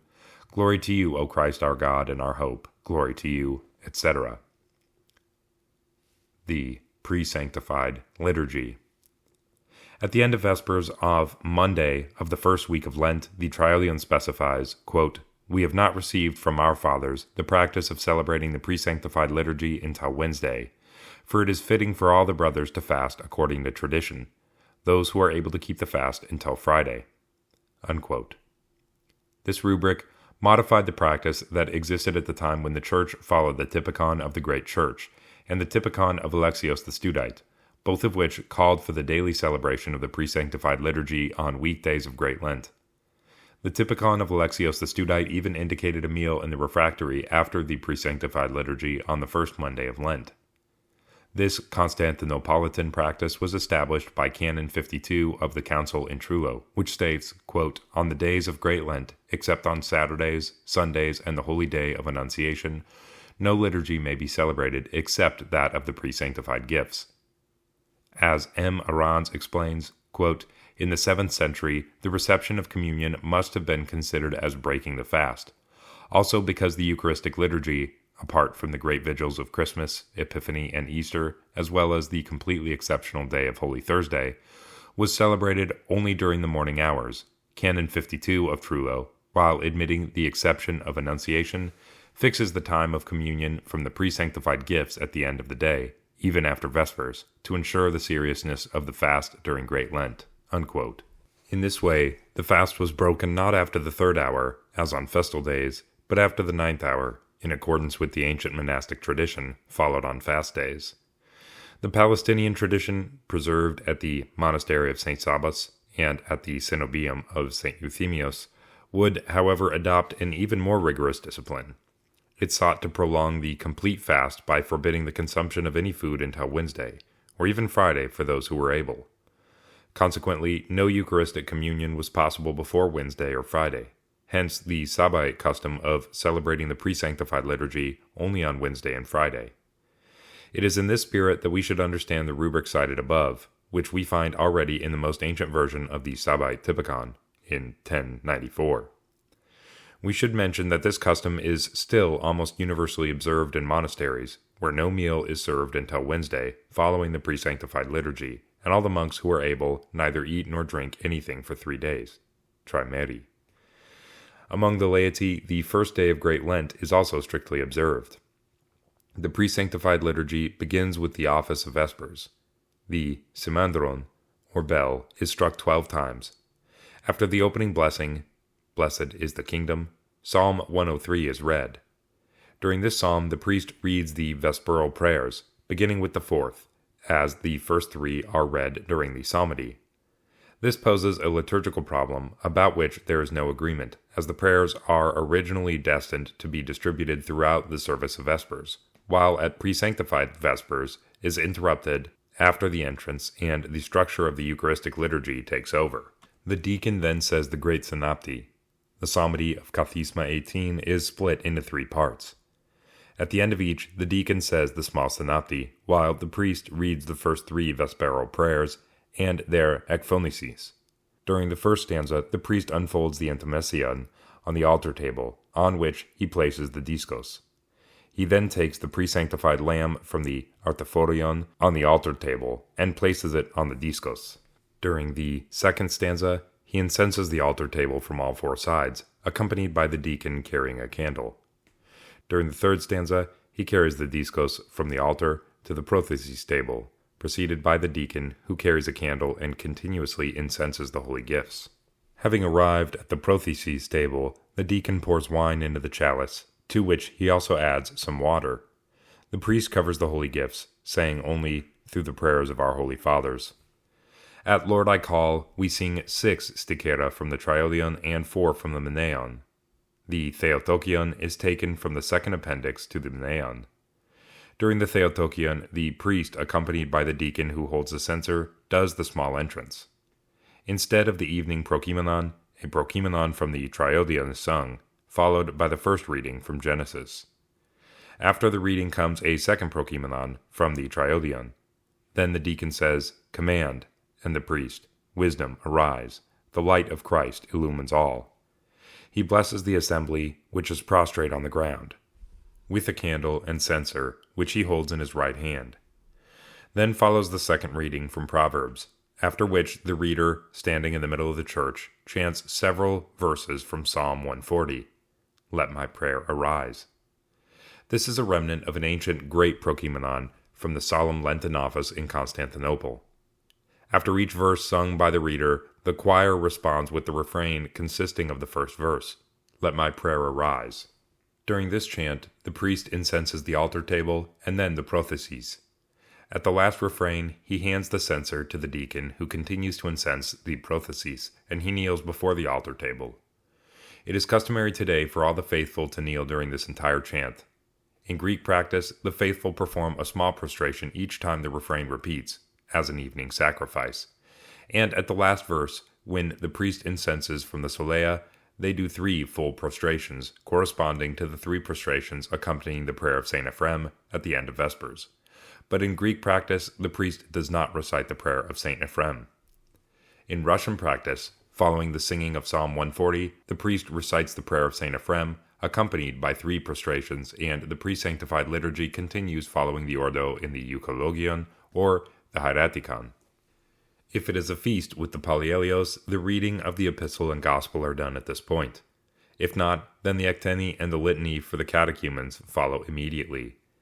Beginning on Wednesday of the 4th week of Great Lent, an additional litany, for those who are preparing for illumination, is added after these 2.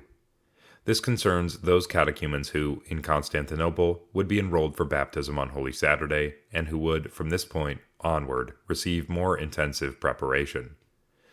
2 litanies for the faithful follow. The Great Entrance takes place during the singing of the hymn, "Now the Powers of Heaven." After the deacon has incensed the sanctuary, the priest goes to the protheses table, takes the diskos in his right hand, and, holding it over the chalice held in his left hand, if there are concelebrants, the first priest holds the diskos, and moves towards the altar, passing through the north deacon's door and entering the sanctuary through the holy doors, saying nothing. The deacon continuously incenses the holy gifts, and the assembly is prostrate on the floor. In Russian practice, the priest again recites the prayer of St. Ephrem with 3 prostrations. Then the deacon recites the Synopty with demands, after which comes the Lord's Prayer. Communion follows. In Greek practice, the communion of the liturgy follows the typical practice. This is the ancient Byzantine rite. Russian practice, however, follows rubrics that were introduced into the Hieretikon in the 17th century, according to which the celebrants commune only from the holy gifts on the diskos. Only those who do not consume the gifts after the communion of the faithful drink from the chalice, as the rubrics indicate that the wine in the chalice is not considered to be consecrated. These rubrics, influenced by scholasticism, are based on the belief that the wine in the chalice is not consecrated by, quote, infusion, when a particle of the holy gifts is placed in the chalice. Byzantine theologians, however, considered that the wine in the chalice was consecrated by contact with the particle of the holy gifts placed into it. During the communion of the liturgy, the kinonikon is sung, quote, "Taste and see how good the Lord is." After the communion of the faithful, which takes place as usual, comes the thanksgiving, the litany by the deacon, the prayer of the ambo, read by the priest, O Master all-powerful, and then Psalm 33, during which the priest distributes the antitheron saved from the preceding Sunday and the dismissal. Great Compline. At the 9th hour on Monday, it is prescribed that the monk appointed to light the candles should strike the large simandron 12 times to indicate the beginning of Great Compline. On the first 4 days of the first week of Great Lent, Psalm 69 is read immediately following the opening prayers, and then the penitential Great Canon of St. Andrew of Crete is sung, divided into 4 parts.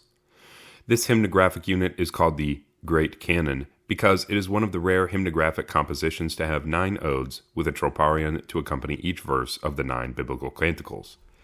It therefore contains 250 troparia, each corresponding to nearly every verse of the biblical canticles. The hiermi of the Great Canon almost literally repeat verses from the biblical canticles, which is not original but a sign of antiquity, like the presence of the second ode. 3 prostrations are done with each troparion as a sign of repentance and contrition, reflecting the spirit of the Great Canon, which is referred to as penitential. Unfortunately, the prostrations have been abandoned in Greek practice, and the canon is chanted very quickly, as has also happened in Russian parochial practice. The Great Canon of St. Andrew of Crete is sung in its entirety at Matins on Thursday of the 5th week of Lent, and in 4 sections at Compline during the 1st week of Lent, from Monday through Thursday evening. St. Andrew of Crete, 660 to 740, was a monk at the Holy Sepulchre in Jerusalem before being ordained in 685 to be the deacon at the Great Church of Constantinople, and then a bishop on the island of Crete at the turn of the 7th and 8th centuries. It is during his episcopate that he pronounced the various homilies that have come down to us, and it is also at this time that he composed the various canons attributed to him. In his hymnography, St. Andrew of Crete owes a great deal to St. Romanos, the melodist, by whom he is inspired, and whom he sometimes paraphrases. For example, the 4th ode of the Great Canon is a paraphrase of the Proemium Kontakion, O my soul, of Romanos, sung today after the 6th ode of the canon. The Russian liturgist I. Karabinov has shown clearly that the Great Canon was composed by St. Andrew of Crete not for a particular liturgical solemnity, for Thursday of the 5th week of Great Lent, but rather, as the Synaxarion of Kallistos Xanthopoulos states, as a spiritual autobiography of repentance. Indeed, some think that St. Andrew composed this text after having been dragged by Emperor Philippikos into the Monothelite heresy. Thus, this canon, composed toward the end of his life, reflects his personal experience of sin and conversion. As Karabinov explains, quote, in order to facilitate the enumeration of his sins, St. Andrew employs an original method. He turns to a review of all biblical history. The sinful persons and the negative actions give him a pretext to express reproach against his own soul, because it has imitated them. On the contrary, it, the reproach, suggests that he imitate the just and their righteous actions. Unquote. The survey of the Old Testament concludes with the 8th ode, the last Old Testament ode. In the 9th ode, he proceeds to list examples taken exclusively from the New Testament. Thus, it is in a spirit of repentance that the author refers to the great biblical personages, finding in them a reflection of his own experience of sin, and this explains the adjective penitential that is used to describe this great canon. Note that the Typikon of Alexios the Studite does not mention the great canon at Compline during the 1st week, but only at Matins at the 5th week. One of the most ancient manuscripts of the Typikon of St. Sabas, Sinai 1094, 12th century, reflects our contemporary practice, though it indicates that this is a practice of the Palestinian Cenobia, while the monks at the monastery of St. Sabas read Compline in their cells. Note also that in contemporary Greek practice, the Great Canon is sung at the end of Great Compline after the doxology. The current Russian practice has kept the ancient custom of reading the Great Canon at the beginning of Great Compline, for all the other canons read at this office during Great Lent have also been shifted to following the doxology in the 3rd section.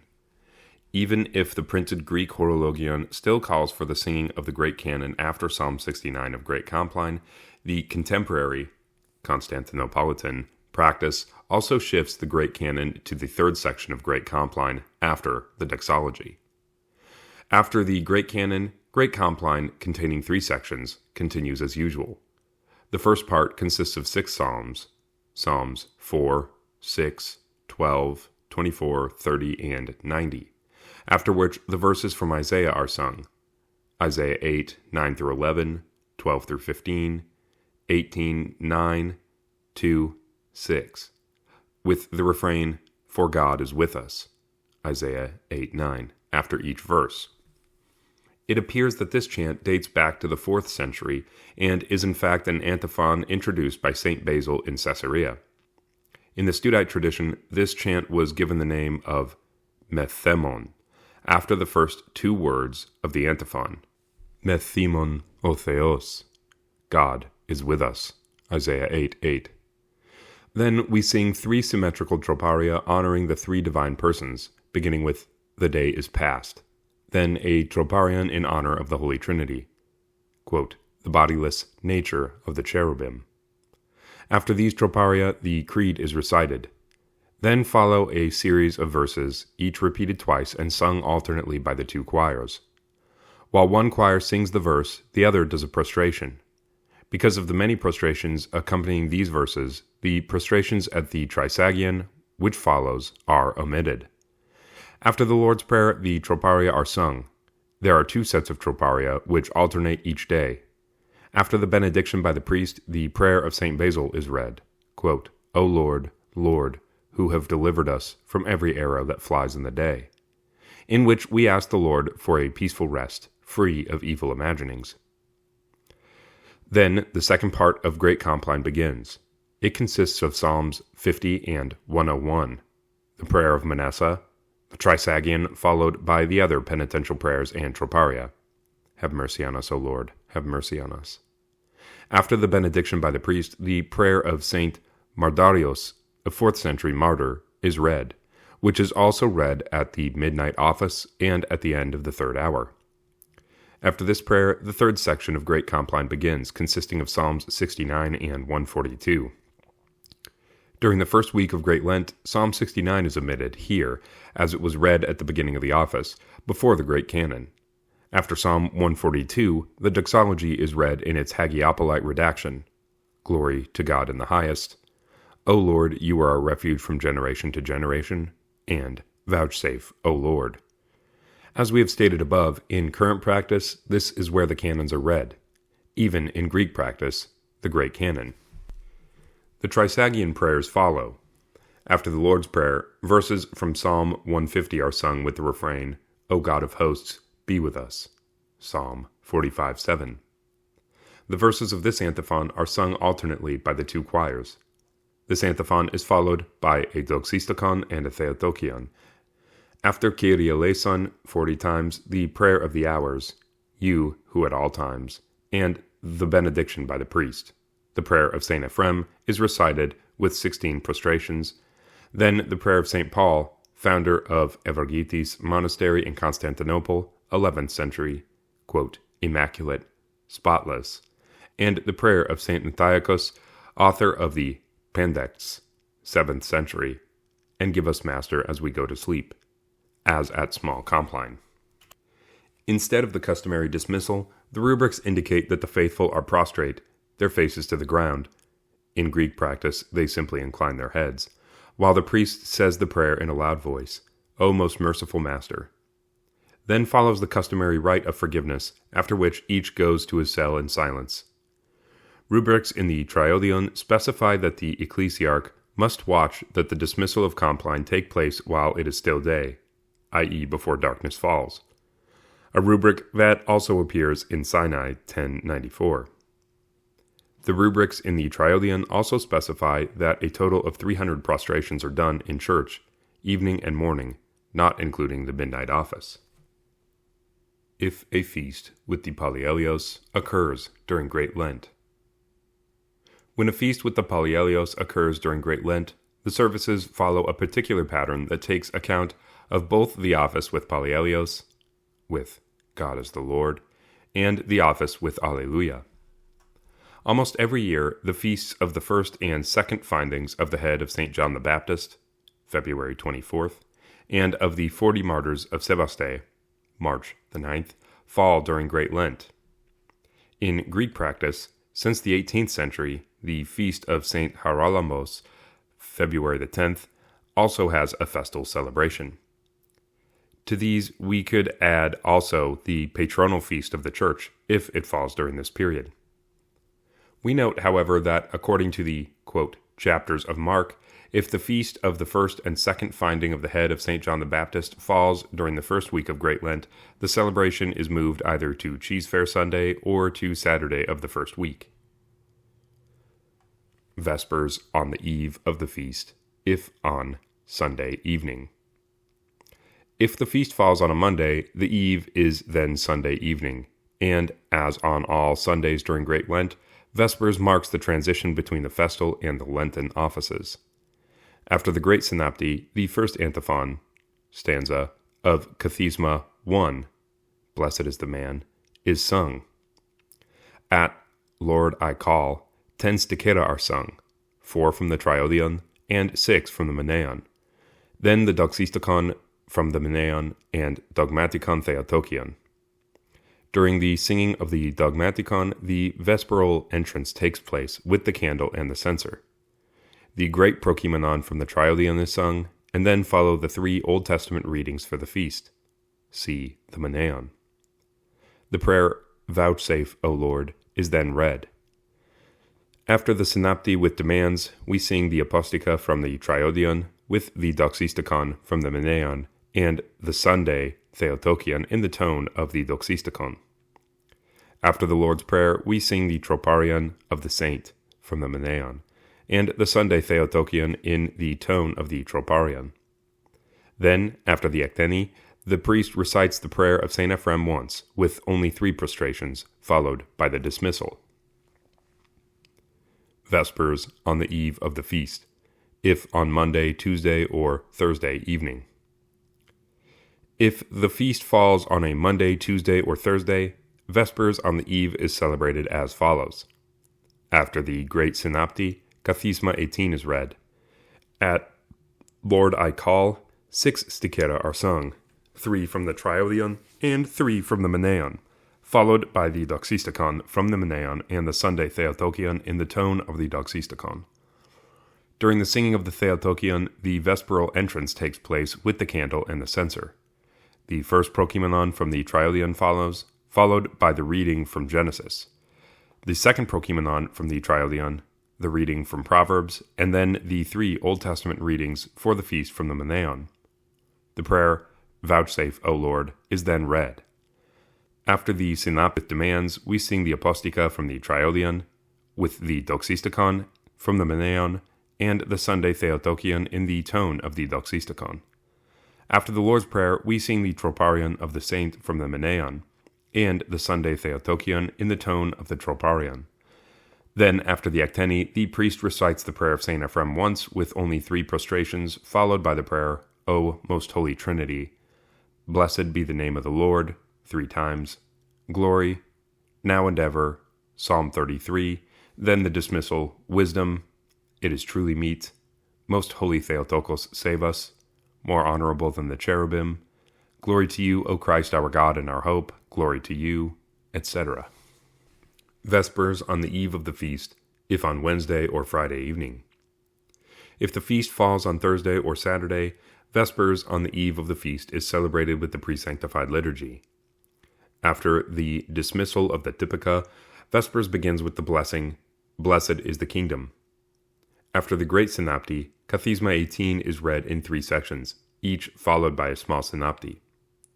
At Lord I Call, 10 stichera are sung, 6 from the Triodion and 4 from the Meneon, followed by the Doxistikon from the Meneon and the Sunday Theotokion in the tone of the Doxistikon. During the singing of the Theotokion, the vesperal entrance takes place with the candle and the censer. The first Prokeimenon from the Triodion follows, followed by the reading from Genesis, the second Prokeimenon from the Triodion, the reading from Proverbs, and then the 3 Old Testament readings for the feast from the Meneon. We then sing the verses from Psalm 140, Let my prayer arise, and the pre-sanctified liturgy proceeds as usual. Great Compline on the eve of the feast. On the eve of the feast, Great Compline is read and not sung, without prostrations. After the Trisagion in the first section, we sing the Troparion of the Saint from the Meneon and the Sunday Theotokion. We note that in Greek practice, this Troparion is sung after the Trisagion in the second section. The first part has no Troparion, but is read nonetheless. After the Trisagion, the customary penitential troparia are sung. Have mercy on us, O Lord, have mercy on us.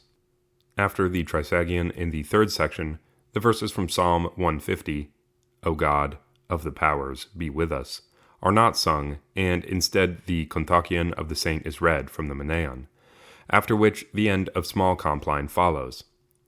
After Kyrie eleison 40 times, the prayer of the hours, you who at all times, and the benediction by the priest.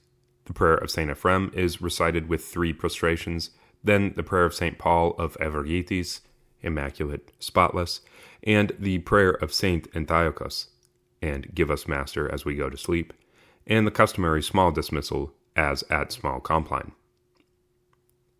Matins on the day of the feast. After the hexapsalmos, the great synopty is said, and then we sing, God is the Lord, and then the troparion from the Meneon and the Sunday Theotokion, afterwards followed by the 3 appointed kathismata from the Psalter. After the first and second kathismata, the kathisma troparia from the Triodion are sung, without small synoptes, and then we read from the writings of Saint Ephrem. After the third kathisma, the deacon says the small synopty. We sing the kathisma troparia from the Meneon and read the life of the saint. The Pallielios follows with the megalinarion for the saint and selected psalm verses, and then the small synopty, the kathisma troparia from the Meneon, and the rest of the life of the saint.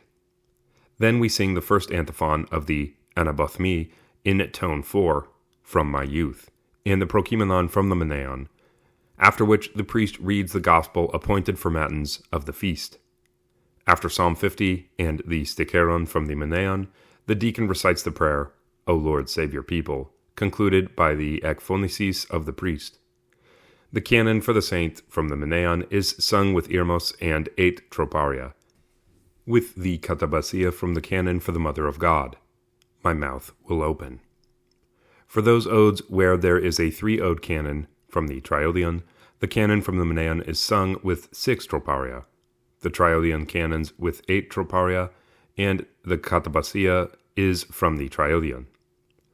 After the third ode, there is a small synopty followed by the kathisma troparion from the Meneon. After the 6th ode, there is a small synopty followed by the kontakion and the ikos from the Meneon. After the 9th ode, follow a small synopty and the exapostolarion from the Meneon. The lauds are read in their Hagiopolite recension, praise the Lord, from the heavens, as also the doxology, read in its Palestinian version. In Greek practice, the lauds are sung in their Constantinopolitan version, followed by the troparia for the saint from the Meneon, but the doxology is read in the Hagiopolite version and not sung in the Constantinopolitan recension. The deacon recites the synopty with demands, and the apostica from the Triodion are sung, followed by the doxistikon from the Meneon and the Sunday Theotokion in the tone of the doxistikon. Indeed, it is not possible to omit the idiomela for the apostica during the period of the Triodion, because these are the most ancient part of the Triodion and doctrinally the richest. After the Lord's Prayer, the troparion for the saint is sung with the Sunday Theotokion.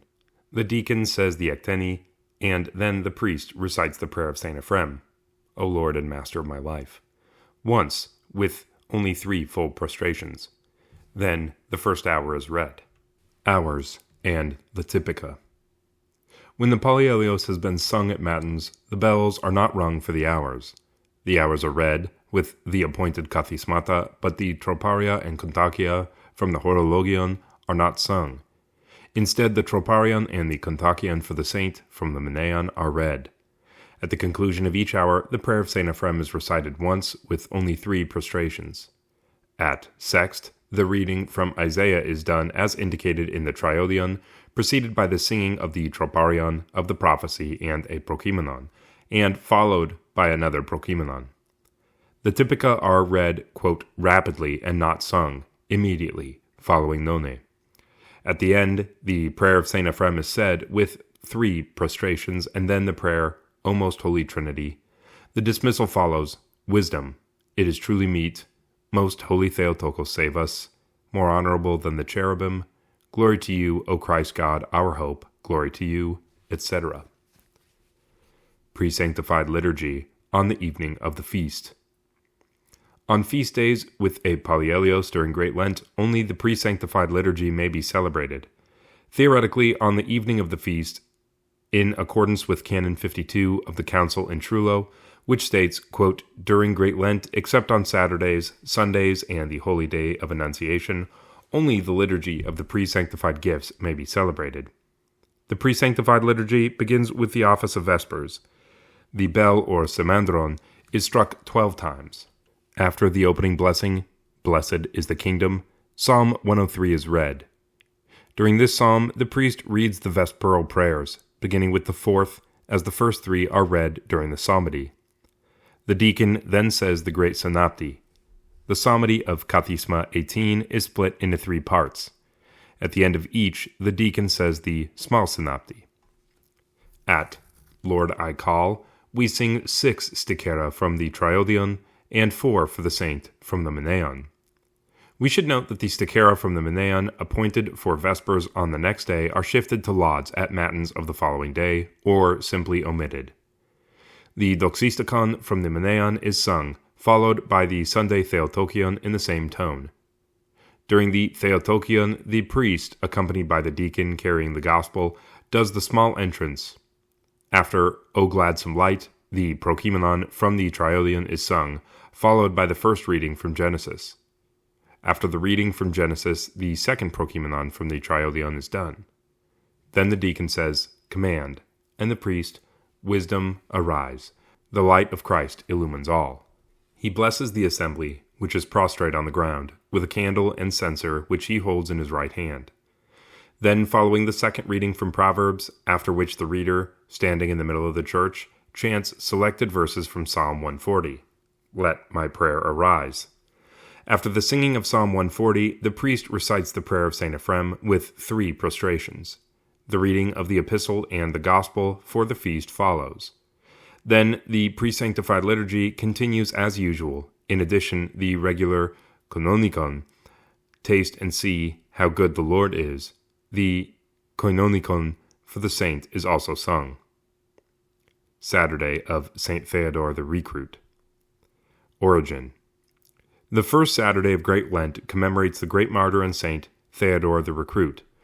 This solemnity derives from a miracle connected to the saint that allegedly took place in 361, when the Emperor Julian the Apostate ordered the prefect of Constantinople, during the first week of Great Lent, to sprinkle the fruits and vegetables in the market with the blood of victims offered to idols, in order to defile the fast of the Christians. The holy martyr reportedly appeared to Patriarch Eudoxios 360-364, and commanded him that no Christian should buy any food at the market, but that they should make kolivo, i.e. boiled grains of wheat, to feed themselves. In this way, the Christians avoided the stain of idolatry.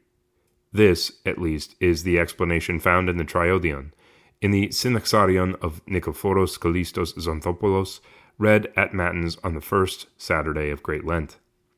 The commemoration of this miraculous intervention by the holy martyr was quickly instituted on the first Saturday of Great Lent. The Studite tradition knew this custom and may have been the first to institute it. Indeed, the Typikon of Alexios the Studite emphasizes the festal character of this Saturday by indicating that, as an exception, on Friday evening of the first week, small compline is read instead of great compline. However, nothing in this Typikon mentions any commemoration of St. Theodore at the end of the pre-sanctified liturgy, as is indicated in the Sabbaite Typica. The latter indicate that, in honor of the saint, oil and wine are permitted in the refectory. Ordo.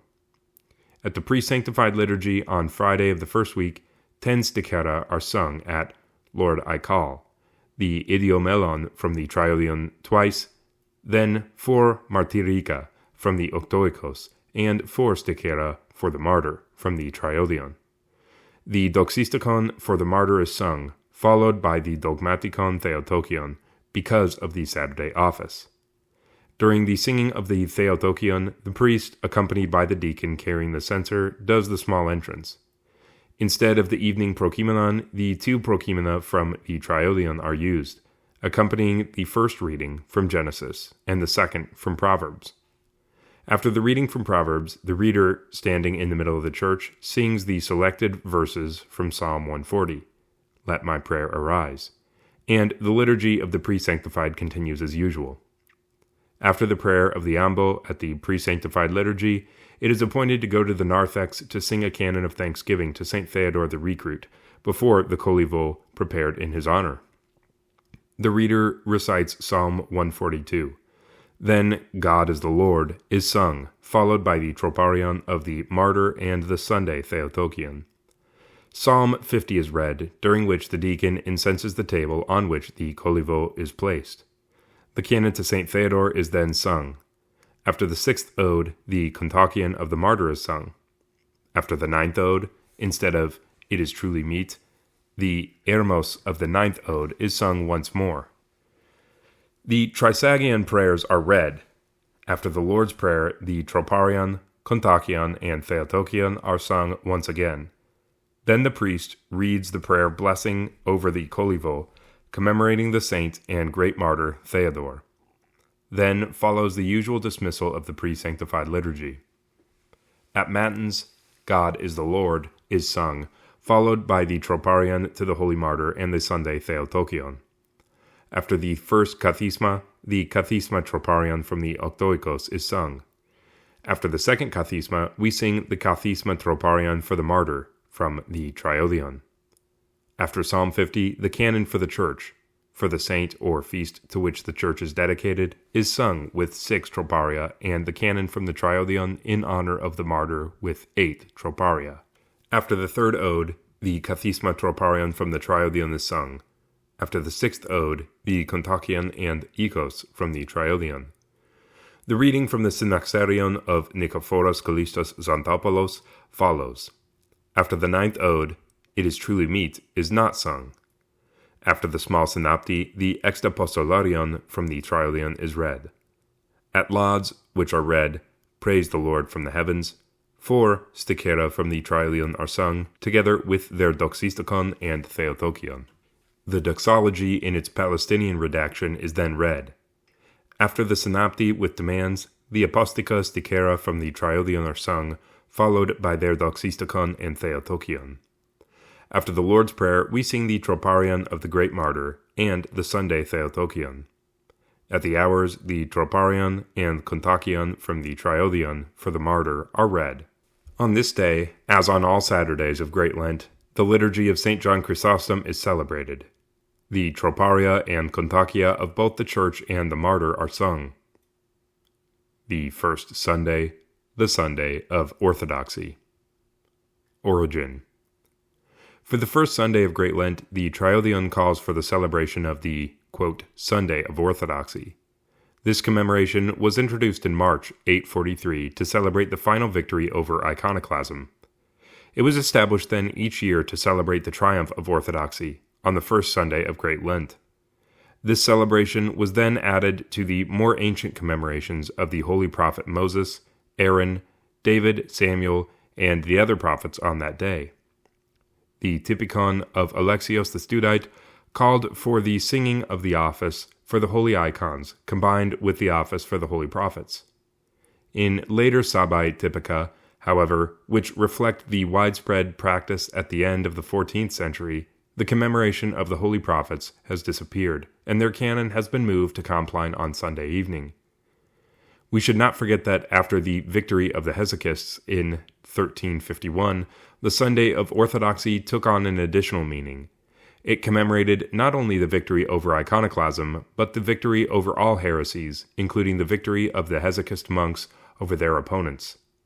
We note here that the decisions of the Council of Blachernai, 1351, at which the teachings of St. Gregory Palamas proved victorious, were added to the Synodicon of Orthodoxy, which was no doubt read for the first time in its new redaction on the first Sunday of Lent in 1352.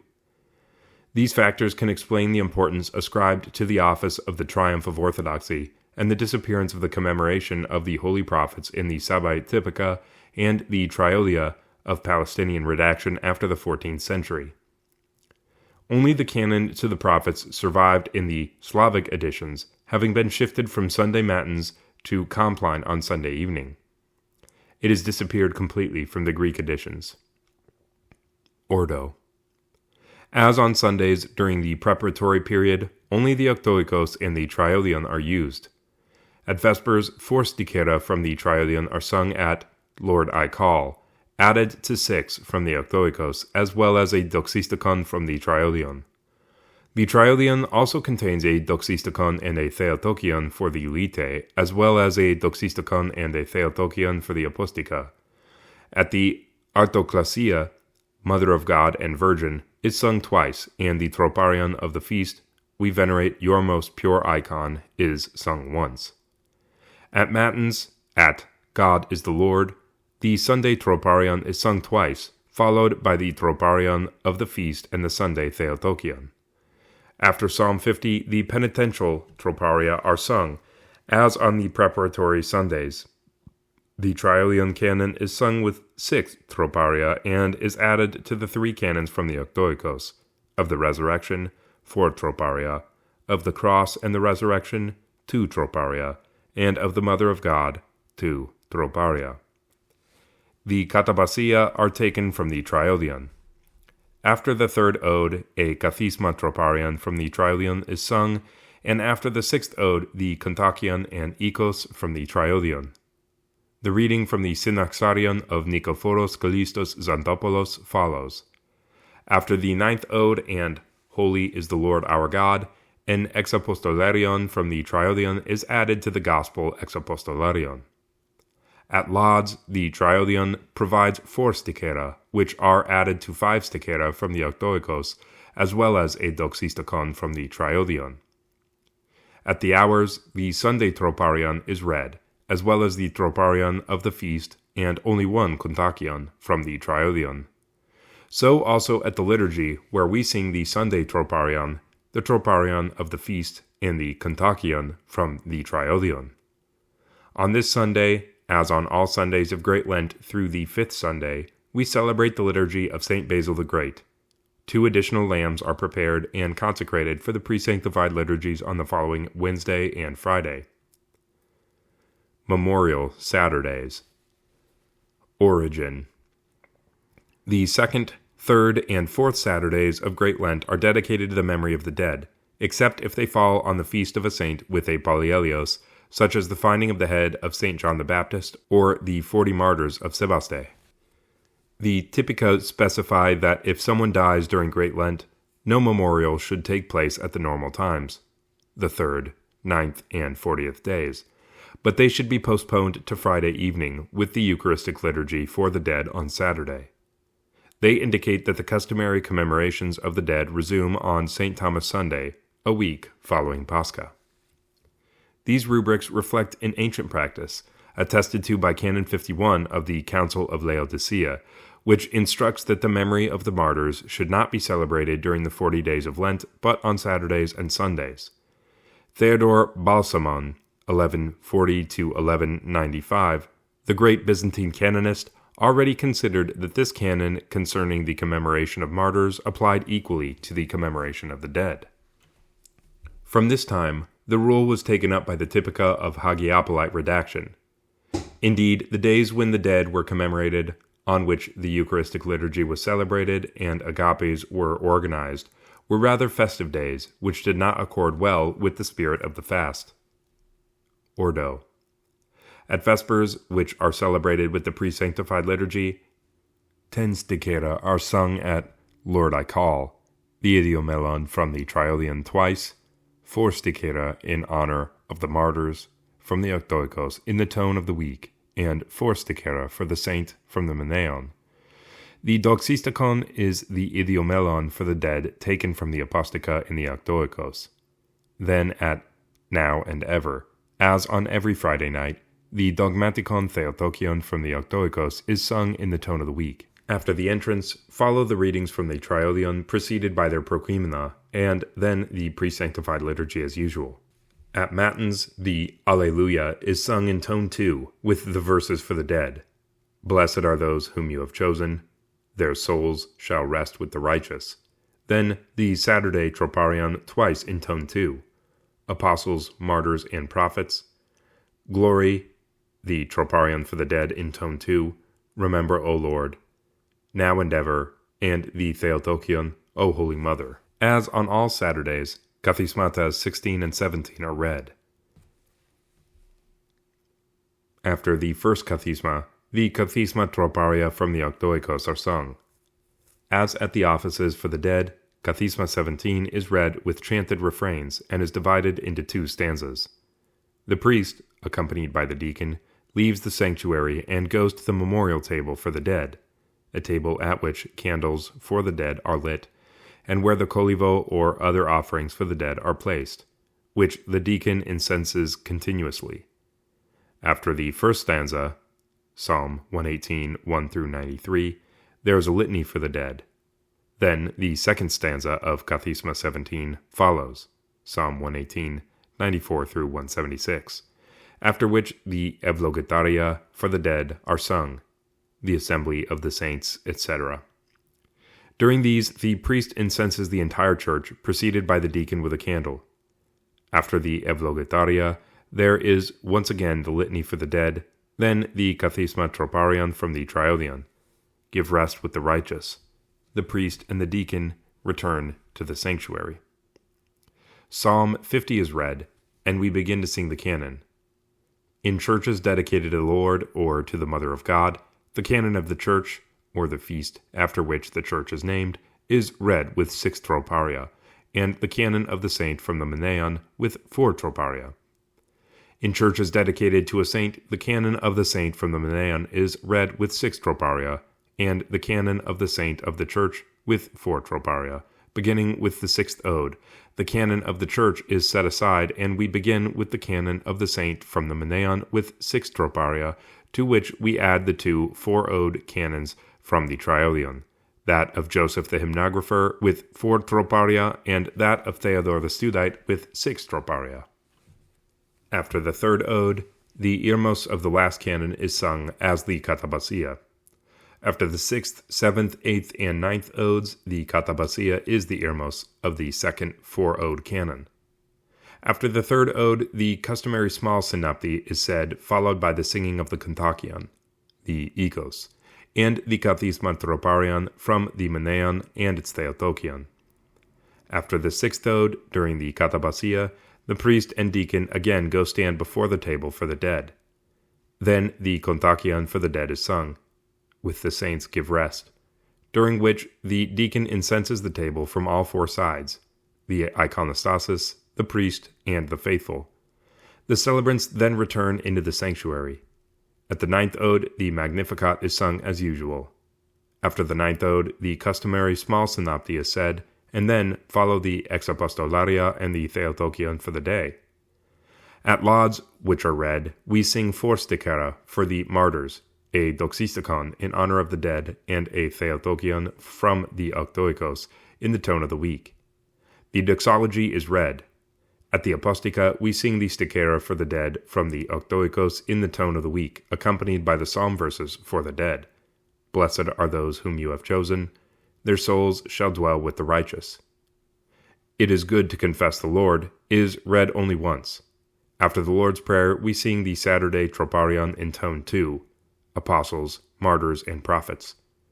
Glory, the troparion for the dead, in tone 2, Remember, O Lord, Now and Ever, and the Theotokion, O Holy Mother. Then Matins is concluded as on ordinary days. At the hours, the troparia are read, Apostles, Martyrs, and Prophets. Glory, Remember, O Lord, and the kontakion for the dead. At the Eucharistic liturgy, the troparia are sung, Apostles, Martyrs, and Prophets. Remember, O Lord. Glory, the kontakion for the dead. Now and Ever, and the Theotokion. In you we have a rampart. The prokimena of Saturday, Rejoice in the Lord, and for the dead, Their souls shall dwell, are both done, and the epistles and gospels of the day and for the dead are read. The 2nd Sunday, Commemoration of St. Gregory Palamas. Origin. In our day, the 2nd Sunday of Great Lent is dedicated to the memory of St. Gregory Palamas. In the past, however, this Sunday had no specific theme. This is the case in both the Typikon of Alexios the Studite and the Sabbaite Typikon, Sinai 1094. It is only in the Sabbaite Typica and Triodia of Jerusalem redaction after the 14th century that we find this commemoration. In fact, we know that the Greek service for St. Gregory Palamas was composed by Patriarch Philotheos. The Slavic translation of this service was realized a few years later. It was for polemical and doctrinal issues that the commemoration of St. Gregory Palamas was instituted on the second Sunday of Great Lent, 1 week after the Sunday of Orthodoxy. Indeed, the synodal decree instituting his feast at the Great Church of Christ on this second Sunday of Lent in February through March 1368 preceded the condemnation in April 1368 of the anti-Palamite monk Prochoros Kidonis, ranking the latter with the other heretics, Arius, Nestorius, Barlaam, and Akindinos. We know that after the victory of Hesychism in 1351, the Sunday of Orthodoxy took on a new meaning. It commemorated not just the victory over iconoclasm, but the victory over all heresies, including the victory over the opponents of the Hesychist monks. The decision of the Council of Blachernai, 1351, which marked the victory of the teaching of St. Gregory Palamas, were then added to the Synodicon of Orthodoxy, which was certainly read for the first time in the new version on the first Sunday of Lent in 1352. It therefore seemed appropriate to commemorate the great Hesychist teacher on the following Sunday. Ordo. As on Sundays during their preparatory period, only the Octoikos and the Triodion are used.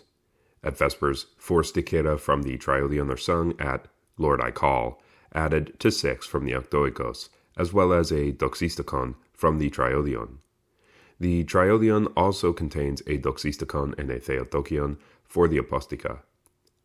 At the Artoklasia, Mother of God and Virgin, is sung 3 times. At God is the Lord, in Matins, the Sunday Troparion is sung twice, then the Troparion of the Saint, and the Sunday Theotokion. After Psalm 50, the penitential Troparia from the Triodion are sung, as during the preparatory period. The Canon of the Resurrection from the Octoikos is sung with 4 Troparia. The first Triodion Canon with 4 Troparia, and the second Triodion Canon for the Saint with 6 Troparia. The Katabasiae are from the Canon to the Mother of God, My mouth will open, in preparation for Annunciation. After the third ode, the Kontakion and a Kathisma Troparion, both from the Triodion, are sung. After the sixth ode, the Kontakion and the Ikos of the Saint from the Triodion. Then follows the reading from the Synaxarion of Nikephoros Kallistos Xanthopoulos, though the account could not have been composed by him, as he died in 1335, some 20 years before St. Gregory Palamas. After the ninth ode, after Holy is the Lord our God, an Exapostolarion from the Triodion is added to the Gospel Exapostolarion. At the Lauds, 5 stichera from the Octoikos are sung and 4 from the Triodion. The last sticheron from the Triodion, en idiomelon, is repeated as the doxistikon. At all the hours, both the Sunday Troparion and that for the Saint are read. The 2 Kontakia from the Triodion are alternated, the first at prime and sext, the second for the Saint at terce and none. On this Sunday, as on all Sundays of Great Lent through the 5th, the liturgy of St. Basil is celebrated. At this liturgy, 2 additional lambs are prepared and consecrated for the pre-sanctified liturgies on the following Wednesday and Friday. After the entrance, we sing the Sunday Troparion, the Troparion of the Church, if it is dedicated to the Mother of God or a saint, the Kontakion of the Church, if it is dedicated to a saint, the Troparion for St. Gregory, the Kontakion for St. Gregory, and the first Kontakion from the Triodion. If the Church is dedicated to the Mother of God, then the first Kontakion from the Triodion is sung, then the Kontakion for St. Gregory, and finally that of the Church. The Prokimena of the Tone of the Week and of the Saint are both done, followed by 2 readings, each from the Epistle and the Gospel, for Sunday and for the Saint. The Kinonika of both the Sunday and the Saint are sung. The third Sunday, the veneration of the cross. Origin. The third Sunday of Great Lent is dedicated to the veneration of the life-giving cross, connected to the shifting of the veneration of the cross from mid-Lent on Wednesday of the fourth week to Sunday. According to the ancient tradition of Constantinople, this was the Sunday at which catechumens preparing to be baptized on that Easter would be enrolled, accompanied by their sponsors. The Byzantine tradition has to this day preserved the practice of praying for, quote, those preparing for illumination at a special litany added to the pre-sanctified liturgy, following the litany for the catechumens beginning in the week following the Sunday of the Cross. This Wednesday marks the middle of Great Lent. According to Nikephoros Kallistos Xanthopoulos in his Synaxarion, the cross is offered to us as a comfort and encouragement in our journey through Great Lent, and it announces the approach of the Passion and Resurrection of the Lord.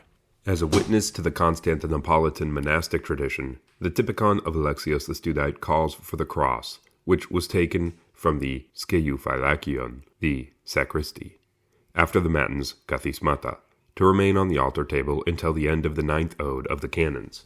Then it was solemnly placed on a small table in front of the holy doors for veneration. After the Lord's Prayer at the end of matins, the troparion, before your cross, was sung, and everyone venerated the cross. In the Neo-Sabbaite tradition, matins at the Sunday Vigil concluded with the great doxology in its Constantinopolitan redaction. It is at this point, during the final singing of the Trisagion, that the cross is solemnly carried in procession from the altar, where it was placed at the beginning of the vigil, to the middle of the church to be venerated by the clergy and the faithful. Ordo. After the 9th hour, before the beginning of the vigil, the priest goes to the sacristy to get the cross, which has been decorated with flowers, brings it into the sanctuary, preceded by the deacon who incenses, while the clerics sing the troparion and the kontakion of the cross, and places it on the altar table. A lit candle is put in front of it. Note that in our day, the cross is most often transported from the prothesis table in the sanctuary to the altar. As on Sundays during the preparatory period, only the octoikos and the triodion are used. At Vespers, 4 stikera from the triodion are sung at Lord I Call, added to 6 from the octoikos, as well as a doxistikon from the triodion. The triodion also contains a doxistikon and a theotokion for the lite stikera and the apostica. At the autokrasia, Mother of God and Virgin, is sung twice, followed by the troparion for the cross, O Lord, save your people, once. At God is the Lord in matins, the Sunday troparion is sung twice, then the troparion for the cross and the Sunday theotokion. After Psalm 50, the penitential troparia from the triodion are sung, as during the preparatory period. The canon of the resurrection from the octoikos is sung with 4 troparia, of the Mother of God from the octoikos with 2 troparia, and the triodion canon, ascribed to St. Theodore the Studite, with 8 troparia. Note that this canon has the same hirmoi as the Paschal canon, and this is why in many places it is sung modeled on that pattern. The katabasiae indicated in the triodion are sung. After the 3rd ode, we sing the kathisma troparia from the triodion. After the 6th ode, follow the kontakion and the ikos for the cross from the triodion. Then comes the reading from the Synaxarion of Nikephoros Kallistos Xanthopoulos, following the 9th ode after Holy is the Lord our God, an ex-apostolarion from the triodion is added to that for the gospel. At the lauds, we sing 4 stikera from the octoikos and 5 from the triodion. The last stikeron from the triodion, en idiomelon, is repeated as the doxistikon. During the singing of the lauds, the presiding priest dons all his vestments, as for the celebration of the divine liturgy. During the singing of the great doxology, he, accompanied by the deacon, incenses the cross on the altar table from all 4 sides 3 times. During the singing of the final Trisagion, he lifts the cross on his head and goes out in procession through the north door, stopping in front of the open holy doors. When the Trisagion is finished, he proclaims, "Wisdom, stand upright." The choir sings the troparion for the cross 3 times. As they do so, the celebrant carries the cross to the center of the church and places it on a table or a lectern. He again incenses the cross from all four sides, thrice. Then the clergy sing the troparion, "Before your cross, we bow down and worship, O Master," 3 times, taken up by the choir. Everyone in turn then approaches, bows 3 times, and venerates the cross. During this time, the choir sings the stichera indicated in the triodion. Then Matins concludes as usual. At the hours, the Sunday troparion and the troparion and kontakion for the cross are read. As on all Sundays of Great Lent through the 5th, we celebrate the liturgy of St. Basil. After the entrance, we sing the Sunday troparion and the troparion and kontakion for the cross.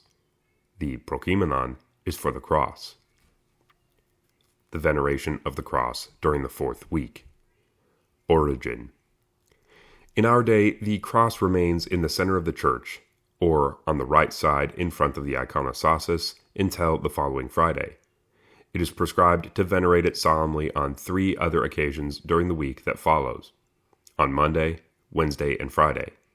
At the first hour, the psalm prayer, "Direct my steps," is replaced by the troparion, "Before your cross." At this time, the priest leaves the sanctuary through the holy doors and incenses the cross 3 times from all 4 sides. Then everyone comes to venerate the cross, during the singing of the same stichera used at the veneration at the end of Matins on the 3rd Sunday. Instead of the usual kontakion, we sing the kontakion for the cross. On Friday, the cross is venerated at the end of the Typikon just before it is taken back into the sanctuary. In ancient Studite tradition, the cross did not remain permanently in the middle of the church. Rather, following Sunday Matins, a procession with the cross took place around the monastery, after which it was returned to its place in the skeuphalakion, sacristy. It was then taken out on each day for veneration, from Monday to Friday, at the end of the 9th hour, and then put away each time. Our current practice of solemnly venerating the cross on Monday, Wednesday, and Friday of the 4th week is a remnant of this ancient practice. Particularities in the offices on Monday, Wednesday, and Friday. In addition to this solemn veneration of the cross on Monday, Wednesday, and Friday of the 4th week, the office has another peculiarity on Wednesday and Friday. The office for the saint from the Meneon is shifted to Compline and is replaced by an office for the cross.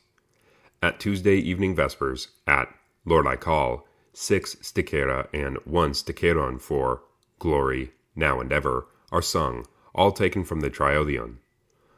On Thursday evening, however, after the 3 stichera from the triodion, we sing the 3 stichera for the saint from the Meneon, even if the canon for the saint is not read at Matins. At Matins, a 9-ode canon for the cross is sung. The canon for Wednesday is different from that on Friday, to which are added the 2 3-ode canons. After the 3rd ode, we sing the kathisma troparia for the cross from the triodion. After the 6th ode, we sing the kontakion and the ikos for the cross. After the 9th ode, the photogogikon of the tone and the exapostolarion for the cross are sung.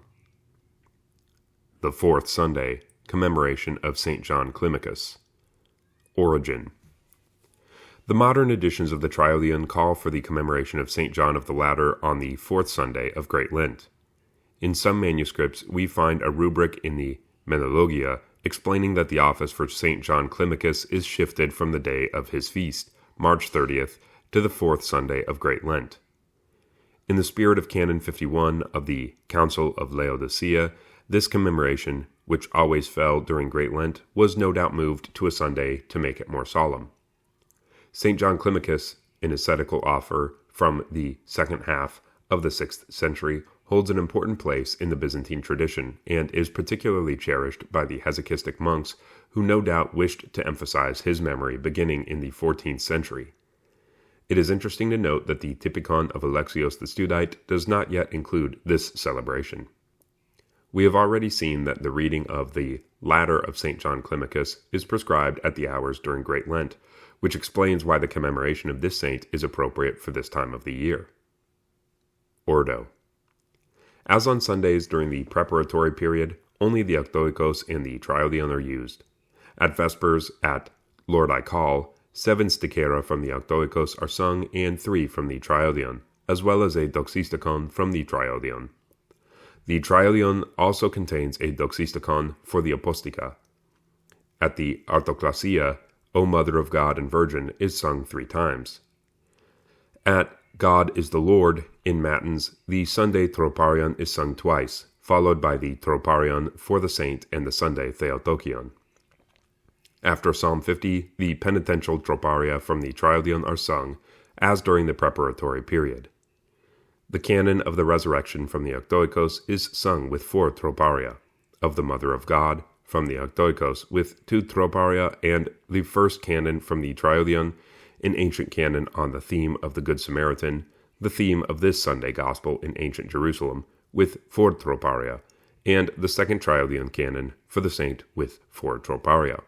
The katapasiae are from the canon to the Mother of God, I will open my mouth. After the 3rd ode, the kathisma troparia from the triodion are sung. After the 6th ode, the kontakion and the ikos for the saint from the triodion. Then follows the reading from the synaxarion of Nikephoros Kallistos Xanthopoulos. After the 9th ode and Holy is the Lord our God, an exapostolarion from the triodion is added to the Gospel exapostolarion. At the lauds, 8 stichera from the Octoikos are sung, as well as 1 idiomelon sticheron from the triodion, which is repeated as the doxisticon. At the hours, the Sunday troparion and the troparion of the saint are read, and the Sunday kontakion is alternated with that for the saint. On this Sunday, as on all Sundays of Great Lent through the 5th, the liturgy of St. Basil is celebrated. At this liturgy, 3 additional lambs are prepared and consecrated for the pre-sanctified liturgies on the following Wednesday, Thursday, because of the Great Canon, and Friday. After the entrance, we sing the Sunday troparion, the troparion of the Church if it is dedicated to the Mother of God or a saint, the troparion for the saint, the kontakion for the saint, and the Sunday kontakion, if the Church is dedicated to the Mother of God.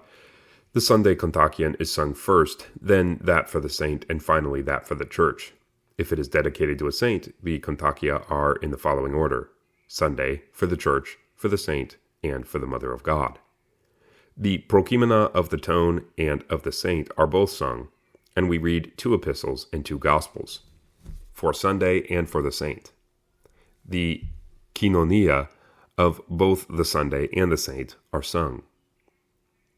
Thursday of the Great Canon. Origin.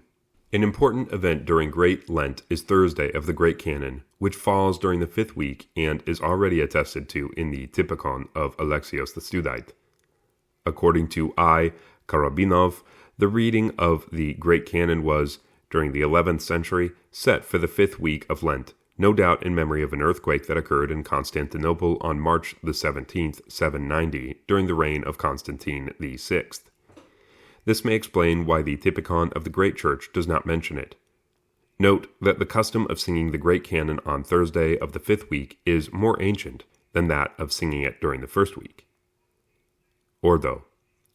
At pre-sanctified liturgy on Wednesday, at Lord I Call, in addition to the usual 6 stichera from the triodion, we sing 24 additional stichera for the Great Canon, which are attributed to St. Andrew of Crete in Slavic triodia, but which were in fact composed by Simeon Metaphrastes in the 10th century, as the Greek triodion indicates. These stichera, which begin with the 24 letters of the Greek alphabet, each conclude with the phrase, O Lord, before I perish completely, save me. The pre-sanctified liturgy then continues as usual. After the dismissal of the pre-sanctified liturgy, the Typikon indicates that the monks should eat food boiled with oil and drink wine, quote, because of the strenuousness of the vigil and the Great Canon. The Typikon of Alexios the Studite called for the same. Because of the effort to come, small compline is read in the cells. If Annunciation falls on Thursday of the 5th week, the Great Canon is on Monday or Tuesday evening in anticipation.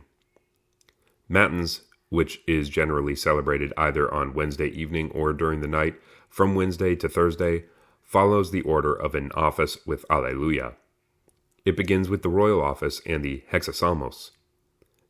After the hexasalmos, the Great Synopty is read and Alleluia is sung in the tone of the week, followed by the Trinitarian troparia.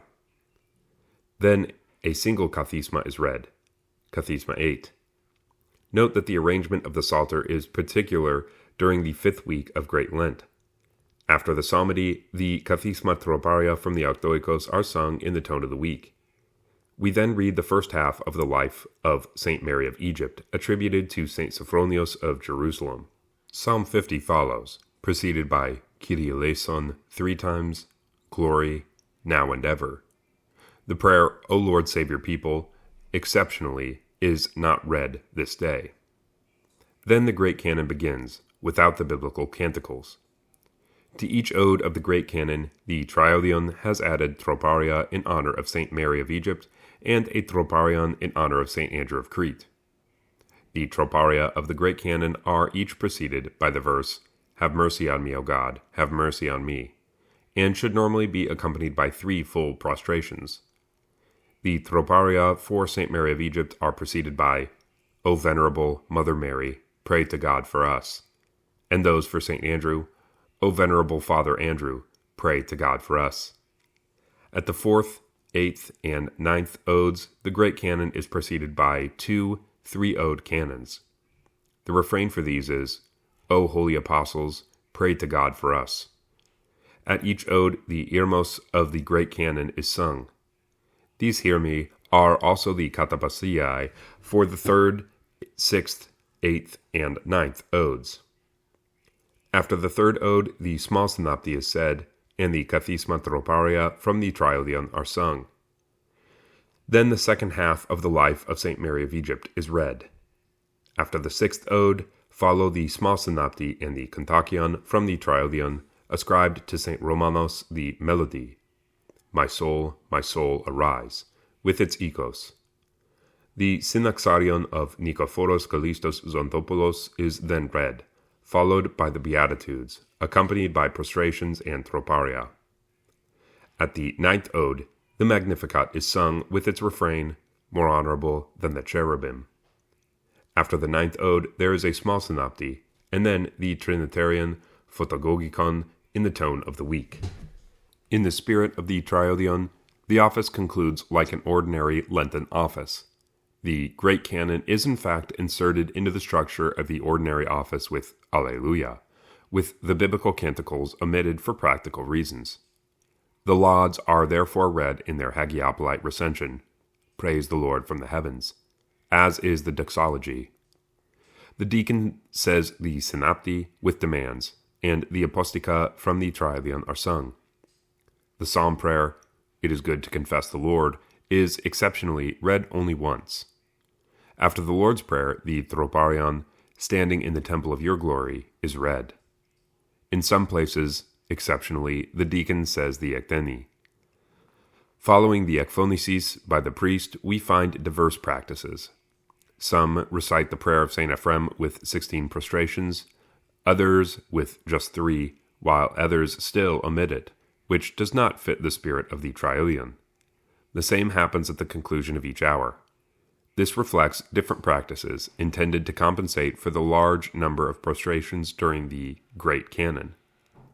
The Typikon is silent on the subject, thus indicating that the normal Lenten practice should be observed. Then the first hour is read. The hours are read, quote, quickly, because of the effort at the vigil. The troparia are read, together with the psalmody appointed for the 5th week. Instead of the kontakia from the Horologion, the kontakion from the Great Canon is used, quote, my soul, arise. At the Typica, the Beatitudes are read. The kontakion is from the Great Canon, my soul, arise. The Typica conclude as usual before the pre-sanctified liturgy. Kyrie eleison 40 times and the prayer, O Most Holy Trinity. Then follows the dismissal. Wisdom, it is truly meet. Most Holy Theotokos, save us. More honorable than the cherubim, glory to you, O Christ God, our hope, glory to you, etc. Exceptionally, the pre-sanctified liturgy is celebrated on Thursday of the 5th week because of the Great Canon. It follows the usual order. At the evening meal, oil and wine may be consumed because of the effort at the vigil. We note that on Mount Athos, only wine is served that day. Saturday of the Akathist. Origin. Saturday of the fifth week has another important solemnity, which brings the week to an end. Its origin is not very clear, as is the case with the akathist. In its form, it resembles a kontakion, a form of hymnography containing 24 poetical stanzas, each beginning with a letter from the Greek alphabet. On this last point, the first kontakion, O invincible leader of triumphant hosts, does not begin with the letter A, to which corresponds the first ikos, the angel standing before, and consequently it may have been added later to the akathist hymn. This kontakion alludes to the liberation of Constantinople from danger through the intercession of the Mother of God. I, your city, freed from danger, offer thanks to you, O Mother of God. According to the Synaxarion of Nikephoros Kallistos Xanthopoulos, the solemnity on the fifth Saturday of Great Lent was introduced in connection with the liberation of Constantinople from Persian and Arab occupation in 626, during the reign of Emperor Heraclius and Patriarch Sergius, and then in 672 to 678, and in 716. According to the, quote, account about the akathist, contained in some triodia, the celebration is connected to the liberation in 626. According to the Chronicle of G. Amartolos, the akathist is linked to the event in 678. However, according to various chronologies, this liberation occurred in July or August, and so the link with the celebration on the fifth Saturday is not evident. A. Papadopoulos Keramias believes that this solemnity originates from the liberation of Constantinople from Slavic occupation at 860, at the time of Patriarch Photius. Here again, according to the chronologies, this event occurred in June and does not even coincide with the Triodion. In 1904, P. von Winterfield discovered a Latin translation of the akathist, dating to the 9th century, which he ascribes to Saint Germanos of Constantinople, and ties it to the liberation of Constantinople in 717. According to K. Krumbacher and P. Maas, the first kontakion and the first ikos of the akathist are found in the kontakion of Romanos the Melody, 5th to 6th century, on the chaste Joseph, while the refrain of the akathist, Rejoice, O unwedded bride, is found in a kontakion by Romanos for Annunciation. Consequently, according to P. Maas, the akathist hymn is much more ancient than the various occupations of Constantinople we have just mentioned. Additionally, the content of the akathist makes no allusion to these events, but in fact summarizes the life of Christ, which leads Karabinov to say that the akathist was written not to glorify the Mother of God, but Christ as the Savior through his incarnation. Indeed, the hymn contains explicit references to the Annunciation and the cycle of the Nativity of Christ. Also, the first kontakion of the current akathist is also the kontakion for the Feast of Annunciation. For this reason, Karabinov, following P. Maas, considers that the origin of the solemnity on the fifth Saturday of Great Lent is linked to a shift in the Feast of Annunciation. We know that, in the spirit of Canon 51 of the Council of Laodicea, 365, it was not appropriate to celebrate feasts during Great Lent, and such celebrations consequently had to be shifted to the following Saturday or Sunday. It was only the council in Trullo, 692, that decided to celebrate Annunciation on the very day, March the 25th. From this point, the solemnity of Saturday of the akathist became a doublet of the Feast of Annunciation, and the late Byzantine texts sought to justify the practice by reference to the deliverance of Constantinople from various invaders, as does, for example, Nikephoros Kallistos Xanthopoulos in his Synaxarion. According to Karabinov, the celebration of the akathist did in fact coincide with the end of the war between Heraclius and the Persians. Peace negotiations began on the eve of Annunciation on March 24th, 628. The end of the war, in the minds of the Byzantines, was no doubt linked to the intercessions of the Mother of God, the protector of the Byzantine capital, where the Feast of Annunciation had been instituted for the first time. After the council in Trullo authorized the celebration of Annunciation on a fixed date, the celebration of the solemnity of Akathist Saturday was kept in memory of the deliverance of Constantinople. This Saturday, which was originally always the Saturday following March the 25th, was, after the 11th century, set on the 5th Saturday of Great Lent, perhaps because of an earthquake that struck Constantinople in 790, which was also at the origin of Thursday of the fifth week. According to Arans, the solemnity of the Akathist preceded that of the Great Canon because it is found in the Typikon of the Great Church. In spite of all these explanations, nothing prevents the commemoration of several liberations of Constantinople through the intercessions of the Mother of God from being solemnized by the use of the ancient hymn from Annunciation, according to the Kontakion, O victorious leader. Ordo. On Friday at the pre-sanctified liturgy, 10 stichera are sung at Lord I Call, the idiomelon from the Triodion 3 times, 1 martyricon, and 3 stichera in honor of the Mother of God, repeated to bring the total up to 7. At Glory, Now and Ever, the Theotokion from the Triodion is sung. The pre-sanctified liturgy continues as usual. At the refractory, wine is permitted. According to the Sabbaite Typikon, the Akathist is sung in 4 sections at Matins, which is usually celebrated on Friday evening. We should note, however, that according to the modern Typikon of the Great Church, the Akathist is sung at Compline on Friday night. At Matins, we sing God is the Lord, and then the Troparion of the Mother of God from the Triodion 3 times. After the first Kathisma and the small synopti, the Kathisma Troparion from the Triodion is sung. Then we begin the first section of the Akathist, Ikos 1 through Kontakion 4. At the beginning and end of each section, we sing the Kontakion, O victorious leader of triumphant hosts. After the second Kathisma and the small synopti follows the second section of the Akathist, Ikos 4 through Kontakion 7. After Psalm 50, the canon of the Saint of the Church is sung with 6 troparia, and then the Triodion canon in honor of the Mother of God with 6 troparia. The acrostic of the letter canon is, Receptacle of grace, it is fitting only for you to rejoice. If the church is dedicated to the Mother of God, the canon of the Mother of God is sung with 12 troparia. After the third ode of the canon and the small synopti follow the third section of the Akathist, Ikos 7 through Kontakion 10, and the Kathisma Troparion from the Triodion.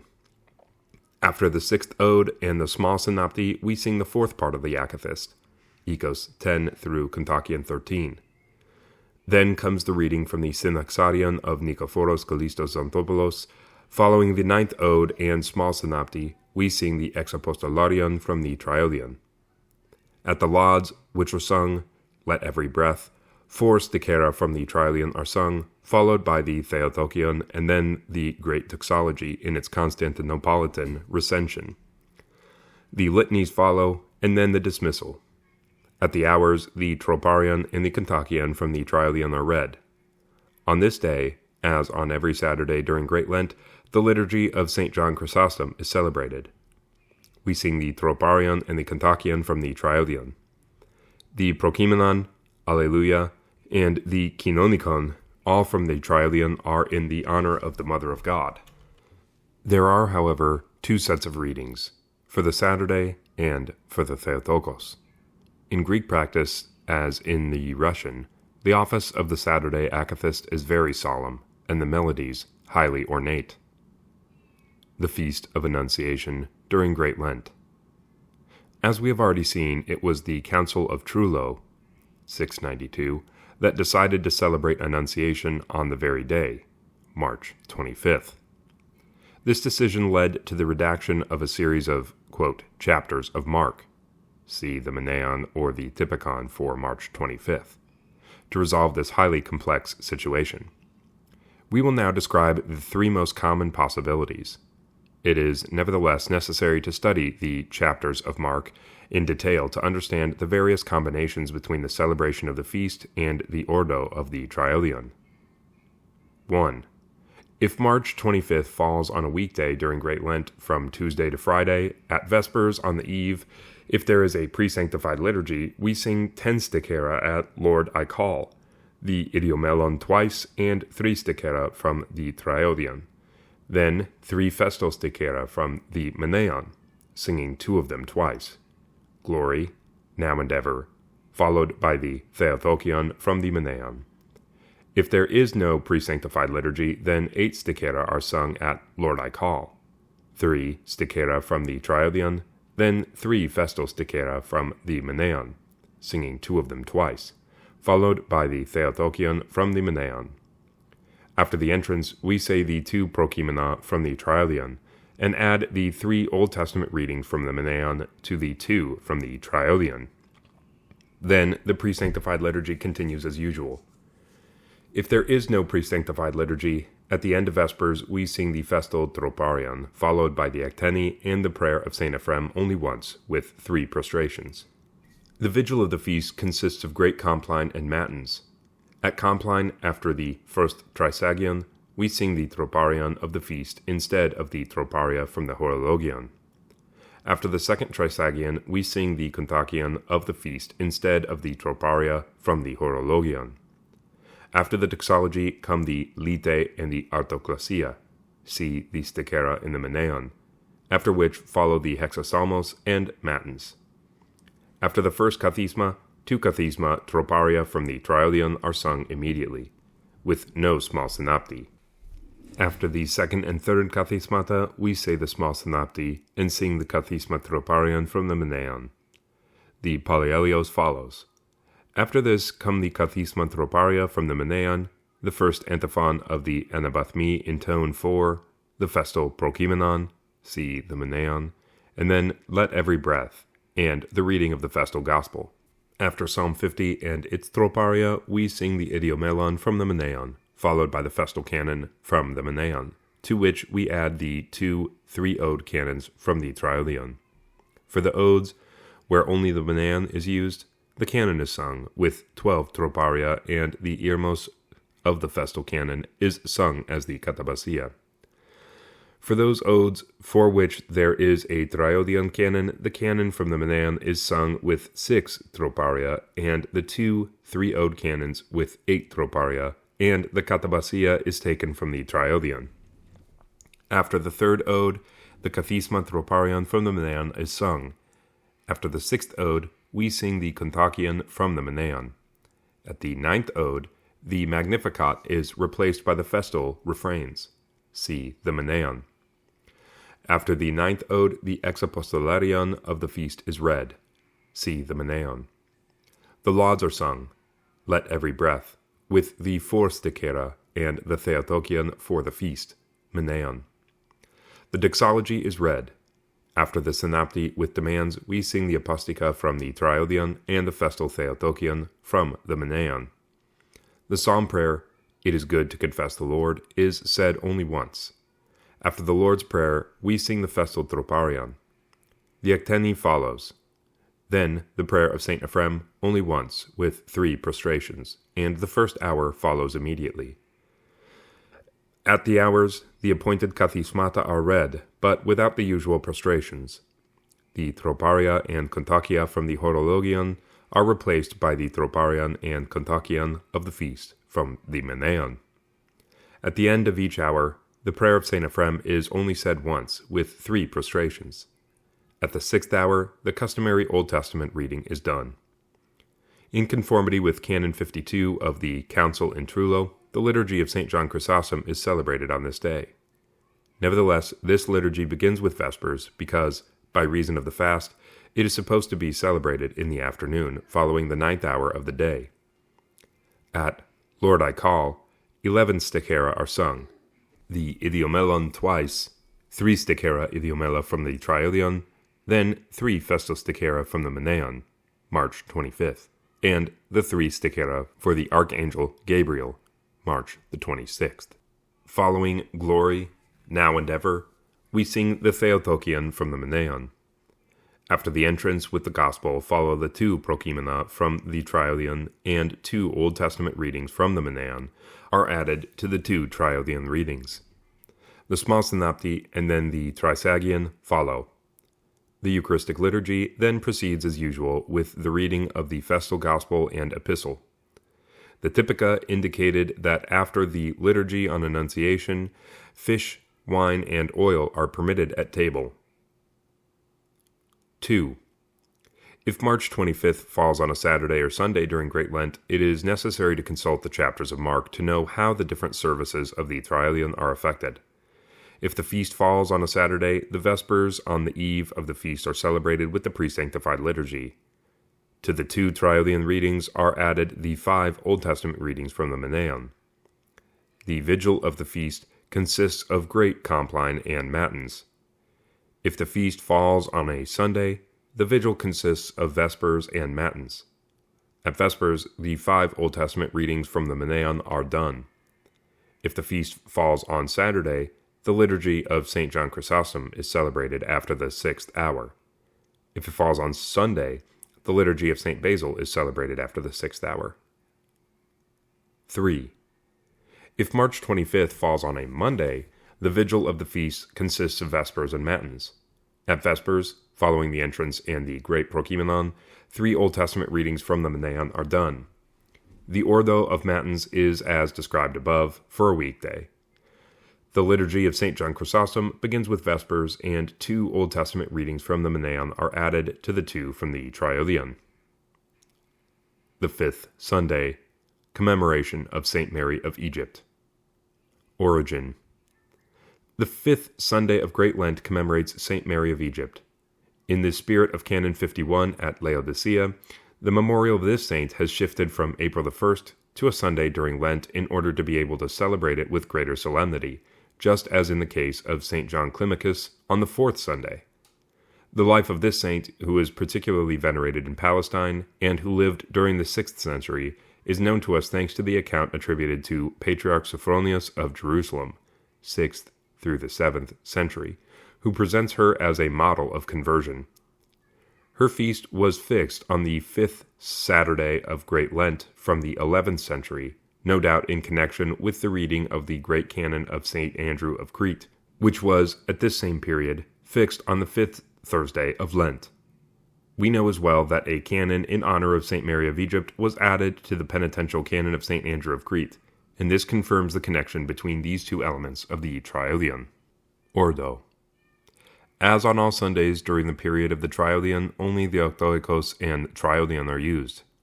At Lord I Call, at Vespers, 6 stichera from the Octoikos and 4 from the Triodion are sung, and a doxistikon from the Triodion. The Triodion also contains a doxistikon and theotokion for the Apostica. At the Autoklasia, Mother of God and Virgin is sung 3 times. At God is the Lord in Matins, the Sunday Troparion is sung twice, then the Troparion for the Saint and the Sunday Theotokion. After Psalm 50, the penitential Troparia from the Triodion are sung, as during the preparatory period. The canon of the Resurrection from the Octoikos is sung with 4 Troparia, of the Mother of God from the Octoikos with 2 Troparia, and then the first Triodion canon, an ancient canon on the theme of the rich man and Lazarus, the theme of the Gospel read on this Sunday in Jerusalem in ancient times, with 4 Troparia, and the second Triodion canon of St. Mary of Egypt with 4 Troparia.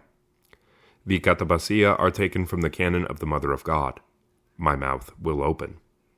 After the 3rd ode, we sing the Kathisma Troparia from the Triodion. After the 6th ode, we sing the Kontakion and the Ikos of the Saint from the Triodion. After the 9th ode, after Holy is the Lord our God, an exapostolarion from the Triodion is added to the Gospel exapostolarion. At the Lauds, 8 stichera from the Octoikos are sung, then in idiomelon sticheron from the Triodion, which is also repeated as the doxistikon. At the hours, we read the Sunday Troparion and the Troparion for the Saint, alternating the Kontakia for Sunday and for the Saint. This Sunday, as on the preceding Sundays, we celebrate the liturgy of St. Basil and prepare and consecrate the additional lambs for the pre-sanctified liturgies of the following Wednesday and Friday. After the entrance, we sing the Sunday Troparion, the Troparion of the Church if it is dedicated to the Mother of God or to a saint, the Troparion of the Saint, the Kontakion of the Saint, and the Sunday Kontakion. If the Church is dedicated to the Mother of God, the Sunday Kontakion is sung first, then the Kontakion for the Saint, and finally the Kontakion of the Church. If it is consecrated to a saint, the Kontakia are in the following order: Sunday, of the Church, of the Saint, and of the Mother of God. We sing both the Prokimena of the Tone and of the Saint, and 2 epistles and 2 gospels are read, for Sunday and for the Saint. The Canonica of both Sunday and Saint are sung. Particularities of the 6th week. The 6th and final week of Great Lent reaches its climax with Lazarus Saturday and Palm Sunday, although these are not really a part of it, since at the Apostica of Matins on Friday of the 6th week we sing, having completed the 40 days which are useful for the soul. Doxistikon. Friday of the 6th week is indeed the 40th day of Great Lent, while Saturday, which commemorates the raising of Lazarus, and Sunday, which commemorates the entrance of the Lord into Jerusalem, are already, in a way, the beginning of Holy Week.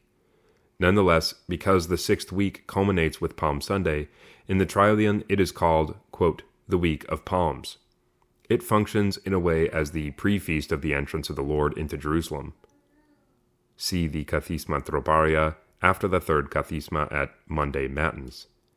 And because the resurrection of Lazarus occurred 4 days after his death, the 2nd Threeode Canon, attributed to St. Theodore the Studite, at Matins of the 6th week commemorates the agony of Lazarus, his illness, Monday, Tuesday, his death, Wednesday, his burial, Thursday, as well as the preparation for the entrance into Jerusalem through sending the disciples to find a donkey, Friday. The ordo of the services nevertheless follows that of the Great Lent, office with Alleluia. Lazarus Saturday. Origin.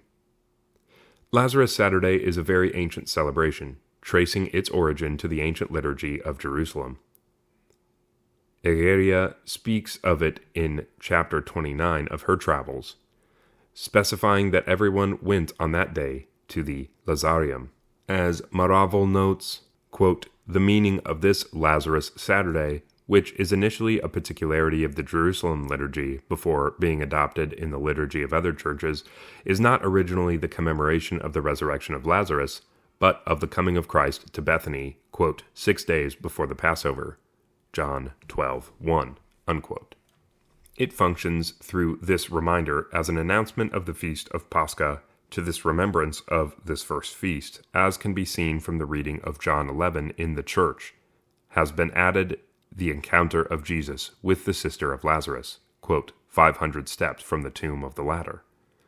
So also in the Armenian lectionary, 5th century, the Gospel reading does not recount the story of the raising of Lazarus, John 11:1-46, but announces the closeness of Pascha, quote, the Passover of the Jews being close, John 11:55-12:11. Indeed, Renoir notes that, quote, contrary to the ancient Byzantine Evangelia, it is not the resurrection of Lazarus, but the coming of Jesus to Bethany and his anointing by Mary that form the content of this pericope, unquote. In contrast to Maraval, who believes that this Saturday of Lazarus is, quote, originally a particularity of the Jerusalem liturgy before being adopted in other churches, Talley considers that Lazarus Saturday is a Constantinopolitan import to Jerusalem, following the imperial building program and the arrival of numerous pilgrims. Nevertheless, one thing is clear. If the station at the Lazarium and the readings preceding the Gospel provide us the resurrection of Lazarus as a background, the foreground is the Gospel account which announces the approach of Pascha, by describing the journey of Jesus to Bethany, quote, 6 days before the Passover. This Saturday in Jerusalem was no doubt originally an announcement about the feast of Pascha. Ordo.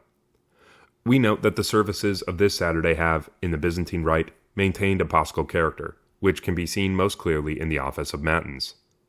At the pre-sanctified liturgy on Friday, 10 stichera are sung at Lord I Call, the idiomelon from the Triodion twice, 1 martyricon, and 5 stichera, repeated to reach the number 7, in honor of Lazarus and attributed to Emperor Leo the Wise. At Glory, Now and Ever, the Theotokion from the Triodion is sung. The pre-sanctified liturgy then continues as usual. At Great Compline, Friday evening, 1 canon, consisting of 9 odes, including Ode 2, is read, in honor of the righteous Lazarus, attributed to St. Andrew of Crete. At Matins, we sing God is the Lord and the Festal Troparion from the Triodion 3 times, quote, by raising Lazarus from the dead before your passion. After the first Kathisma, Kathisma 16, and the small Synopty, the Kathisma Troparion from the Triodion is sung. Then we begin the second Kathisma, Kathisma 17, which concludes with the Sunday Evlogataria, Blessed are you, O Lord, the angelic assembly. During these, the priest, preceded by the deacon with a candle, incenses the whole church. After the small Synopty, the Kathisma Troparion from the Triodion is sung, and then the Sticheron, quote, having beheld the resurrection of Christ, in Greek practice read by the presider, which is customarily sung on Sunday. After Psalm 50, the Triodion canons are done, up to the 6th Ode. The first canon for Theophany, with 8 Troparia, the second canon, attributed to St. John of Damascus, with 6 Troparia and Katabasiae from the Triodion. After the 6th Ode and the small Synopty, the Kathisma Troparion from the Triodion are sung. Beginning with the 6th Ode, the 2 4-Ode canons from the Triodion are sung with 12 Troparia, the first by Cosmas of Maioum, the second by John of Damascus. After the 6th Ode and the small Synopty, the Kontakion and Ecos for Lazarus are sung. Then follows the reading from the Synaxarion of Nikephoros Kallistos Xanthopoulos. At the 9th Ode, the Magnificat is omitted. It is omitted through St. Thomas Sunday. After the 9th Ode and the small Synopty, the fixed Sunday Exapostolarion is sung. Holy is the Lord our God, followed by the 2 Extopostolaria from the Triodion. At the Lauds, which are sung, let every breath, 8 Stichera from the Triodion are sung by adding special verses, see the Triodion, followed by the Doxistakon from the Triodion. The Theotokion from Sunday Lauds, You are blessed, O Mother of God and Virgin, and the Great Doxology in its Constantinopolitan redaction. The dismissal follows the litanies. At the hours, the Troparion and Kontakion of the feast are read from the Triodion. On this day, the liturgy of St. John Chrysostom is celebrated. We sing the Troparion and Kontakion of the feast from the Triodion. The Trisagion is replaced with as many as have been baptized into Christ, a vestige of the baptismal liturgy that was once celebrated this day in connection with Easter. The Prokimenon, Alleluia, and Kinonikon are all for the feast from the Triodion, as are the epistle and gospel readings. Palm Sunday. Origin. Palm Sunday is considered to be one of the 12 great feasts of the year. Its origin, as that of the preceding Saturday, is from Jerusalem. In the account of her voyage, Egeria describes the particularities of this Sunday, which she calls the Sunday on which they enter the Paschal week, which here they call the Great Week. She tells how at the 11th hour of the day they read the passage describing the children's coming to greet the Lord with branches and palms, Matthew 21:8, John 12:13, saying, Blessed is he who comes in the name of the Lord, Matthew 21:9, Psalm 117:26. Then the people walked in procession before the bishop, holding branches, quote, in the same way that they then escorted the Lord, from the top of the Mount of Olives through the city to the Anastasis, where the evening office was celebrated. We note similarities between Egeria's account and the rubrics in the Armenian lectionary, which calls this Sunday, quote, the Day of Palms. In this 5th century document, the triumphal entry of Christ into Jerusalem is already the object of the morning celebration at the Anastasis. After the evening gathering on the Mount of Olives, this lectionary similarly indicates that the people went back down to the Anastasis holding palm branches in their hands. Ordo. Because this is a major feast of the Lord, the Sunday office on Palm Sunday uses only the Triodion with nothing from the Sunday office. At Lord I Call, at Vespers, 10 Stichera from the Triodion are sung. After the entrance, we read the 3 Old Testament passages for the feast. At the Lite, the Idiomela from the Triodion are sung. The Triodion also contains the Stichera for the Apostica, as well as the special palm verses. At the Artoclasia, we twice sing the troparion of the eve of the feast, quote, by raising Lazarus from the dead before your passion, and then the troparion, quote, we were buried with you in baptism, O Christ our God, once. At Matins, following God is the Lord, we sing the troparion of the eve, by raising Lazarus from the dead before your passion, twice. Glory now and ever, and the troparion, we were buried with you in baptism, O Christ our God, once. After each kathisma and small synopty, we sing the corresponding kathisma troparia from the triodion. The rubrics then call for the reading of the festal homily of St. Andrew of Crete. Then, the first antiphon of the Anabathmi is sung in tone 4, from My Youth, followed by the festal prokimenon and gospel. After the gospel, having beheld the resurrection, is not sung. During Palm 50, the priest incenses the branches which have been placed on a table in the center of the church from all four sides and reads the prayer of blessing. See the Triodion or the Euchologion. We should note that in Greek practice there is no incensation, but during the reading of Palm 50, the sacristans spread many laurel leaves throughout the church. Then the stichera following the gospel are sung from the Triodion. When the faithful come to venerate the gospel, the superior hands them branches. On Athos, as he does so, he greets them with good resurrection. After the prayer, O Lord, save your people, following the festal canon ascribed to Cosmas of Myoum, with the acrostic, Hosanna, Christ who comes, God, the hear me of the canon are repeated as the katabasiae. After the third ode and the small synopty, the Hippakoi from the Triodion is read. After the sixth ode and the small synopty, the Kontakion and Ikos for the feast from the Triodion are sung, followed by the reading from the Synaxarion of Nikephoros Kallistos Xantopoulos. As on major feasts, the Magnificat is not sung. After the ninth ode, only Holy is the Lord our God is sung. At the lauds, which are sung, Let every breath, 4 stichera from the Triodion are intercalated, with 2 of them sung twice, followed by the Iliomelon at Glory, now and ever. The great doxology follows in its Constantinopolitan version. At the hours, the 2 troparia and kontakion of the feast are read. On this Sunday, we celebrate the liturgy of St. John Chrysostom. 3 additional lambs are prepared and consecrated for the pre-sanctified liturgies on the first 3 days of Holy Week. We sing the festal antiphons, see the Triodion. After the entrance, we sing only the 2 troparia and the kontakion of the feast, the trisagion and the festal prokimenon. The epistle and gospel readings are for the feast. As for all major feasts, the hymn to the Mother of God, It is truly meet, is replaced by the Irmos of the 9th ode of the canon. The Kinonikon is festal. Afterwards, at table, fish, wine, and oil are permitted because of the feast. We should note that in Greek practice, fish is authorized only once during Great Lent, on the day of Annunciation, if it precedes Palm Sunday, or on Palm Sunday. Holy Week. The services of the first 3 days. Vespers on the evening of Palm Sunday. As always on Sunday evening, there is no kathisma at Vespers. At Lord I Call, the 3 idiomela from the Triodion are sung, each 2 times, followed by the vesperal entrance with censer and candle. The usual Sunday evening prokimenon is sung. Bless now. See the Horologion. After the synopty with demands, follow the apostica from the Triodion.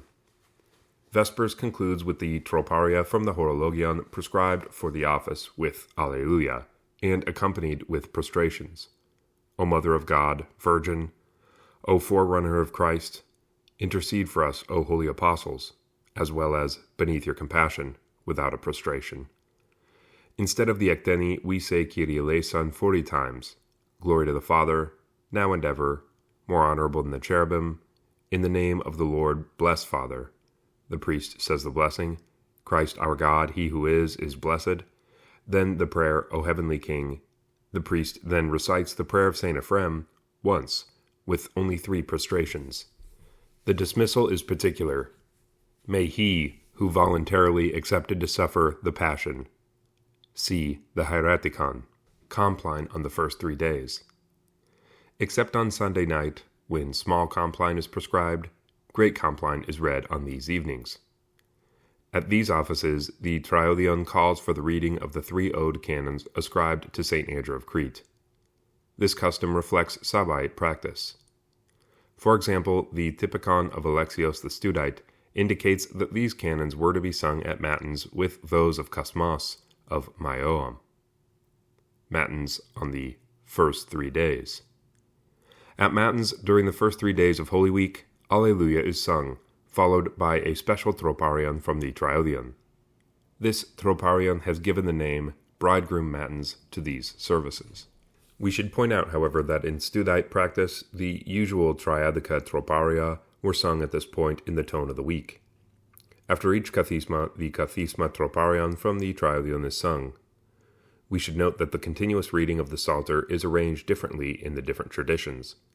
In the Sabbaite tradition, this reading concludes on Holy Wednesday.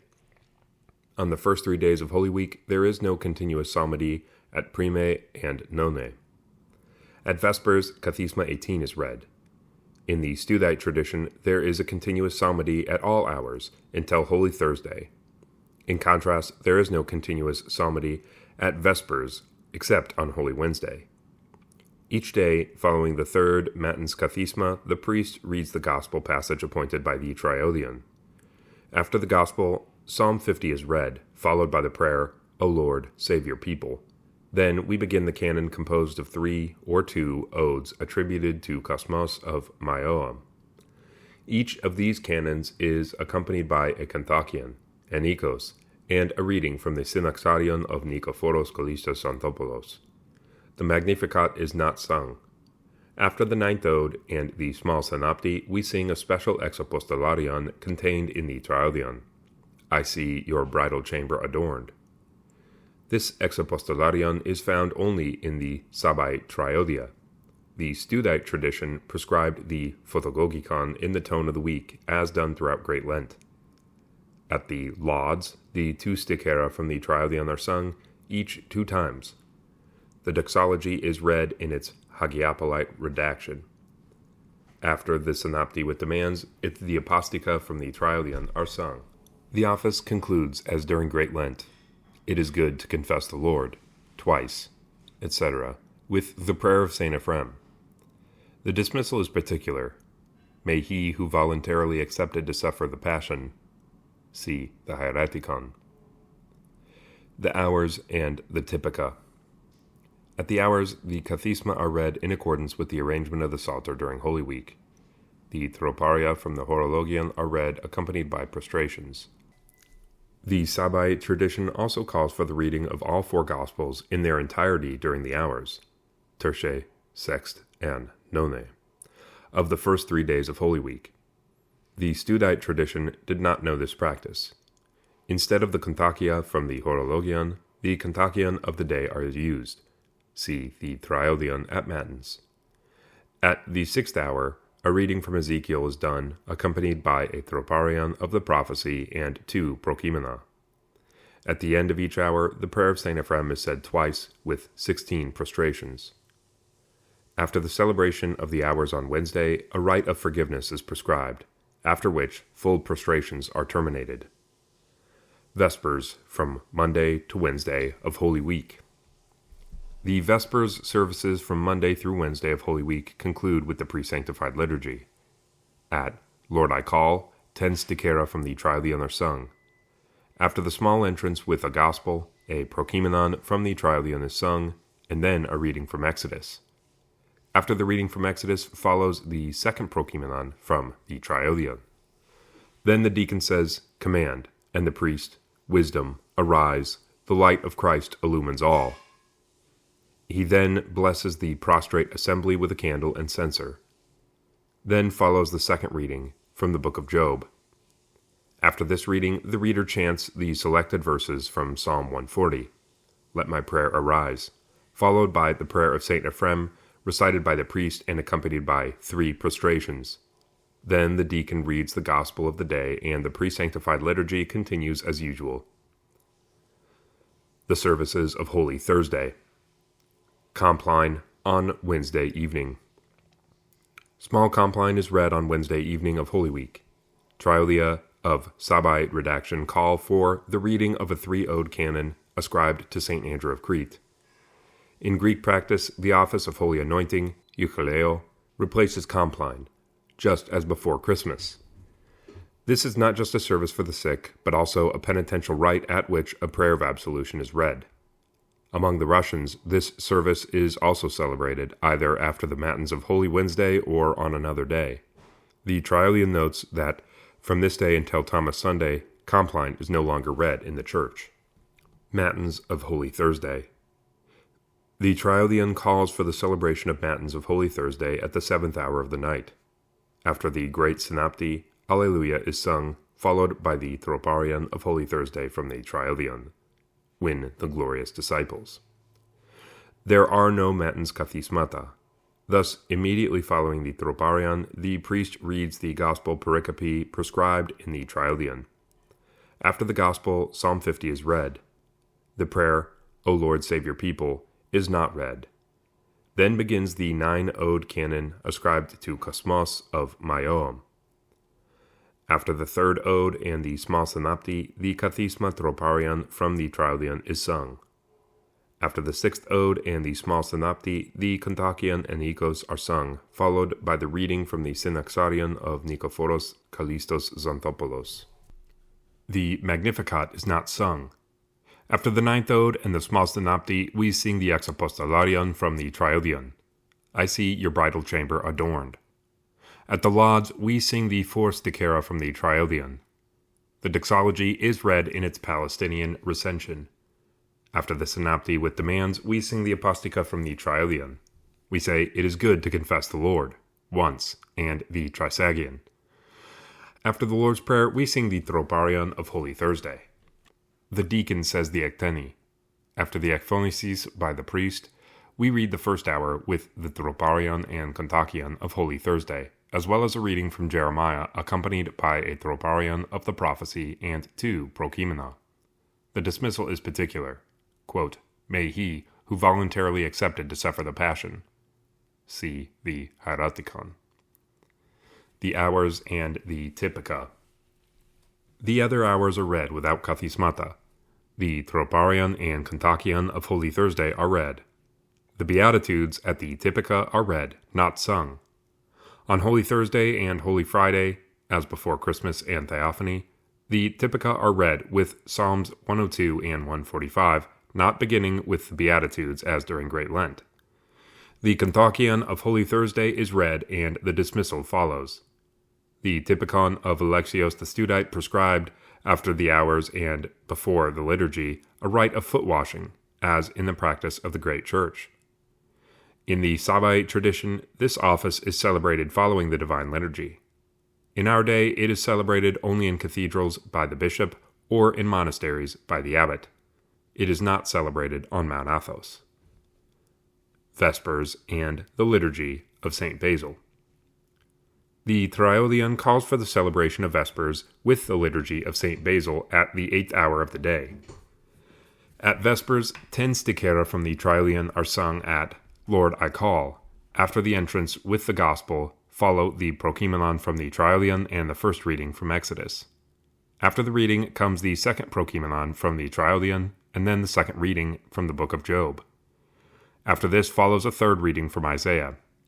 The deacon says the small synopty, and then the Trisagion is sung. The epistle and gospel readings are for Holy Thursday, and the liturgy of St. Basil follows immediately. Instead of the Cherubicon, the Kinonikon, and the post-communion Troparion, let our mouths be filled, we sing the Troparion of your mystical supper. Oil and wine are permitted at table because of the feast. The services of Holy Friday. Compline on Thursday night. In the Trialia of Sabbaite redaction, a 3-ode canon ascribed to St. Andrew of Crete is to be read at small Compline. In the Studite tradition, as attested in the Typikon of Alexios the Studite, Compline was not read that day, and the 3-ode canon was read at Matins. Matins of Holy Friday.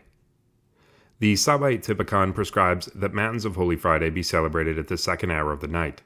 This office, which is also called the Service of the Holy and Saving Passion of our Lord Jesus Christ, is also commonly referred to as the Service of 12 Gospels.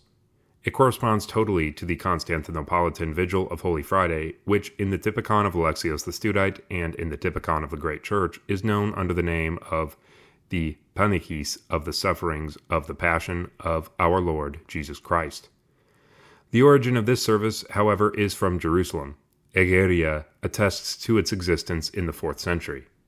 The Armenian lectionary supplies the list of readings used in Jerusalem, and it is interesting to see that these were then taken up by the Great Church of Constantinople and still today comprise the 12 Passion Gospels. After the Great Synopty, Alleluia is sung, followed by the Troparion of Holy Thursday, Win the Glorious Disciples. During the Troparion in Russian practice, the priest incenses the entire church, the Great Censing. The deacon then says the Small Synopty, and the priest reads the first of the 12 Passion Gospels. It is the custom, at least among the Russians, to read the Gospel from the middle of the church, in front of the cross.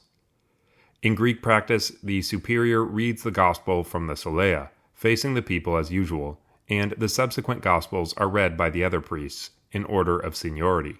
Only the last Gospel is read by the deacon in front of the cross. Then we begin singing the 15 antiphons.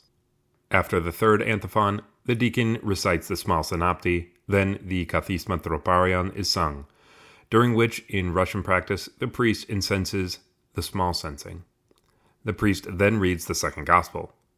After the sixth antiphon, the deacon recites the Small Synopty, then the Kathisma Troparion is sung, during which, in Russian practice, the priest incenses the Small Censing. The priest then reads the third Gospel. After the ninth antiphon, the deacon recites the Small Synopty, then the Kathisma Troparion is sung, during which, in Russian practice, the priest incenses the Small Censing. The priest then reads the fourth Gospel. After the 12th antiphon, the deacon recites the Small Synopty, then the Kathisma Troparion is sung, during which, in Russian practice, the priest incenses the Small Censing. The priest then reads the fifth Gospel. In Greek practice, following the 13th antiphon, the sacristans prepare the stand for the cross in the center of the church. After the 15th antiphon, the priest leaves the sanctuary through the north door carrying the crucified Christ, preceded by a deacon carrying a candle and incensing. The priest hangs the image of the crucified Christ on the cross, which he then incenses from all four sides as during the Artoclasia, and the relic of the cross is laid out, if such is the case. Then the abbot and the entire community, in order of seniority, come to venerate the cross. A vigil light is placed in front of the cross, and the icon of the extreme humility is placed there for veneration. After the 15th antiphon, the deacon recites the Small Synopty. Then the Kathisma Troparion is sung, during which, in Russian practice, the priest incenses the Small Censing. The priest then reads the sixth Gospel. The Beatitudes are then read, accompanied by their Troparia. At this time, in Russian practice, the priest incenses. Then the Prokimenon is sung. They divided my garments among them.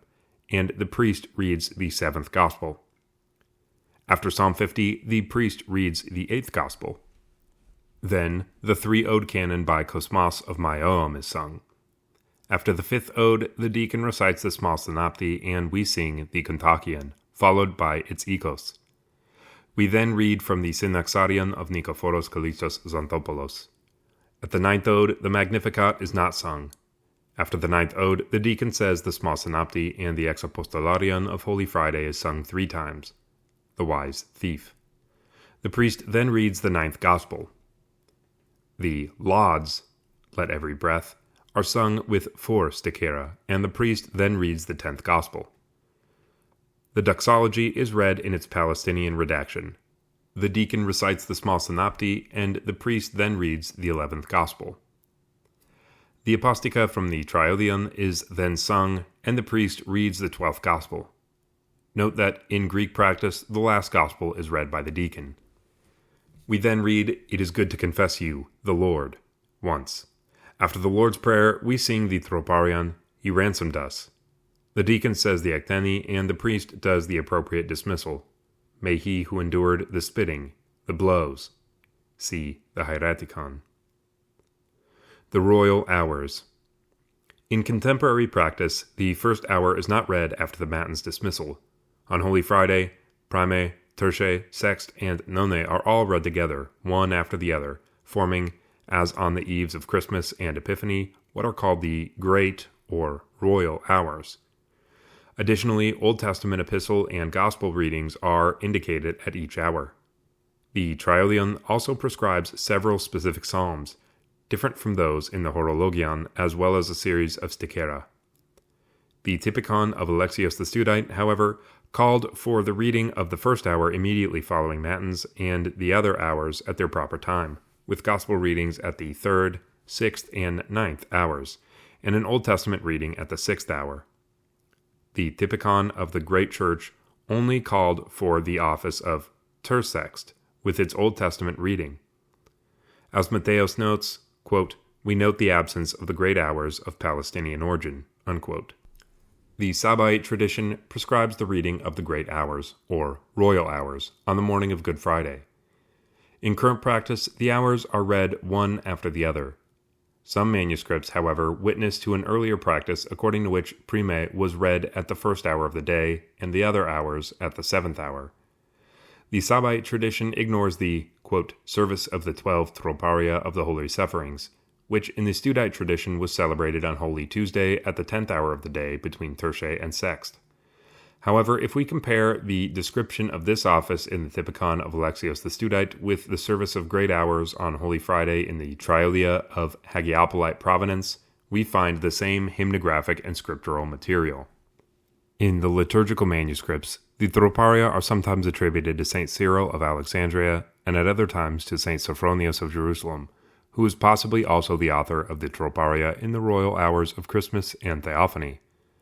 This last detail leads us to think that the service of Troparia on Holy Friday is of Hagiopolite origin, just like the Troparia of Christmas and Theophany, especially since there is a connection between these Idiomelan hymns, from which it appears that the hymnography of Holy Friday is certainly more ancient than that of Christmas and Theophany, and it served as a model for the hymnography of these two feasts.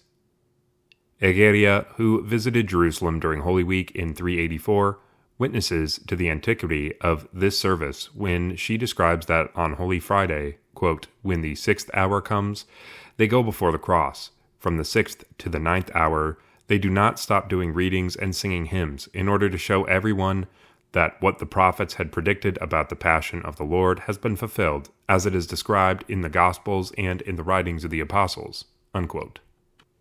In examining various ancient manuscripts, it appears that the service of 12 Troparia was originally an independent office inserted between the 6th and 9th hours, but which was eventually distributed among the various hours. According to E. Diakovsky, the shifting of the service of the 12 Troparia by the Studites from Holy Friday to Holy Tuesday may have been an attempt to preserve the integrity of the office from a process of fragmentation. It thus appears once more that the spread of the Sabbaite Typikon beginning in the 14th century led to revisions in the liturgical books and in the present case of the Triodion. After the 9th hour, Psalms 102 and 145 are read, followed by the Beatitudes and the rest of the Typica. As at each of the preceding hours, the Kontakion of Holy Friday is used. In the Triodion, we find the following rubric explaining that, quote, we have received from Palestine the tradition not to celebrate the pre-sanctified liturgy on this holy day of the crucifixion, nor to celebrate the liturgy, nor to set the table or to eat. If someone is weak and aged and cannot endure the fast, let him be given bread and water after sunset. We have also received from the holy apostles the tradition not to eat on Good Friday, for such is the word of the Lord, who said to the Pharisees, "For when the bridegroom will be taken away from them, then they will fast in those days." Luke 5:35. This is what the divine apostles have received, and having found this tradition, the apostolic canons have transmitted it to us. And the righteous epistle of the holy Archbishop Dionysius of Alexandria orders this with supporting evidence, unquote. This rubric refers to the instructions found in the 5th book of the Apostolic Constitutions, which command abstention from all food on Friday and Saturday of Holy Week. We also find the practice described in the Apostolic Constitutions in Canon 1 of Dionysius of Alexandria. This reflects a very ancient church practice, which Tertullian referred to as, quote, the fast in the absence of the bridegroom. Since Holy Friday is a strict fast day, it was inconceivable for the Sabbaite tradition, which always showed itself to be rigorous, to break the fast by allowing a Eucharistic celebration. This is why this tradition did not have a pre-sanctified liturgy.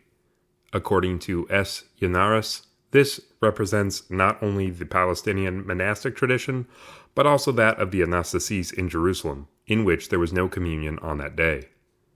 The Typikon of Alexios the Studite and the Typikon of the Great Church, on the other hand, called for the celebration of the pre-sanctified liturgy after Vespers. This celebration followed the normal pattern in Constantinople of celebrating the pre-sanctified liturgy daily during Great Lent. It is thought that the suppression of the pre-sanctified liturgy on this day in Constantinople dates to the 12th century and was initiated by the Evergitis monastery. In Russia, however, it was only with the reform of Metropolitan Cyprian that the pre-sanctified liturgy on Holy Friday was eliminated. This explains the amazement of the pilgrim Anthony from Novgorod, who visited Constantinople towards 1200 and saw that the pre-sanctified liturgy was not celebrated that day. Saint Simeon of Thessalonica explains that the pre-sanctified liturgy was eliminated in Constantinople under the influence of the Palestinian monastic Typikon, and because of the tradition of complete fasting. As a result, following the reform of the 14th century, Vespers on the evening of Holy Friday has kept the vesperal portion of the pre-sanctified liturgy with the readings of the Epistle and the Gospel indicated in the Typikon of the Great Church, but without the elements proper to the pre-sanctified liturgy, such as, quote, the light of Christ illumines all, and the great prokimenon consisting of verses from Psalm 140. The services of Holy Saturday. Vespers. The Triodion indicates that Vespers is served at the 10th hour of the day. At Lord I Call, we sing 6 stichera from the Triodion. After the entrance with the Gospel comes the first prokimenon from the Triodion, and then the first Old Testament reading from Exodus. The second prokimenon from the Triodion follows, and then the second Old Testament reading from the book of Job. Then a third reading from Isaiah is added. Then a prokimenon for the Epistle, after which the Epistle and Gospel for Holy Friday are read. These readings were assigned to be the pre-sanctified liturgy by the Typikon of the Great Church, and have been taken up by the Typikon of Alexios the Studite. In contemporary Greek practice, at the moment when the passage about the descent from the cross is read, a priest vested in a philonion and a deacon exit the sanctuary through the holy doors. The priest removes the image of the crucified Lord from the cross, and the deacon covers it with a winding sheet. They then present it to the abbot or the bishop on the throne, who sprinkles it with perfumed water, and then the priest returns to the sanctuary through the holy doors and places the image of the crucified Lord on the altar table. After the ecteni, during which sacristans place a table in front of the cross, if it has not already been done, follow the prayer, Vouchsafe, O Lord, the synopty with demands, and the apostica from the Triodion, which are sung. During the singing of the doxistikon, the priest incenses the epitaphanion on the altar table. Following the canticle of St. Simeon, the Trisagion prayers and the Lord's Prayer, the Troparia of Holy Saturday, are sung, the Noble Joseph, and To the Myrrh-Bearing Women. During these Troparia, the clergy remove the epitaphion from the altar table, carry it to the center of the church, and place it on the table that has been prepared. We should note, however, that nothing about the epitaphion is mentioned in the Typica and the Triodia, and that the epitaphion appeared only very late, after the 14th century. In contemporary Greek practice, 4 priests carry the epitaphion at the beginning of the apostica. The first holds the Gospel book, the second carries a relic of the cross. After they place the epitaphion on the table, the abbot descends from his throne and places flowers around it.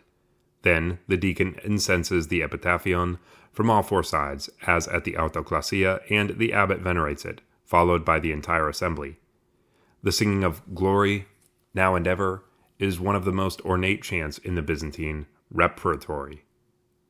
Compline. The Triodion indicates that Compline and the Midnight Office are read by the monks individually in their cells.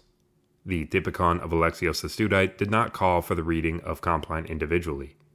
In contemporary Russian practice, however, it is customary to read Compline, consisting of the canon by Simeon Logothetes, on the weeping of the Mother of God in church in front of the Epitaphion. This is no longer done in Greek practice. Matins. According to the Triodion, Matins of Holy Saturday is celebrated at the 7th hour of the night. After the Great Synopty, we sing God is the Lord and the Troparia of Holy Saturday. The noble Joseph, Glory, When You Descended, Now and Ever, to the myrrh-bearing women. During the Troparia, the clergy leave the sanctuary and go in front of the Epitaphion, the priests vested in Phallonia. The priest incenses the entire church, preceded by a deacon with a candle. Everyone in the assembly holds a candle as at a funeral service. Then the choir sings Psalm 118, Kathisma 17. After each verse of the psalm, a troparion of praise is inserted. Regrettably, for practical reasons, in modern Greek practice, the psalm is read first, and then the troparia, egomia, are sung afterwards, without the psalm verses. Kathisma 7 is divided into 3 sections. After each section, the deacon says the small synopty. At the beginning of each section, the priest incenses the epitaphion. The third part concludes with the singing of the resurrection Evlogataria, Blessed are you, O Lord, the angelic choir. After the small synopty, the Kathisma Troparia from the Triodion are sung. Having beheld the resurrection of Christ is not sung. Psalm 50 is read, and the canon of Holy Saturday follows. Odes 1-5 are by Mark the Monk. Odes 6-9 are the ancient 4-ode canon by Cosmas of Myoam. After the third ode and the small synopty, the Kathisma Troparia from the Triodion is sung. After the 6th ode and the small synopty, we sing the Kontakion and its ecos, and then read from the Synaxarion of Nikephoros Kallistos Xanthopoulos. The Magnificat is not sung at the 9th ode. Following the 9th ode and the small synopty, we sing the fixed Sunday Exapostolarion in tone 2 3 times. Holy is the Lord our God. The lauds, Let Every Breath, are sung with 4 stichera from the Triodion, followed by the Great Doxology in its Constantinopolitan redaction. During the Great Doxology, the priest incenses 3 times around the Epitaphion. During the final Trisagion, the Epitaphion is carried in procession around the church. In contemporary Greek practice, the procession stops 4 times and petitions are made, and then, as the people return into the church, they pass under the Epitaphion, which is held up by the priests at the door of the church, while a sacristan sprinkles them with perfumed water. Once all have entered the church, the Epitaphion is carried up to the holy doors, and, following the ekphonesis by the priest, Wisdom, stand aright, Let us attend, Peace be unto all, Wisdom in Greek practice. The Epitaphion is, in Russian practice, placed back on the table in the center of the church, and the priest incenses it again while the choir sings the Troparion, the noble Joseph. In Greek practice, the Epitaphion is placed on the altar table, where it will remain until the leave-taking of Pascha. 3 readings follow: the prophecy of Ezekiel, preceded by a Troparion of the prophecy and a Prokimenon, an epistle, preceded by the epistle Prokimenon, and a gospel, preceded by Alleluia and its verses, Let God Arise. It is interesting to read the relevant rubric in the Typikon of Alexios the Studite, underlining that, quote, as in the great church, Glory to God in the highest is sung after these stichera in asthmatic fashion. When they sing glory, the priest does the entrance, with the deacon holding the gospel, preceded by a candle. Then he ascends to the synthronon. After the peace is given, the prokimenon is said immediately. Glory to God in the highest is sung in asthmatic fashion, in a way that we are never accustomed to doing it except in truth on this day. The prokimenon of the day is sung in tone 6. Then the entrance of the priest occurs, and another office is indicated because of this exceptional day. After the prokimenon, the epistle to the Corinthians. Brethren, a little leaven. Alleluia, tone 4. Let God arise. Then the Gospel of Matthew, on the morning which is after the Friday. It is read by the priest at the altar table. After the Gospel comes the ecteni by the deacon and the dismissal as usual. Unquote. This rubric thus appeals to the Typikon of the Great Church, which indicated the following, quote, after orthros, at the Trisagion of Glory to God in the highest, the entrance of the patriarch and the priests take place with the gospel. The psalmists ascend the ambo and say the troparion. After this, he, the patriarch, goes to the synthronon and sits on the throne on top. Then the prokimenon, a reading, second prokimenon, epistle, alleluia, gospel, unquote. Taking account of such expressions as entrance, asthmatic, and synthronon, we can conclude that our contemporary triodion contains a vestige of the ancient Constantinopolitan tradition in which matins concluded with scriptural readings. However, the solemn entrance with the Gospel book in the great church of Constantinople was transformed, after the 14th century, into a solemn procession with the epitaphion around the church. Matins concludes with the Acteni and the Senati with demands. After the dismissal, the first hour is read. The hours and the Typica. The other hours are read before the Divine Liturgy. The Troparia and Kontakion of Holy Saturday are read. The Beatitudes at the Typica are read, not sung, preceded by Psalms 102 and 145. The Kontakion of Holy Saturday is read, and then the Lesser Dismissal. Vespers and the Liturgy of St. Basil. The Triodion indicates that Vespers with the Liturgy of St. Basil should begin at the 10th hour. This liturgy was initially a part of the ancient Paschal Vigil, which explains why it has such a strong resurrectional character. This is also the reason why all the vestments are changed to white during this service, if not before. At Lord I Call, we sing 8 stichera from the Trialia. The first 4 come from the Octoikos, tone 1, 3 resurrectional stichera from Lord I Call, and the first sticheron from the Apostica. The next 3 are for Holy Saturday. Today, hell cries out groaning. It is interesting to note that the Typikon of Alexios the Studite called for the singing of only these 3, attributed to St. Theodore the Studite, twice each with their doxistikon. The contemporary redaction of the Triodion adds the dogmatikon, Theotokion, from the Octoikos, tone 1. After the little entrance with the Gospel, there is no prokimenon, and we immediately begin a long series of 15 Old Testament readings. Commonly today in Greece, most of these readings are done before or during the hours, leaving only 3 at Vespers. These readings come from the Typikon of the Great Church, in which they were used to occupy the assembly while the Patriarch performed baptisms in the baptistry. Indeed, in the Typikon of the Great Church, we read the following notice after the 7th reading. If the Patriarch must still baptize for a long time, 8th reading, and the rest of the readings. In our day, baptisms are no longer performed during these readings, yet they are all still read. The 6th reading concludes with the singing of the Canticle of Moses. Let us sing to the Lord, for he has been glorified. The 15th reading is concluded with the singing of the Song of the 3 Youths. Sing to the Lord and glorify him through all the ages, with a refrain, as was the custom in Constantinople. The deacon then says the small synopty. Instead of the Trisagion, we sing the baptismal hymn, as many as have been baptized into Christ. This amply demonstrates that this was originally a baptismal liturgy. The epistle is from Romans, the same reading as at the baptismal service. Instead of Alleluia, we sing Arise, O God, and judge the earth. At this moment, in Russian practice, all the vestments, altar covers, and other decorations are changed from dark to white. In Greek practice, the bells are rung during this chant, and the priest goes through the church throwing laurel leaves. Then comes the reading of the resurrectional gospel from Matthew. The liturgy of St. Basil follows. Instead of the cherubic hymn, we sing the hymn, Let all mortal flesh keep silent. Instead of the hymn to the Mother of God, we sing the hymnos of the 9th ode of the canon.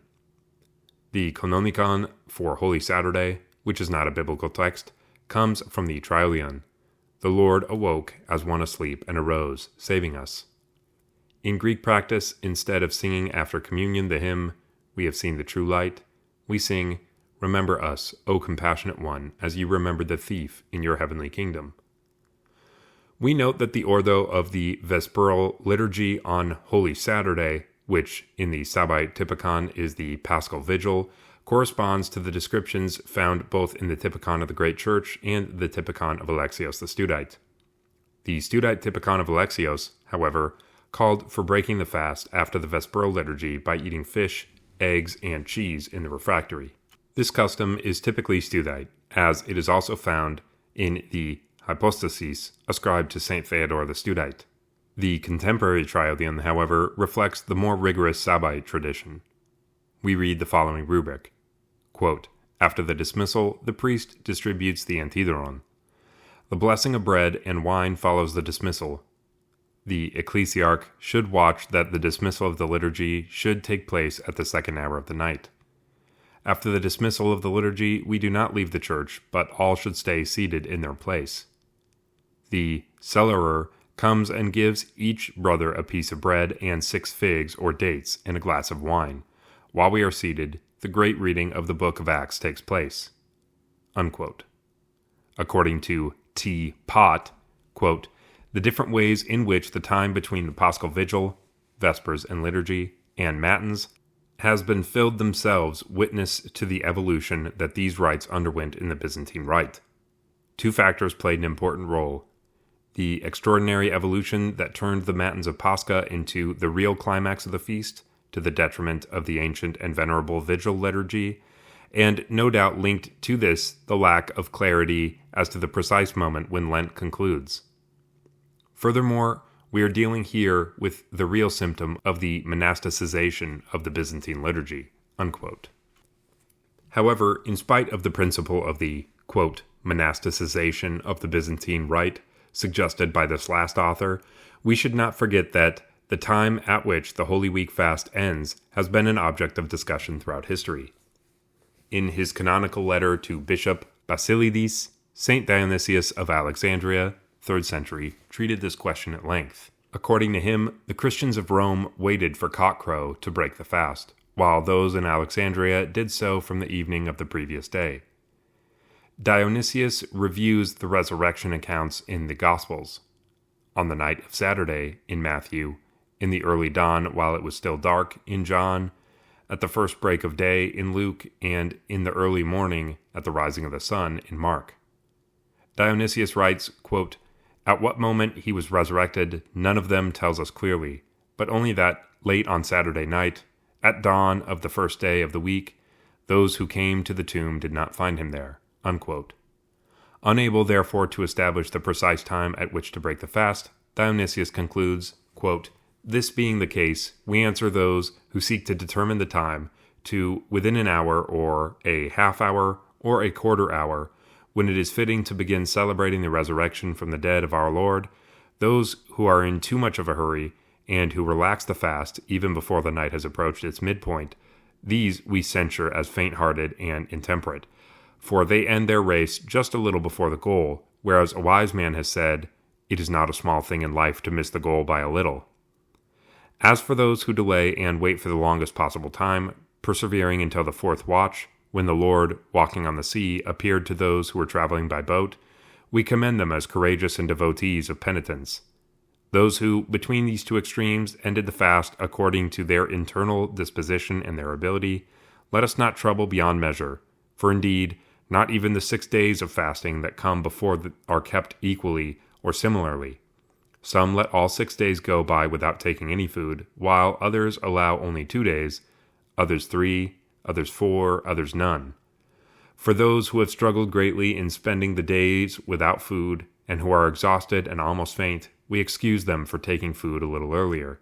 While those who not only did not pass these days without food, but who did not fast at all or even feasted during the first 4 days and abstained from food only on the last 2, that is, on Friday and Saturday, and think they are doing something great and splendid if they keep the fast until dawn on Sunday, I think that such people did not struggle as hard as those who exercised themselves for many days. Unquote. Later, the Council in Trullo established that, quote, after having spent the days of the saving passion in fasting, prayer, and compunction of heart, the faithful should break the fast only at midnight on Holy Saturday, because the evangelists Mark and Luke, one through the words, late in the night that follows Saturday, Matthew 28:1, the other through the expression, at early dawn, Luke 24:1, specify the late hour of the night. Unquote.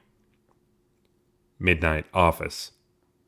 The Sabbaite tradition, preserved in the current redaction of the Triodion, has thus shown itself to be more rigorous in observing the canons by breaking the fast only after the Divine Liturgy celebrated very early Sunday morning, during the night from Saturday to Sunday.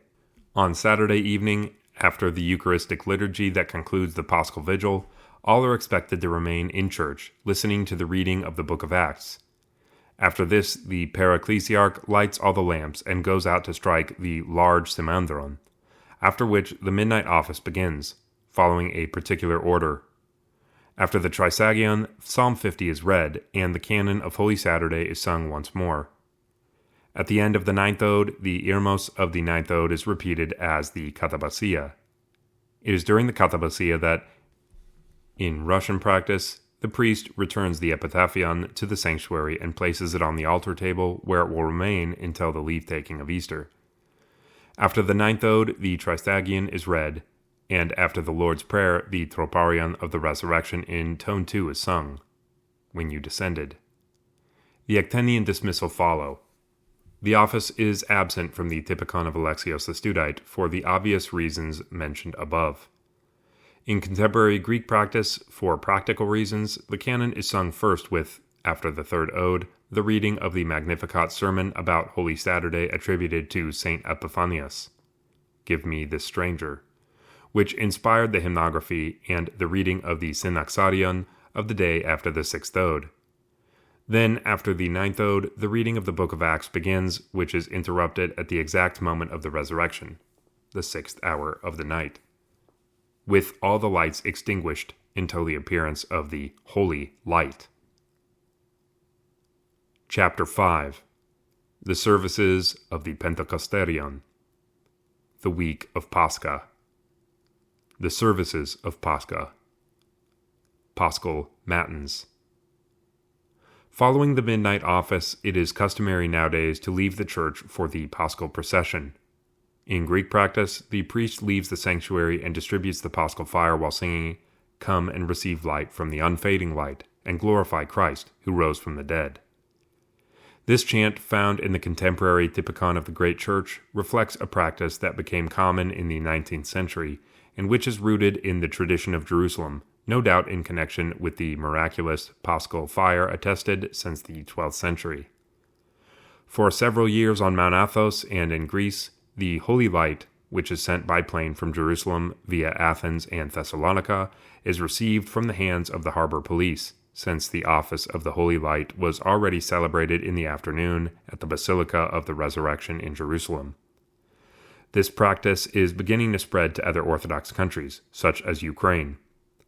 The procession around the church is accompanied by the singing of the Troparion, Your Resurrection, O Christ our Savior, which is found at the Apostica for Sunday in tone 6 in the Octoikos. After the procession, after once or 3 times around the church, we stop in front of the doors of the church, which are closed. The modern Typikon of the Great Church calls for the reading of the pericope from Mark 16, a custom that appeared in the 19th century. The ancient Typica say nothing about a procession. They simply indicate that all go out into the narthex. Only a sacristan remains in the church to light all the candles and lamps. He prepares 2 candles which he places lit in the center of the church. He also lights the other candles in front of the holy doors and prepares the censer in the sanctuary. Filling it with a large amount of incense, he incenses the entire church. All the doors of the church remain closed. The priest puts on his all-white vestments and goes to the narthex through the north door, incensing and holding the 3-branched paschal candle, preceded by the 2 candles. The abbot, or the ecclesiarch, distributes candles to all the brothers, which they then light. After the priest has incensed the entire assembly, he stands before the royal doors, which lead from the narthex into the nave, and, tracing the sign of the cross with the censer, says the initial blessing of Paschal Matins. He then sings the Paschal Troparion. We find the same description of this office in the Typikon of Alexios the Studite, which reminds us of the beginning of the sung office in the narthex, except that the latter says that the brothers, who had been sleeping, were then awakened at the 3rd watch of the night. After the opening blessing of Matins, glory to the Holy Consubstantial, the priests sing the Paschal Troparion 3 times, as does the choir, followed by 4 psalm verses, each followed by the Paschal Troparion. The first 3 verses, Psalm 67, 2-4, already appear in the ancient Sabbae Typikon, Sinai, 1096. The Typikon of Alexios the Studite has only 2 verses, while the contemporary Byzantine rite adds a 4th, Psalm 117, 24, resulting here in a compromise between 2 traditions. Then the priest again sings the first half of the Troparion. The doors are then opened, and the priest enters the church, preceded by the candles, and followed by the abbot and the brothers who sing the end of the Troparion. The priest goes into the sanctuary and recites the Great Synopty. It is customary to leave all the sanctuary doors open throughout the week of Pascha. After the ekphonesis, the superior intones the Paschal canon attributed to St. John of Damascus. The 2 choirs alternately sing the troparia of the canon. At each ode, small synopties are said from inside the sanctuary with special ekphonesis. See the Pentecosterion.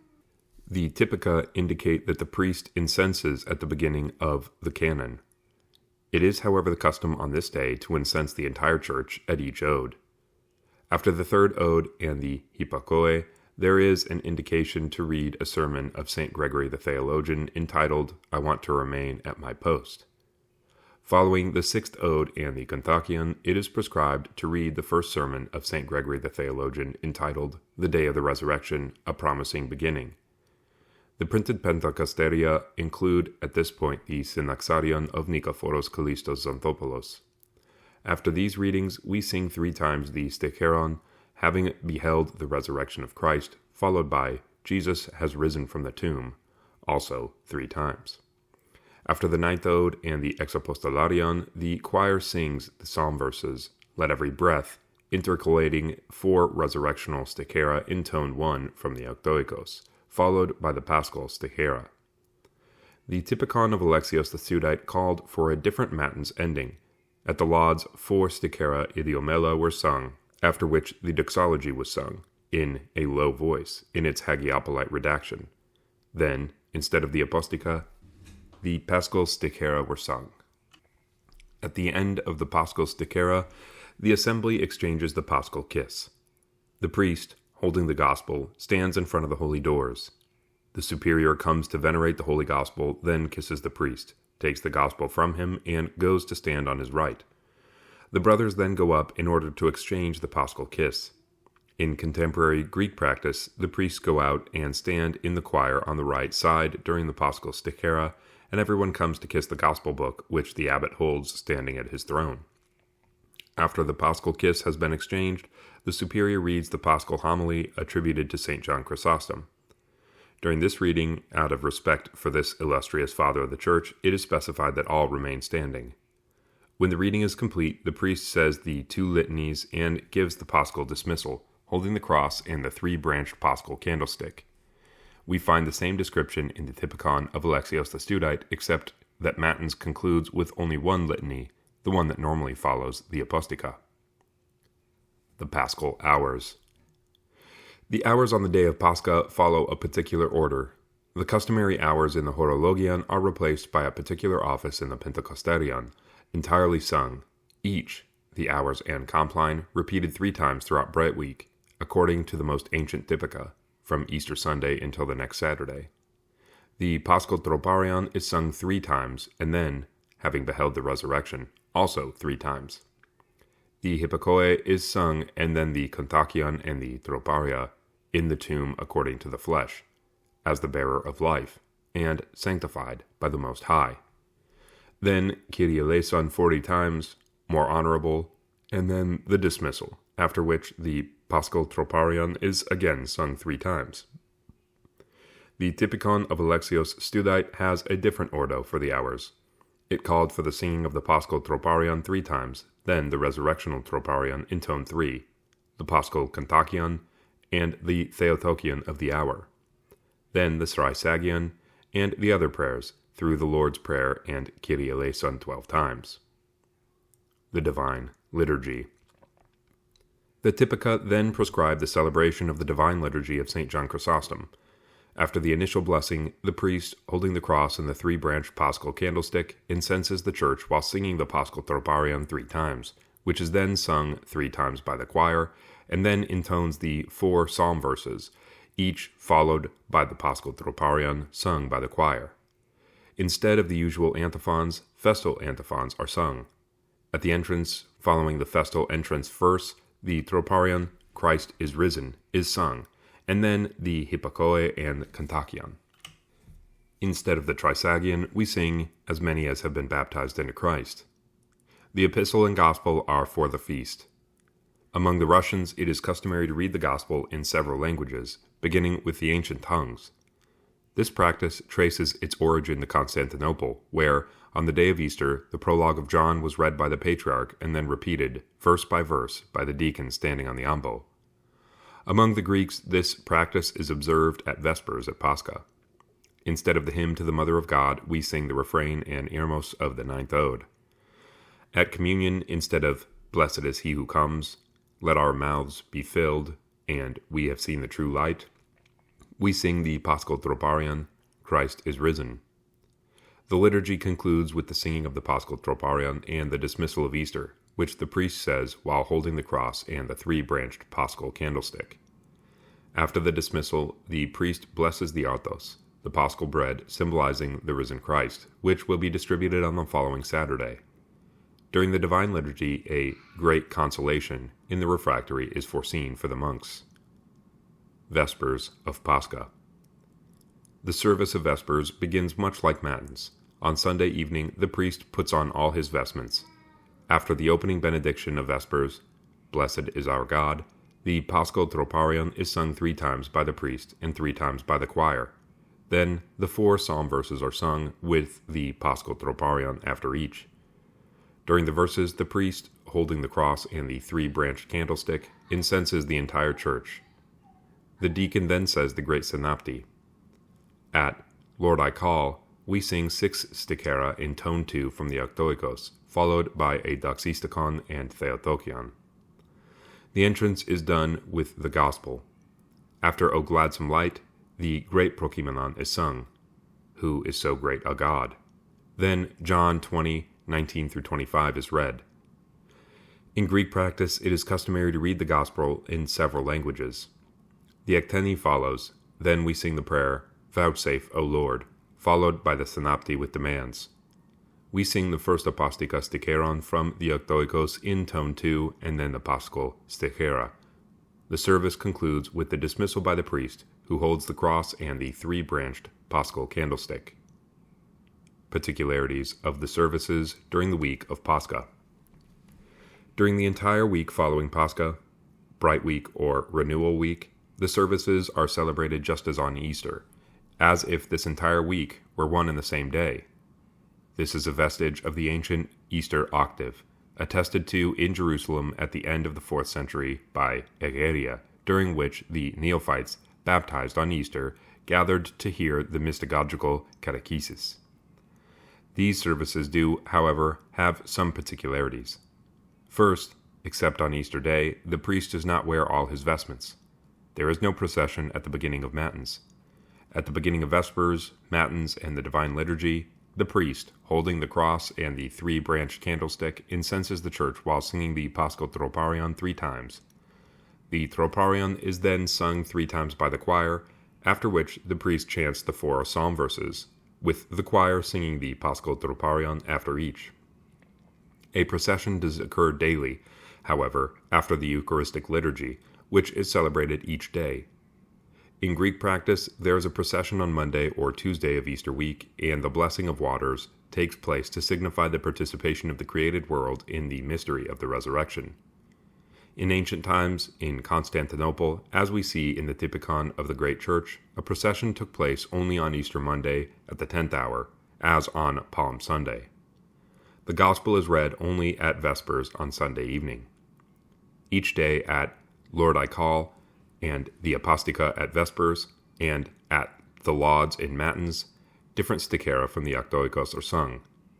This week is considered as the week with 7 Sundays, with each day dedicated to one tone from the Octoikos, tone 1 on Sunday, tone 2 on Monday, tone 3 on Tuesday, tone 4 on Wednesday, tone 5 on Thursday, tone 6 on Friday, tone 8 on Saturday. On each evening during the week, a different great Prokeimenon is sung. At Matins, beginning on Monday morning, Theotokia by Theophanes and Joseph are added to the Paschal canon of St. John of Damascus at Glory and Now and Ever. In Greek practice, these Theotokia are sung only on the following Sundays at the Paschal canon. Small synoptes are said only after the 3rd, 6th, and 9th odes. An insensation, therefore, is done at the beginning of each of these 3 sections of the canon, at the 1st, 4th, and 7th odes, as well as at the 9th ode. In Greek practice, the small synopte is said at each ode, as on Easter Sunday, but the insensation occurs only at the 1st and 9th odes. The services of Vespers, Matins, and the Divine Liturgy all conclude with the Paschal dismissal, which the priest pronounces holding the cross and the 3-branched Paschal candlestick. On Friday of Bright Week, we commemorate the life-giving spring in Constantinople. The Pentecosterion contains a special service for this, attributed to Nikephoros Kallistos Xanthopoulos. This office can be combined with the Paschal office. Because of this solemnity, it is customary to bless water on this day. In Greek practice, the blessing of water occurs on Monday or Tuesday. Saturday brings the Paschal week to a close. In the Studite tradition, the leave-taking of Pascha took place on Saturday of Bright Week, and not on Wednesday of the 6th week, as is done today. After the Divine Liturgy, the Arthos is distributed. After the 9th hour, the doors of the sanctuary are closed. In Greek practice, however, often the doors are closed only when, at Vespers, the Stikeron beginning with "all the doors being closed" is sung. The 2nd week after Pascha. Thomas, Sunday, Antipascha. Origin. The 2nd Sunday of Pascha, i.e., the Sunday following Easter, is dedicated to the encounter of Thomas with the risen Lord. It is also called Antipascha, or Renewal Sunday. It concludes the Paschal octave, whose particular celebration in Jerusalem in the late 4th century is attested to by Egeria in her journal and by the Armenian lectionary in the 5th century. In chapter 39 of her journal, Egeria tells us that, quote, these feasts of Pascha are celebrated over 8 days. She specifies that on the day of the octave, quote, the Lucunare Vespers is celebrated both at the Anastasis and at the cross, and then all the people, without exception, with hymns escort the bishop to Zion. When they arrive there, they again sing hymns appropriate to the place and the day, and the gospel passage is read again describing how, 8 days after Pascha, the Lord entered where his disciples were and reproached Thomas for having been doubtful. Unquote. The Armenian lectionary provides more information about the Ordo of the Offices. On Sunday, the day of the octave, it prescribes that the prologue of John 1, 1-17, be read at the liturgy, a passage that in the Byzantine rite today is read on Pascha, in accordance with the Constantinopolitan tradition attested already in the Typikon of the Great Church. The passage from John 20, 26-31, in which the Lord appears to the apostles on the 8th day and proves to Thomas that he is indeed raised from the dead, was read in Jerusalem on Sunday evening at Vespers, which was celebrated on Zion. This pericope, in the Constantinopolitan rite, was read at the liturgy, which was to give the name of Thomas Sunday to the 2nd Sunday of Pascha. Since the 50-day period following Easter has been a period of rejoicing from early Christian times, the hymnography about the resurrection of Christ, normally reserved for the Sunday office, is gradually extended to the other days of the week. This 50-day Paschal period is, just as Great Lent, marked by several solemnities that we find in the Pentecosterion. The themes of the different Sundays are taken from the Gospels read at the Eucharistic liturgy. Consequently, they follow the lectionary of the Great Church. This lectionary prescribed for the Paschal period a continuous reading of the Book of Acts and the Gospel of John, concluding on the Feast of Pentecost. It must be said that Acts and John were also being read in Jerusalem during the same period. However, the choice of pericopes in Constantinople differed from that of Jerusalem. We therefore conclude that the current redaction of our Pentecosterion is Constantinopolitan, as it follows the themes of the Sunday Gospel readings as prescribed in the Typikon of the Great Church. We can surmise that this is the work of the Studites. The continuous reading of John began in Constantinople with the reading of the prologue on Easter Day, John 1, 1-17, a passage read on the Sunday following Easter in Jerusalem. We can note 3 exceptions to the rule concerning the Gospel readings.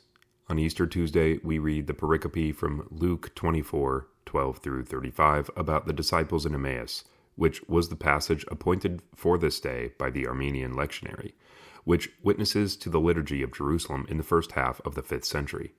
The pericope from Mark 15, 43-16:8, read on the 3rd Sunday of Easter, describing the burial and the empty tomb, a reading chosen because of the commemoration that day of the myrrh-bearing women, Joseph of Arimathea and Nicodemus. And finally, the pericope from Luke 24, 36-53, read on Ascension Thursday, a reading chosen because of this feast. In the Studite tradition, Thomas Sunday was considered as a major feast, with a one-day after feast. The contemporary Byzantine rite, influenced by the Sabbaite tradition, does not have a special ordo for Monday of the second week. We should note, however, that the entire week following this Sunday has the structure of an after feast. This will also be the case for the following Sundays. Ordo. Beginning on Thomas Sunday, the liturgical offices more or less resume their normal ordo. Beginning on this day, the reading of Kathismata from the Psalter, which was interrupted on Holy Wednesday, resumes. On each Sunday during the 50-day period, only the Pentecosterion is used. The office for the saint in the Menaion is shifted to Compline, or to another day, except in the case of an office with the Polyelios. Until the leave-taking of Easter, every service begins with the singing of the Paschal Troparion, Christ is risen. This Troparion is sung 3 times at the beginning of major services, Vespers, Matins, and the liturgy, and recited 3 times at the beginning of other offices. The office of Thomas Sunday follows the ordo of a major feast. Before the 9th hour, the doors of the iconostasis, which remain open all through the week of Pascha, are closed. On Athos, they are closed during the first Sticheron at Lord I Call. At Lord I Call in Vespers, 10 Stichera from the Pentecosterion ascribed to John the monk Damascene are sung, followed by their Doxisticon. The Pentecosterion also contains Stichera for the Lite and the Apostica. During the Artoclasia, the Troparion of the feast is sung 3 times, the tomb being sealed. Between Vespers and Matins, if Vigil is celebrated, it is appointed during the Paschal period to read from the beginning the commentaries of St. John Chrysostom on the Acts of the Apostles.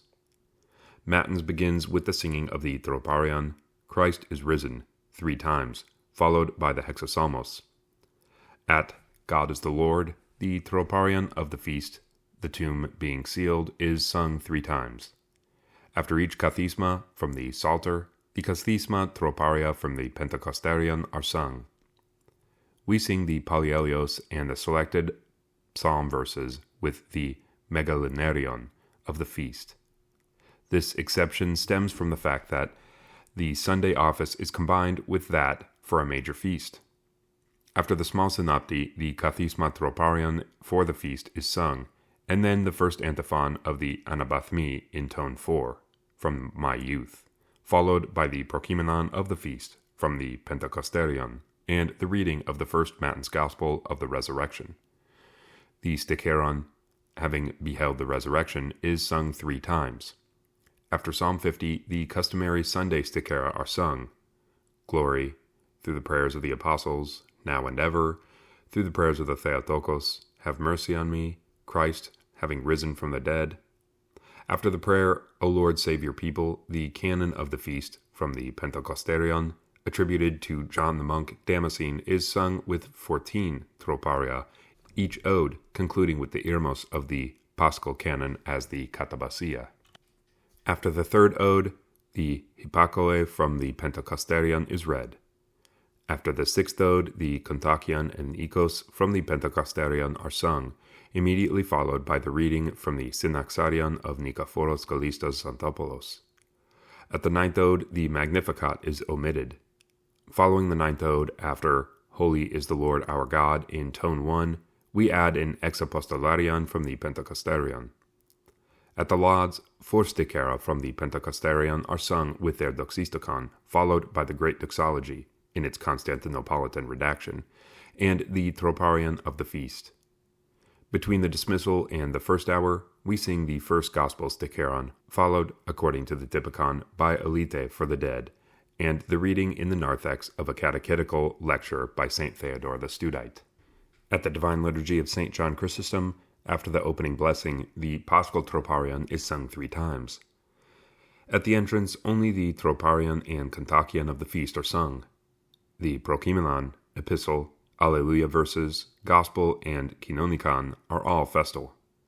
Instead of the hymn to the Mother of God, we sing the refrain and intermos of the 9th ode of the Paschal Canon. The angel cried, "Shine, shine." The Troparion, "We have seen the true light," is replaced by "Christ is risen." Before the dismissal and after "Glory to you, O Christ our God," we sing the Troparion, "Christ is risen" 3 times. In the Russian tradition, Tuesday of the second week after Easter is called Radonitsa, Day of Rejoicing. It is customary on this day to go to the cemetery, there to commemorate the dead in order to share the Paschal joy with them. However, the ordo of the office is not altered. In the Church, only a panachida is celebrated, either after Vespers or following the Eucharistic liturgy.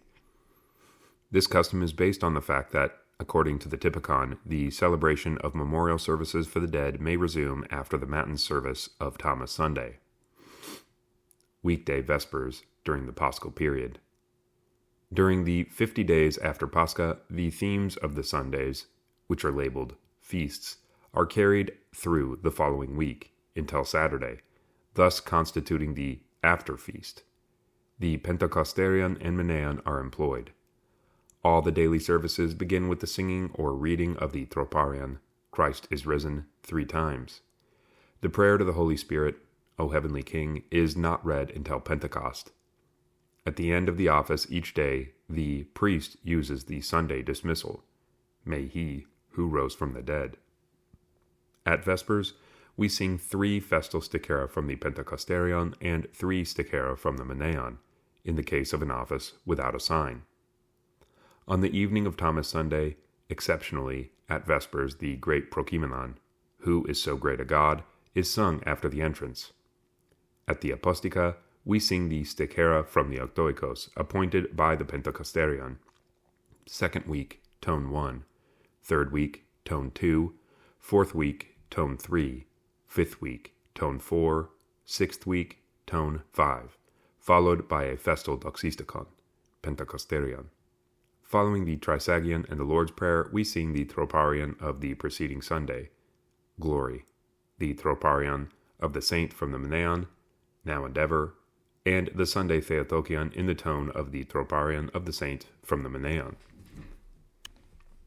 During the week after Thomas Sunday, we sing only the Troparion of the Saint from the Maneon, "Glory," "Now and Ever," and the Troparion of the Feast. At Compline, the 3 ode canons by Joseph of Thessalonica, the brother of St. Theodore the Studite, are read. These canons are found in an appendix to the Slavic editions of the Pentecosterion. They are, however, absent from the modern Greek editions. It is interesting to note that, in the Studite tradition, these canons were chanted at Matins. Therefore, when the Sabbaite Typica began to spread in the 14th century, these canons of Studite origin were incorporated in the Sabbaite tradition, but were relegated to Compline, as was also the case with the 3 ode canons of Andrew of Crete during Holy Week. At Matins, the royal office is suppressed. After "God is the Lord," we sing the Troparion of the preceding Sunday, "Glory," the Troparion of the Saint from the Maneon, "Now and Ever," and the Sunday Theotokion in the tone of the Troparion of the Saint from the Maneon. During the week following Thomas Sunday, we sing the Troparion of the Feast, "Glory," the Troparion of the Saint from the Maneon, "Now and Ever," and the Troparion of the Feast. After the first Kathisma and the small Synopti, we sing the Kathisma Troparion from the Octoikos as appointed by the Pentecosterion. 2nd week, Tone 1, third week, Tone 2, fourth week, Tone 3, fifth week, Tone 4, sixth week, Tone 5.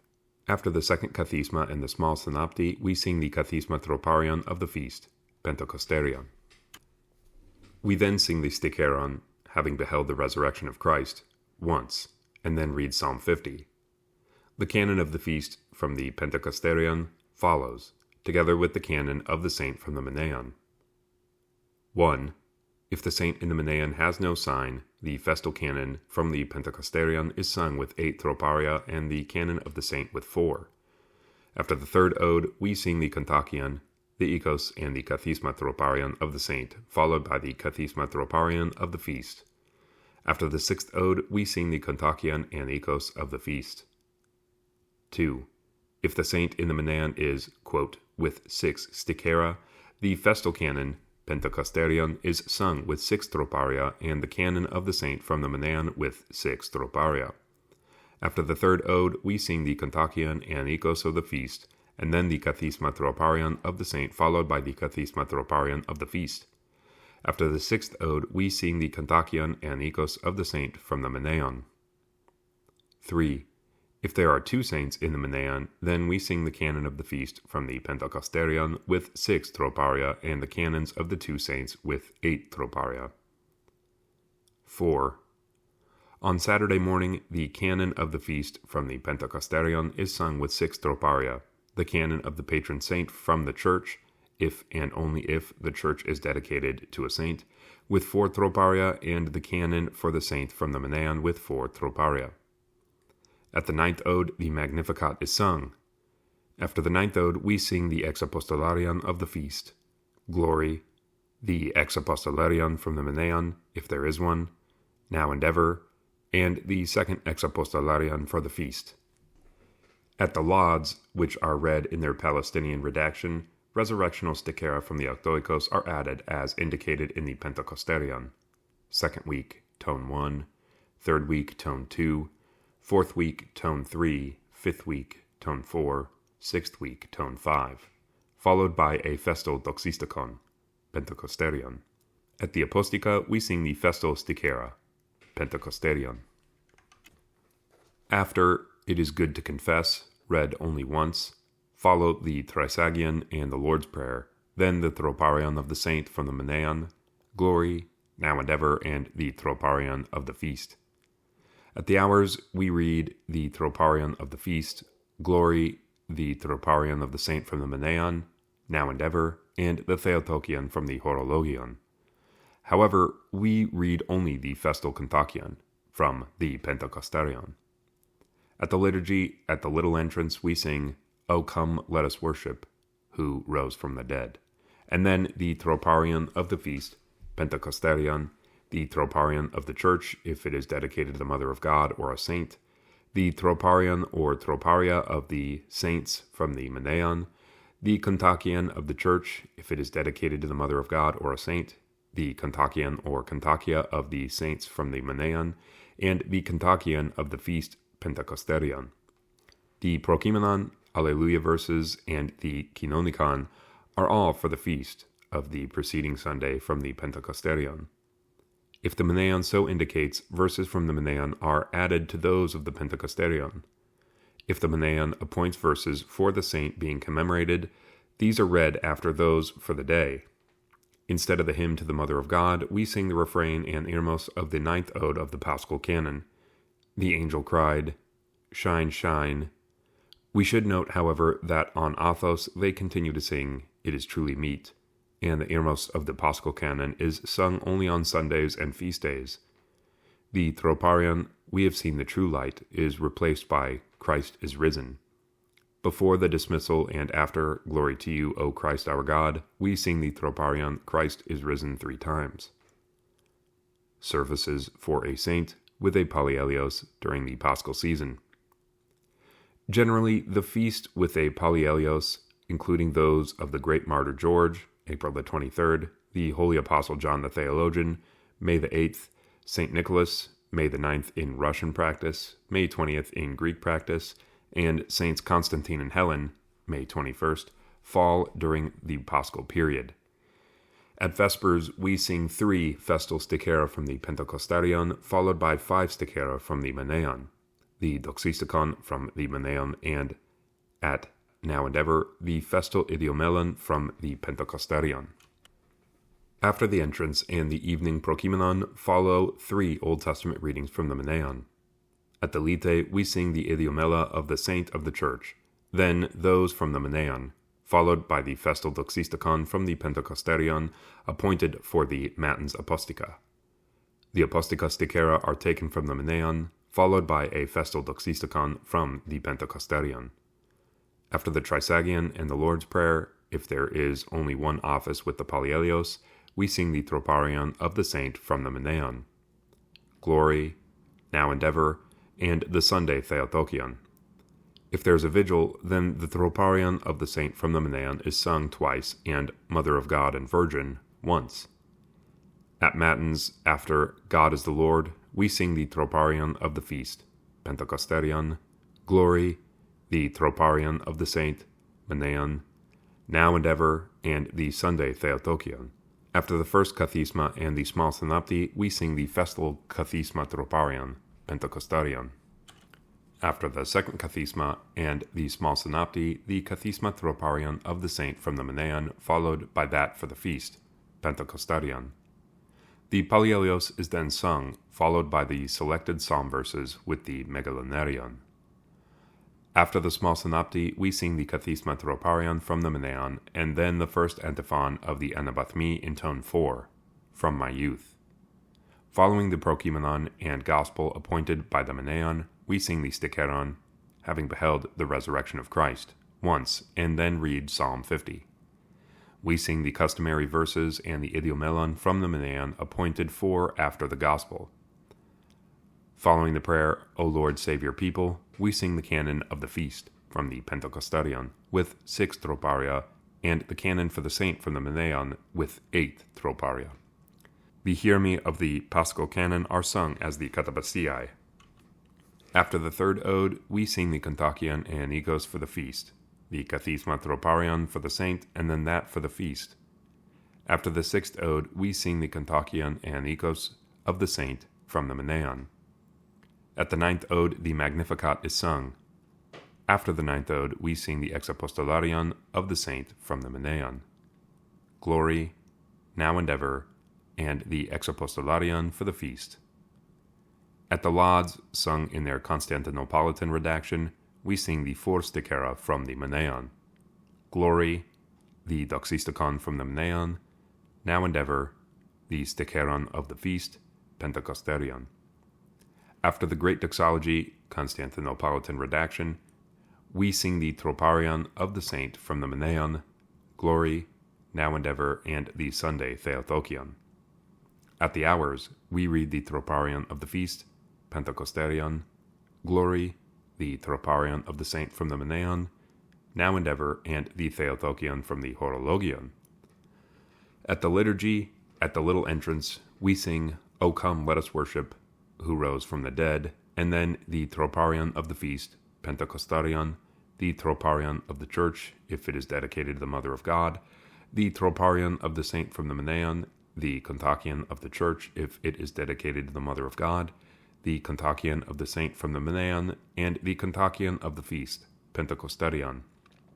The Prokimenon, Alleluia verses, and Kinonikon of the feast of the preceding Sunday from the Pentecostarion are sung first, followed by those for the saint from the Maneon. Instead of the hymn to the Mother of God, we sing the refrain and Irmos of the ninth ode of the Paschal canon. The angel cried, Shine, shine.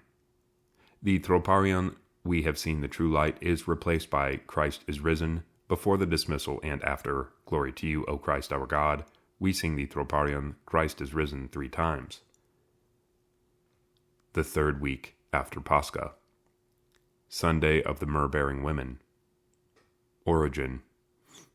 The third Sunday of Easter commemorates the myrrh-bearing women, Joseph of Arimathea and Nicodemus. The gospel appointed for the liturgy by the Typikon of the Great Church on this Sunday is Mark 15:43 through 16:8, recounting the burial of Christ in the empty tomb. This Sunday that follows the Paschal octave represents a kind of synaxis of all the witnesses to the burial and the resurrection of Christ, somewhat like the synaxis of the Mother of God on the day after Christmas, or the synaxis of John the Baptist following Theophany. We should be aware that in the Jerusalem tradition, Mark 15:42 through 16:8 was read at the liturgy on Easter Sunday, while John 2:1 through 11 was read on the third Sunday of Pascha. It is only in Constantinople that this passage was read on the third Sunday of Easter, thus constituting an exception to the continuous reading of the Gospel of John. We can therefore deduce that the solemnity of this day is of Constantinopolitan origin. Ordo. As on all Sundays during the Paschal season, the office scrupulously follows the Pentecosterion. The office for the saint in the Menaion is transferred to Compline, or to another day, except in the case of an office with the Pallielios. At Lord I Call, in Vespers, we sing 7 stichera from the Octoikos, tone 2, which are also found in the Pentecosterion, 3 resurrectional and 4 Anatolica or Oriental, followed by 3 stichera for the myrrh-bearing women, also called Anatolica, a doxisticon attributed to Cosmos of Maiolum, and the dogmaticon Theotokion in tone 2. At the Lite, we sing the stichera idiomela from the Pentecosterion. At the Apostica, we sing the resurrectional sticheron from the Octoikos, tone 2, also found in the Pentecosterion, followed by the Paschal stichera, to which is added the doxisticon from the Apostica on Holy Friday, you who clothe yourself with light as with a garment. At the Artoclasia, the Troparion, Mother of God and Virgin, is sung 3 times. Matins begins with the singing of the Paschal Troparion, Christ is risen, 3 times, and then the Hexapsalmos. At God is the Lord, the following Troparia are sung. When you descended, Sunday Troparion, tone 2, Glory, the noble Joseph, now and ever, to the myrrh-bearing women. Kathisma Troparia after the first Kathisma at Sunday Matins in the Octoikos, tone 2, are also sung as Troparia on Holy Friday. After the first Kathisma, we sing the Kathisma Troparia taken by the Pentecosterion from the Octoikos, tone 2. After the second Kathisma, we sing the Kathisma Troparia for the feast, from the Pentecosterion. We then sing the Pallielios and the resurrectional Evlogotaria. After the small synopti, we sing the Kathisma Troparion of the feast, Pentecosterion, and then the Anabathmi from the Octoikos, tone 2, which also appear in the Pentecosterion. The Prokimenon for Sunday morning from the Octoikos in tone 2, also appearing in the Pentecosterion, and the third resurrection, Matins, Gospel is read, followed by having beheld the resurrection of Christ 3 times.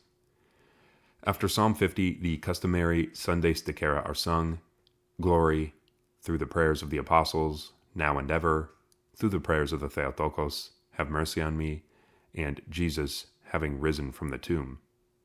After the prayer, O Lord, save your people, the Paschal canon is sung with the Theotokia of Theophanes with 6 Troparia, followed by the canon of the feast of the myrrh-bearing women, attributed to Andrew of Crete, with 8 Troparia and the Hermi of the Paschal canon as Katabasiae. Note that the canon of Andrew of Crete has more than 8 Troparia and begins with resurrectional Troparia. The custom is to omit the latter and to count 8 from the end, and to sing the omitted Troparia during days of the after feast. After the third ode, the Kontakion of Pascha is sung, followed by the Kathisma Troparia from the Pentecosterion. After the 6th ode, the Kontakion and Nikos of the feast of the myrrh-bearing women are sung. Then comes the reading from the Synaxarion of Nikephoros Kallistos Santopoulos. At the 9th ode, the Magnificat is omitted. The Magnificat is not sung on Sundays until the leave-taking of Pascha because the Paschal canon is sung with its own Megalinaria. Following the 9th ode and Holy is the Lord our God, in tone 2, we sing the Exapostolarion of Pascha and the Exapostolarion of the feast of the myrrh-bearing women. At the Lauds, 8 stichera from the Octoikos, tone 2, are sung, also appearing in the Pentecosterion, 4 resurrectional and 4, quote, Anatolica, to which is added a sticheron for the feast of the myrrh-bearing women. Glory, the second idiomelon, Iothinon of the Gospel, tone 2, now and ever, and the Theotokion, your most blessed, O Mother of God and Virgin. After the great doxology, the troparion appointed for the end of Sunday Matins is sung, having risen from the tomb. At the hours, the following troparia are read. When you descended, Glory, the noble Joseph, now and ever, and the Theotokion from the Horologion. The Kontakion for the feast of the myrrh-bearing women is read. At the Divine Liturgy of St. John Chrysostom, following the opening blessing, the Paschal Troparion is sung 3 times. The entrance is followed by the troparia, When you descended, the noble Joseph, Glory, the Kontakion from the Pentecosterion, now and ever, the Kontakion of Pascha. The Prokimenon, Epistle, Alleluia verses, and the Gospel are all festal from the Pentecostarion. Instead of the hymn to the Mother of God, we sing the refrain and irmos of the 9th ode of the Paschal Canon. The angel cried, Shine, shine. The troparion, We have seen the true light, is replaced by Christ is risen. Before the dismissal and after, Glory to you, O Christ our God. We sing the troparion, Christ is risen, 3 times. Services during the 3rd week of Pascha. The services during the 3rd week of Pascha follow the ordo indicated for all the weekday offices during the Paschal period. See above. We should point out, however, that the order of the troparia differs. 1. At the end of Vespers and of Matins, the noble Joseph, Glory, the troparion of the saint from the Menaeon, now and ever, to the myrrh-bearing women, or When you descended, Glory, the troparion of the saint from the Menaeon, now and ever, to the myrrh-bearing women. 2. At the beginning of Matins, after Glory is the Lord, the noble Joseph, When you descended, Glory, the troparion of the saint from the Menaeon, now and ever, to the myrrh-bearing women. 3.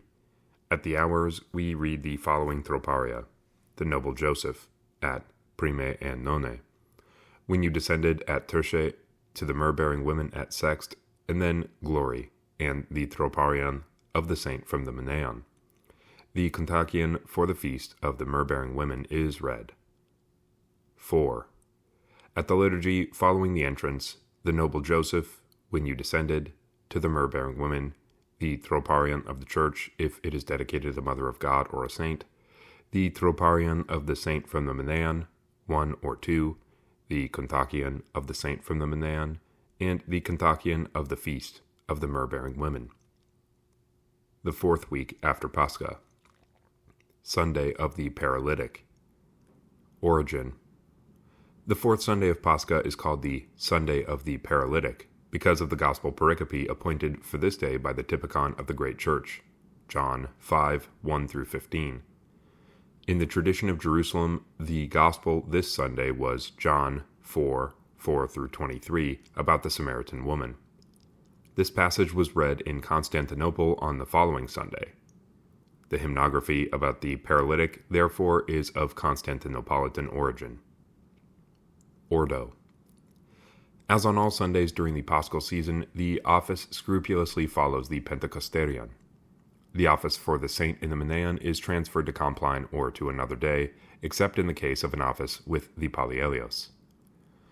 At Lord I Call, in Vespers, we sing 7 stichera from the Octoikos, tone 3, all found as well in the Pentecosterion, 3 resurrectional and 4 anatolica, and then 3 stichera idiomela for the paralytic, followed by a doxisticon for the paralytic and the dogmaticon theotokion in tone 3.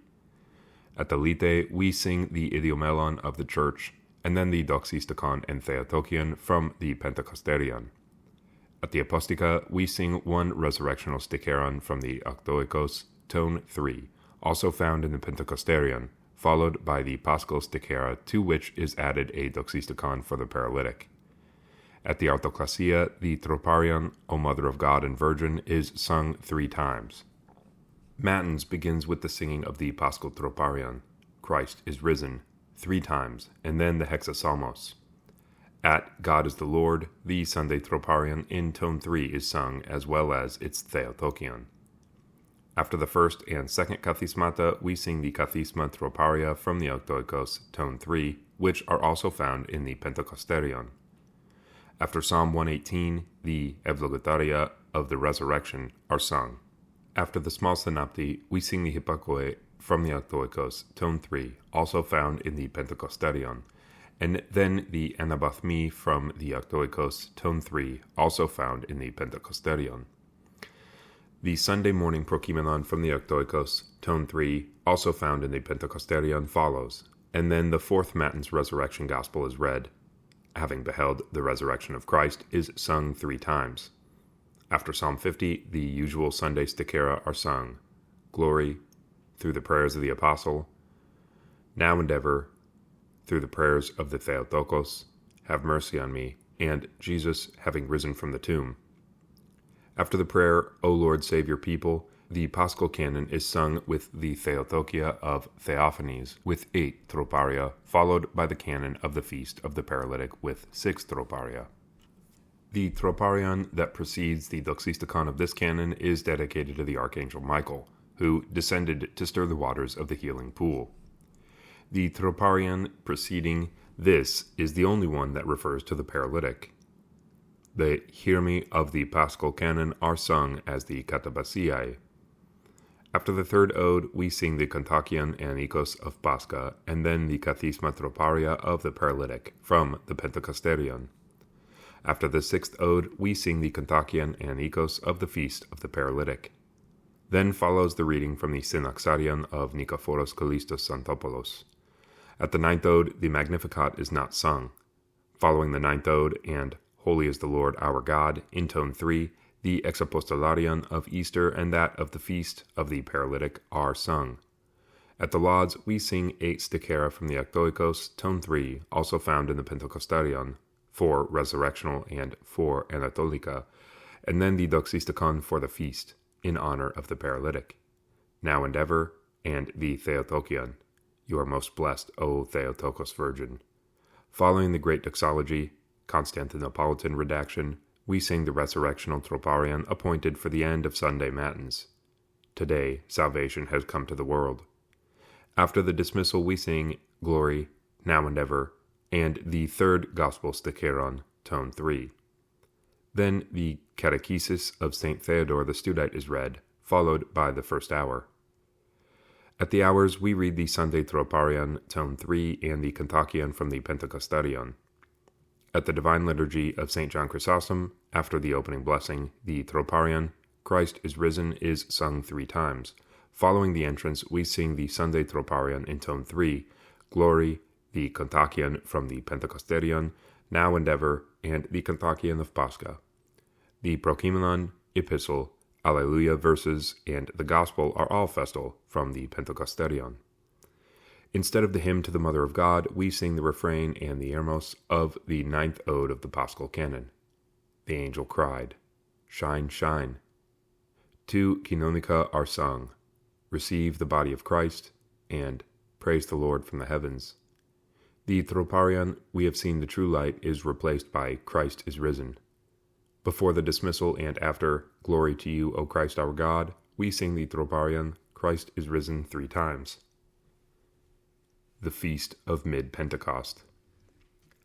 The services during the third week of Pascha follow the ordo indicated for all the weekday offices during the Paschal period.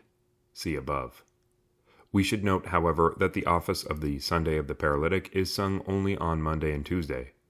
Indeed, on Wednesday of the 4th week, we have the Feast of Mid-Pentecost, which is celebrated for an entire week. Origin. The origin of this feast is Constantinopolitan. The first indication is found in a homily of Peter Chrysologos, bishop of Ravenna, during the 2nd quarter of the 5th century. Severus of Antioch witnesses to the existence of this feast in Antioch in the 6th century.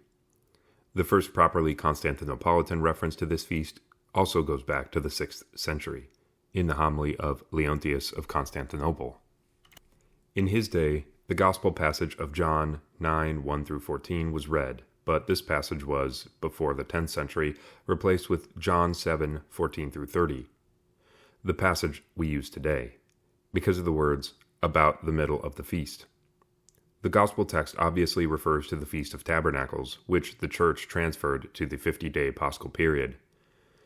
We could suppose the solemnization of the middle of the 50-day Paschal period did not come before the development of the feasts of the 50th and 40th days after Pascha.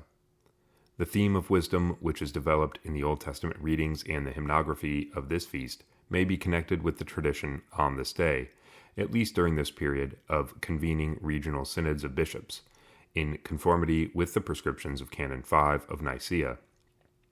The development of this feast may also have been used to combat the boredom and laxity that set in more than usually with all the merrymaking during the 50-day Paschal period, as we can see already in the correspondence between Barsanuphius and John of Gaza in Palestine in the 5th century. In our day, the feast lasts for an entire octave. The Typikon of Alexios the Studite, however, calls for the office of mid-Pentecost to be sung only until Saturday. The pericope selected for this feast by the Typikon of the Great Church is John 7:14 through 30, in which Jesus taught in the temple, quote, in the middle of the feast, John 7:14. This passage is in fact a prelude to the discourse about the living water, John 7:37 through 52, that follows, but will only be read at Pentecost. Thus the interdependence of these two feasts is concretely underlined. The pericope is surrounded by the account of the healing of the paralytic, John 5:1 through 15, the theme of the 4th Sunday after Easter, and the account of the conversation with the Samaritan woman, John 4:5 through 42, read on the 5th Sunday. These two pericopes, with their allusion to water as a symbol of the Holy Spirit, perfectly frame the feast.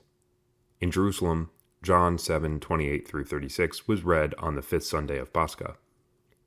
In his Synaxarion, Nikephoros Kallistos Xanthopoulos already noticed the inversion in the continuous reading of the Gospel of John, and he explained it as follows, quote, "This is also, I believe, the reason why the feast of the Samaritan woman is celebrated after mid-Pentecost, for she speaks voluntarily about the Messiahship of Christ, as well as about water and thirst, just as here at mid-Pentecost. In the Gospel of John, however, the healing of the man born blind follows immediately, and not the Samaritan woman, about whom we spoke earlier." Unquote. Ordo. The services of mid-Pentecost scrupulously follow the Pentecosterion. The office for the saint in the Menaion is shifted to Compline or to another day, unless it is an office with the Polyelios. At Lord I Call, in Vespers, we sing 6 stikera for the feast, Glory, Now and Ever, and an idiomelon. After the entrance and the evening prokimenon, we read 3 Old Testament passages for the feast. At the Apostica, we sing the festal stikera attributed to John of Damascus. After the Lord's Prayer, the festal troparion is sung. Matins begins with the singing of the troparion, Christ is risen, 3 times, and then the hexasalmos. At God is the Lord, the festal troparion is sung 3 times. After the first and second kathismata, the festal kathisma troparia are sung. After the second kathisma troparion, we sing, having beheld the resurrection of Christ, only once. Following Psalm 50, we sing the 2 canons for the feast, with 14 troparia. The first canon is attributed to Theophanes, the second to St. Andrew of Crete, with the irmi of the second canon used as the katapesiae. After the third ode, the kathisma troparia for the feast are sung. After the 6th ode, follow the kontakion and the ikos of the feast, and then the reading from the Synaxarion of Nikephoros Kallistos Xanthopoulos. At the 9th ode, the Magnificat is not sung. After the 9th ode, the Exapostolarion of the feast is sung 3 times.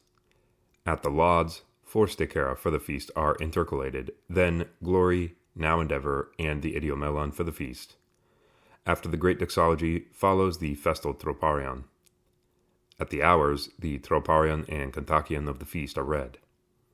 At the Divine Liturgy of St. John Chrysostom, the Paschal troparion is sung 3 times after the opening blessing.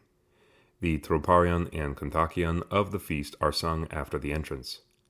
The prokimenon, epistles, Alleluia verses, and the Gospel are all festal, Instead of the hymn to the Mother of God, the Irmos of the 9th ode of the festal canon is sung, as well as on the day of leave-taking of mid-Pentecost, while on the other days the refrain and Irmos of the 9th ode of the Paschal canon are sung.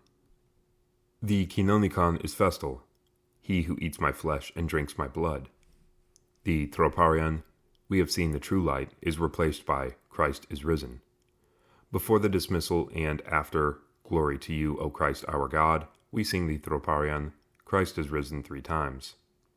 Following the Divine Liturgy, it is customary, at least in Russian practice, to celebrate the Lesser Blessing of Water in connection with the theme of the feast. During the 8 days that follow, the offices follow the ordo of services for weekdays during the Paschal period. See above. We should note, however, that the office of the feast added to the Meneon is that of mid-Pentecost, and not of the preceding Sunday. Each day, one of the 2 canons of mid-Pentecost is alternated and sung with 6 Troparia together with the canon from the Meneon. The 5th week after Pascha. Sunday of the Samaritan Woman. Origin. The 5th Sunday of Easter is called the Sunday of the Samaritan Woman in connection with the Gospel reading for this Sunday selected by the Typikon of the Great Church, John 4, 5-42. In the Jerusalem tradition, on the other hand, John 4, 4-23 was read on the 4th Sunday of Pascha. On the 5th Sunday, John 7, 28-36 was read, a text also read partially in Constantinople on mid-Pentecost. Note that the hymnography about the Samaritan woman is of Studite, Constantinopolitan origin. Ordo. As on all Sundays during the Paschal season, the office scrupulously follows the Pentecosterion. The office for the saint in the Meneon is transferred to Compline or to another day, except in the case of an office with the Polyelios. At Lord I Call in Vespers, we sing 4 stichera from the Octoikos, tone 4, which are also found in the Pentecosterion, 3 for the Resurrection, and 1 Anatolica. Then 3 stichera for mid-Pentecost and 3 stichera idiomela for the Samaritan woman, followed by a doxisticon for the Samaritan woman and the dogmaticon Theotokion in tone 4. At the Lite, we sing the sticheron of the Church, Glory, now and ever, and the idiomelon for the Samaritan woman from the Pentecosterion. At the Apostica, we sing the first resurrection sticheron from the Octoikos, tone 4, also found in the Pentecosterion, followed by the Paschal stichera, to which the doxisticon for the Samaritan is added from the Pentecosterion. At the Autoclasia, the Troparion, O Mother of God and Virgin, is sung 3 times. Matins begins with the singing of the Paschal Troparion, Christ is risen, 3 times, and then the Hexapsalmos. At God is the Lord, the Sunday Troparion in tone 4 is sung, and then the Troparion of mid-Pentecost. After the first and second Kathismata, the Kathisma Troparia are taken from the Octoikos, tone 4, also found in the Pentecosterion. After Psalm 18, we sing the Eulogitaria of the Resurrection. After the small synopti, we sing the Hippakoe from the Octoikos, tone 4, also found in the Pentecosterion. Then follow the Anabathmi from the Octoikos, tone 4, also found in the Pentecosterion, and the Sunday morning Prokimenon from the Octoikos, tone 4, also found in the Pentecosterion. The 7th Matins Resurrection Gospel is read, followed by having beheld the resurrection of Christ 3 times. After Psalm 50, the usual Sunday stichera are sung, Glory, through the prayers of the Apostles, now and ever, through the prayers of the Theotokos, have mercy on me, and Jesus, having risen from the tomb. After the prayer, O Lord, save your people, the Paschal canon is sung with the Theotokia of Theophanes with 6 Troparia, the 2nd canon of mid-Pentecost by St. Andrew of Crete with 4 Troparia, and the canon of the feast of the Samaritan woman attributed to Joseph the hymnographer with 4 Troparia. The Irmoi of the Paschal canon are sung as the Katabasiae. After the 3rd ode, the Kontakion and the Ikos of mid-Pentecost are sung, and then the Kathisma Troparia for the Samaritan woman from the Pentecosterion. After the 6th ode, we sing the Kontakion and Ikos of the feast of the Samaritan woman, and then read from the Synaxarion of Nikephoros Kallistos Xanthopoulos. At the 9th ode, the Magnificat is not sung. After the ninth ode, we sing the Exapostolarion of Pascha, the Exapostolarion of the Samaritan Woman, and the Exapostolarion of Mid-Pentecost. At the lauds, we sing 6 stichera from the Octoikos, tone 4, also found in the Pentecosterion, 4 for the Resurrection, and 2 Anatolica. Then 2 idiomela for the Samaritan Woman with their doxistikon, now and ever, and the Theotokion, You are most blessed, O Theotokos, Virgin, following the great doxology, Constantinopolitan redaction. We sing the resurrectional troparion appointed for the end of Sunday Matins, having risen from the tomb. After the dismissal, we sing Glory, Now and Ever, and the 7th Gospel sticheron, tone 7. Then the Catechesis of St. Theodore the Studite is read, followed by the first hour.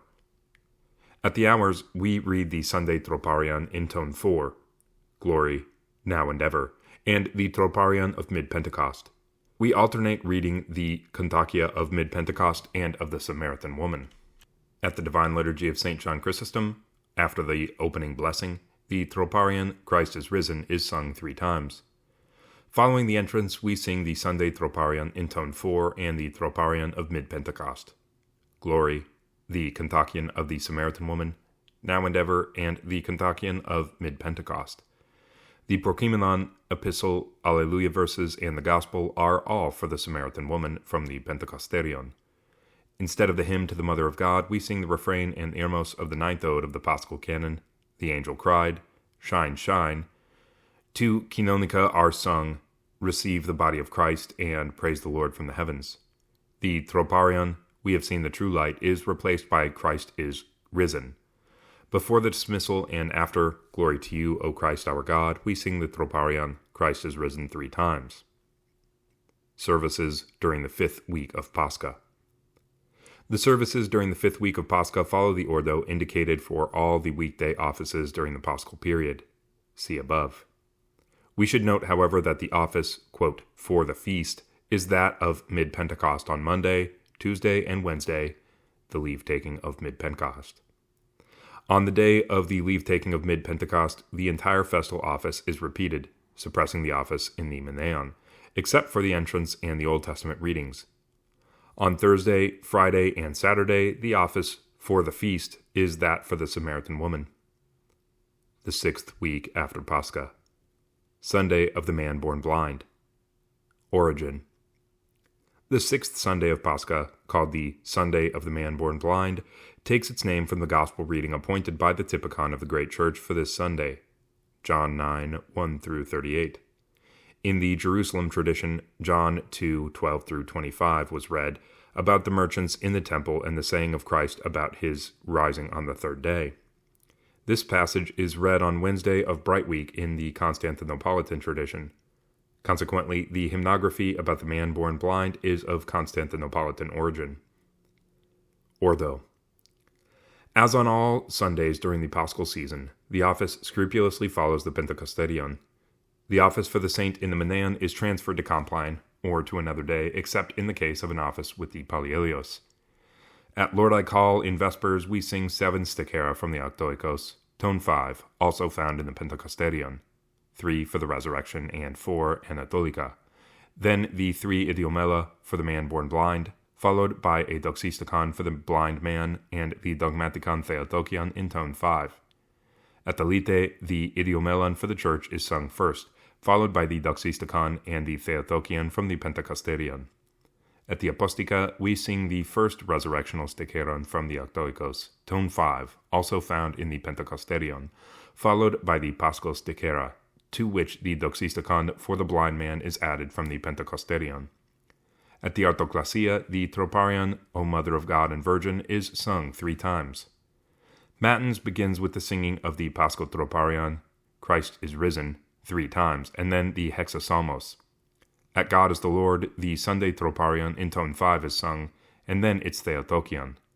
After the first and second Kathismata, the Kathisma Troparia from the Octoikos, tone 5, are sung, also found in the Pentecosterion. After the small Synopti, we sing the Hippokoe from the Octoikos, tone 5, also found in the Pentecosterion. Then follow the Anabathmi from the Octoikos, tone 5, also found in the Pentakosterion, and the Sunday morning Prokimenon from the Octoikos, tone 5, also found in the Pentakosterion. The 8 Matins Resurrection Gospel is read, followed by having beheld the resurrection of Christ 3 times. After Psalm 50, the usual Sunday stichera are sung. Glory, through the prayers of the apostles, now and ever, through the prayers of the Theotokos, have mercy on me, and Jesus, having risen from the tomb. After the prayer, O Lord, save your people, the Paschal canon is sung with the Theotokia of Theophanes, with 8 troparia, and the canon of the Feast of the Blind Man, with 6 troparia. Only the troparion before the doxistikon of the canon is in fact dedicated to the blind man. The others focus on the crucifixion, the burial, and the resurrection. The Hiermi of the canon of Ascension are sung as the Katabasiai. After the 3rd ode, the Kontakion and Ikos of Pascha are sung, followed by the Kathisma Troparia for the man born blind from the Pentakosterion. After the 6th ode, the Kontakion and the Ikos of the Feast of the Blind Man are sung, after which comes the reading from the Synaxarion of Nikephoros Kallistos Antopoulos. The Magnificat is not sung at the 9th ode. Following the 9th ode and Holy is the Lord our God, in tone 5, we sing the Exapostolarion of Pascha and the 2 festal Exapostolaria of the blind man. At the Lauds, we sing 7 stichera from the Octoikos, tone 5, also found in the Pentakosterion, 4 resurrectional and 3 Anatolika, then in Idiomelon and Doxistikon for the Feast of the Blind Man. Now and ever, and the Theotokion, you are most blessed, O Theotokos, Virgin. Following the Great Doxology, Constantinopolitan redaction, we sing the resurrectional troparion appointed for the end of Sunday Matins. Today, salvation has come to the world. After the dismissal, we sing Glory, now and ever, and the 8th Gospel sticheron, tone 7. Then the Catechesis of St. Theodore the Studite is read, followed by the 1st hour. At the hours, the Sunday troparion, tone 5, is read, and the Kontakion of the man born blind. At the Divine Liturgy of St. John Chrysostom, after the opening blessing, the troparion, Christ is risen, is sung 3 times. Following the entrance, we sing the Sunday troparion in tone 5, Glory, the Kontakion from the Pentakosterion, now and ever, and the Paschal Kontakion. The Prokimenon, Epistle, Alleluia verses, and the Gospel are all for the blind man from the Pentakosterion. Instead of the hymn to the Mother of God, we sing the refrain and Irmos of the 9th ode of the Paschal canon. The angel cried, Shine, shine. 2 Kinonica are sung, Receive the body of Christ, and Praise the Lord from the heavens. The Troparion, We have seen the true light, is replaced by Christ is risen. Before the dismissal and after Glory to you, O Christ our God, we sing the Troparion, Christ is risen 3 times. The leave-taking of Pascha. The services on the first 2 days of the 6th week of Pascha follow the ordo indicated for all the weekday offices during the Paschal period. See above. On Wednesday of the 6th week, we move to the leave-taking of the feast of Pascha, which has a particular ordo combining 3 different offices, those of Pascha, of the pre-feast of Ascension, and of the blind man. Origin. The celebration of the leave-taking of Pascha on Wednesday of the 6th week, the eve of Ascension, became generalized during the 14th century with the spread of the Sabbaite Typikon. In fact, in the Studite tradition up to that point, the leave-taking of Easter occurred on Saturday of Bright Week. For this reason, on Wednesday of the 6th week, only the pre-feast of Ascension and the saint from the Menaion were celebrated. The Sabbaite tradition, however, may have sought to preserve a more ancient tradition in which Pascha actually lasted through the entire 50-day Paschal season. The 50 days came to be somewhat abbreviated when Ascension came to be celebrated on the 40th day out of concern for historicity. Ordo. The services of the leave-taking of Pascha scrupulously follow the Pentakosterion. The office for the saint in the Menaion is transferred to Compline or to another day, except in the case of an office with the Pallielios. At Vespers before Psalm 103, the service begins as during Bright Week.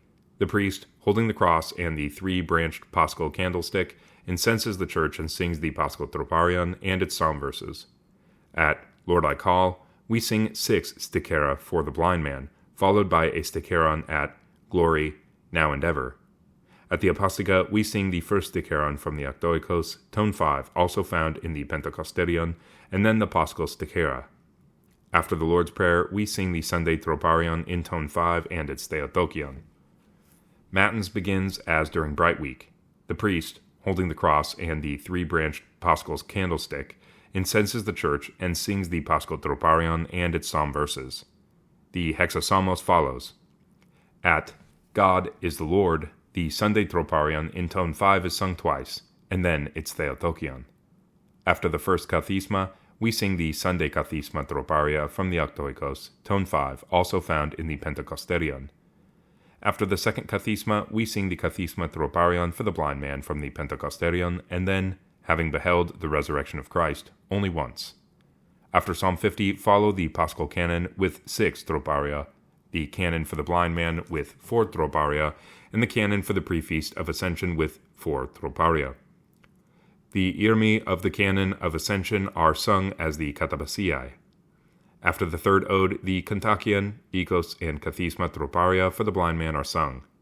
After the sixth ode, the Kontakion and Ikos of Pascha. Strangely, the Pentecosterion then calls for the reading of the Synaxarion from the Meneon, even if the office for the saint in the Meneon is not celebrated. In Athonite practice, however, it is the custom to read the Synaxarion from the Meneon every day after the sixth ode, even if the office for the saint is not celebrated. At the ninth ode, the Magnificat is not sung. After the ninth ode, the Exapostolarion of Pascha is sung twice, and then the Exapostolarion for the blind man once. At the Lauds, after the fourth Stichera for the blind man, the Paschal Stichera are added. After the Great Doxology, Constantinopolitan redaction, we sing the Sunday Troparion in tone 5 and its Theotokion. At the hours, the Sunday Troparion in tone 5 is read, as well as the Kontakion for the blind man.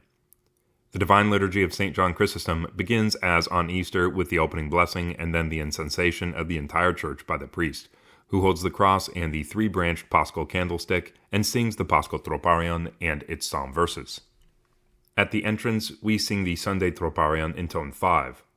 Glory, the Kontakion from the Pentecosterion, now and ever, the Paschal Kontakion. The epistle reading is preceded by the Prokimelon of Pascha. The Alleluia verses are also Paschal.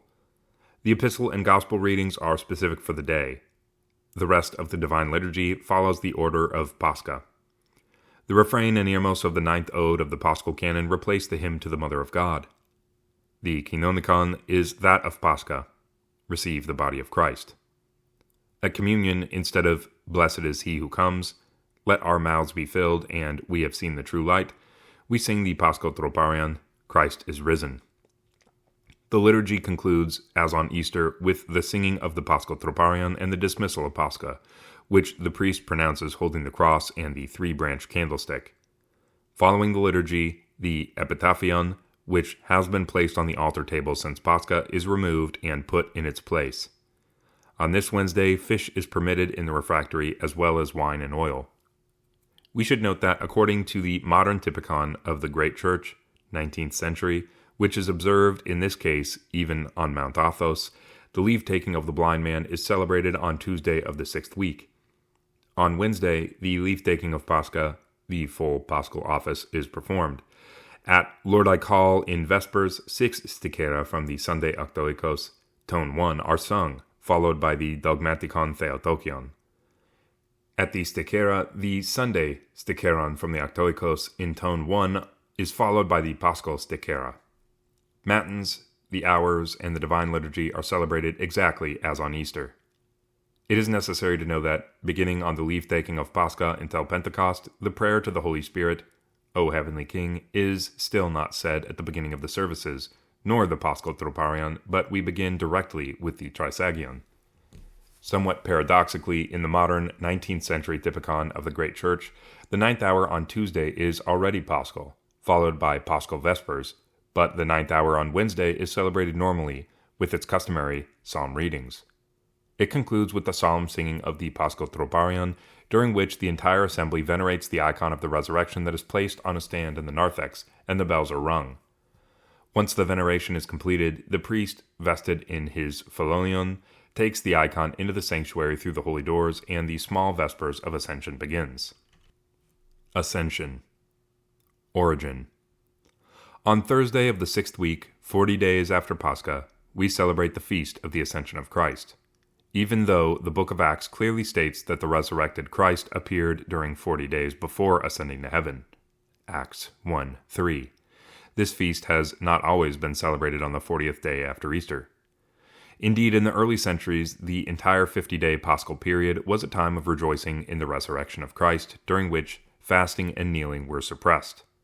The integrity of this period was fractured, out of concern for historicity, by the introduction of the Feast of Ascension on the 40th day. Some see in Egeria the first indication of the Feast of Ascension on the 40th day following Pascha. It is indeed true that she mentions in chapter 42 of her travels a solemnity in Bethlehem on the 40th day. Some have seen this as evidence for the Feast of Ascension. Others, however, suppose that on the year that Egeria visited the Holy Land, there was a coincidence of the 40th day after Easter, with a fixed feast celebrated in Bethlehem, such as, for example, the dedication of the Church of the Nativity celebrated on May the 31st, or the Feast of the Holy Innocents celebrated on May the 18th. The notion of such a coincidence of a feast with the 40th day, however, raises the issue of the precedence of a feast of the Lord over the remembrance of a saint. Would not Ascension normally have precedence over the Feast of the Holy Innocents? This would support the notion that the 40th day after Pascha mentioned by Egeria may have nothing to do with Ascension. Cabral has noted that Egeria did not call the feast Ascension, and that the celebration took place not on the Mount of Olives, but in Bethlehem, all of which led him to conclude that in Egeria's time the Feast of Ascension was still combined with that of Pentecost, as can be seen in Egeria's description of the latter feast. Thus the 40th day of Easter was, in Egeria, an independent solemnity, which Cabral interprets as being the Feast of Annunciation. We should note that in chapter 43 of the Travels, Egeria tells us that on the 50th day after the assembly at the Anastasis in the morning, the office takes place in the afternoon on Zion, the site of the descent of the Holy Spirit, and then, quote, the gospel passage that recounts the ascension of the Lord, and the passage, quote, from the Acts of the Apostles, which speaks about the ascension of the Lord into the heavens after the resurrection, are read on the Mount of Olives. The description of Egeria thus reflects the ancient tradition in which the 50th day marked the conclusion of the Paschal mystery, and in which the ascension of Christ, the moment at which the bridegroom left his disciples, was associated with the end of the Paschal season, which was marked by the absence of both fasting and kneeling. This is confirmed by other, more ancient texts. Eusebius of Caesarea, for example, in his treatise De Solemnate Paschali, written in 332, writes the following about the 50-day Paschal season. Quote, and the number of the 50 days does not even end with these 7 weeks, but after having gone beyond the 7 weeks, he sets the seal to the ultimate unity which follows these weeks, with the highly festal day of the Ascension of Christ. It is therefore for good reason that, during the holy days of the 50-day season, in image of the future rests, we rejoice in our souls and refresh our bodies, as if henceforth united with the bridegroom and unable to fast. Unquote. Eusebius tells us practically the same thing in another passage from the Vita of the Emperor Constantine, composed around 335 to 340, who died on the day of Pentecost. Quote, all these events occurred during the great feast, that is, the highly venerable and most holy Pentecost, which is honored during 7 weeks and sealed with a unity, during which took place, as the divine books tell us, the ascension into the heavens of our common Savior and the descent of the Holy Spirit on humanity. The emperor was favored to reach this day, the final day of the entire series, which we would not err in calling the Feast of Feasts. Towards the noon hour, he made his ascent to God. Unquote. On the basis of these different texts, S. Salaville concludes early in the 20th century that the actual celebration of, quote, the 40th day after Pascha in Egeria was the Feast of the Holy Innocents and not Ascension. Such was also the view of B. Bote. In a more recent study, R. Kabi also considers that the 40th day after Easter in Egeria has nothing to do with Ascension, but is an independent feast, because Ascension was still celebrated on the 50th day with the descent of the Holy Spirit. According to Kabi, quote, the liturgy of Jerusalem at the time of Igeria was no doubt at an intermediate state between the earlier practice, which consisted at the end of the 50 days of celebrating the global mystery of the glorification of Christ and the effusion of the Spirit, and a later practice which separates the various elements according to the historical developments of the events of salvation. The Palestinian tradition of Ascension on the 50th day, it seems, came up against a topographical conception of the Holy City that was likely born towards the end of the 4th century. It was normal that pilgrims, arriving from throughout the Christian world for feasts, desired to combine their veneration of the holy places with the celebration of the liturgical mystery connected with each place. This would seem all the more legitimate to them, because in their own churches some celebrated Ascension and Pentecost on different days." Unquote. Cabier similarly suggested that the 40th day after Easter in Igeria was the Feast of the Holy Innocents. The Armenian lectionary, the most ancient manuscript of which cannot date before 417, provides us in section 167 with an ordo for the Feast of Ascension. This supports the argument that the historicizing celebration of Ascension on the 40th day appeared at some point early in the 5th century, if not during the last years of the 4th century. C. Renoir explains that, quote, Ascension, already celebrated in different places at the end of the 4th century, see the second homily of St. John Chrysostom on Pentecost, delivered in Antioch, pg 50, col 463, the sermon in Ascensione of Gregory of Nyssa, pg 46, cols 690 through 694, and apparently in Jerusalem is well established at the beginning of the 5th century. Unquote. It is precisely the homily of Gregory of Nyssa for the Feast of Ascension that tells us about the origin of this feast. The patristic scholar Jean Danielot tells us that, quote, it is normal that it was after the Council of 381 and in Cappadocia that the transfer took place. Indeed, the main goal of the council was to define the divinity of the Holy Spirit. From this we understand that from this moment the primary ascent of the feast on the 50th day fell on the descent of the Holy Spirit. This is as well the theme of the sermons about Pentecost by Gregory of Nazianzus and Gregory of Nyssa. But from this point the Ascension was no longer solemnized. There were numerous reasons for attaching it to the 40th day. This day was already important in church life. In addition, the Acts of the Apostles placed the Ascension on the 40th day. The Feast of Ascension on the 40th day follows the Council of 381.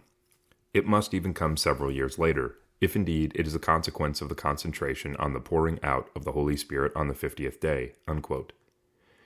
Danielou sees the confirmation of this thesis in the mention of the Feast of Ascension in the Apostolic Constitutions, which originate in the area around Antioch during the last years of the 4th century, as well as in the homily of St. John Chrysostom, also delivered in Antioch in 392, according to the dating proposed by Tillemont. Danielou thus makes St. Gregory of Nyssa the initiator of the Feast of Ascension on the 40th day by dating his homily to the year 388. This theory of Danielou thus contradicts Renoir's affirmation that, quote, it is unthinkable that the pilgrim Egeria did not know of Ascension at the end of the 4th century, while the feast existed everywhere in Asia Minor. Unquote. Indeed, it does appear that the years of her pilgrimage, 381 to 384, corresponded exactly to the gradual spread from Constantinople of the Feast of Ascension on the 40th day. Thus, we consider that Igeria is the final witness to the Feast of Ascension on the 50th day, and that the Armenian lectionary witnesses to the shift that took place in Jerusalem at the turn of the 4th and 5th centuries. Ordo. The services of Ascension, one of the 12 great feasts, scrupulously follow the Pentecosterion. The office for the saint in the Manan is shifted to another day. At Lord I Call in Vespers, 5 stichera from the Pentecosterion are sung, each sung twice, for a total of 10, and then a doxistikon idiomelon at Glory, Now and Ever. After the entrance, we read 3 Old Testament readings for the feast. At the Lite, the idiomela from the Pentecosterion are sung. The Pentecosterion also contains the Apostica stichera with special verses. At the Artoclasia, the festal troparion is sung 3 times. At God is the Lord, in Matins, the festal troparion is sung 3 times. After each kathisma and small synopti, the kathisma troparia are taken from the Pentecosterion. After the Pallielios, the selected verses, and the small synopti, we sing the kathisma troparion from the Pentecosterion. It is then appointed to read the homily of St. Andrew of Crete for the feast. Then we sing the first antiphon of the Anabathmi in tone 4, from My Youth, followed by the festal prokimenon and the reading of the festal gospel. After the gospel, having beheld the resurrection of Christ, is sung once. Psalm 50 is followed by the post-gospel stichera, Glory, through the prayers of the apostles, Now and Ever, through the prayers of the Theotokos, Have mercy on me, and the idiomelon for the feast. After the prayer, O Lord, save your people, 2 festal canons are sung. The first is attributed to St. John of Damascus, the second to Joseph the hymnographer. At each ode, the irmi of the canon of Pentecost are sung as the katabasiai. After the third ode and the small synopti, we sing the kathisma troparion from the Pentecosterion. Following the 6th ode and the small synopti, we sing the kontakion and the ikos of the feast from the Pentecosterion, and then read from the Synaxarion of Nikephoros Kallistos Xanthopoulos. As on the other major feasts, the Magnificat is omitted. After the 9th ode, the festal exapostolarion is sung 3 times. At the lauds, we sing 3 stichera idiomela from the Pentecosterion, repeating one of them, Glory, Now and Ever, and the festal doxistikon idiomelon. After the singing of the great doxology, the festal troparion is sung. After the matins dismissal, the usual reading of the catechesis of St. Theodore the Studite takes place in the narthex. At the hours, the troparion and kontakion of the feast are read. At the Divine Liturgy of St. John Chrysostom, the festal antiphons are sung. See the Pentecosterion. After the entrance and the festal entrance verse, isodikon, we sing the troparion and kontakion of the feast. After the trisagion comes the festal prokimenon, epistle, alleluia verses, and gospel. As on all major feasts, the hymn to the Mother of God, It is truly meet, is replaced by the ermos of the 9th ode of the canon. The kinonikon is festal. The troparion, We have seen the true light, is replaced by the festal troparion. The After Feast of Ascension. The After Feast of Ascension continues until Friday of the 7th week. The services combine the offices from the Pentecosterion with those from the Meneon. At Lord I Call, in Vespers, 3 stichera from the Meneon, in the case of an office with no sign, are added to 3 from the Pentecosterion. At Vespers, on the evening of Ascension, there is an entrance, and, as on the evening of major feasts, the great prokimenon is sung, Our God in heaven and on earth. At the Apostica, festal stichera are sung, from the Pentecosterion. At Matins, following each kathisma, the kathisma troparion of the feast is used from the Pentecosterion. After Psalm 50, one of the 2 festal canons from the Pentecosterion is alternated each day with 6 troparia, followed by the canon for the saint in the Meneon with 4 troparia. After the 3rd ode, the kontakion and the ikos for the feast are read, and then the kathisma troparion for the saint from the Meneon, and the kathisma troparion for the feast, Pentecosterion. After the 6th ode, follow the kontakion and ikos for the feast, Pentecosterion. At the 9th ode, the Magnificat is sung. Following the 9th ode, we sing the exapostolarion of the feast, Glory, the exapostolarion from the Meneon, if there is one, Now and Ever, and the 2nd festal exapostolarion. At the Apostica, the festal stichera are sung from the Pentecosterion. The 7th Sunday after Pascha. Sunday of the Holy Fathers of the Council of Nicaea. Origin. As S. Salaville has shown, the feasts of the councils in the Byzantine Rite originate from the feast of the Fathers of the first 6 ecumenical councils on the Sunday closest to July 16th, which is originally the feast of the Council of Chalcedon. Indeed, after the death of the Monophysite Emperor Anastasius and the ascent to the throne of the Orthodox Emperor Justin I, the populace took advantage of the first appearance of the new sovereign in the great church to call for the removal of Servius of Antioch and the restoration of the Council of Chalcedon. When Patriarch John II of Constantinople publicly proclaimed the decisions of the Council of Chalcedon on July the 15th, 518, the people demanded that he establish a solemn feast, a synaxis of the Council of Chalcedon. Bowing to their demands, on the next day, July the 16th, 518, the Patriarch created a synaxis of the Holy Fathers of Chalcedon, with whom were also associated the Holy Fathers of the earlier councils of Nicaea, Constantinople, and Ephesus. From that time, this decision was included in the liturgical books, which not only mention the feast, but also include the hymnography that was subsequently composed in honor of these fathers and the theology of these councils. Later, the Sixth Council was added to the list. The Seventh Ecumenical Council was celebrated on the Sunday closest to October the 11th, a feast found in the 8th century in the Typikon of the Great Church. The feast of the 318 Holy God-bearing Fathers of Nicaea is also included in this Typikon on the Sunday following Ascension. This date corresponds more or less with the opening of this council, which was held from May the 20th to August the 25th, 325. This feast may well have been instituted in connection with the Feast of Ascension, which clearly shows, as Nikephoros Kallistos Xanthopoulos underlines in his Synaxarion, that, quote, the Son of God truly became man, and the perfect man has ascended to heaven as God and sits at the right hand of his majesty in the heights, unquote. For the fathers of this council, quote, proclaimed him thus, confessing him to be consubstantial with and sharing the same honor as the Father, unquote. Ordo. The services of this Sunday scrupulously follow the Pentecosterion. The office for the saint in the Manan is transferred to Compline or to another day, except in the case of an office with the Polyelios.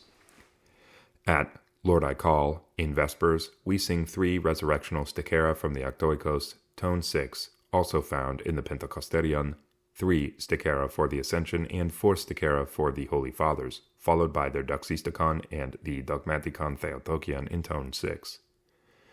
After the entrance and the evening Prokimenon, follow 3 Old Testament readings from the Pentecosterion.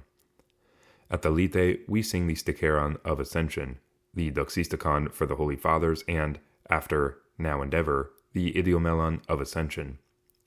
At the Apostica, we sing the Resurrectional Stichera from the Octoikos, tone 6, also found in the Pentecosterion, followed by the Doxisticon for the Holy Fathers, and after Now and Ever, the Idiomelon of Ascension. At the Autoclasia, the Troparion, O Mother of God and Virgin, is sung 3 times.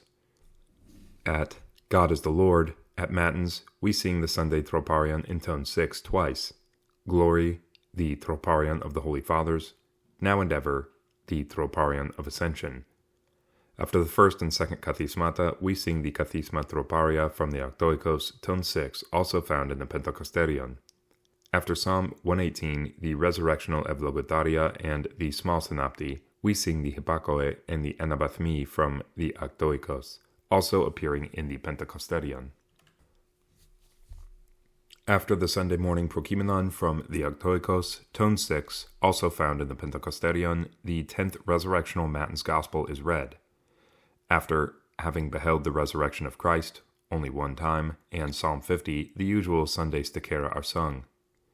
After the prayer, O Lord, save your people, we sing the resurrectional canon from the Octoikos in tone 6 with 4 troparia, then the first Ascension canon with 4 troparia, and the canon for the Holy Fathers, whose acrostic is, I sing the first synaxis of the pastors, with 6 troparia.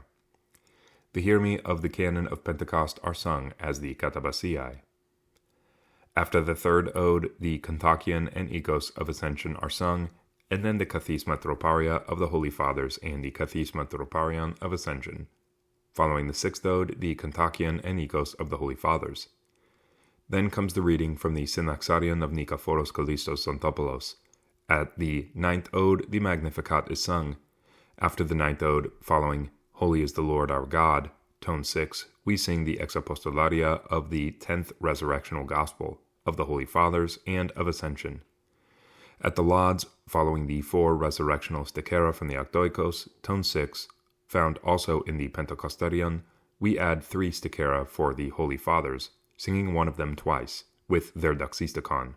Then, now and ever, and the Theotokion, you are blessed above all, O Mother of God and Virgin. After the great doxology, we sing the resurrectional troparion appointed for the end of Sunday Matins, having risen from the tomb.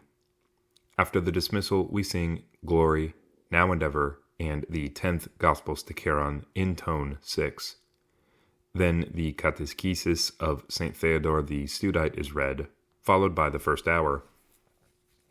At the hours, the Sunday Troparion in tone 6 is read, then Glory, the Troparia of Ascension and the Holy Fathers alternately, and the Kontakia of Ascension and of the Holy Fathers alternately. At the Divine Liturgy of St. John Chrysostom, following the entrance, we sing the Sunday Troparion in tone 6, the Troparion of Ascension, the Troparion of the Holy Fathers, Glory, the Kontakion of the Holy Fathers, Now and Ever, and the Kontakion of Ascension. The Prokimelon and the Alleluia verses are for the Holy Fathers. The Epistle and Gospel readings are for the day.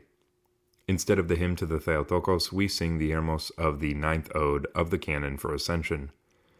There are 2 Kinonika, for Sunday, Praise the Lord from the heavens, and for the Holy Fathers, Rejoice in the Lord. The Troparion, we have seen the true light, is replaced by the Troparion of Ascension. Services during the 7th week of Pascha. Sunday evening at Vespers is the closing of the Feast of the Holy Fathers. At Lord I Call, we sing 3 stichera for the Holy Fathers and 3 stichera from the Meneon, followed by the Doxistikon for the Holy Fathers, Now and Ever, and an Idiomelon for Ascension. At the Apostica, we sing the stichera for the Holy Fathers that were sung at the lauds in Sunday Matins, followed by the Doxistikon for the Holy Fathers, Now and Ever, and the Idiomelon for Ascension. After the Lord's Prayer, we sing the Troparion for the Holy Fathers, Glory, the Troparion from the Meneon, if one is appointed, Now and Ever, and the Troparion of Ascension. During the rest of the 7th week until Friday, the services follow the ordo appointed for the after-feast of Ascension. See above. On Friday, we celebrate the leave-taking of Ascension. The Pentecosterion calls for repeating entirely the office of the fast, shifting the office from the Meneon to Compline, except for the entrance, the Old Testament readings, and the Pallielios. The universal commemoration of all the dead. On Saturday of the 7th week is appointed the commemoration of, quote, our fathers and brothers of all deceased, pious Christians who have fallen asleep throughout the ages. The ordo of the services is exactly the same as on Meat Fair Saturday. At Lord I Call, in Vespers, we sing 3 stichera in honor of the martyrs from the Octoikos, also found in the Pentecosterion, and 3 stichera for the dead from the Pentecosterion. The Doxistikon is taken from the Pentecosterion, and then, as on all Friday evenings, we sing the Dogmatikon Theotokion from the Octoikos, tone 6, also found in the Pentecosterion. There is no entrance. Instead of the evening Prokimelon, we sing Alleluia in tone 8 with the psalm verses for the dead. Blessed are those whom you have chosen. Their souls shall dwell with the righteous. At the Apostica, we sing the stichera from the Octoikos, tone 6, also appearing in the Pentecosterion, with the psalm verses for the dead. After the Lord's Prayer, the Troparion for the dead is sung in tone 8. In the depth of wisdom, with the Theotokion, we have a refuge in you. The Pentecosterion calls the celebration of the Panachida office for the deceased after the dismissal of Vespers, at which we sing in tone 6 the canon for the dead from the Octoikos, also included in the Pentecosterion. On Athos, Vespers and the Panachida are both celebrated at the cemetery. At Matins, we sing Alleluia in tone 8 with the psalm verses for the dead. Blessed are those whom you have chosen, their souls shall dwell with the righteous. Then the Troparion for the dead in tone 8, in the depth of wisdom, twice, followed by its Theotokion, we have a refuge in you. As on all Saturdays, Kathismata 16 and 17 are read. After the first kathisma, we sing the kathisma troparia from the Octoikos, tone 6, also found in the Pentecosterion. As in the office for the dead, kathisma 17 is read with refrains and divided into 2 stanzas. The priest, accompanied by the deacon, leaves the sanctuary and goes to the memorial table for the dead, on which memorial candles are placed and where many leave the colivo or other offerings. The deacon continuously incenses the table. After the first stanza, Psalm 118, 1 through 93, follows a litany and a prayer for the dead. The second stanza of the kathisma follows Psalm 118, 94 through 176, after which the Evlogitaria, Troparia for the dead are sung, the assembly of the saints, etc. During the Evlogitaria, the priest incenses the entire church, preceded by the deacon with a candle. Following the Evlogitaria, there is again a litany and a prayer for the dead, and then the kathisma Troparion from the Pentecosterion, give rest with the righteous. The priest and deacon then return to the sanctuary. Psalm 50 is read, and the canon begins. First, the canon of the dedication of the church, the feast or the saint after which the church is named, with 6 troparia. Then the canon from the Pentecosterion, attributed to Theodore the Studite, with 8 troparia. Note that the canon from the Pentecosterion has a second ode, which is therefore sung with only 8 troparia. After the third ode, after the customary small synopty, we sing the kathisma troparion from the Pentecosterion with its Theotokion. After the sixth ode, at the singing of the katabasia, the priest and deacon again go out to the memorial table for the dead. The litany and prayer for the dead are repeated, and then the kontakion for the dead is sung, with the saints give rest. While the kontakion is sung, the deacon incenses the table from all 4 sides, and then the iconostasis, the priest, and all the faithful. The celebrants then return to the sanctuary. At the 9th ode, the Magnificat is sung as usual. After the 9th ode, the usual small synopty is said, followed by the Exapostolarion and Theotokion from the Pentecosterion. At the lauds, which are read, we sing 4 stikera, a doxistikon and a Theotokion, all from the Pentecosterion. The doxology is read. At the Apostica, we sing the stikera for the dead from the Octoikos, tone 6, also in the Pentecosterion, with the psalm verses for the dead. Blessed are those whom you have chosen, their souls shall dwell with the righteous. After the Lord's Prayer, the Troparion for the dead is sung in tone 8, in the depth of wisdom, and its Theotokion, we have a refuge in you. Matins then continues as on ordinary days. At the hours and the Eucharistic liturgy, the Troparion and kontakion for the dead are sung. At the liturgy, a Theotokion is added, we have a refuge in you. The Prokimenon, Alleluia verses, and Kinonikon are all for the dead. 2 epistles and 2 gospels are read, for the day and for the dead. Instead of the Troparion, we have seen the true light. It is customary among the Russians to sing the Troparion for the dead, in the depth of wisdom. In Greek practice, as on Holy Saturday, we sing, Remember us in the kingdom of heaven, O compassionate one, as you remembered the thief. Pentecost Sunday. Origin. As we have already seen, the 50th day after Pascha, at least in Jerusalem, originally marked the completion of the Paschal season, as Egeria witnesses in her description of the Feast of Ascension, Pentecost, which she calls a very heavy day for the people, in chapter 43 of her account of her journey. After the customary office at the Anastasis in Jerusalem, the community in those days then went to Zion at the 3rd hour of the day, there to commemorate the descent of the Holy Spirit. And then, after taking refreshment and resting, the people went to the Mount of Olives, to the place from which the Lord ascended to heaven, in order to commemorate the Ascension. By the first half of the 5th century, however, the Armenian lectionary already indicates 2 distinct feasts. The office described in section 58 commemorates the descent of the Holy Spirit. At the liturgy in the Anastasis, the account of the descent of the Holy Spirit upon the apostles, Acts 2, 1 through 21, was read, as well as the pericope from John 14, 15 through 24, about the promise of the Lord to send a paraclete. At the 3rd hour, the people went to Zion to commemorate, at the very place and time, the descent of the Spirit. Then at the 10th hour they went to the Mount of Olives, where, after the readings, a kneeling prayer, repeated 3 times, was read.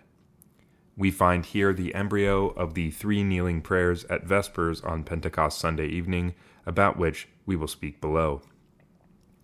We should note that the office on the Mount of Olives on the evening of Pentecost described in the Armenian lectionary is not simply, quote, a kind of conservatism that is rather frequent in liturgical practice, as R. Cabye leads us to believe. Indeed, the words spoken to the apostles at this place on the day of Ascension by, quote, men dressed in white, quote, men of Galilee, why do you stand looking into heaven? This Jesus, who was taken up from you into heaven, will come again in the same way as you saw him go into heaven.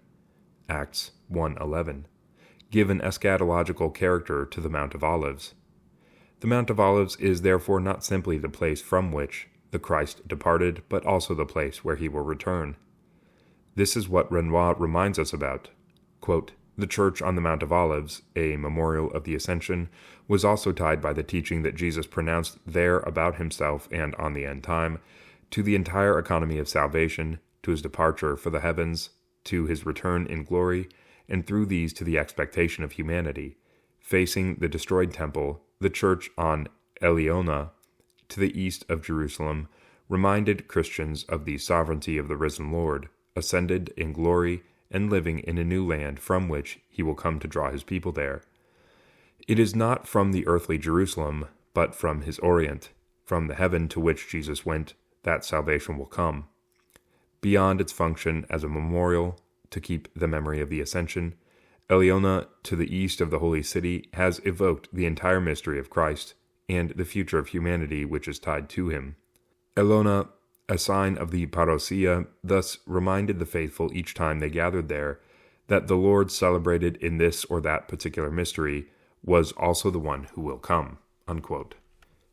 The gathering on the Mount of Olives on the afternoon of Pentecost, therefore, shows well that, even after Ascension was split off from this day after the Second Ecumenical Council in order to place greater emphasis on the divinity of the Holy Spirit, the 50th day still set the seal on the Paschal season and on the entire mystery of salvation.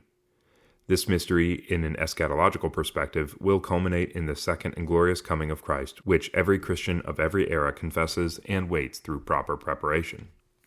Ordo. The services of Pentecost scrupulously follow the Pentecosterion. The office for the saint and the Manean is transferred to another day. At Lord I Call in Vespers, we sing 8 Stachera Idiomela from the Pentecosterion, with 2 repeated for a total of 10, followed by Glory, Now and Ever, and the Doxistikon Idiomelon. Come, O people, let us venerate the tri-hypostatic divinity, attributed to Emperor Leo the Wise. After the entrance follow 3 Old Testament readings. At the Lite, the Stachera Idiomela from the Pentecosterion are sung. The Pentecosterion also contains the Apostica Stachera with special verses. The third of these Stachera is the hymn, O Heavenly King. At the Artoklasia, the Troparion of the feast is sung 3 times. At God is the Lord, in Matins, the festal Troparion is sung 3 times. After each Kathisma and small synopti, the Kathisma Troparia from the Pentecosterion are sung. After the Palielios and the small synopti, the Kathisma Troparion from the Pentecosterion is sung. Then is prescribed the reading of the sermon of St. Gregory the Theologian on Pentecost. This patristic reading, one of the earliest homilies for Pentecost, has inspired the hymnography of the feast, particularly the first Decaron at Lord I Call, and the canon. The first antiphon of the Anabathmi in tone 4 is then sung, From My Youth, followed by the festal Prokimenon. Following the reading of the 9th Matins Resurrectional Gospel, which is read as on feast days in the middle of the church, in Russian practice, or on the Solea, in Greek practice, rather than from the altar table, the Stachera, having beheld the resurrection of Christ, is not sung, but Psalm 50 is read immediately. We then sing the post-gospel Stachera, Glory, through the prayers of the apostles, Now and Ever, through the prayers of the Theotokos, Have mercy on me, and the Stacheron, O Heavenly King. After the prayer, O Lord save your people, the 2 festal canons are sung. The first is attributed to Cosmas of Maiom, Its acrostic repeats the first words of Sermon 41 of St. Gregory the Theologian. We celebrate Pentecost. The second, a canon in iambic verse, is attributed to John of Damascus. Following the third ode and the small synopty, the Kathisma Troparion from the Pentecosterion is sung. After the sixth ode and the small synopty, the Kontakion and Nikos of the feast from the Pentecosterion, followed by the reading from the Synaxarion of Nikephoros Kallistos Xanthopoulos. The Magnificat is omitted. After the ninth ode, which is sung with its megalonaria, the two exapostolaria of the feast are sung. The first is sung twice. At the lauds, the three stichera idiomela from the Pentecosterion are each sung twice. Then, Glory, now and ever, and the sticheron, O Heavenly King. After the great doxology, we sing the festal troparion. At the hours, the troparion and kontakion of the feast are read. At the Divine Liturgy of St. John Chrysostom, the festal antiphons are sung. See the Pentecosterion. Following the entrance and the special festal entrance verse, we sing the troparion and kontakion of the feast. Instead of the trisagion, as many as have been baptized into Christ, is sung. The prokimenon, Alleluia verses, the epistle, the gospel, and the kanonikon are all festal. As on all major feasts, the irmos of the ninth ode of the canon is sung instead of the hymn to the Theotokos. It is truly meet. Kneeling Vespers. On the afternoon of Pentecost, kneeling Vespers is celebrated, a service with several particularities. During this office, 7 kneeling prayers are read, arranged in 3 parts. As we have seen above, the origin of this office is the synaxis that took place in Jerusalem at the 3rd hour on Pentecost on Zion. It is common in many places to celebrate this service immediately following the dismissal of the liturgy. Originally, this service solemnly marked the fact that one could once more pray while kneeling, something that is not done from Pascha to Pentecost. At first, the kneeling service of Palestinian origin was adopted in Constantinople as a pious devotion. In the beginning of the 11th century, these prayers were read after the antiphons of sung Vespers. After the 14th century, the schema of the cathedral office of the Great Church of Constantinople was incorporated into the monastic Vespers of the Palestinian Horologion. Special petitions are added to the Great Synopty at the beginning of Vespers, asking that the grace of the Holy Spirit descend on the assembly. See the Euchologion or the Pentecosterion. At Lord I Call, the 3 stichera from the lauds of the festal matins are sung, each twice, followed by O Heavenly King. As on the evening of any major feast, there is an entrance followed by the singing of the great prokimenon, Who is so great a God as our God. After the great prokimenon, the deacon says, Again and again on bended knee, let us pray to the Lord. The assembly kneels for the first time since Easter. The priest, abbot, or bishop, facing the people from the middle of the open holy doors of the iconostasis, then reads the first 2 kneeling prayers.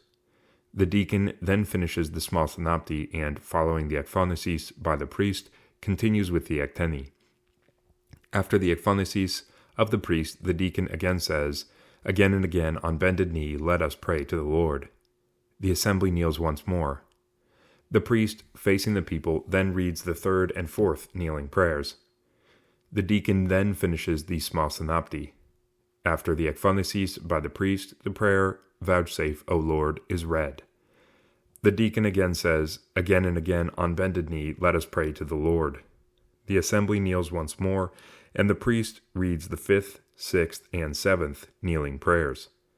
The deacon finishes the small synopty, the priest says the ekphonesis, and the deacon recites the synopty with demands. At the apostica, the stichera idiomela from the Pentecosterion are sung. After the Lord's Prayer follows the festal troparion.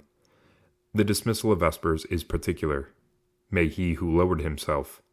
See the Euchologion, Hieratikon, or Pentecosterion.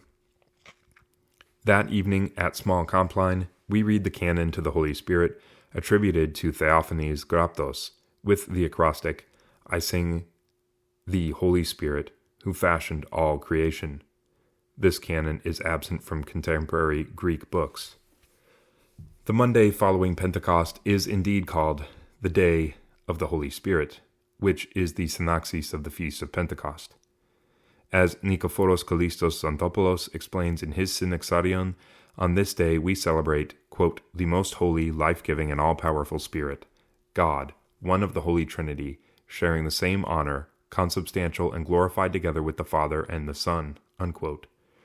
The office of Pentecost is repeated, and the office from the Meneon is transferred to another day.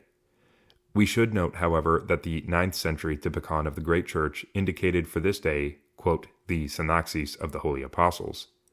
The only difference is that the Pallielios is not sung. At the Divine Liturgy, we sing the Trisagion as usual, and not as many as have been baptized. Instead of It is truly meet, we sing the Irmos of the 9th Ode of the 2nd Canon, and after communion we resume singing We have seen the true light. The first week after Pentecost.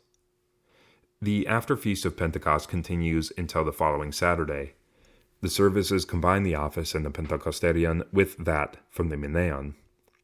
At Lord I Call, in Vespers, we sing 3 stichera for the feast, Pentecosterion, and 3 from the Meneon.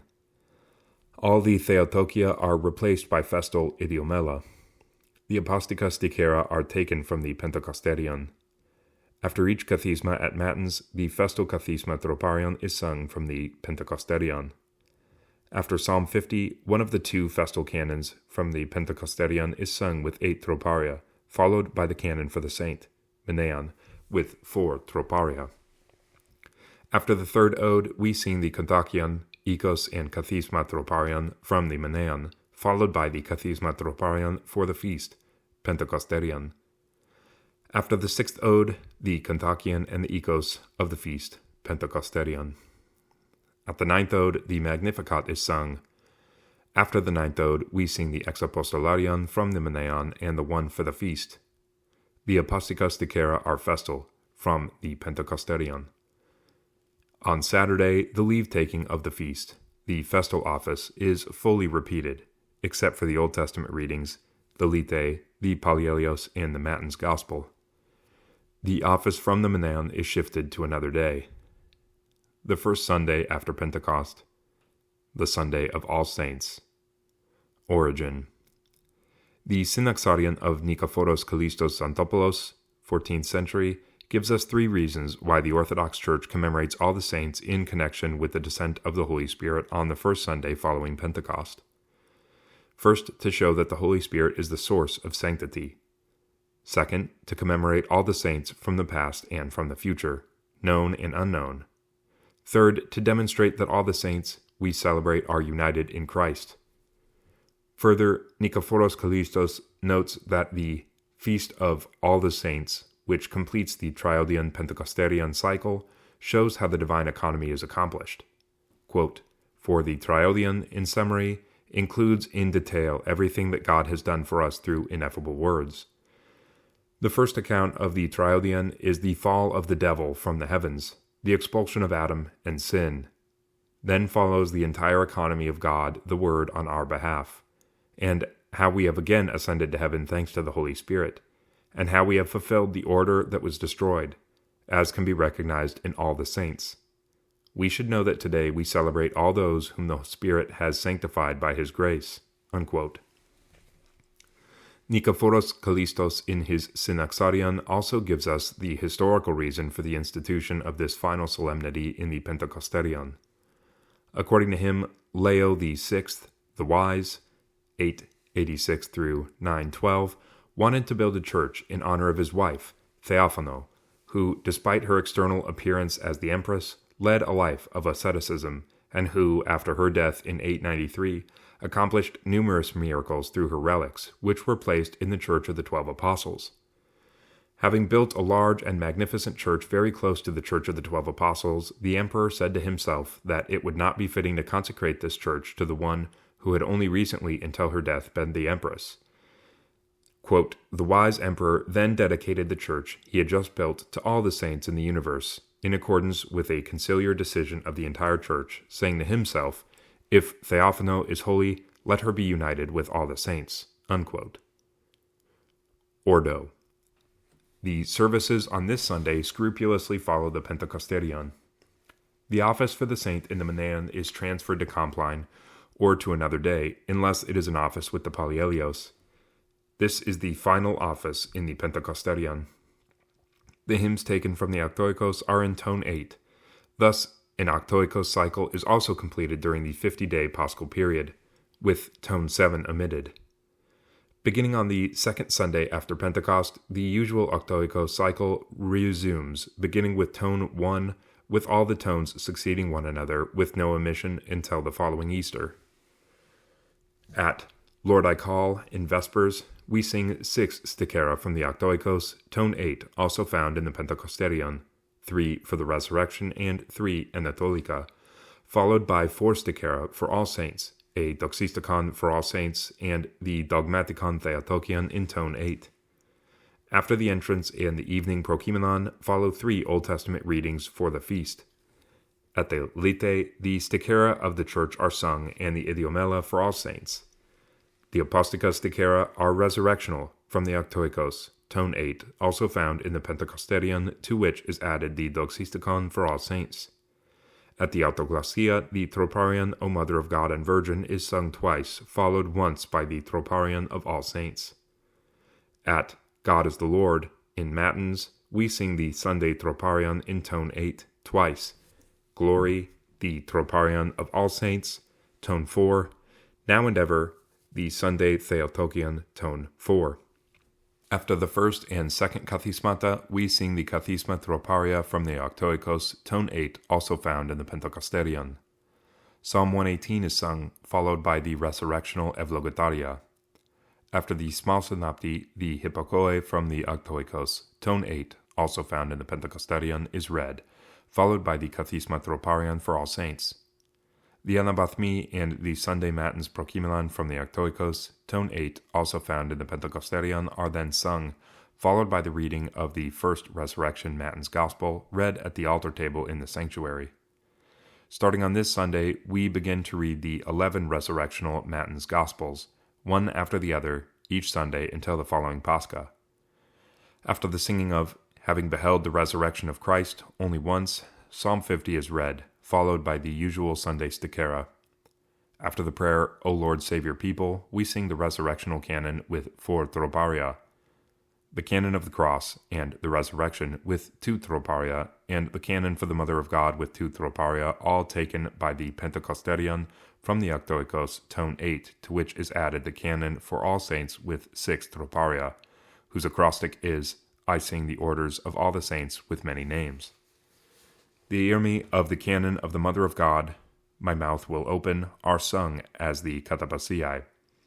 After the third ode, we sing the Kontakion and Ikos of the Resurrection, followed by the Kathisma Troparia of All Saints. After the sixth ode, the Kontakion and Ikos of All Saints, and then the reading from the Synaxarion of Nikephoros Kallistos Santopoulos. At the ninth ode, the Magnificat is sung. After the ninth ode, we sing Holy is the Lord our God, in tone 8, followed by the Exapostolarion of the first resurrectional gospel and the Exapostolarion of All Saints with its Theotokion. At the Lauds, we sing 5 stichera from the Octoikos, also found in the Pentecosterion, 4 resurrectional and 1 Anatolica, followed by 3 stichera for the saints. Glory, the Iothinon idiomelon of the first resurrectional gospel, now and ever, and the Theotokion, you are most blessed, O Mother of God and Virgin. After the great doxology, we sing the resurrectional Troparion appointed for the end of Sunday Matins. Today, salvation has come to the world. At the hours, we read the Sunday Troparion in tone 8. Glory, the Troparion for All Saints, and the Kontakion for All Saints. At the Divine Liturgy of St. John Chrysostom, following the entrance, we sing the Sunday Troparion in tone 8, the Troparion of All Saints, Glory, now and ever, and the Kontakion of All Saints.